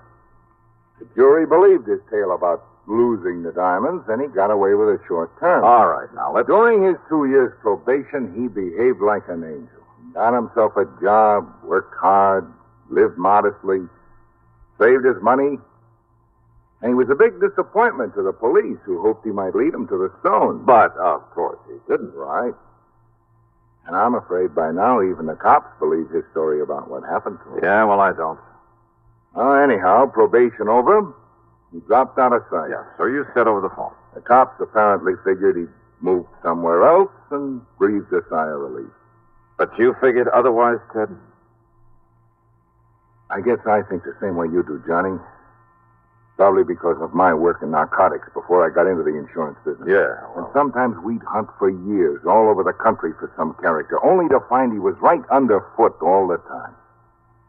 Couldn't see him for falling over him, as the saying goes. Yeah, I know what you mean. Well, anyhow, I figured that instead of making himself conspicuous in some small town, the best place for a man like that to get lost, the best place in the world, would be the biggest place in the world. Right here in New York. I can't argue with you. So when I got wind that Rocky disappeared, well, you know as well as I do, Johnny, that most of these cases aren't solved by any Sherlock Holmes kind of scientific deduction. No, hardly. Sir, they're solved on information. One good stool pigeon is worth all the clues in the world, right? Well... So when I found out he'd disappeared, I got in touch with one of my paid informants from the old days. An old character by the name of Soder. Soder? Soder. Don't think I ever heard of him. Whiskey Soder, they call him. I told him I'd pay him well if he'd locate Rocky Harrison for me. You've heard from Soder? He called me this morning. Told me that he's seen Rocky here in town, just as I thought he would. Where? Well, he wouldn't say over the phone, so I told him I'd send you down to see him. Here, Johnny, I'll scribble his address down for you. Yeah, do that. Cheap rooming house down near the Brooklyn Bridge. There you are. Good. Okay, Ken, I'll go see him. Just a minute, Johnny. Yeah? Soder made one thing clear. I don't know just how or why. I guess the why is obvious enough. Yeah? But apparently, Rocky has somehow changed his appearance so much that even his own mother wouldn't know him. But Soder recognized him. Yeah. And one other thing, Johnny. Yeah, what's that? I'm sure you know Rocky well enough to be careful. Sure. Yeah. Watch your step. All right, so what if there was a little risk involved? Here was my chance to make up for having done only half a job some 7 years ago. Also, I figured I knew enough about Rocky to be well prepared for almost anything he might try. The main thing was to find out what he'd done with the Olney diamond, and of course get my hands on it. Expense account item 2, $1.70 for a cab to Whiskey Soda's address. It was the kind of place I'm sure the City Planning Commission will be glad to tear down.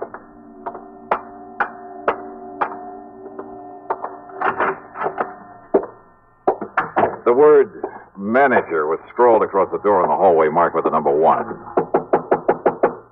And as for the manager... Yeah, what do you want? My rooms are all filled up. Well, now, what's a gent like you doing around here? I'm looking for a man named Soder. Ha! That whiskey-smelling old... You'll find him down the hall in number... Hey, he's getting real popular today. Well, now, what do you mean by that? You're the second gent's been here to see him. Oh? Who was the first? Well, I didn't get a good look at him, but I heard him go on back towards Which the... is Soder's room? What's the number? Number 7 down the hall. Okay, thanks. Didn't see the man leave, though. Maybe he's still in there with... Now, who left that window open there at the end of the hall? All right, number 7. Maybe I better close it. Hey, you sure that Soder didn't leave? Sure, I'm sure. Well, then come on. Let me have your key. Come on. Key to his room? Now, just a minute. Okay, don't bother. Well, just a minute, you. Who do you think you are, busting down this butt? Oh. Yeah. He's dead. Yeah. Somebody shot him. Right through the side of the head.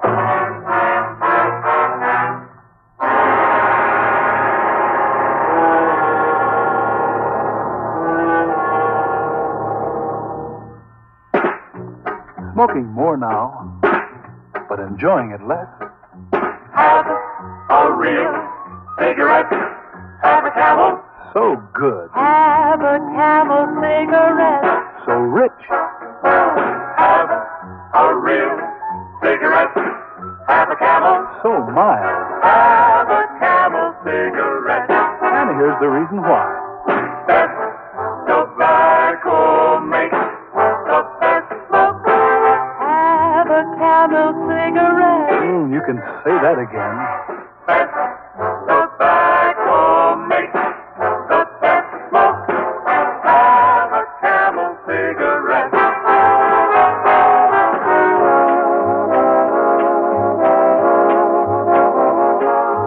If you're smoking more these days, but enjoying it less, then change to Camel, the best tasting cigarette of all. Have a Camel. Start to really enjoy smoking again. Now, Act 2 of yours truly, Johnny Dollar, on The Man Who Waits Matter.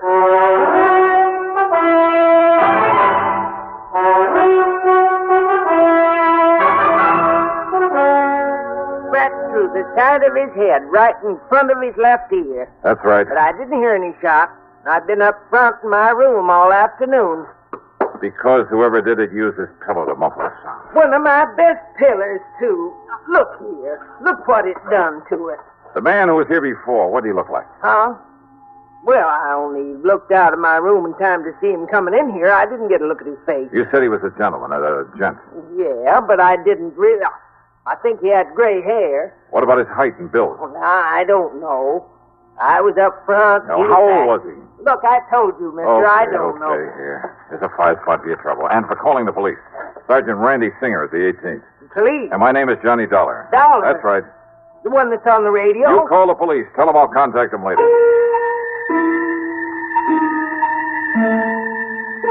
Rocky Harrison had changed his appearance once before, 7 years ago.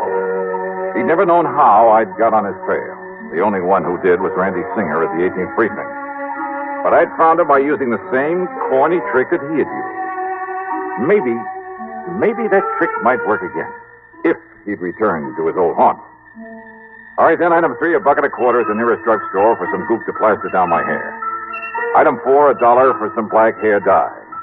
Item 5, 78 cents for a jug of peroxide. Getting rid of the tan I usually have took time, with a lot of work, but it gave me a few days to raise a small mustache. I dyed that black also. Item 6, $20 for some clothing, including a couple of aprons. In some of these joints, you have to furnish your own. Then, item 7, $31 for a pair of thick glasses that I could see through all right, but that gave me a headache. But it was the waste of time that got me down. Working there 4 solid nights, hoping nobody gets suspicious of me. Working where and why, and the reason for the silly getup, well, you figure it out. Okay, there you are, Willie. One old-fashioned, one double Gibson. Good, thanks, Joey. And there's the ticket on them. For what? Yeah, right there, right in front of you. Oh, sure. Now, what's the matter with you? Can't you see? Why don't you get them glasses changed? Oh, they're okay, Joey. Oh, yeah, sure they are. Ain't you going to take a drink to the table? Huh? Oh, that's right. Willie, I've been tending bar here at the Purple Hat since the place opened up. But you are the punchiest waiter I ever seen. That's a fact. Here you are, gents. An old-fashioned and a double Gibson. Well, you took long enough to get them. I'm sorry, mister. The other way around, the double Gibson's mine. Oh, yes, sir. Well, here's to prosperity, Barney. Yeah.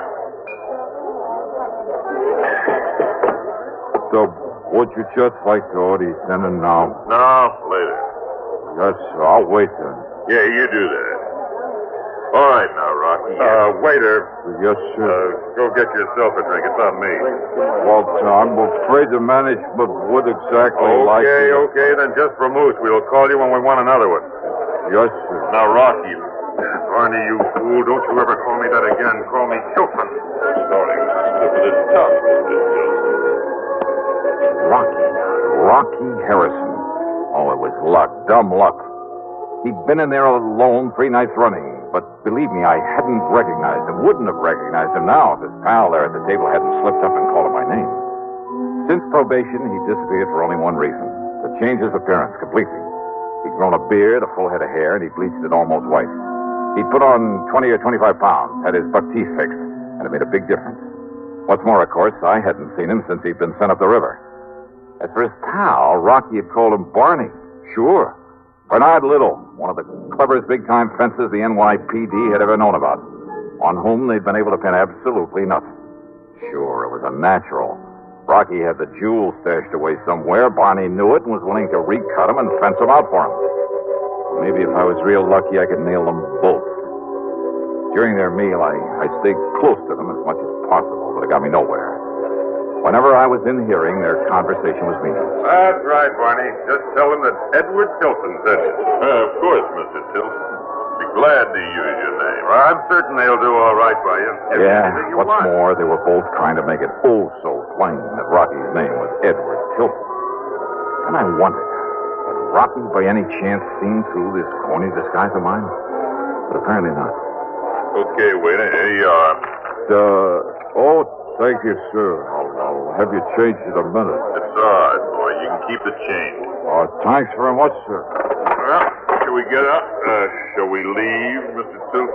I'm all ready. I'd like to look up the owner and compliment him on his chef. Why not? Good dinner, wasn't it, Tilton? Excellent. Now, if we can find the owner's office. If they could find the owner's office, they made a beeline for it. And that told me something else. The owner, Pete Monaster, had been away when I was hired. Now he was back in town. And he probably knew more about Rocky, more about the jewels, than he'd ever admitted to the police. I wished I'd planted a bug in Monaster's office. Like to have heard what went on in there. But I hadn't, so I couldn't. Instead, I cleared off the table, and since my hitch for the night was over, I went back into the locker room, changed into my street clothes. As I was about to leave... Don't bother, buddy. Your name's Willie, ain't it? Yes, sir, Willie Pagano. My name's Pete Monaster. I own this joint. I've been away a couple of weeks. Oh, how are you, sir, Mr. Here's Monaster? your paying a few bucks severance. You beat up fired? That's right. I done something wrong, Mr.? No, it's just that we got enough waiters without you. Shouldn't have hired anybody while I was gone anyway. Just go on out by the back way. Well, sure, sir, but if I thought I'd done something no, wrong, no I complaints. could... We just don't need you. That door will tie you open until you get another job.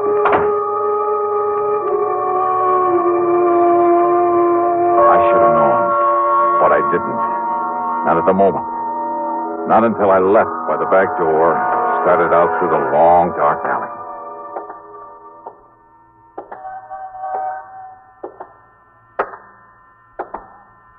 Just a minute. Huh?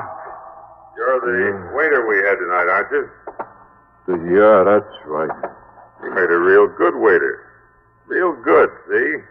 So? So I got something for you, Dollar. Here. No, Here. All right, now, Dollar. You think I'm going to leave you alive? Oh, Rocky, put that thing away. Then no, you'll bring the cops. It's all right, Barney. I'm just going to use the butt of it like this.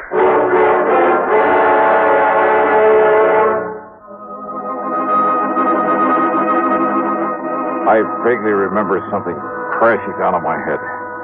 And if you think people don't see stars, you're wrong. Half conscious, I braced myself for another blow, but it never came. Instead of crazy mixture of sounds, noises, a lot of footsteps, a barrage of gunfire, sirens, a lot of cars breaking to a stop. Only it was all like in a dream. I came to the next morning and found myself in a hospital bed, a doctor leaning over me with a hypo in his hand. Then, sometime later... Well, looks like the doctor was right, doesn't it? Huh? Randy. Yeah, a slug of something to make you sleep for a while really worked. You're going to be okay, except maybe for a big head. Randy Singer. Lieutenant Singer to you, Buster. Son of a gun, Johnny. When are you going to learn to let me know when you're working around this town, huh? Was it you came along? That's right, like the U.S. Marines. Well, how did you know they were going to waylay me there in that alley? I didn't. I hadn't the least idea. Didn't even know it was you they were jumping. You and that crazy getup, that black hair and the mustache and those thick glasses. Then I don't understand, Randy. Johnny, I've had a bunch of the boys on Rocky Harrison for over a week. You have? Sure, ever since that Stooley whiskey soda told me about him being in town. It was you told me where to look for him. I? When? 7 years ago. The first time you found him in the purple hat. So we've been tailing him for days. Well, if I'd have known that. You think you're the only one that thought he might sometime lead us to those jewels? You found him, Randy? No, and now, thanks to you, it looks like we may as well give up. What do you mean, thanks to me? You just stay in bed. When the boys saw what was happening there in the alley, they moved in. Yeah? When Rocky and Barney started throwing lead, well, the boys kind of thought they'd better answer back. So Rocky and Barney are dead. So now, how are we going to find out where those diamonds are stashed away, huh? Do you know where Rocky was living? Sure, we've been all through his place and Barney Little's place. Nothing. Since we don't know of anybody else who might have been in with him. Oh, you don't, huh? What do you mean, Johnny? Well, Randy, I've suddenly got a crazy idea that maybe I can bluff my way into finding those jewels. You what? Come on, help me get into my clothes.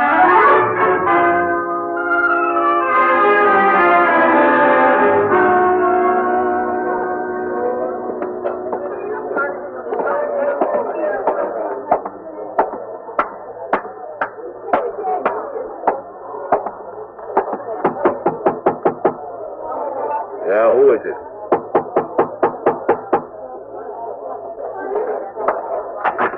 Yeah, who are you? Johnny Dollar, Pete, as if you didn't know. Just a minute. Dollar, did you say? That's right. Well, there's something a little familiar about you. Oh, come off it, Pete. Now, waiter. Oh, that stupid waiter I fired last night. Rocky Harrison told you who I was. If you're wondering how I know that, just look at that bug fastened to the underside of your desk. A bug? A microphone? Why, I don't believe it. Hold it, Pete. You try opening one of those drawers, reaching for a gun, I pull this trigger. Okay, Dollar, okay. I also heard them tell you when to let me go out into that dark alley. Oh, look, how was I to know what they wanted you out there for? I also heard enough to know where the only jewels are. Open up that safe, Pete. Oh, yeah? Open it. You crazy? Oh, listen, Dollar, put down that gun for a minute. Open it up. Oh, look, maybe we can make a deal. 7 years of hunting for him, Pete.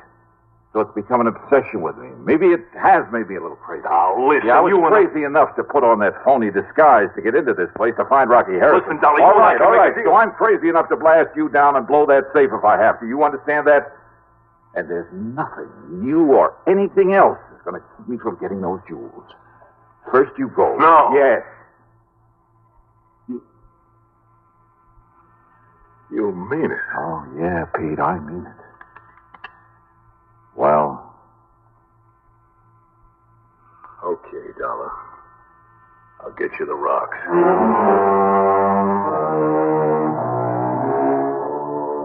The fee on this one for recovery of the diamonds? Well, maybe the department frowns on such things, but half of the check goes to Lieutenant Randy Singer, NYPD. Good man, good friend. Expense account total, including the ride back to Hartford, well, it just about balances with what I made on my job as a waiter. Yours truly, Johnny Dollar.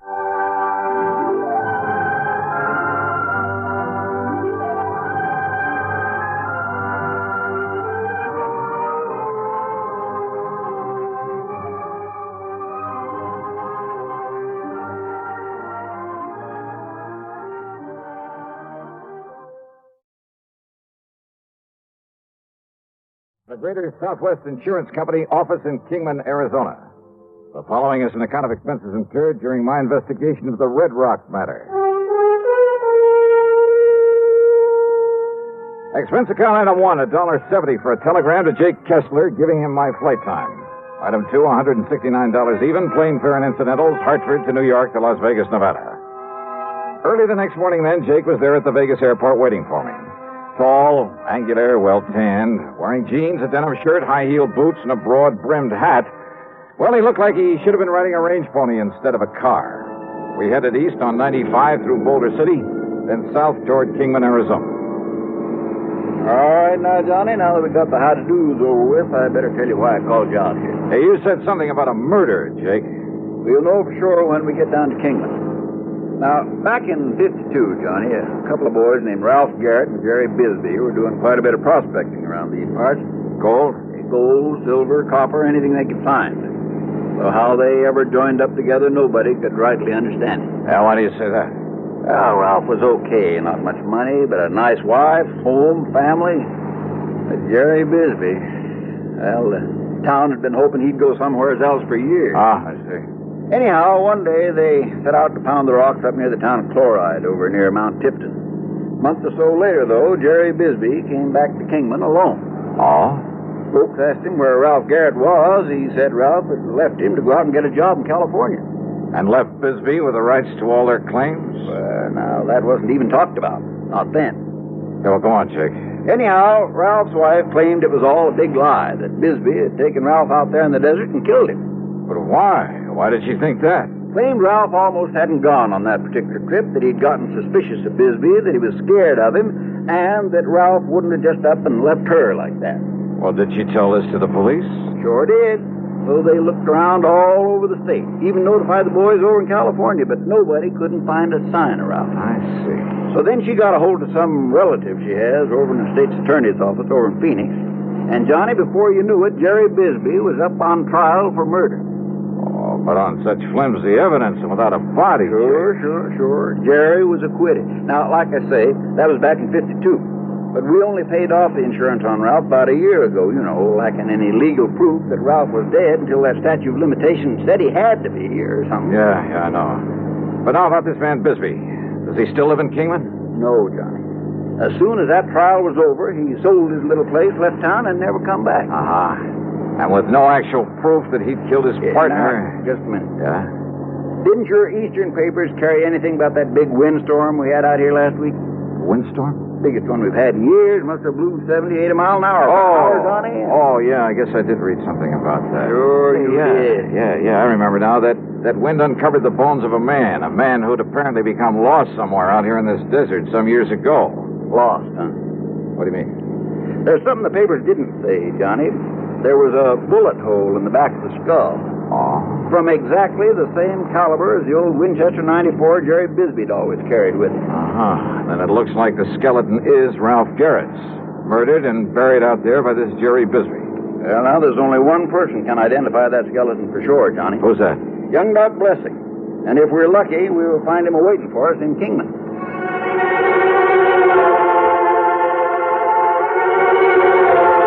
Well, that was all Jake had to say about the matter until we could talk to Dr. Blessing. When we got to Jake's office there in Kingman, we found a note in the door from Dr. Blessing asking us to wait for him. So we sat there and waited. And then he came here and... the dang flies. Think out here in this nice clean desert air, they wouldn't... There you are! Oh, I won't be able to hear out of this here for a week. Yeah, I thought you were trying to knock your head off there for a minute. I almost did. But you were saying that young Doc Blessing took over his father's practice out here. Yeah, a couple of years ago. And that included all the records his pa had always kept, complete records of every case he'd ever handled. Notes, prescriptions, x-rays, everything. Boxes, crates, cartons of them, Johnny. And that's what young Doc's looking into right now, all those old records. Why, Jake? Because he had a vague remembrance that one time, a long while ago, his pa... Oh, howdy, Doc. Jake, I take it you're Johnny Dollar. That's right. I'm Doc Blessing. Glad you're here, Dollar.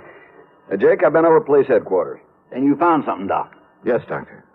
You must understand this, Dollar. The police around here are fine. Good state authorities, too, but this thing may be beyond their reach. What'd you find in your pa's old record? Jake, I found evidence, including x-rays, that proved that my father patched up a broken thigh for Ralph Garrett back in '47. X-rays clearly showed the steel femoral plate he used to pin two sections of bone together. Then, Doc... It's been kept from the papers, Dollar. But on the skeleton they found in the desert was that very same fractured thigh bone and the stainless steel plate that my father... I know it. Well, there's no question about it. That skeleton is Ralph Garrett's. Well... And with that bullet hole from Jerry Bisbee's gun in the skull. Exactly. Or a gun like Bisbee. Now, don't start kidding yourself, Johnny. Yeah, now, Dollar, Okay, you got a point. It looks as though Bisbee murdered him, all right. Of course he did. Why else would he skip out after the trial? So what you've got to do, Johnny, is get out and find it. Bring him back to justice. That's all. That's all? Well, yes. Oh, sure.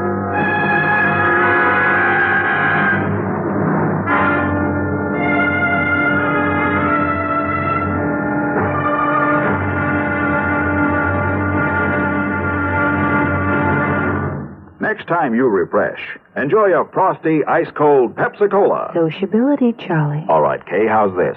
Pepsi is light, refreshes without filling. You like to refresh? Have a Pepsi right now. Well, offer it to everybody, Charlie. I will. Enjoy Pepsi at the fountain. It's delicious at home, too. Have one at lunch, or with a snack. Charlie. At the beach or at dinner. Wherever you go, wherever you're thirsty, Pepsi is there. It's here, too, in our Be Sociable song. Be sociable, look smart, keep up to date with Pepsi. Drink light, refreshing Pepsi. Stay young and fair, get an air. Be sociable, have a Pepsi. For the weekend, have plenty of Pepsi around. Pick up an extra carton today. CK, I'm sociable. With Pepsi, everyone is. And now, the second act of yours truly, Johnny Dollar.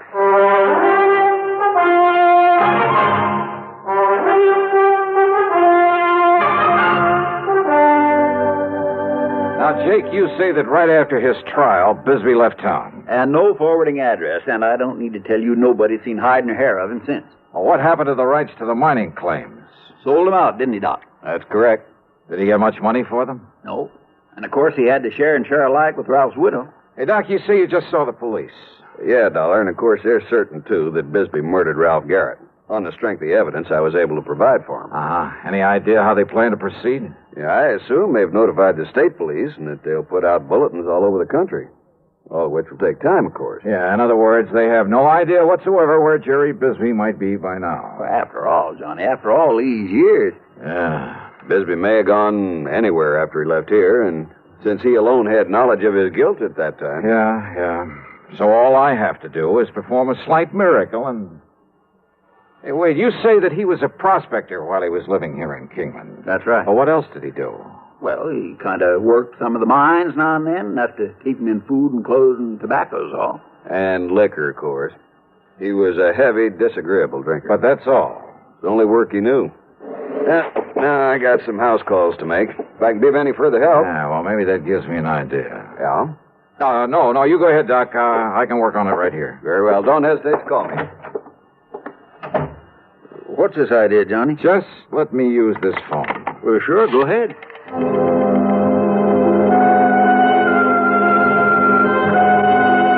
My first call was to the Bureau of Mines in Washington. I practically had to have them check me out with the FBI before they'd give me the information I wanted. But finally, in the course of running up a $27 phone bill, that's item 3 on the expense account. Yes, Mr. Dollar, I've located a listing of mining claims in the name of Jerry Bisbee. Then he's still prospecting. The list begins with 1944. All claims up to 1952 were in Arizona. Yeah.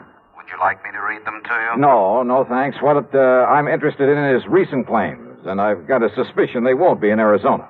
Let me see now. Yes, you're quite right. Yeah?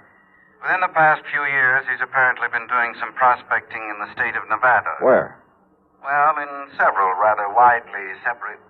Well, of course, the office in Carson City could give you more up-to-date information than we have. Yeah, you're right. I'll call him. Thanks very much. Progress? Yeah, Jake.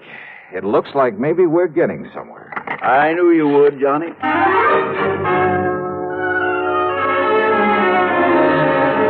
But on my call to Carson City, capital of Nevada, I ran into a stone wall. Oh, I'm sorry, sir, but I have no authority to give out such information over the phone. All right, now, listen, please, when miss. Mr. Harker gets back to the office, if you care to call back in 2 or 3 hours. Look, isn't there somebody else there who can give me the information I need? All I want... Without Mr. Harker's authorization? I doubt it, sir. But look, miss, I just want to If get... you were to come here in person and show the proper credentials. Yeah, sure, thanks. What's the matter with him up there, Johnny? Oh, I don't know. Jake. Yeah? Is there anybody around here owns a plane? An airplane? Well? Well, there's young Kenny McManus has a little single... Then come on, let's find him and see if he'd like to fly a charter job.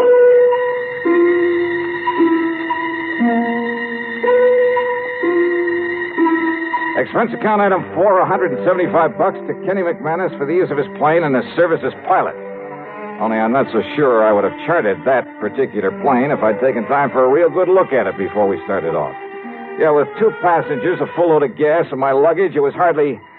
Well, let's face it. It was old and definitely underpowered for such a trip.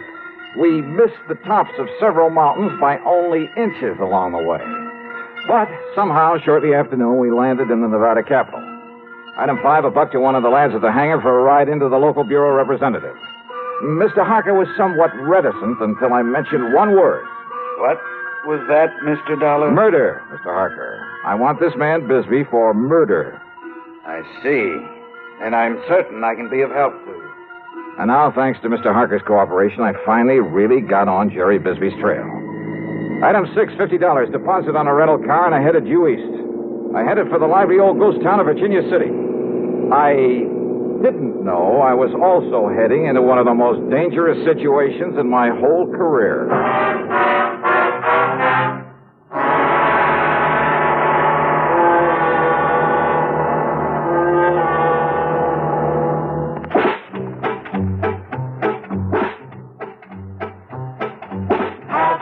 A real cigarette. Have a Camel. Have a Camel cigarette. Have a real cigarette. Have a Camel. Have a Camel cigarette. Best tobacco makes the best smoke. Have a Camel cigarette. Tobacco makes the best smoke. Have a Camel cigarette. If you're smoking more these days, but enjoying it less, change to Camels. The Camel blend of costly tobaccos has never been equaled for real smoking satisfaction. Have a real cigarette. Have a Camel. Start to really enjoy smoking again. Now back to yours truly, Johnny Dollar and the Red Rock Matter.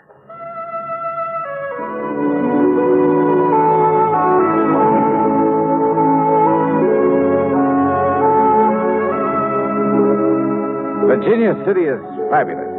A monument to the rip-roaring days of the Comstock Lode.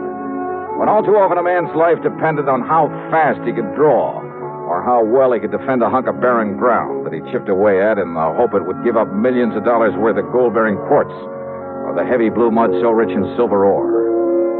Still standing are many of the colorful buildings put up in the 1860s. Piper's Opera House. You picked up your key at the Bucket of Blood Saloon. There was the office of the Territorial Enterprise that carried editorials by Mark Twain. The famous Crystal Bar. The gambling halls where debts were paid in dust and nuggets. Famous names, too. O'Reilly and McLaughlin, Comstock and Gould, McKay and Mills, Fair, Flood, and O'Brien. Yeah, the Bonanza Kings. All of them had meant fabulous wealth in the days of the gold rush.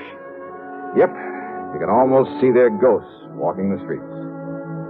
Well, I found a fount of local information and a grizzled old character parked on a rocker in front of one of the ancient saloons. Bisbee, son. Jerry Bisbee. Yes, sir, that's right. Well, if I was you, I'd stay away from him. Yes, I would. Well, why do you say that, sir? Because, son, that D4 man's crazy. Staying up there in that shack on top of Red Rock Pass. Red Rock? Working away at that worthless claim he has up there. Oh, where is Red Rock Pass? About halfway up 12-mile road over there. There's a wagon track up the pass. Well, look, can I make it with this car of mine? Yeah, that's pretty new car. No. Now take a horse or a burro to get... Yeah, but you ain't going up to see that crazy Bisbee. Why not? Well? Whoa, he'd catch you anywhere near that mine of his. Then he'd shoot you first and find out who you was after. Yeah, well, I'll have to take that chance. Oh, no, you Thanks a lot, old-timer. At Martin's stable, I had to shell out a $100 deposit when they learned I was going up into Red Rock Pass. And again, I got a warning about running into Bisbee.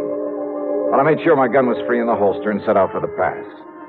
It was after 3 when I left the 12-mile road and nearly sundown by the time I reached the top of the pass. And there I found Jerry Bisbee's weathered old shack, but no sign of Bisbee himself. Bisbee! Jerry Bisbee! And then I saw the trail leading to the little mine on the face of a cliff. So I started over toward it, walking around the huge red boulders in my path, scattered about as though some giant hand many centuries ago.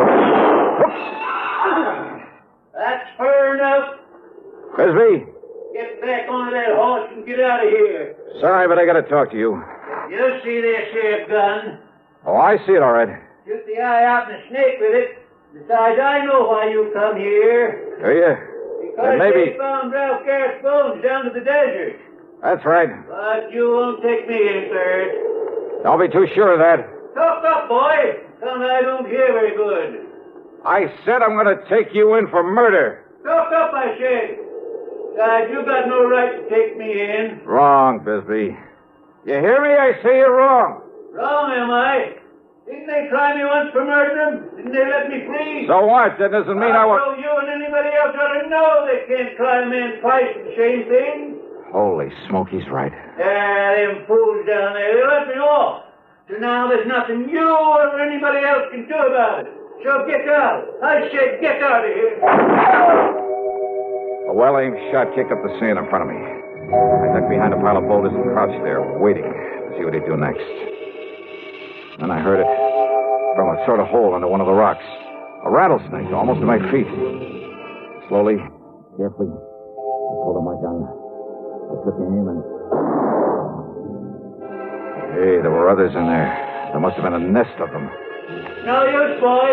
I'm coming over there to get you. Yeah, well, listen. I'm going to kill you. There was another rock to my left, a boulder that maybe I could reach without his seeing me. And the sound of the rattlers at my feet wasn't exactly friendly. So I bent down low and made a dash for it. Brother, that time I could practically taste the lead. It's no good, boy. You're not so smart.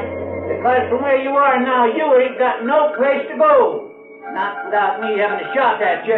And all it's going to take is one clear shot. Bisbee, can you hear me? And this drop pile where you was, I can get you without you having a shot at it. Till I got you cornered, boy. Yeah, he was right. He knew it and I know it. Through a narrow cleft in the rock in front of me, too narrow even to push the barrel of my pistol, I could see him advancing slowly toward the pile of boulders where I'd left the nest of rattlers. But if he was so deaf, he'd never hear them. Oh, Bisbee. Hey, Bisbee, listen to me. Talk up. You got anything to say? Stay away from that pile of rocks. I'm going to kill you. Hey, look, I said stay away from that pile of rocks. I'm going to kill you dead. Unless you throw out your gun, then come out here with your hands up over your head. Come on out of there. Yeah. Okay. I'll do it. What you say? I said yes. Here, look. Here's my gun. You coming out like I told you? Yes, look. With my hands up. I was going to fool you. What? Because I'm going to kill you anyway. The same as I did Ralph Garrett. Bisbee. Hey, Bisbee, wait. Stay away from those rocks. If you got another gun hit on you to do you no good. Bisbee! Things happened fast. He jumped backward into the protection of the rock pile, and he raised and aimed his gun to shoot me down. But a sudden movement among the angry nest of rattlesnakes. No! Rattlesnakes! No! Any of them! No!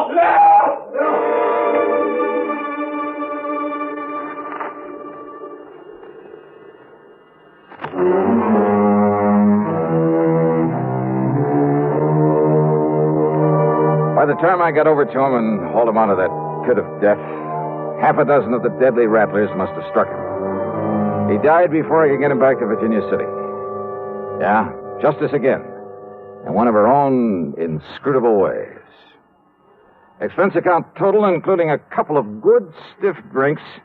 Then the trip on back to Hartford, $496.25. Yours truly, Johnny Dollar.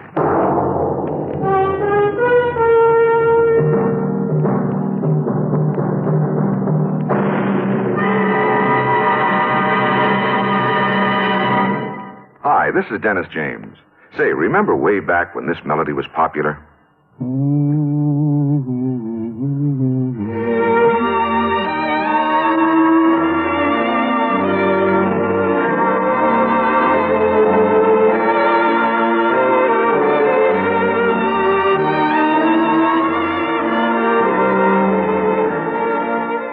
There's something very special about a long-time favorite, isn't there? Well, folks feel the same way about one of Kellogg's favorites, Kellogg's All Brand. Going on 41 years now, it's been America's most popular good food way to fight irregularity from lack of bulk. Because it's whole brand, Kellogg's All Brand gentles away irregularity safely and reliably. And because it's deep toasted for extra crispness, it never gets mushy in milk. There's only one All Brand, Kellogg's All Brand. That's ALL-BRAN. Kellogg's All Brand. Now, here's our star to tell you about next week's story. Well, next week, the canned canary matter. You heard it right. And I promise you that title is a real fooler. Join us, won't you? Yours truly, Johnny Dollar.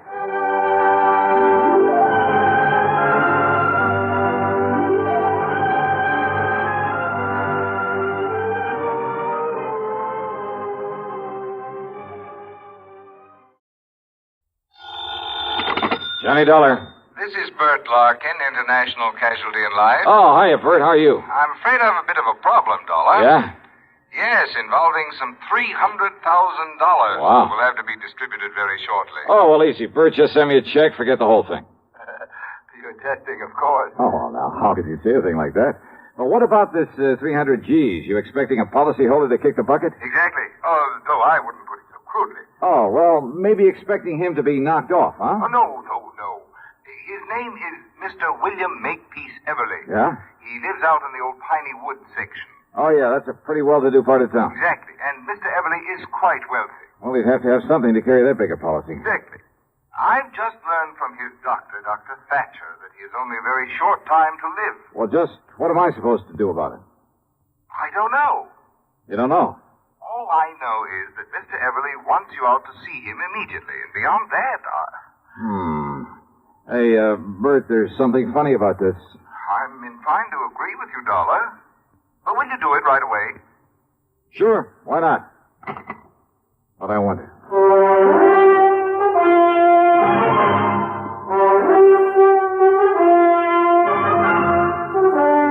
CBS Radio brings you Bob Bailey in the exciting adventures of the man with the action-packed expense account, America's fabulous freelance insurance investigator. Yours truly, Johnny Dollar. Get the really light refreshment. This is where I talk, Kay. Get the really light refreshment. That's Pepsi-Cola, of course. I just wanted to say be sociable, Charlie. Of course, Kay. Be sociable. Have a Pepsi on the road or at home. It always refreshes without filling. Charlie. Pick up extra cartons now. Pepsi is so delicious it goes fast. That's why you should keep plenty of Pepsi on hand. Oops. Maybe I'd better sing. Be sure to say keep Pepsi handy. Yes, Charlie. But the song says it sociably. Be sociable. Look smart. Keep up to date with Pepsi. Drink light, refreshing Pepsi. Stay young and fair. Debonair. Be sociable. Have a Pepsi. What Kay means is, get plenty of Pepsi next time you shop. Well, yes. And now, Act One of yours truly, Johnny Dollar.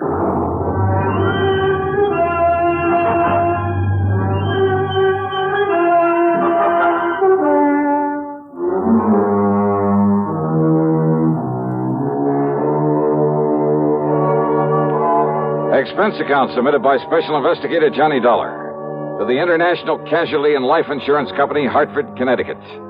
Following is an account of expenses incurred during my investigation of the Harried Heiress matter. Expense account item 1, $4.85 for a tank full of gas, and I drove to the Everly address at the edge of Piney Woods. It was a beautiful old place in a setting of tall oaks and sycamore trees that spread protectively over and around the rather large frame house, with its slate roof, its cupolas and dormers and broad porches. Even before going in, I knew the inside was filled with heavy, overstuffed furniture and velvet draperies, gilded mirrors, that it had a kind of musty smell, perhaps a trace of camphor, and the parlor closed off except for very special occasions. It was that kind of place.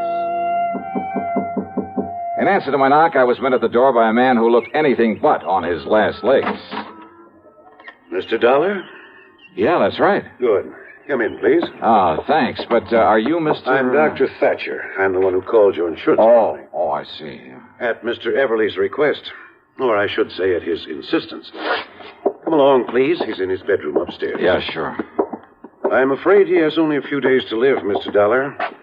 Early yesterday, I notified his stepson, Alfred Harker, but I haven't been able to locate his niece, Nancy Everly. And that is what has him upset. That's why he wants to see you. Oh? They're his only living relatives, by the way. Well, just what does he want me to do? Well, suppose I let him tell you. Oh, and although he realizes he hasn't long to live, he has no idea how short his time really is. All right. Please bear that in mind when you talk to him. Yes, sure. And above all, try not to excite him. Now, in here, please. Oh, okay, thanks. Mr. Everly, I have brought Mr. Johnny Dollar. Oh, isn't that nice? Oh, sit down here beside my bed, Mr. Dollar. Let me tell you why I've sent for you. Yes, certainly, sir. Well, young Thatcher here doesn't really know what he's talking about, but he seems to think I have only a few months to live. A few months? Of course, I don't believe him. Mr. Dollar, I'll probably end up outliving both of you youngsters. That's the spirit. Well, I hope you do, sir. But he's given me something to think about. My estate. What about it, sir? I've willed everything to my niece, Nancy. And my insurance automatically goes to her in the will. Or did you tell him that, Thatcher? I thought it better if you did. Yes. Well, Dollar, it's not only because she's been kind and loving over the years, but, well, she's had gumption enough to stand on her own feet, rather than depend on me for a living. Where is Nancy, Mr. Everly? I don't know. Well, But I want you to find her, Mr. Dollar, and bring her here so that I can see her before I... Well, now, I still don't believe this young sawbones, but I... Yes, I think I understand, sir. And she is your only heir, your only living relative? I told you, Doctor. My only heir.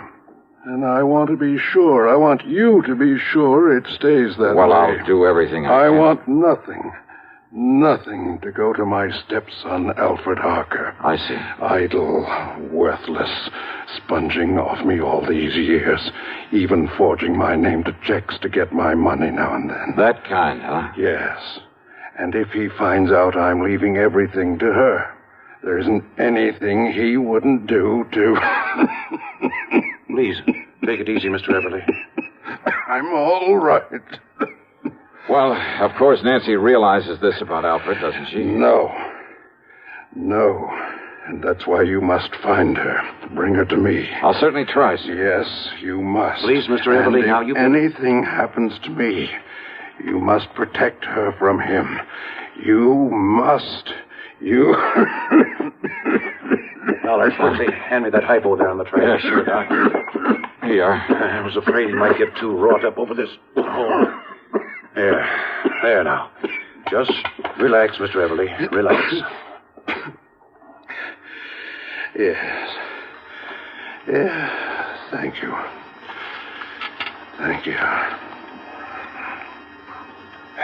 Well, now he'll sleep for a while. I was afraid he might get too excited. Yeah. And it sure looks like I got my work cut out for me. I'm afraid so. At least this Alfred Harker doesn't know that his stepfather's money, his insurance... I'm afraid he does, though. What's that? I didn't realize... Realize what? But when I called him and told him Mr. Everly was You dying... told him Nancy is the only heir?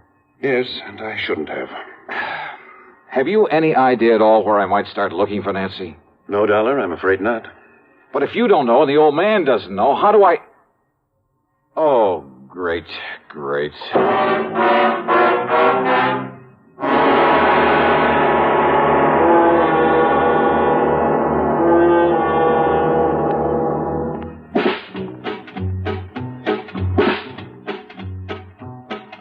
Have a real cigarette.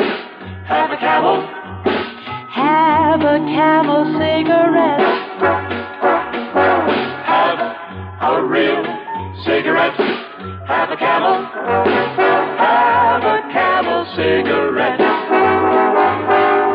Best tobacco makes the best smoke. Have a Camel cigarette. Best tobacco makes the best smoke. Have a Camel cigarette. If you're smoking more these days, but enjoying it less, change to Camels. The Camel blend of costly tobaccos has never been equaled for real smoking satisfaction. Have a real cigarette. Have a Camel. Start to really enjoy smoking again. And now, Act Two of yours truly, Johnny Dollar.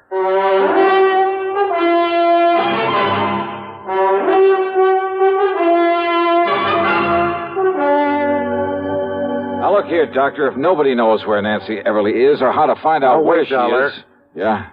Mr. Everly's stepson, Alfred Harker, always kept close tabs on Nancy's whereabouts. Oh, he would. Well, what do you mean? Sure, so that if anything happened to the old man, he could start sponging off of her. Now, look, it's important. Well, Mr. Everly said she doesn't know what a rotten character Al is. That's true. Because of his sweetness and light attitude, Mr. Everly never told her. Well, if he had, he wouldn't have to be so worried about what Alfred might try to do to her to get the estate. Very true. Unless I can get to Nancy first, she'll be a sitting duck for him. If only I hadn't told Alfred he's not included in the Well, inheritance. you didn't, that's that. Yet, if Mr. Everly's will specifies that Nancy's to be the sole heir... Oh, you never heard of a will being broken? Well, yes. Okay, where can I find Alfred? Well, he lives in a rooming house on the other side of town. Yeah, I'll write the address down for you. Yeah, do that. And remember, Dollar, he's not only bad, but clever. So be careful. Here, remember that. Sure.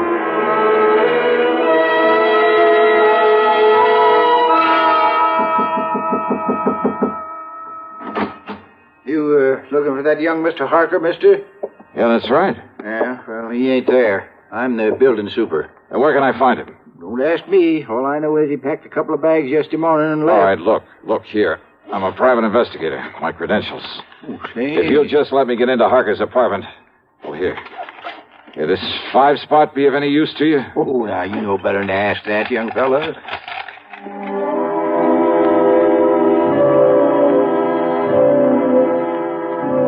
It was pretty obvious Al Harker had left in a hurry. The clothes he hadn't packed were strewn all over the place. But luck was with me. On a desk, I found an airline timetable. One of the flights to Los Angeles had a check mark beside it. More important, I found the address of Nancy Everly, an address in Philadelphia, PA.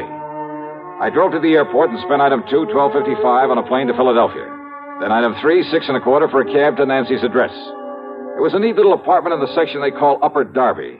But instead of finding Nancy there... Why, no, Johnny Dollar. I'm Marianne Hooper. Oh, yeah. Now, Miss Hooper... But I know Nancy Everly from the office where we work together. Well, where can I find her, So Miss Hooper? when she moved out of town, I agreed to take over the lease on this nice apartment. Won't you come in? She moved out of town, you say? Mm-hmm. Where? Well, she was transferred. She was a copywriter, you know. For whom? The name of the company you work for? Hardin, Carmen, and Fisher. Oh, yeah, the ad agency. Mm-hmm. And they sent Nancy out to their Los Angeles office just a few weeks ago. Then Alfred must have found that out. Why don't you come in just a minute, Johnny? It's awful chilly out Hey, here. listen, do you have her address in L.A.? Well, no, but maybe at the office. All right, okay, thanks. Thanks very Johnny, much. has she done something wrong? No, she hasn't. What?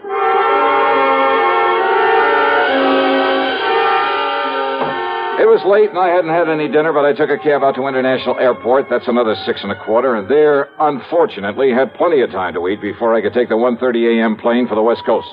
The meal is item 5, $3 even. Item 6, $161.60 plane fare to L.A. Item 7, another $6.25, taxi into the office of Hardin, Carmen, and Fisher, where I had to wait for the joint to open up. Then I talked to the receptionist. No, Mr. Dollar, Nancy isn't here. Oh, then I'll go out and grab She some won't breakfast. be in at all today. When does she come in if you... What did you say?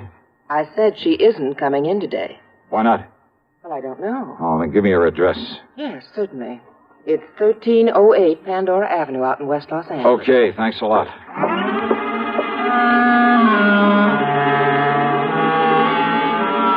So Nancy was in L.A. Al Harker had come to L.A. And Al knew he'd get none of Mr. Everly's estate unless... Unless what? Oh, I hadn't the least idea. But I knew that he was clever, which meant there was no time to waste in getting hold of Nancy. Item 8, $3.50 for a cab to 1308 Pandora, and there from the landlord... Oh, believe me, this was the one I hadn't anticipated. Oh, she lives here, all right, but she isn't here now. Do She you have left any on idea? a little trip a few hours ago. Trip, did you say? That's right. She and a real nice-looking young man. Do you know his name, who he is? No, I can't say that I do, but a real charming, nice Well, look, do you know where they went? man. Oh, I sure do. Well, where? She said they were going over to Las Vegas. Vegas? And you know something? I think they're going over there to get married. Ouch. Munch, munch, munch a bunch of Fritos, corn chips. It's not polite to smack your lips, but you can't help it with Fritos, corn chips. Munch, munch, munch a bunch of Fritos, corn chips. That's right, Fritos corn chips. So crisp and light, there's contentment in every munch. Serve them at outdoor parties, as a snack or with dips. Fritos corn chips are so good with cold drinks, everyone will want to munch a bunch. Fritos have a flavor no other kind of chip can match. Munch, munch, munch a bunch of Fritos, corn chips. Fritos are golden chips of corn just made to munch. Keep Fritos corn chips on hand for the perfect warm weather between meal treat. Tuck a bag in every lunch, picnic or otherwise. Serve them with sandwiches, salads, all summer meals. Fritos corn chips are full of good, crisp, refreshing flavor. Fritos, Fritos corn chips. Munch, munch, munch a bunch of Fritos, corn chips. Now, back to yours truly, Johnny Dollar, and the Harried Heiress matter.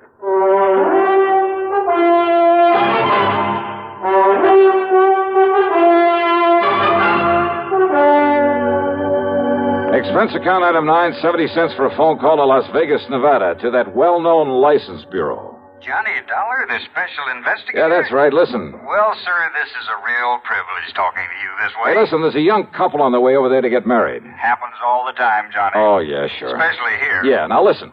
Their names are Nancy Everly and Alfred Harker. You want me to arrange something special for them to help them on their way? No. Somehow you've got to keep them from getting married. Well, now, unless you've got some legal reason, Johnny, some kind of court order or something. By the time I went through that, they could be married and gone. Yes, I guess that's So true. look, you got to stall them. Somehow you got to keep that pair waiting. Well, now, Johnny, I'd certainly like to do you the favor. And do it. But unless I got some legal cause. You see, it works like Well, this. look, just you stall them off until I get there. I'll make it worth your while.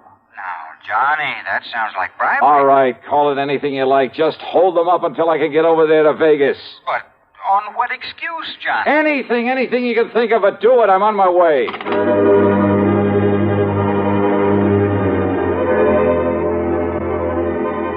Alfred Harker's plan to get hold of the Everly fortune was all too obvious. All he had to do was marry Nancy, and he'd have it automatically.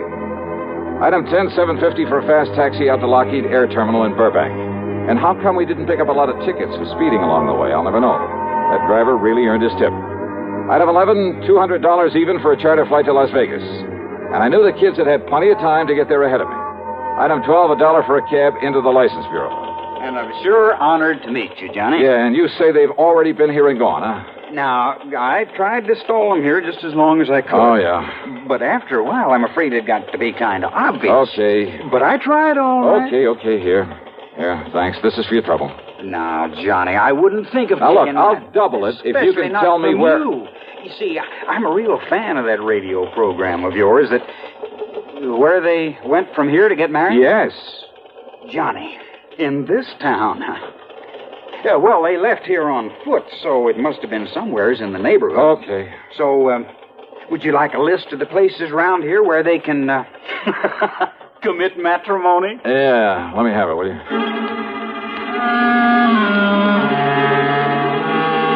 Item 13 is the 10 spot I accidentally left on the counter for him.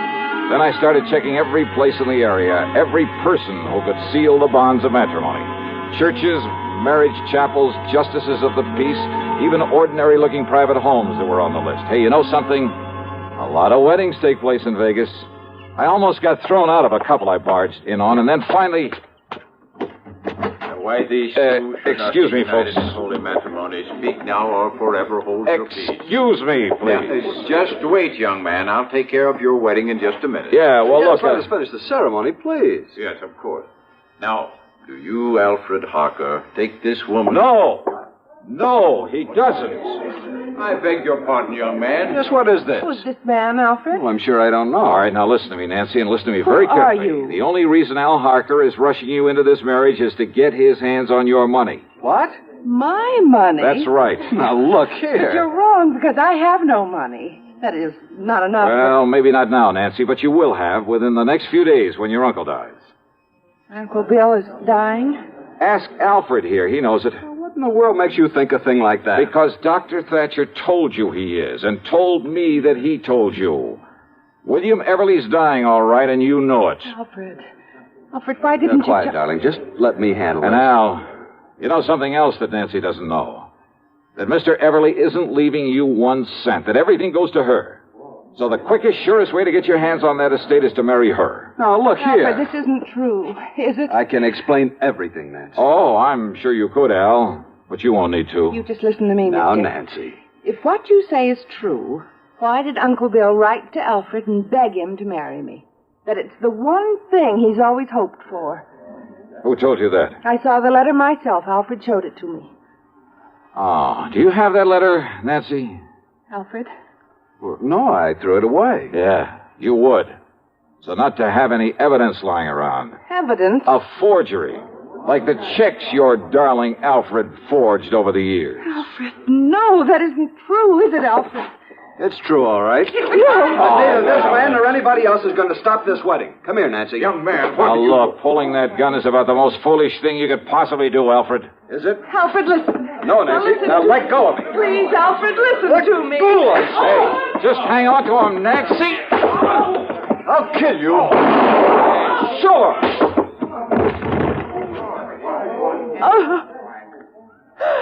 Oh, I'm sorry, Nancy. Terribly sorry.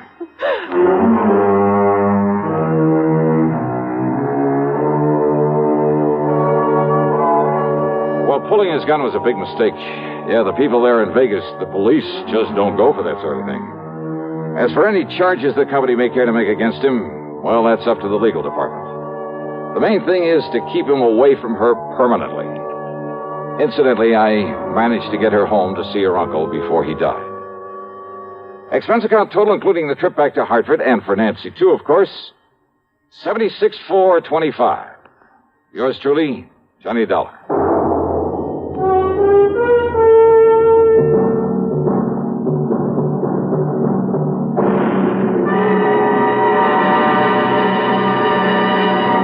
Hi, this is Dennis James with a longtime favorite.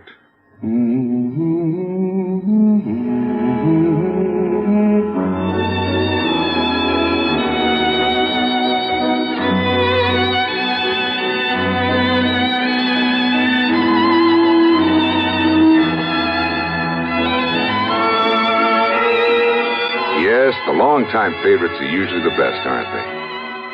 And one favorite folks have relied on over the years is Kellogg's All Brand, since 1919, America's favorite natural laxative cereal. Kellogg's All Brand is the safe, gentle way to overcome irregularity caused by lack of bulk in your diet. It tastes good, too, and it never gets mushy in milk. There's only one All Brand, Kellogg's All Brand. So relieve constipation the way millions do with Kellogg's All Brand. ALL-BRAN. Yes, you're so right to stay regular with Kellogg's All Brand. Try it, okay? Okay. Now, here is our star to tell you about next week's story. Well, first, let me shout a word of welcome to the network to station KFBK in Sacramento, California. Glad to have you with us. Next week, I'm called in to help a small company that's involved in the race to conquer outer space. And I'm sure you know there are plenty of people in this world who go to any lengths to put a crimp in this project. But in this case, the man behind all the trouble turns out to be a real surprise.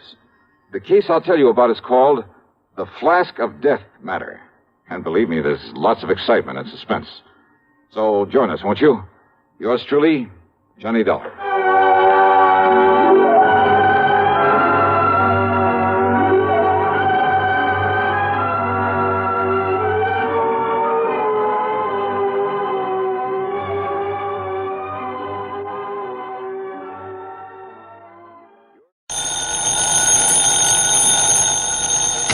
Johnny Dollar. Pat McCracken, Johnny. Universal Adjustment. Sorry, Pat, but the answer is no. Huh? My bags and fishing tackle are all packed. Johnny. My plane ticket is just waiting for me out of Bradley Field. Plane's due to take off in a few minutes, and believe me, I'm going to be on board. Well, fine. So don't try to stop me. Well, because what I called you about...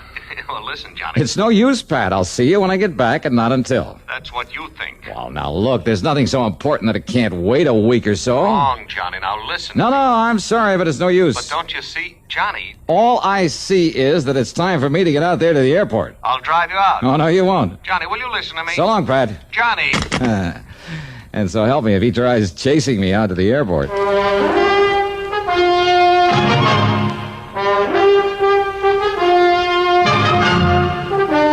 CBS Radio brings you Bob Bailey in the exciting adventures of the man with the action-packed expense account, America's fabulous freelance insurance investigator. Yours truly, Johnny Dollar. Now, Act One of yours truly, Johnny Dollar.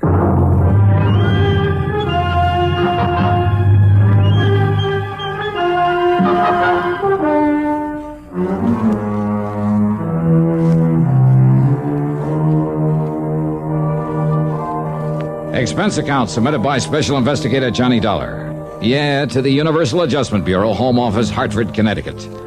Following is an account of expenses incurred during my investigation of the wholly unexpected matter.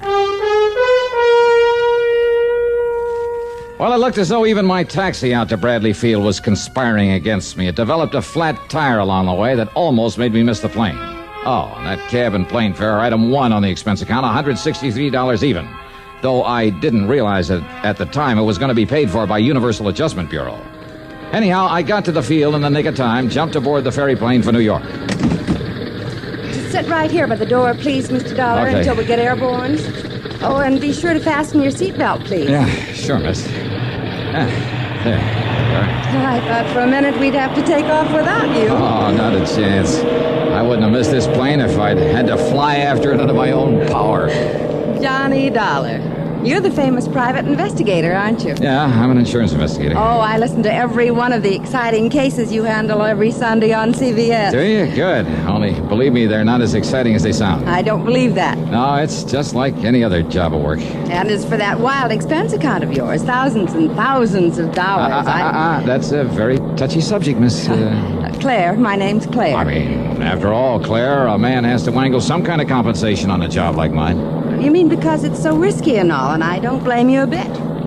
Are you off on some dangerous investigation now, Mr. Dollar? No, sirree. No, ma'am. I'm heading for a place over in western Arizona, Lake Mojave Resort on the Colorado River. I know. The place you're always going to fish. Well, the place where I always try to get in some fishing. That's right. Something always happens and spoils your plans. But not this time. You see, I do listen to your program.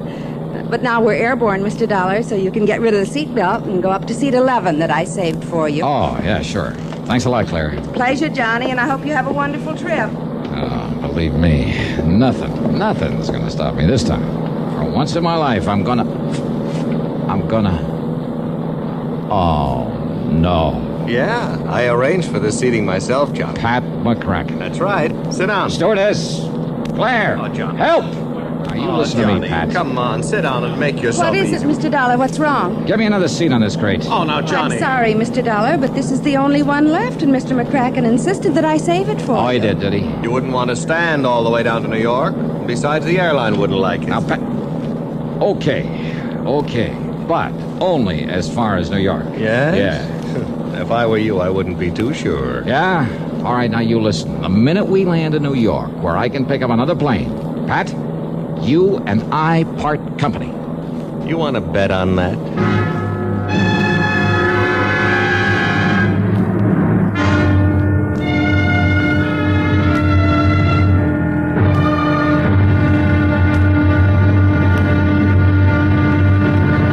It's an interesting fact that many of our greatest inventions and discoveries have been hit upon accidentally by doctors, engineers, or inspired tinkerers while working toward some other objective. Thomas Edison had such an accident. While working on an advanced telegraph instrument, he noticed a faint musical sound coming from the revolving paper-covered cylinder he was using. He noticed that indentations in the paper caused the needle to vibrate, and the vibrations produced the sound. Setting aside the telegraph instrument momentarily, he experimented with the principle he had accidentally discovered. He fixed a needle to a diaphragm mounted on the short end of a horn, and arranged this apparatus so that the needle would scrape on the revolving cylinder as it turned.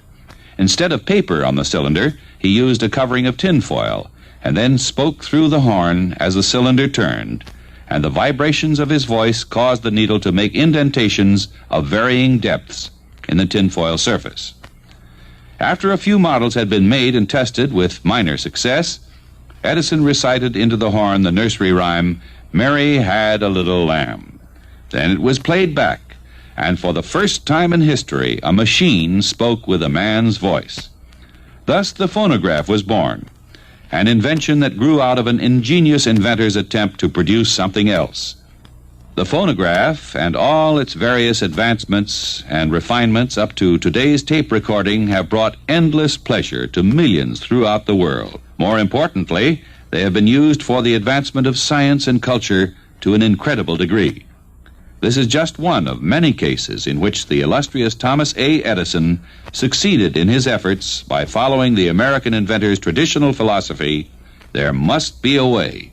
Let's find it. Now, Act Two of yours truly, Johnny Dollar, and the wholly unexpected matter.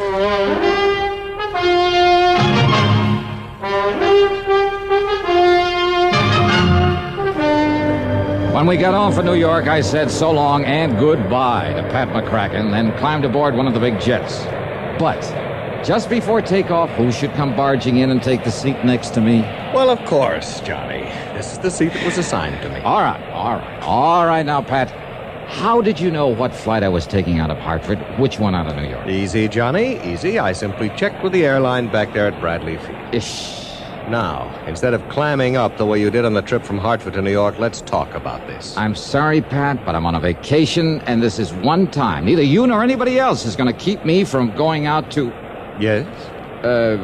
Well... Go ahead and say it, Johnny, to Lake Mojave Resort out along the Colorado. How did... I mean... Oh, what makes you think that? Well, where else in the world would you go to get away from it all for a few days? Well, lots of places. Not this time. How do you know? I'm just betting on it. That's why I dragged along all my fishing tackle. Huh? Sure. After hearing you rave about the place all these years, I decided it was high time I took a crack at it, too. Now, wait a minute, just a minute. Yes, Johnny.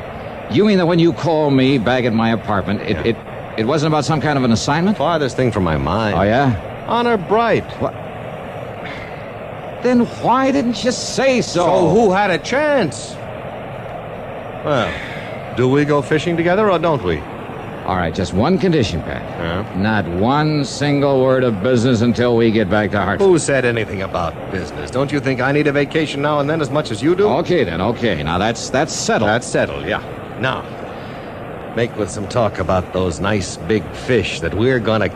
Okay, Huh? What's the matter? What? Nothing. Been looking at that fellow sitting up there in the seat next to the emergency exit. Well, what about him? Nothing, really. It's just that he looks very familiar, and what's more, I'm sure he was also aboard the plane out of Hartford. Oh, so were several other people. Remember, the plane was full. Yes, and I tried to tell you about the way he kept looking back at you in a funny sort of way. Now, quit it, Pat. Just quit it. Well, it's a fact, John. Oh, look, did you see that? He gave us a quick glance and then buried his face in his magazine again. So what? Well, almost as though he didn't want to be seen by us. Now, you look here, Are you sure that you don't recognize him? That face is mighty familiar. Well, it isn't to me, so forget it and relax and let's enjoy ourselves. Funny little scar on his cheek when he half turned just... Johnny, are you sure you didn't... Now, I said forget it. Okay, whatever you say.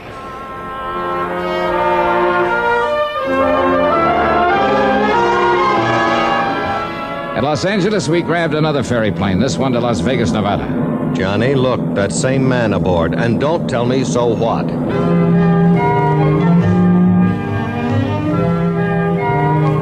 It was late when we arrived at the fabulous city of Chance out there in the middle of the Mojave Desert. So we grabbed a cab into the Hotel Sahara. That's item 2, $1.25. Item 3 is $16 for a suite of rooms. Item 4 is $12.20 for a couple of drinks and a good meal. Then we dropped into the casino. Oh, real excitement. Yeah, watching the little ivory ball click around the roulette wheel, the snap of cards at the blackjack table, the rattle of dice, the click of poker chips, the ring of silver dollars, and over it all, the constant chuck and whir of the slot machines. Pat and I had separated, and by some stroke of good luck, I did all right with the dice. So I hauled my stack of chips over to the cashier's cage and collected, believe it or not. 200, 300, 350, 60, $365. Right on the nose. Thanks very much. Yes, sir. Next, please. Johnny, there you are. Yeah, I sure am. Well, how you doing, Pat? All right, fine. Now listen. Yeah? That man we saw on the plane. That you saw? Well, I saw him again a little while ago while you were at the roulette table. He was watching you, and when he saw me watching him... Now, Pat, would Johnny, you... Probably, look, half a dozen people from Hartford have taken this same set of planes out here. After all, it's vacation time. A lot of people. Okay, Johnny, I hope you're right. Well, sure I'm right. Now, look, let's get some sleep, and first thing in the morning, we'll head down to the lake, huh? Come on. Well, whatever you say, only stop worrying, will you? Will you? Sure, Johnny, sure.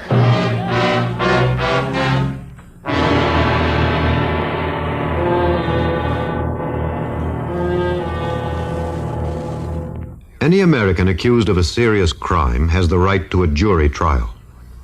But you also have the right to have your case decided by a jury in most civil cases when you are suing in the federal courts for damages or for the recovery of your property. Do you know when you can exercise this right? The answer is in the Constitution. The 7th Amendment says that you can have your case decided by a jury whenever the amount involved is greater than $20. This is one of the ways in which the Constitution seeks to provide every citizen with fair and impartial justice. It is one of the ways in which the Constitution ensures that this country of yours and mine shall be our country under God. And now, Act 3 of yours truly, Johnny Dollar.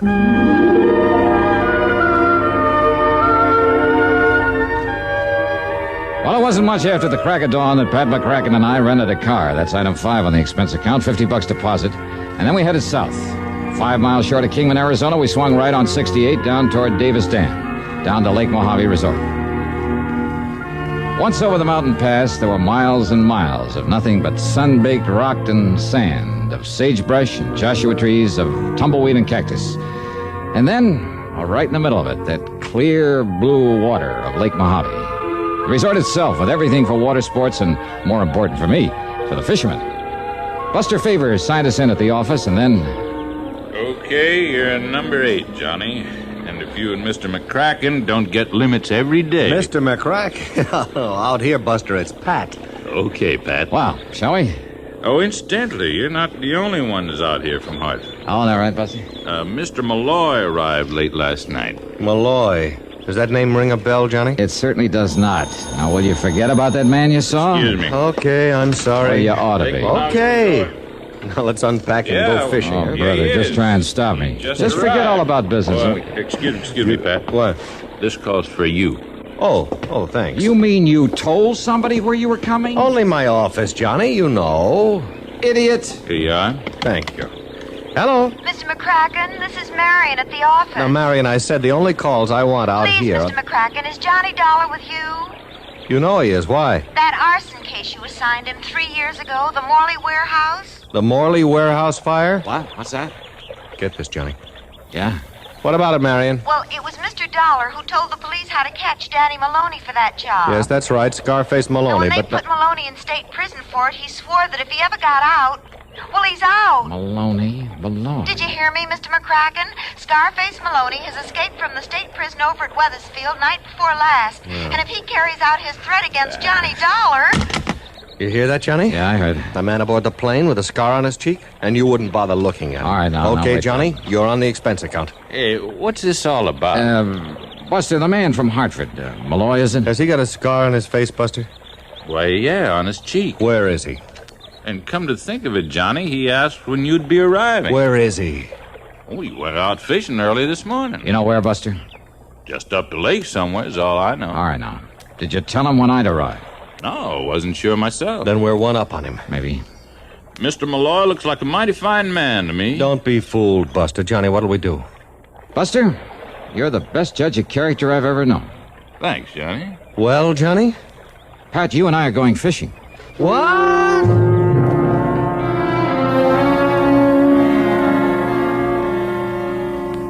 I know Lake Mojave well. Scarface Maloney, he couldn't possibly know much about it. So Pat and I put on fishing clothes, took along our tackle, I took along a gun, and we headed up the lake in a fast outboard. We prowled into every wash and cove at the lower end of the lake, slowly and methodically. We saw lots of fishermen, but not the man we were looking for. Finally, well, I guess the spell of Lake Mojave was just too much for me, so I hove to at the end of a long, narrow cove with high walls of rock on every side. Hey, why stop here, Johnny? Well, One Cast Cove, Pat. What? Oh, look, it's just too good to pass up. Now, you drop a plug there in the corner. Just one cast, and I guarantee you a bass. You think of fishing at a time like this? Oh, come on now. Just try it, Pat. Then we'll go back to the main body of the lake and we'll find the... Johnny, look. Huh? No, careful so he won't see you. Up on that rock that overhangs the end of the cove. Yeah, I see him. Hiding behind a boulder. Yeah. Look. I see it. At least the glint of the sun. Blued steel, Johnny. Yeah. I can't see what it is, but I don't need to, Johnny, because it's aimed this way. Of all the heavenly bodies, the moon has gained such importance that it's continually in today's news. Now, to land a rocket ship on the moon, you must know the moon's exact orbit and rate of speed around the Earth. For decades, scientists were sure they knew these facts, but one man felt they were wrong and proved it. Simon Newcomb was born in 1835 in Wallace, Nova Scotia. Throughout his childhood, he amazed his elders with his uncanny perception of mathematics. While in his teens, Newcomb joined his father, who was teaching in the United States. In 1854, they finally settled in Maryland, where Newcomb also became a teacher. One day on a trip to Washington, he visited the Smithsonian Institute. From then on, he spent every free moment studying from its wonderful wealth of books. Reading book after book, he stumbled onto 4 volumes which kindled his enthusiasm into a brilliant flame. The books told of the amazing world of astronomy. Early in his new career, he became especially interested in the moon. He studied it intensely. One evening, he noticed that it seemed to be lagging a little behind its predicted schedule of motion. Surrounding himself with tables and charts, he painstakingly pursued the possible error. After exhaustive effort, he found it. An error in computation had been made back in the year 1675. If Newcomb had not discovered this error, a flight to the moon might never have been possible. Simon Newcomb, another American scientist dedicated to the principle that somehow there must be a way. Let's find it. Now, here's Act 4 of yours truly, Johnny Dollar.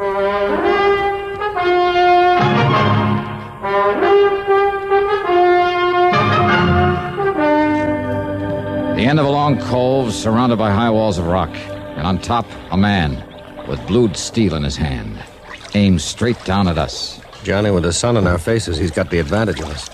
We're like sitting ducks down here. What do we do? Now listen, Pat. Yeah? I don't like it, but it's the only way. If I rock us forward a bit, like this, it'll put my end of the boat behind the ledge. Yeah? I'll tie up to it, out of his sight.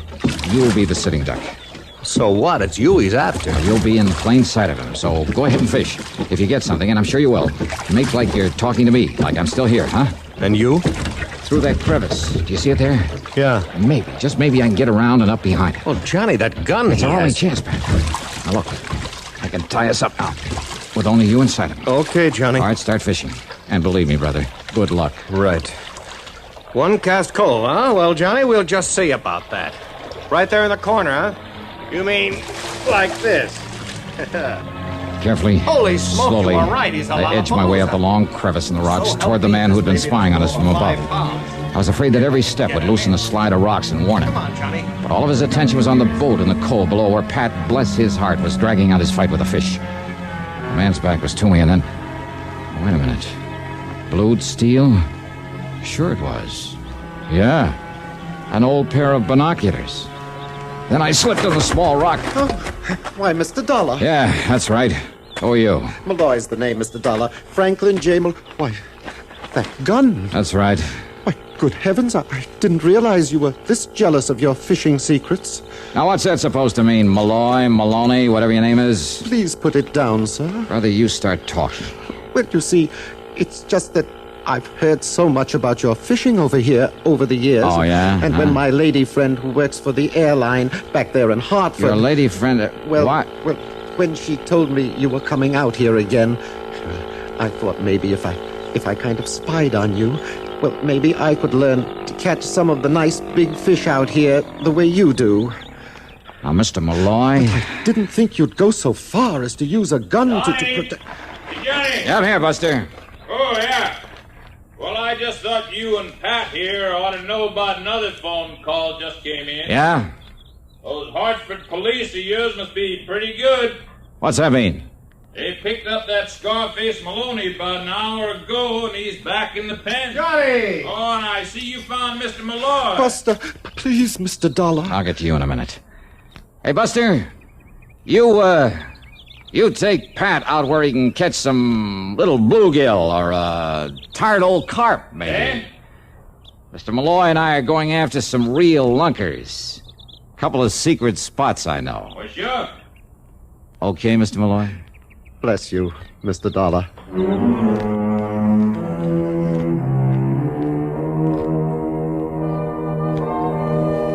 Well, you sure can't win them all, especially when there isn't anything to win. And at long last, I got in a full week of fishing at Lake Mojave. Expense account total? Well, Pat, you add it up. After all, you're paying for it. Yours truly, Johnny Dollar.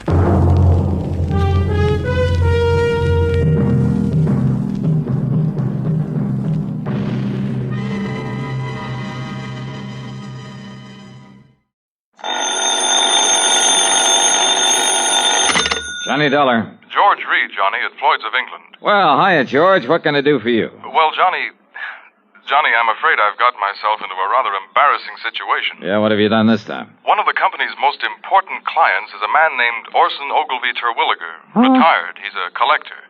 He lives down near the little town of Bethel, New York. Where's that? Across the Hudson, east of Poughkeepsie, between Monticello and Coshecton in the Mongob Valley. Yo, hold it. I better look it up on the map. Yes, I wish you would, Johnny. Then go on down there right away. Oh, why not? But what for? Terwilliger insists that someone from the company, preferably I, call on him immediately. Immediately, Johnny, regarding some change he wants to make in his life insurance policy. What kind of a change? Well, I haven't the least idea, but it's a really sizable policy. How sizable?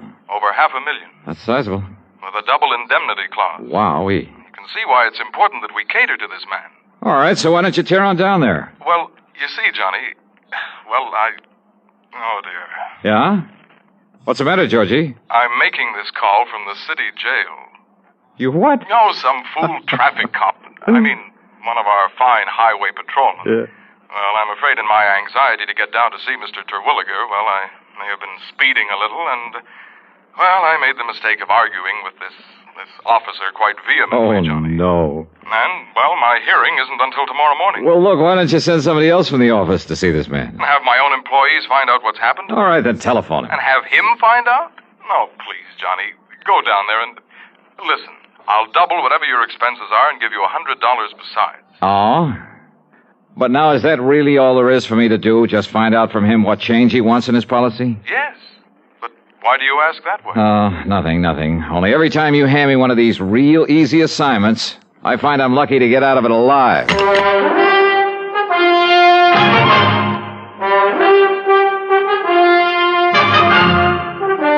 CBS Radio brings you Bob Bailey in the exciting adventures of the man with the action-packed expense account, America's fabulous freelance insurance investigator. Yours truly, Johnny Dollar.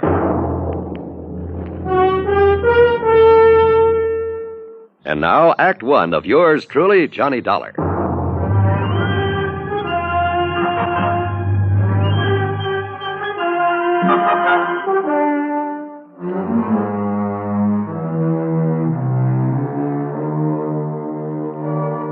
Expense account submitted by Special Investigator Johnny Dollar to Floyd's of England, North American Office, Hartford, Connecticut.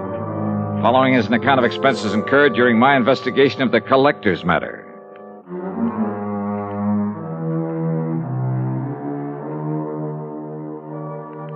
Expense account item 1, $985 for a cab to Bradley Field and a plane to New York. Item 2, $50 deposit on a rental car, and I drove north and west on 6 and 17, and finally Route 17B in my search for the little town of Bethel.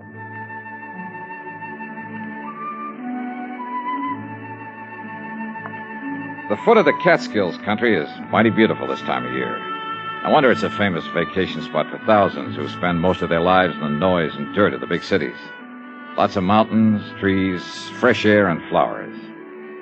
The so-called town of Bethel was little more than a crossroads with a couple of general stores and gas stations and Emma's Hotel.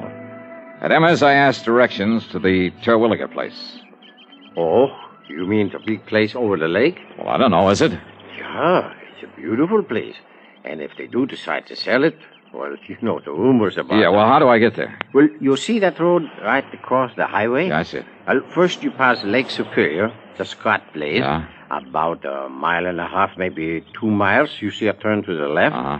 It takes you up the side of the little mountain to the big house. Okay, thanks. Such a narrow, twisting road, though, so be careful when you drive. Oh, sure, and I'm not such a beautiful view it gives of Mr. Terwilliger's private lake. Oh, that's fine. I'll give it a good look. And maybe he'll show you his wonderful collection of guns and weapons that he has. Yeah, beautiful guns. Yes, I'll ask him about him, and thanks and again. when you come back, if you feel like a nice cool beer on this hot weather. Yes, I'll stop by again. Thanks.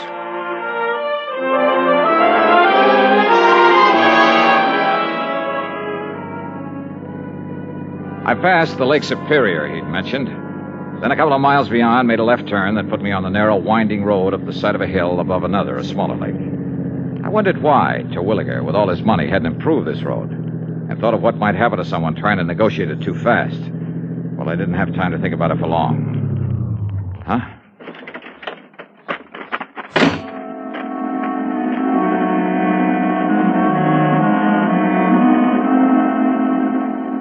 The other car must have been coming down the hill, but apparently had taken the narrow little turn much too quickly, then skidded and rolled over to land against a huge boulder that stuck out on the side of the hill just below the road. After a struggle with it, I managed to get one of the doors open to see if the man inside was still alive. He wasn't, though his body was still warm. I reached into his pocket, pulled out a billfold, looked at the driver's license in it. Yeah. Orson O. Terwilliger. In the history of America, the inventor has had a place of importance equal to that of statesmen and other national leaders. Indeed, our inventors, many of them mechanics, craftsmen, or even thoughtful tinkerers, have strongly influenced our destiny.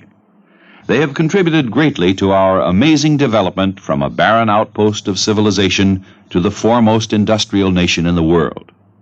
Incidentally, when we think of great inventions, it's natural to think of involved mechanisms like the McCormick Reaper, the sewing machine, or the phonograph.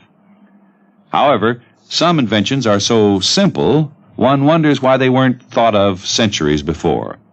An invention in this category is, of all things, the universal, all-important safety pin. This was the invention of Walter Hunt, who lived in New York in the first half of the past century. Between 1832 and 1859, he created and patented more original and worthwhile inventions than any man in the country.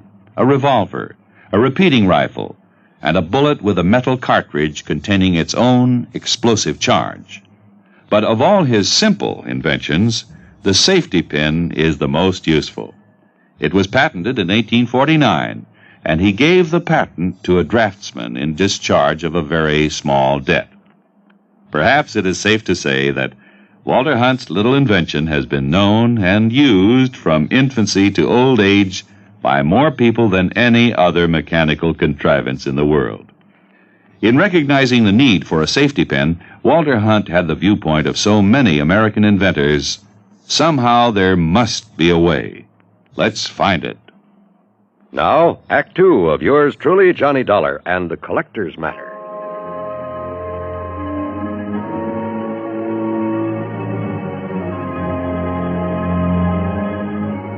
Yeah. The man lying there in the car that had skidded off the road was the man I'd come to see. Orson O. Terwilliger. And he was very dead. Not knowing what sort of police or medical facilities the town of Bethel had to offer, I decided to poke around a bit.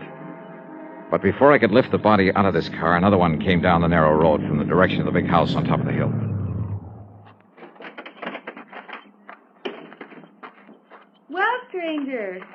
You have some trouble with your...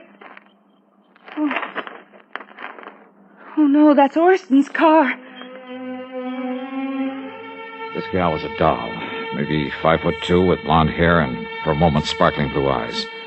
And a figure inside her tight blue capris and yellow silk shirt that would have made any man turn his head. She stood there a moment, staring at the body, a look of utter disbelief on her lovely face. Then I caught her as she started to slump to the ground, hands covering her face, her whole body shuddering with her sobs. I'm sorry. I'm terribly sorry. Why did a thing like this have to happen? Just when Orson and I were... Easy now. Easy. Just take it easy. Well, if it makes you feel better, go ahead and... No. What good is it to cry over him?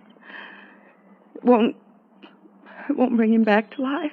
No, I'm afraid nothing will now. Why does it have to happen to people like... I'm terribly sorry. I didn't mean to throw myself into your arms. That's perfectly all right. The shock of suddenly... I'm Blanche Terwilliger, his wife. Who are you? My name is Johnny Dollar. Johnny Dollar? The insurance investigator? Yes, that's right, Mrs. Terwilliger. Your husband had asked that someone for the office. Sounds like a terrible thing to say, Johnny. Yeah? But I'm glad it was you who found him there. Oh? After all the awful things that people...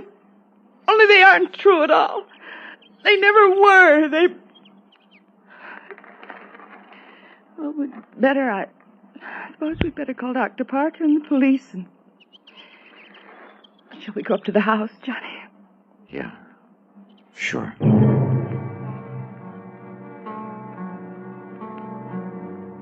At the house, I made the call to Dr. Parker. In a matter of minutes, he and another man, a Mr. Harry Allen, arrived, and together we went back and inspected the scene of the accident. No question to me. No question at all. Ah, yes, Mr. Dollar, I'm the whole police force here in Bethel. Somebody's got to do it. I see, Mr. Allen. Chief. Don't you agree, Doctor? Plain as day, isn't it? Yeah, Chief. Mr. Dollar, it's just an unfortunate accident. Those marks on his head and body are simply a result of the car rolling over. All of them, Doctor? Doctor? Why Orson didn't know better than to take this turn too fast is... What'd you say, Mr. Dollar? Well, this bruise on his forehead when he struck the windshield. That's right. Killed him instantly. And here, on his chest, from the steering wheel. Uh-huh. But that round contusion, I guess you'd call it, there behind his left ear. Small, a perfect circle. Something inside the car when it rolled. Was it? Yep. Maybe. Suppose you show me one thing, anything, inside the car that could have made that clean, clear mark. Now, you look here, Dollar. Yes, Chief. It was pure accident that killed him, no doubt about it. The doc knows it, I know it, and you know it. Just because you're one of these high-powered, big-city-type special investigators, just don't let your imagination run away with you. Chief is right, Mr. Dollar. Sure. Now, come on. Let's haul the body up to the house and help Mrs. Terwilliger make arrangements with that funeral home down to Monticello. Anything else we can do. Very good idea, Chief. And, say, Dollar, you're a healthy young buck with a sharp eye. Now, what's that supposed to mean? Well, now you tell me the truth. Don't you think Terwilliger's wife is one of the prettiest girls you ever did see? Yeah, she is. Such a shame that she and him never really... Rumor, Chief. That's just a lot of idle gossip. Yeah, Doc. I guess you're right. Is he, Chief? Huh? I wonder.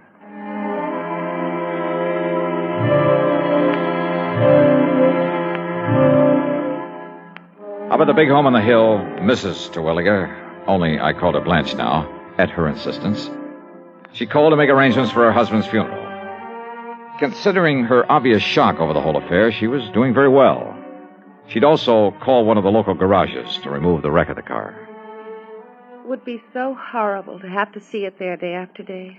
That car, the thing that killed him. Yes, I know what you mean. You're very understanding, Johnny, and I like you for it. Yeah, well, Yeah, I guess there's nothing further that we can do now. I've made out the death certificate, and, Blanche, my dear, Yes, Doctor. you sure you wouldn't like to come down the hill, stay with Mrs. Parker and me until this is all over? Oh, no, Doctor, but thank you very much. You've all been wonderful to me, and I appreciate it.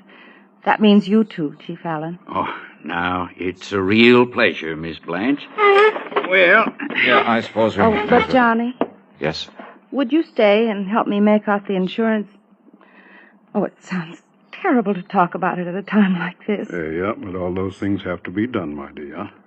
So, Mr. Dollar, if you'd like to stay here... No, I'd better run on down to Emmer's Hotel and arrange for a place to stay overnight. A hotel when we have this nice big house with plenty of... I'm sorry. I forgot that I'm alone now. You really shouldn't be, my dear. Johnny, maybe you'd come back to tell me what I must do about the insurance.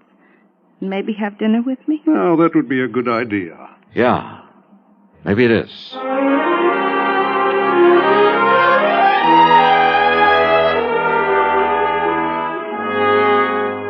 Expense account item 3, 90 cents for a phone call at Emmer's Hotel. Orson Terwilliger is dead. And, George, there's just one thing I want to know. Johnny, I simply can't... Yes, what is it? Who are the beneficiaries of Terwilliger's insurance? Why, there's only one. His wife, Blanche Terwilliger. Yes. I knew it. George, is that policy pretty much a standard form? Yes, it is. Double indemnity, as I think I told you. But he said he wanted some changes made. Well, to quote him exactly, he said he wanted to make a change in it. But frankly, I can't imagine what or why. 5 will get you 10. He wanted to change the beneficiary. Really? But the beautiful Blanche played it smart. She didn't give him a chance. Yes, I suppose that is a... What? Yeah. Now, Johnny, no, listen. If you mean what I think you do, what I mean is... Yeah, George. Give it some thought.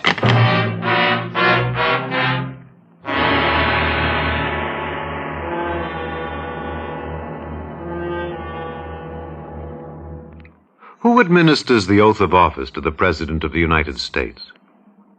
And for that matter, what is the oath of office?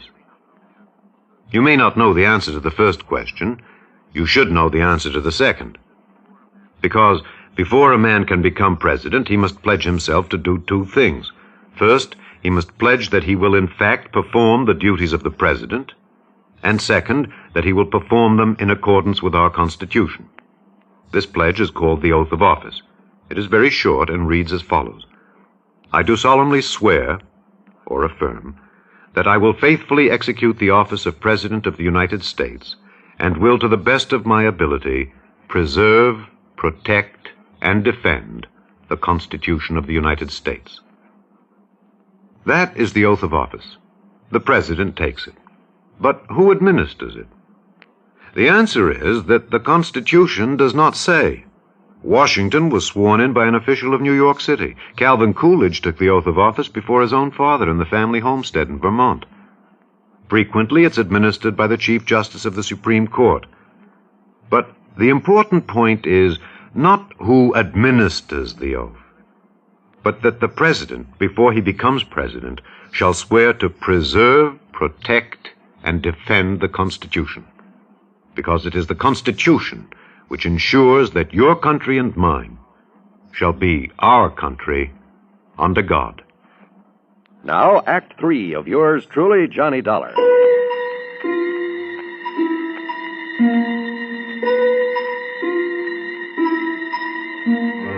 Dr. Parker and Chief Allen were convinced that Terwilliger's death was accidental. Well, I wasn't. Yet, all I had to go on, some talk the Terwilliger place might be put up for sale, meant nothing in itself unless I could find out why. Or perhaps the reason might tie in with the rumors, the gossip that had been mentioned to me. Rumors of what? That Blanche and her husband weren't getting along? As for actual evidence that he was murdered, all I had to go on was that funny little mark behind his ear. I borrowed a flashlight there at the hotel and drove back to the scene of the so-called accident. I went over the ground with a fine-tooth comb. Nothing. Then I went up to the place where the car must have started its skid. I searched the bushes all around, and then... Wait a minute. What under the sun is... And more important, where did it come from? It's much longer than an ordinary. As for the fletching... this thing's been used all right, and recently. And instead of a point, it has the heavy, round stone head.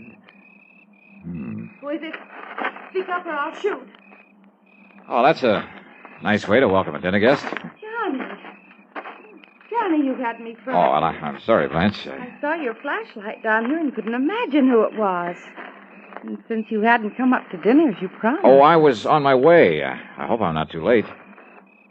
Hey, do you always wander around carrying a gun? Oh, I'm sorry. Here, you'd better take it. Yeah. I'm not used to these things, though heaven knows I've seen enough of them. Your husband's gun collection. But why'd you stop here, Johnny? What were you doing, and what in the world's that? Oh, just a... Well, there must have been some Indians around here at one time or another. Oh, yes. I understand this was great Indian country. But now, Johnny... Yeah? My invitation to dinner still stands. Great. I'm starving.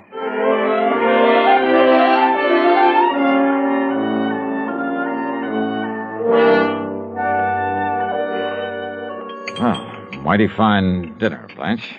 More coffee? I'm almost embarrassed, though. Now, why do you say that? But a chance to be close to someone is, well... More coffee? Oh, no, it's not another thing. Well, then, let's go in by the fire in the library and talk. Johnny. Yeah?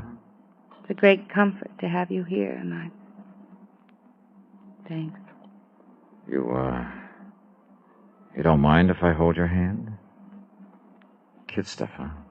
No, it isn't.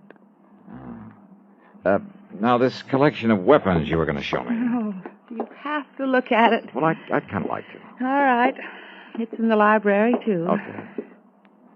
You know, Blanche, with your figure... Hmm?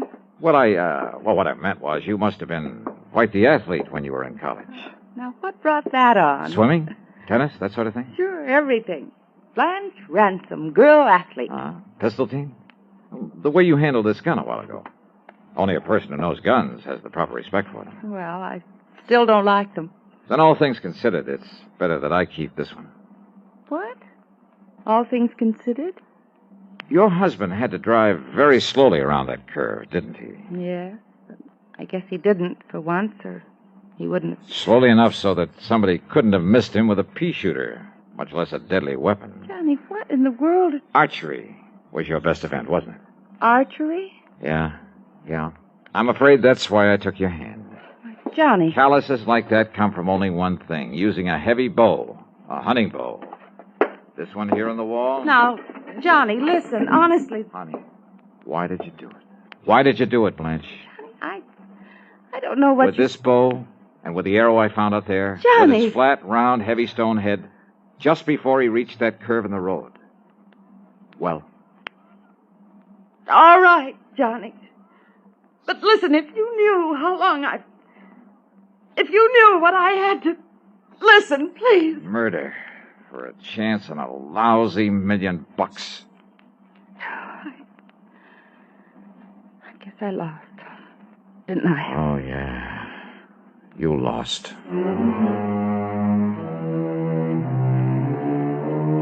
And according to the law, no person convicted of the murder of the decedent shall be entitled to any portion of the estate, including the insurance. But just don't forget my commission on that amount. Expense account total, including room and board at Emmer's and the trip back to Hartford, $185.60. Doubled. Yours truly, Johnny Dollar.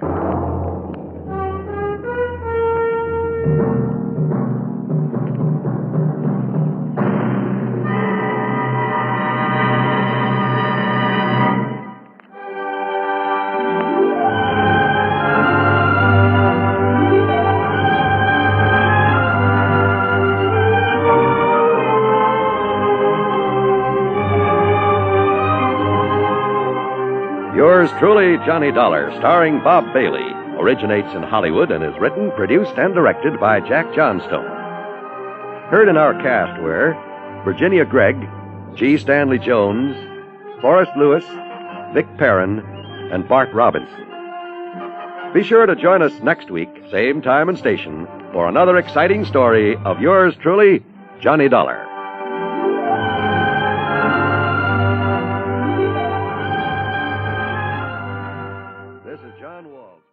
From Hollywood, it's time now for... Johnny Dollar. George Reed. Reed here. Well, hi, George. Haven't heard from you in a long time. Skip the formalities, Johnny. I have a problem. You and everybody else. $25,000 problem, possibly $50,000. Double indemnity clause, huh? Right. Who's insured? Name is Mercedes Crabtree. Crabtree? Elderly woman, lives out in Montana. Uh-huh. And how long has the policy been in effect? Almost 30 years. And you're crying because you have to pay it off? Well, that's it, Johnny. We aren't sure. What? A few days ago, somebody took a shot at her. They missed. But, Yeah? last night, she disappeared.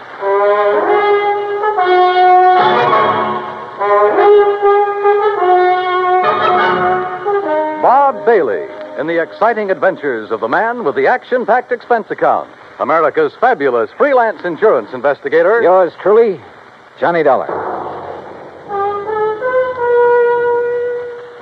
And now, Act One of yours truly, Johnny Dollar.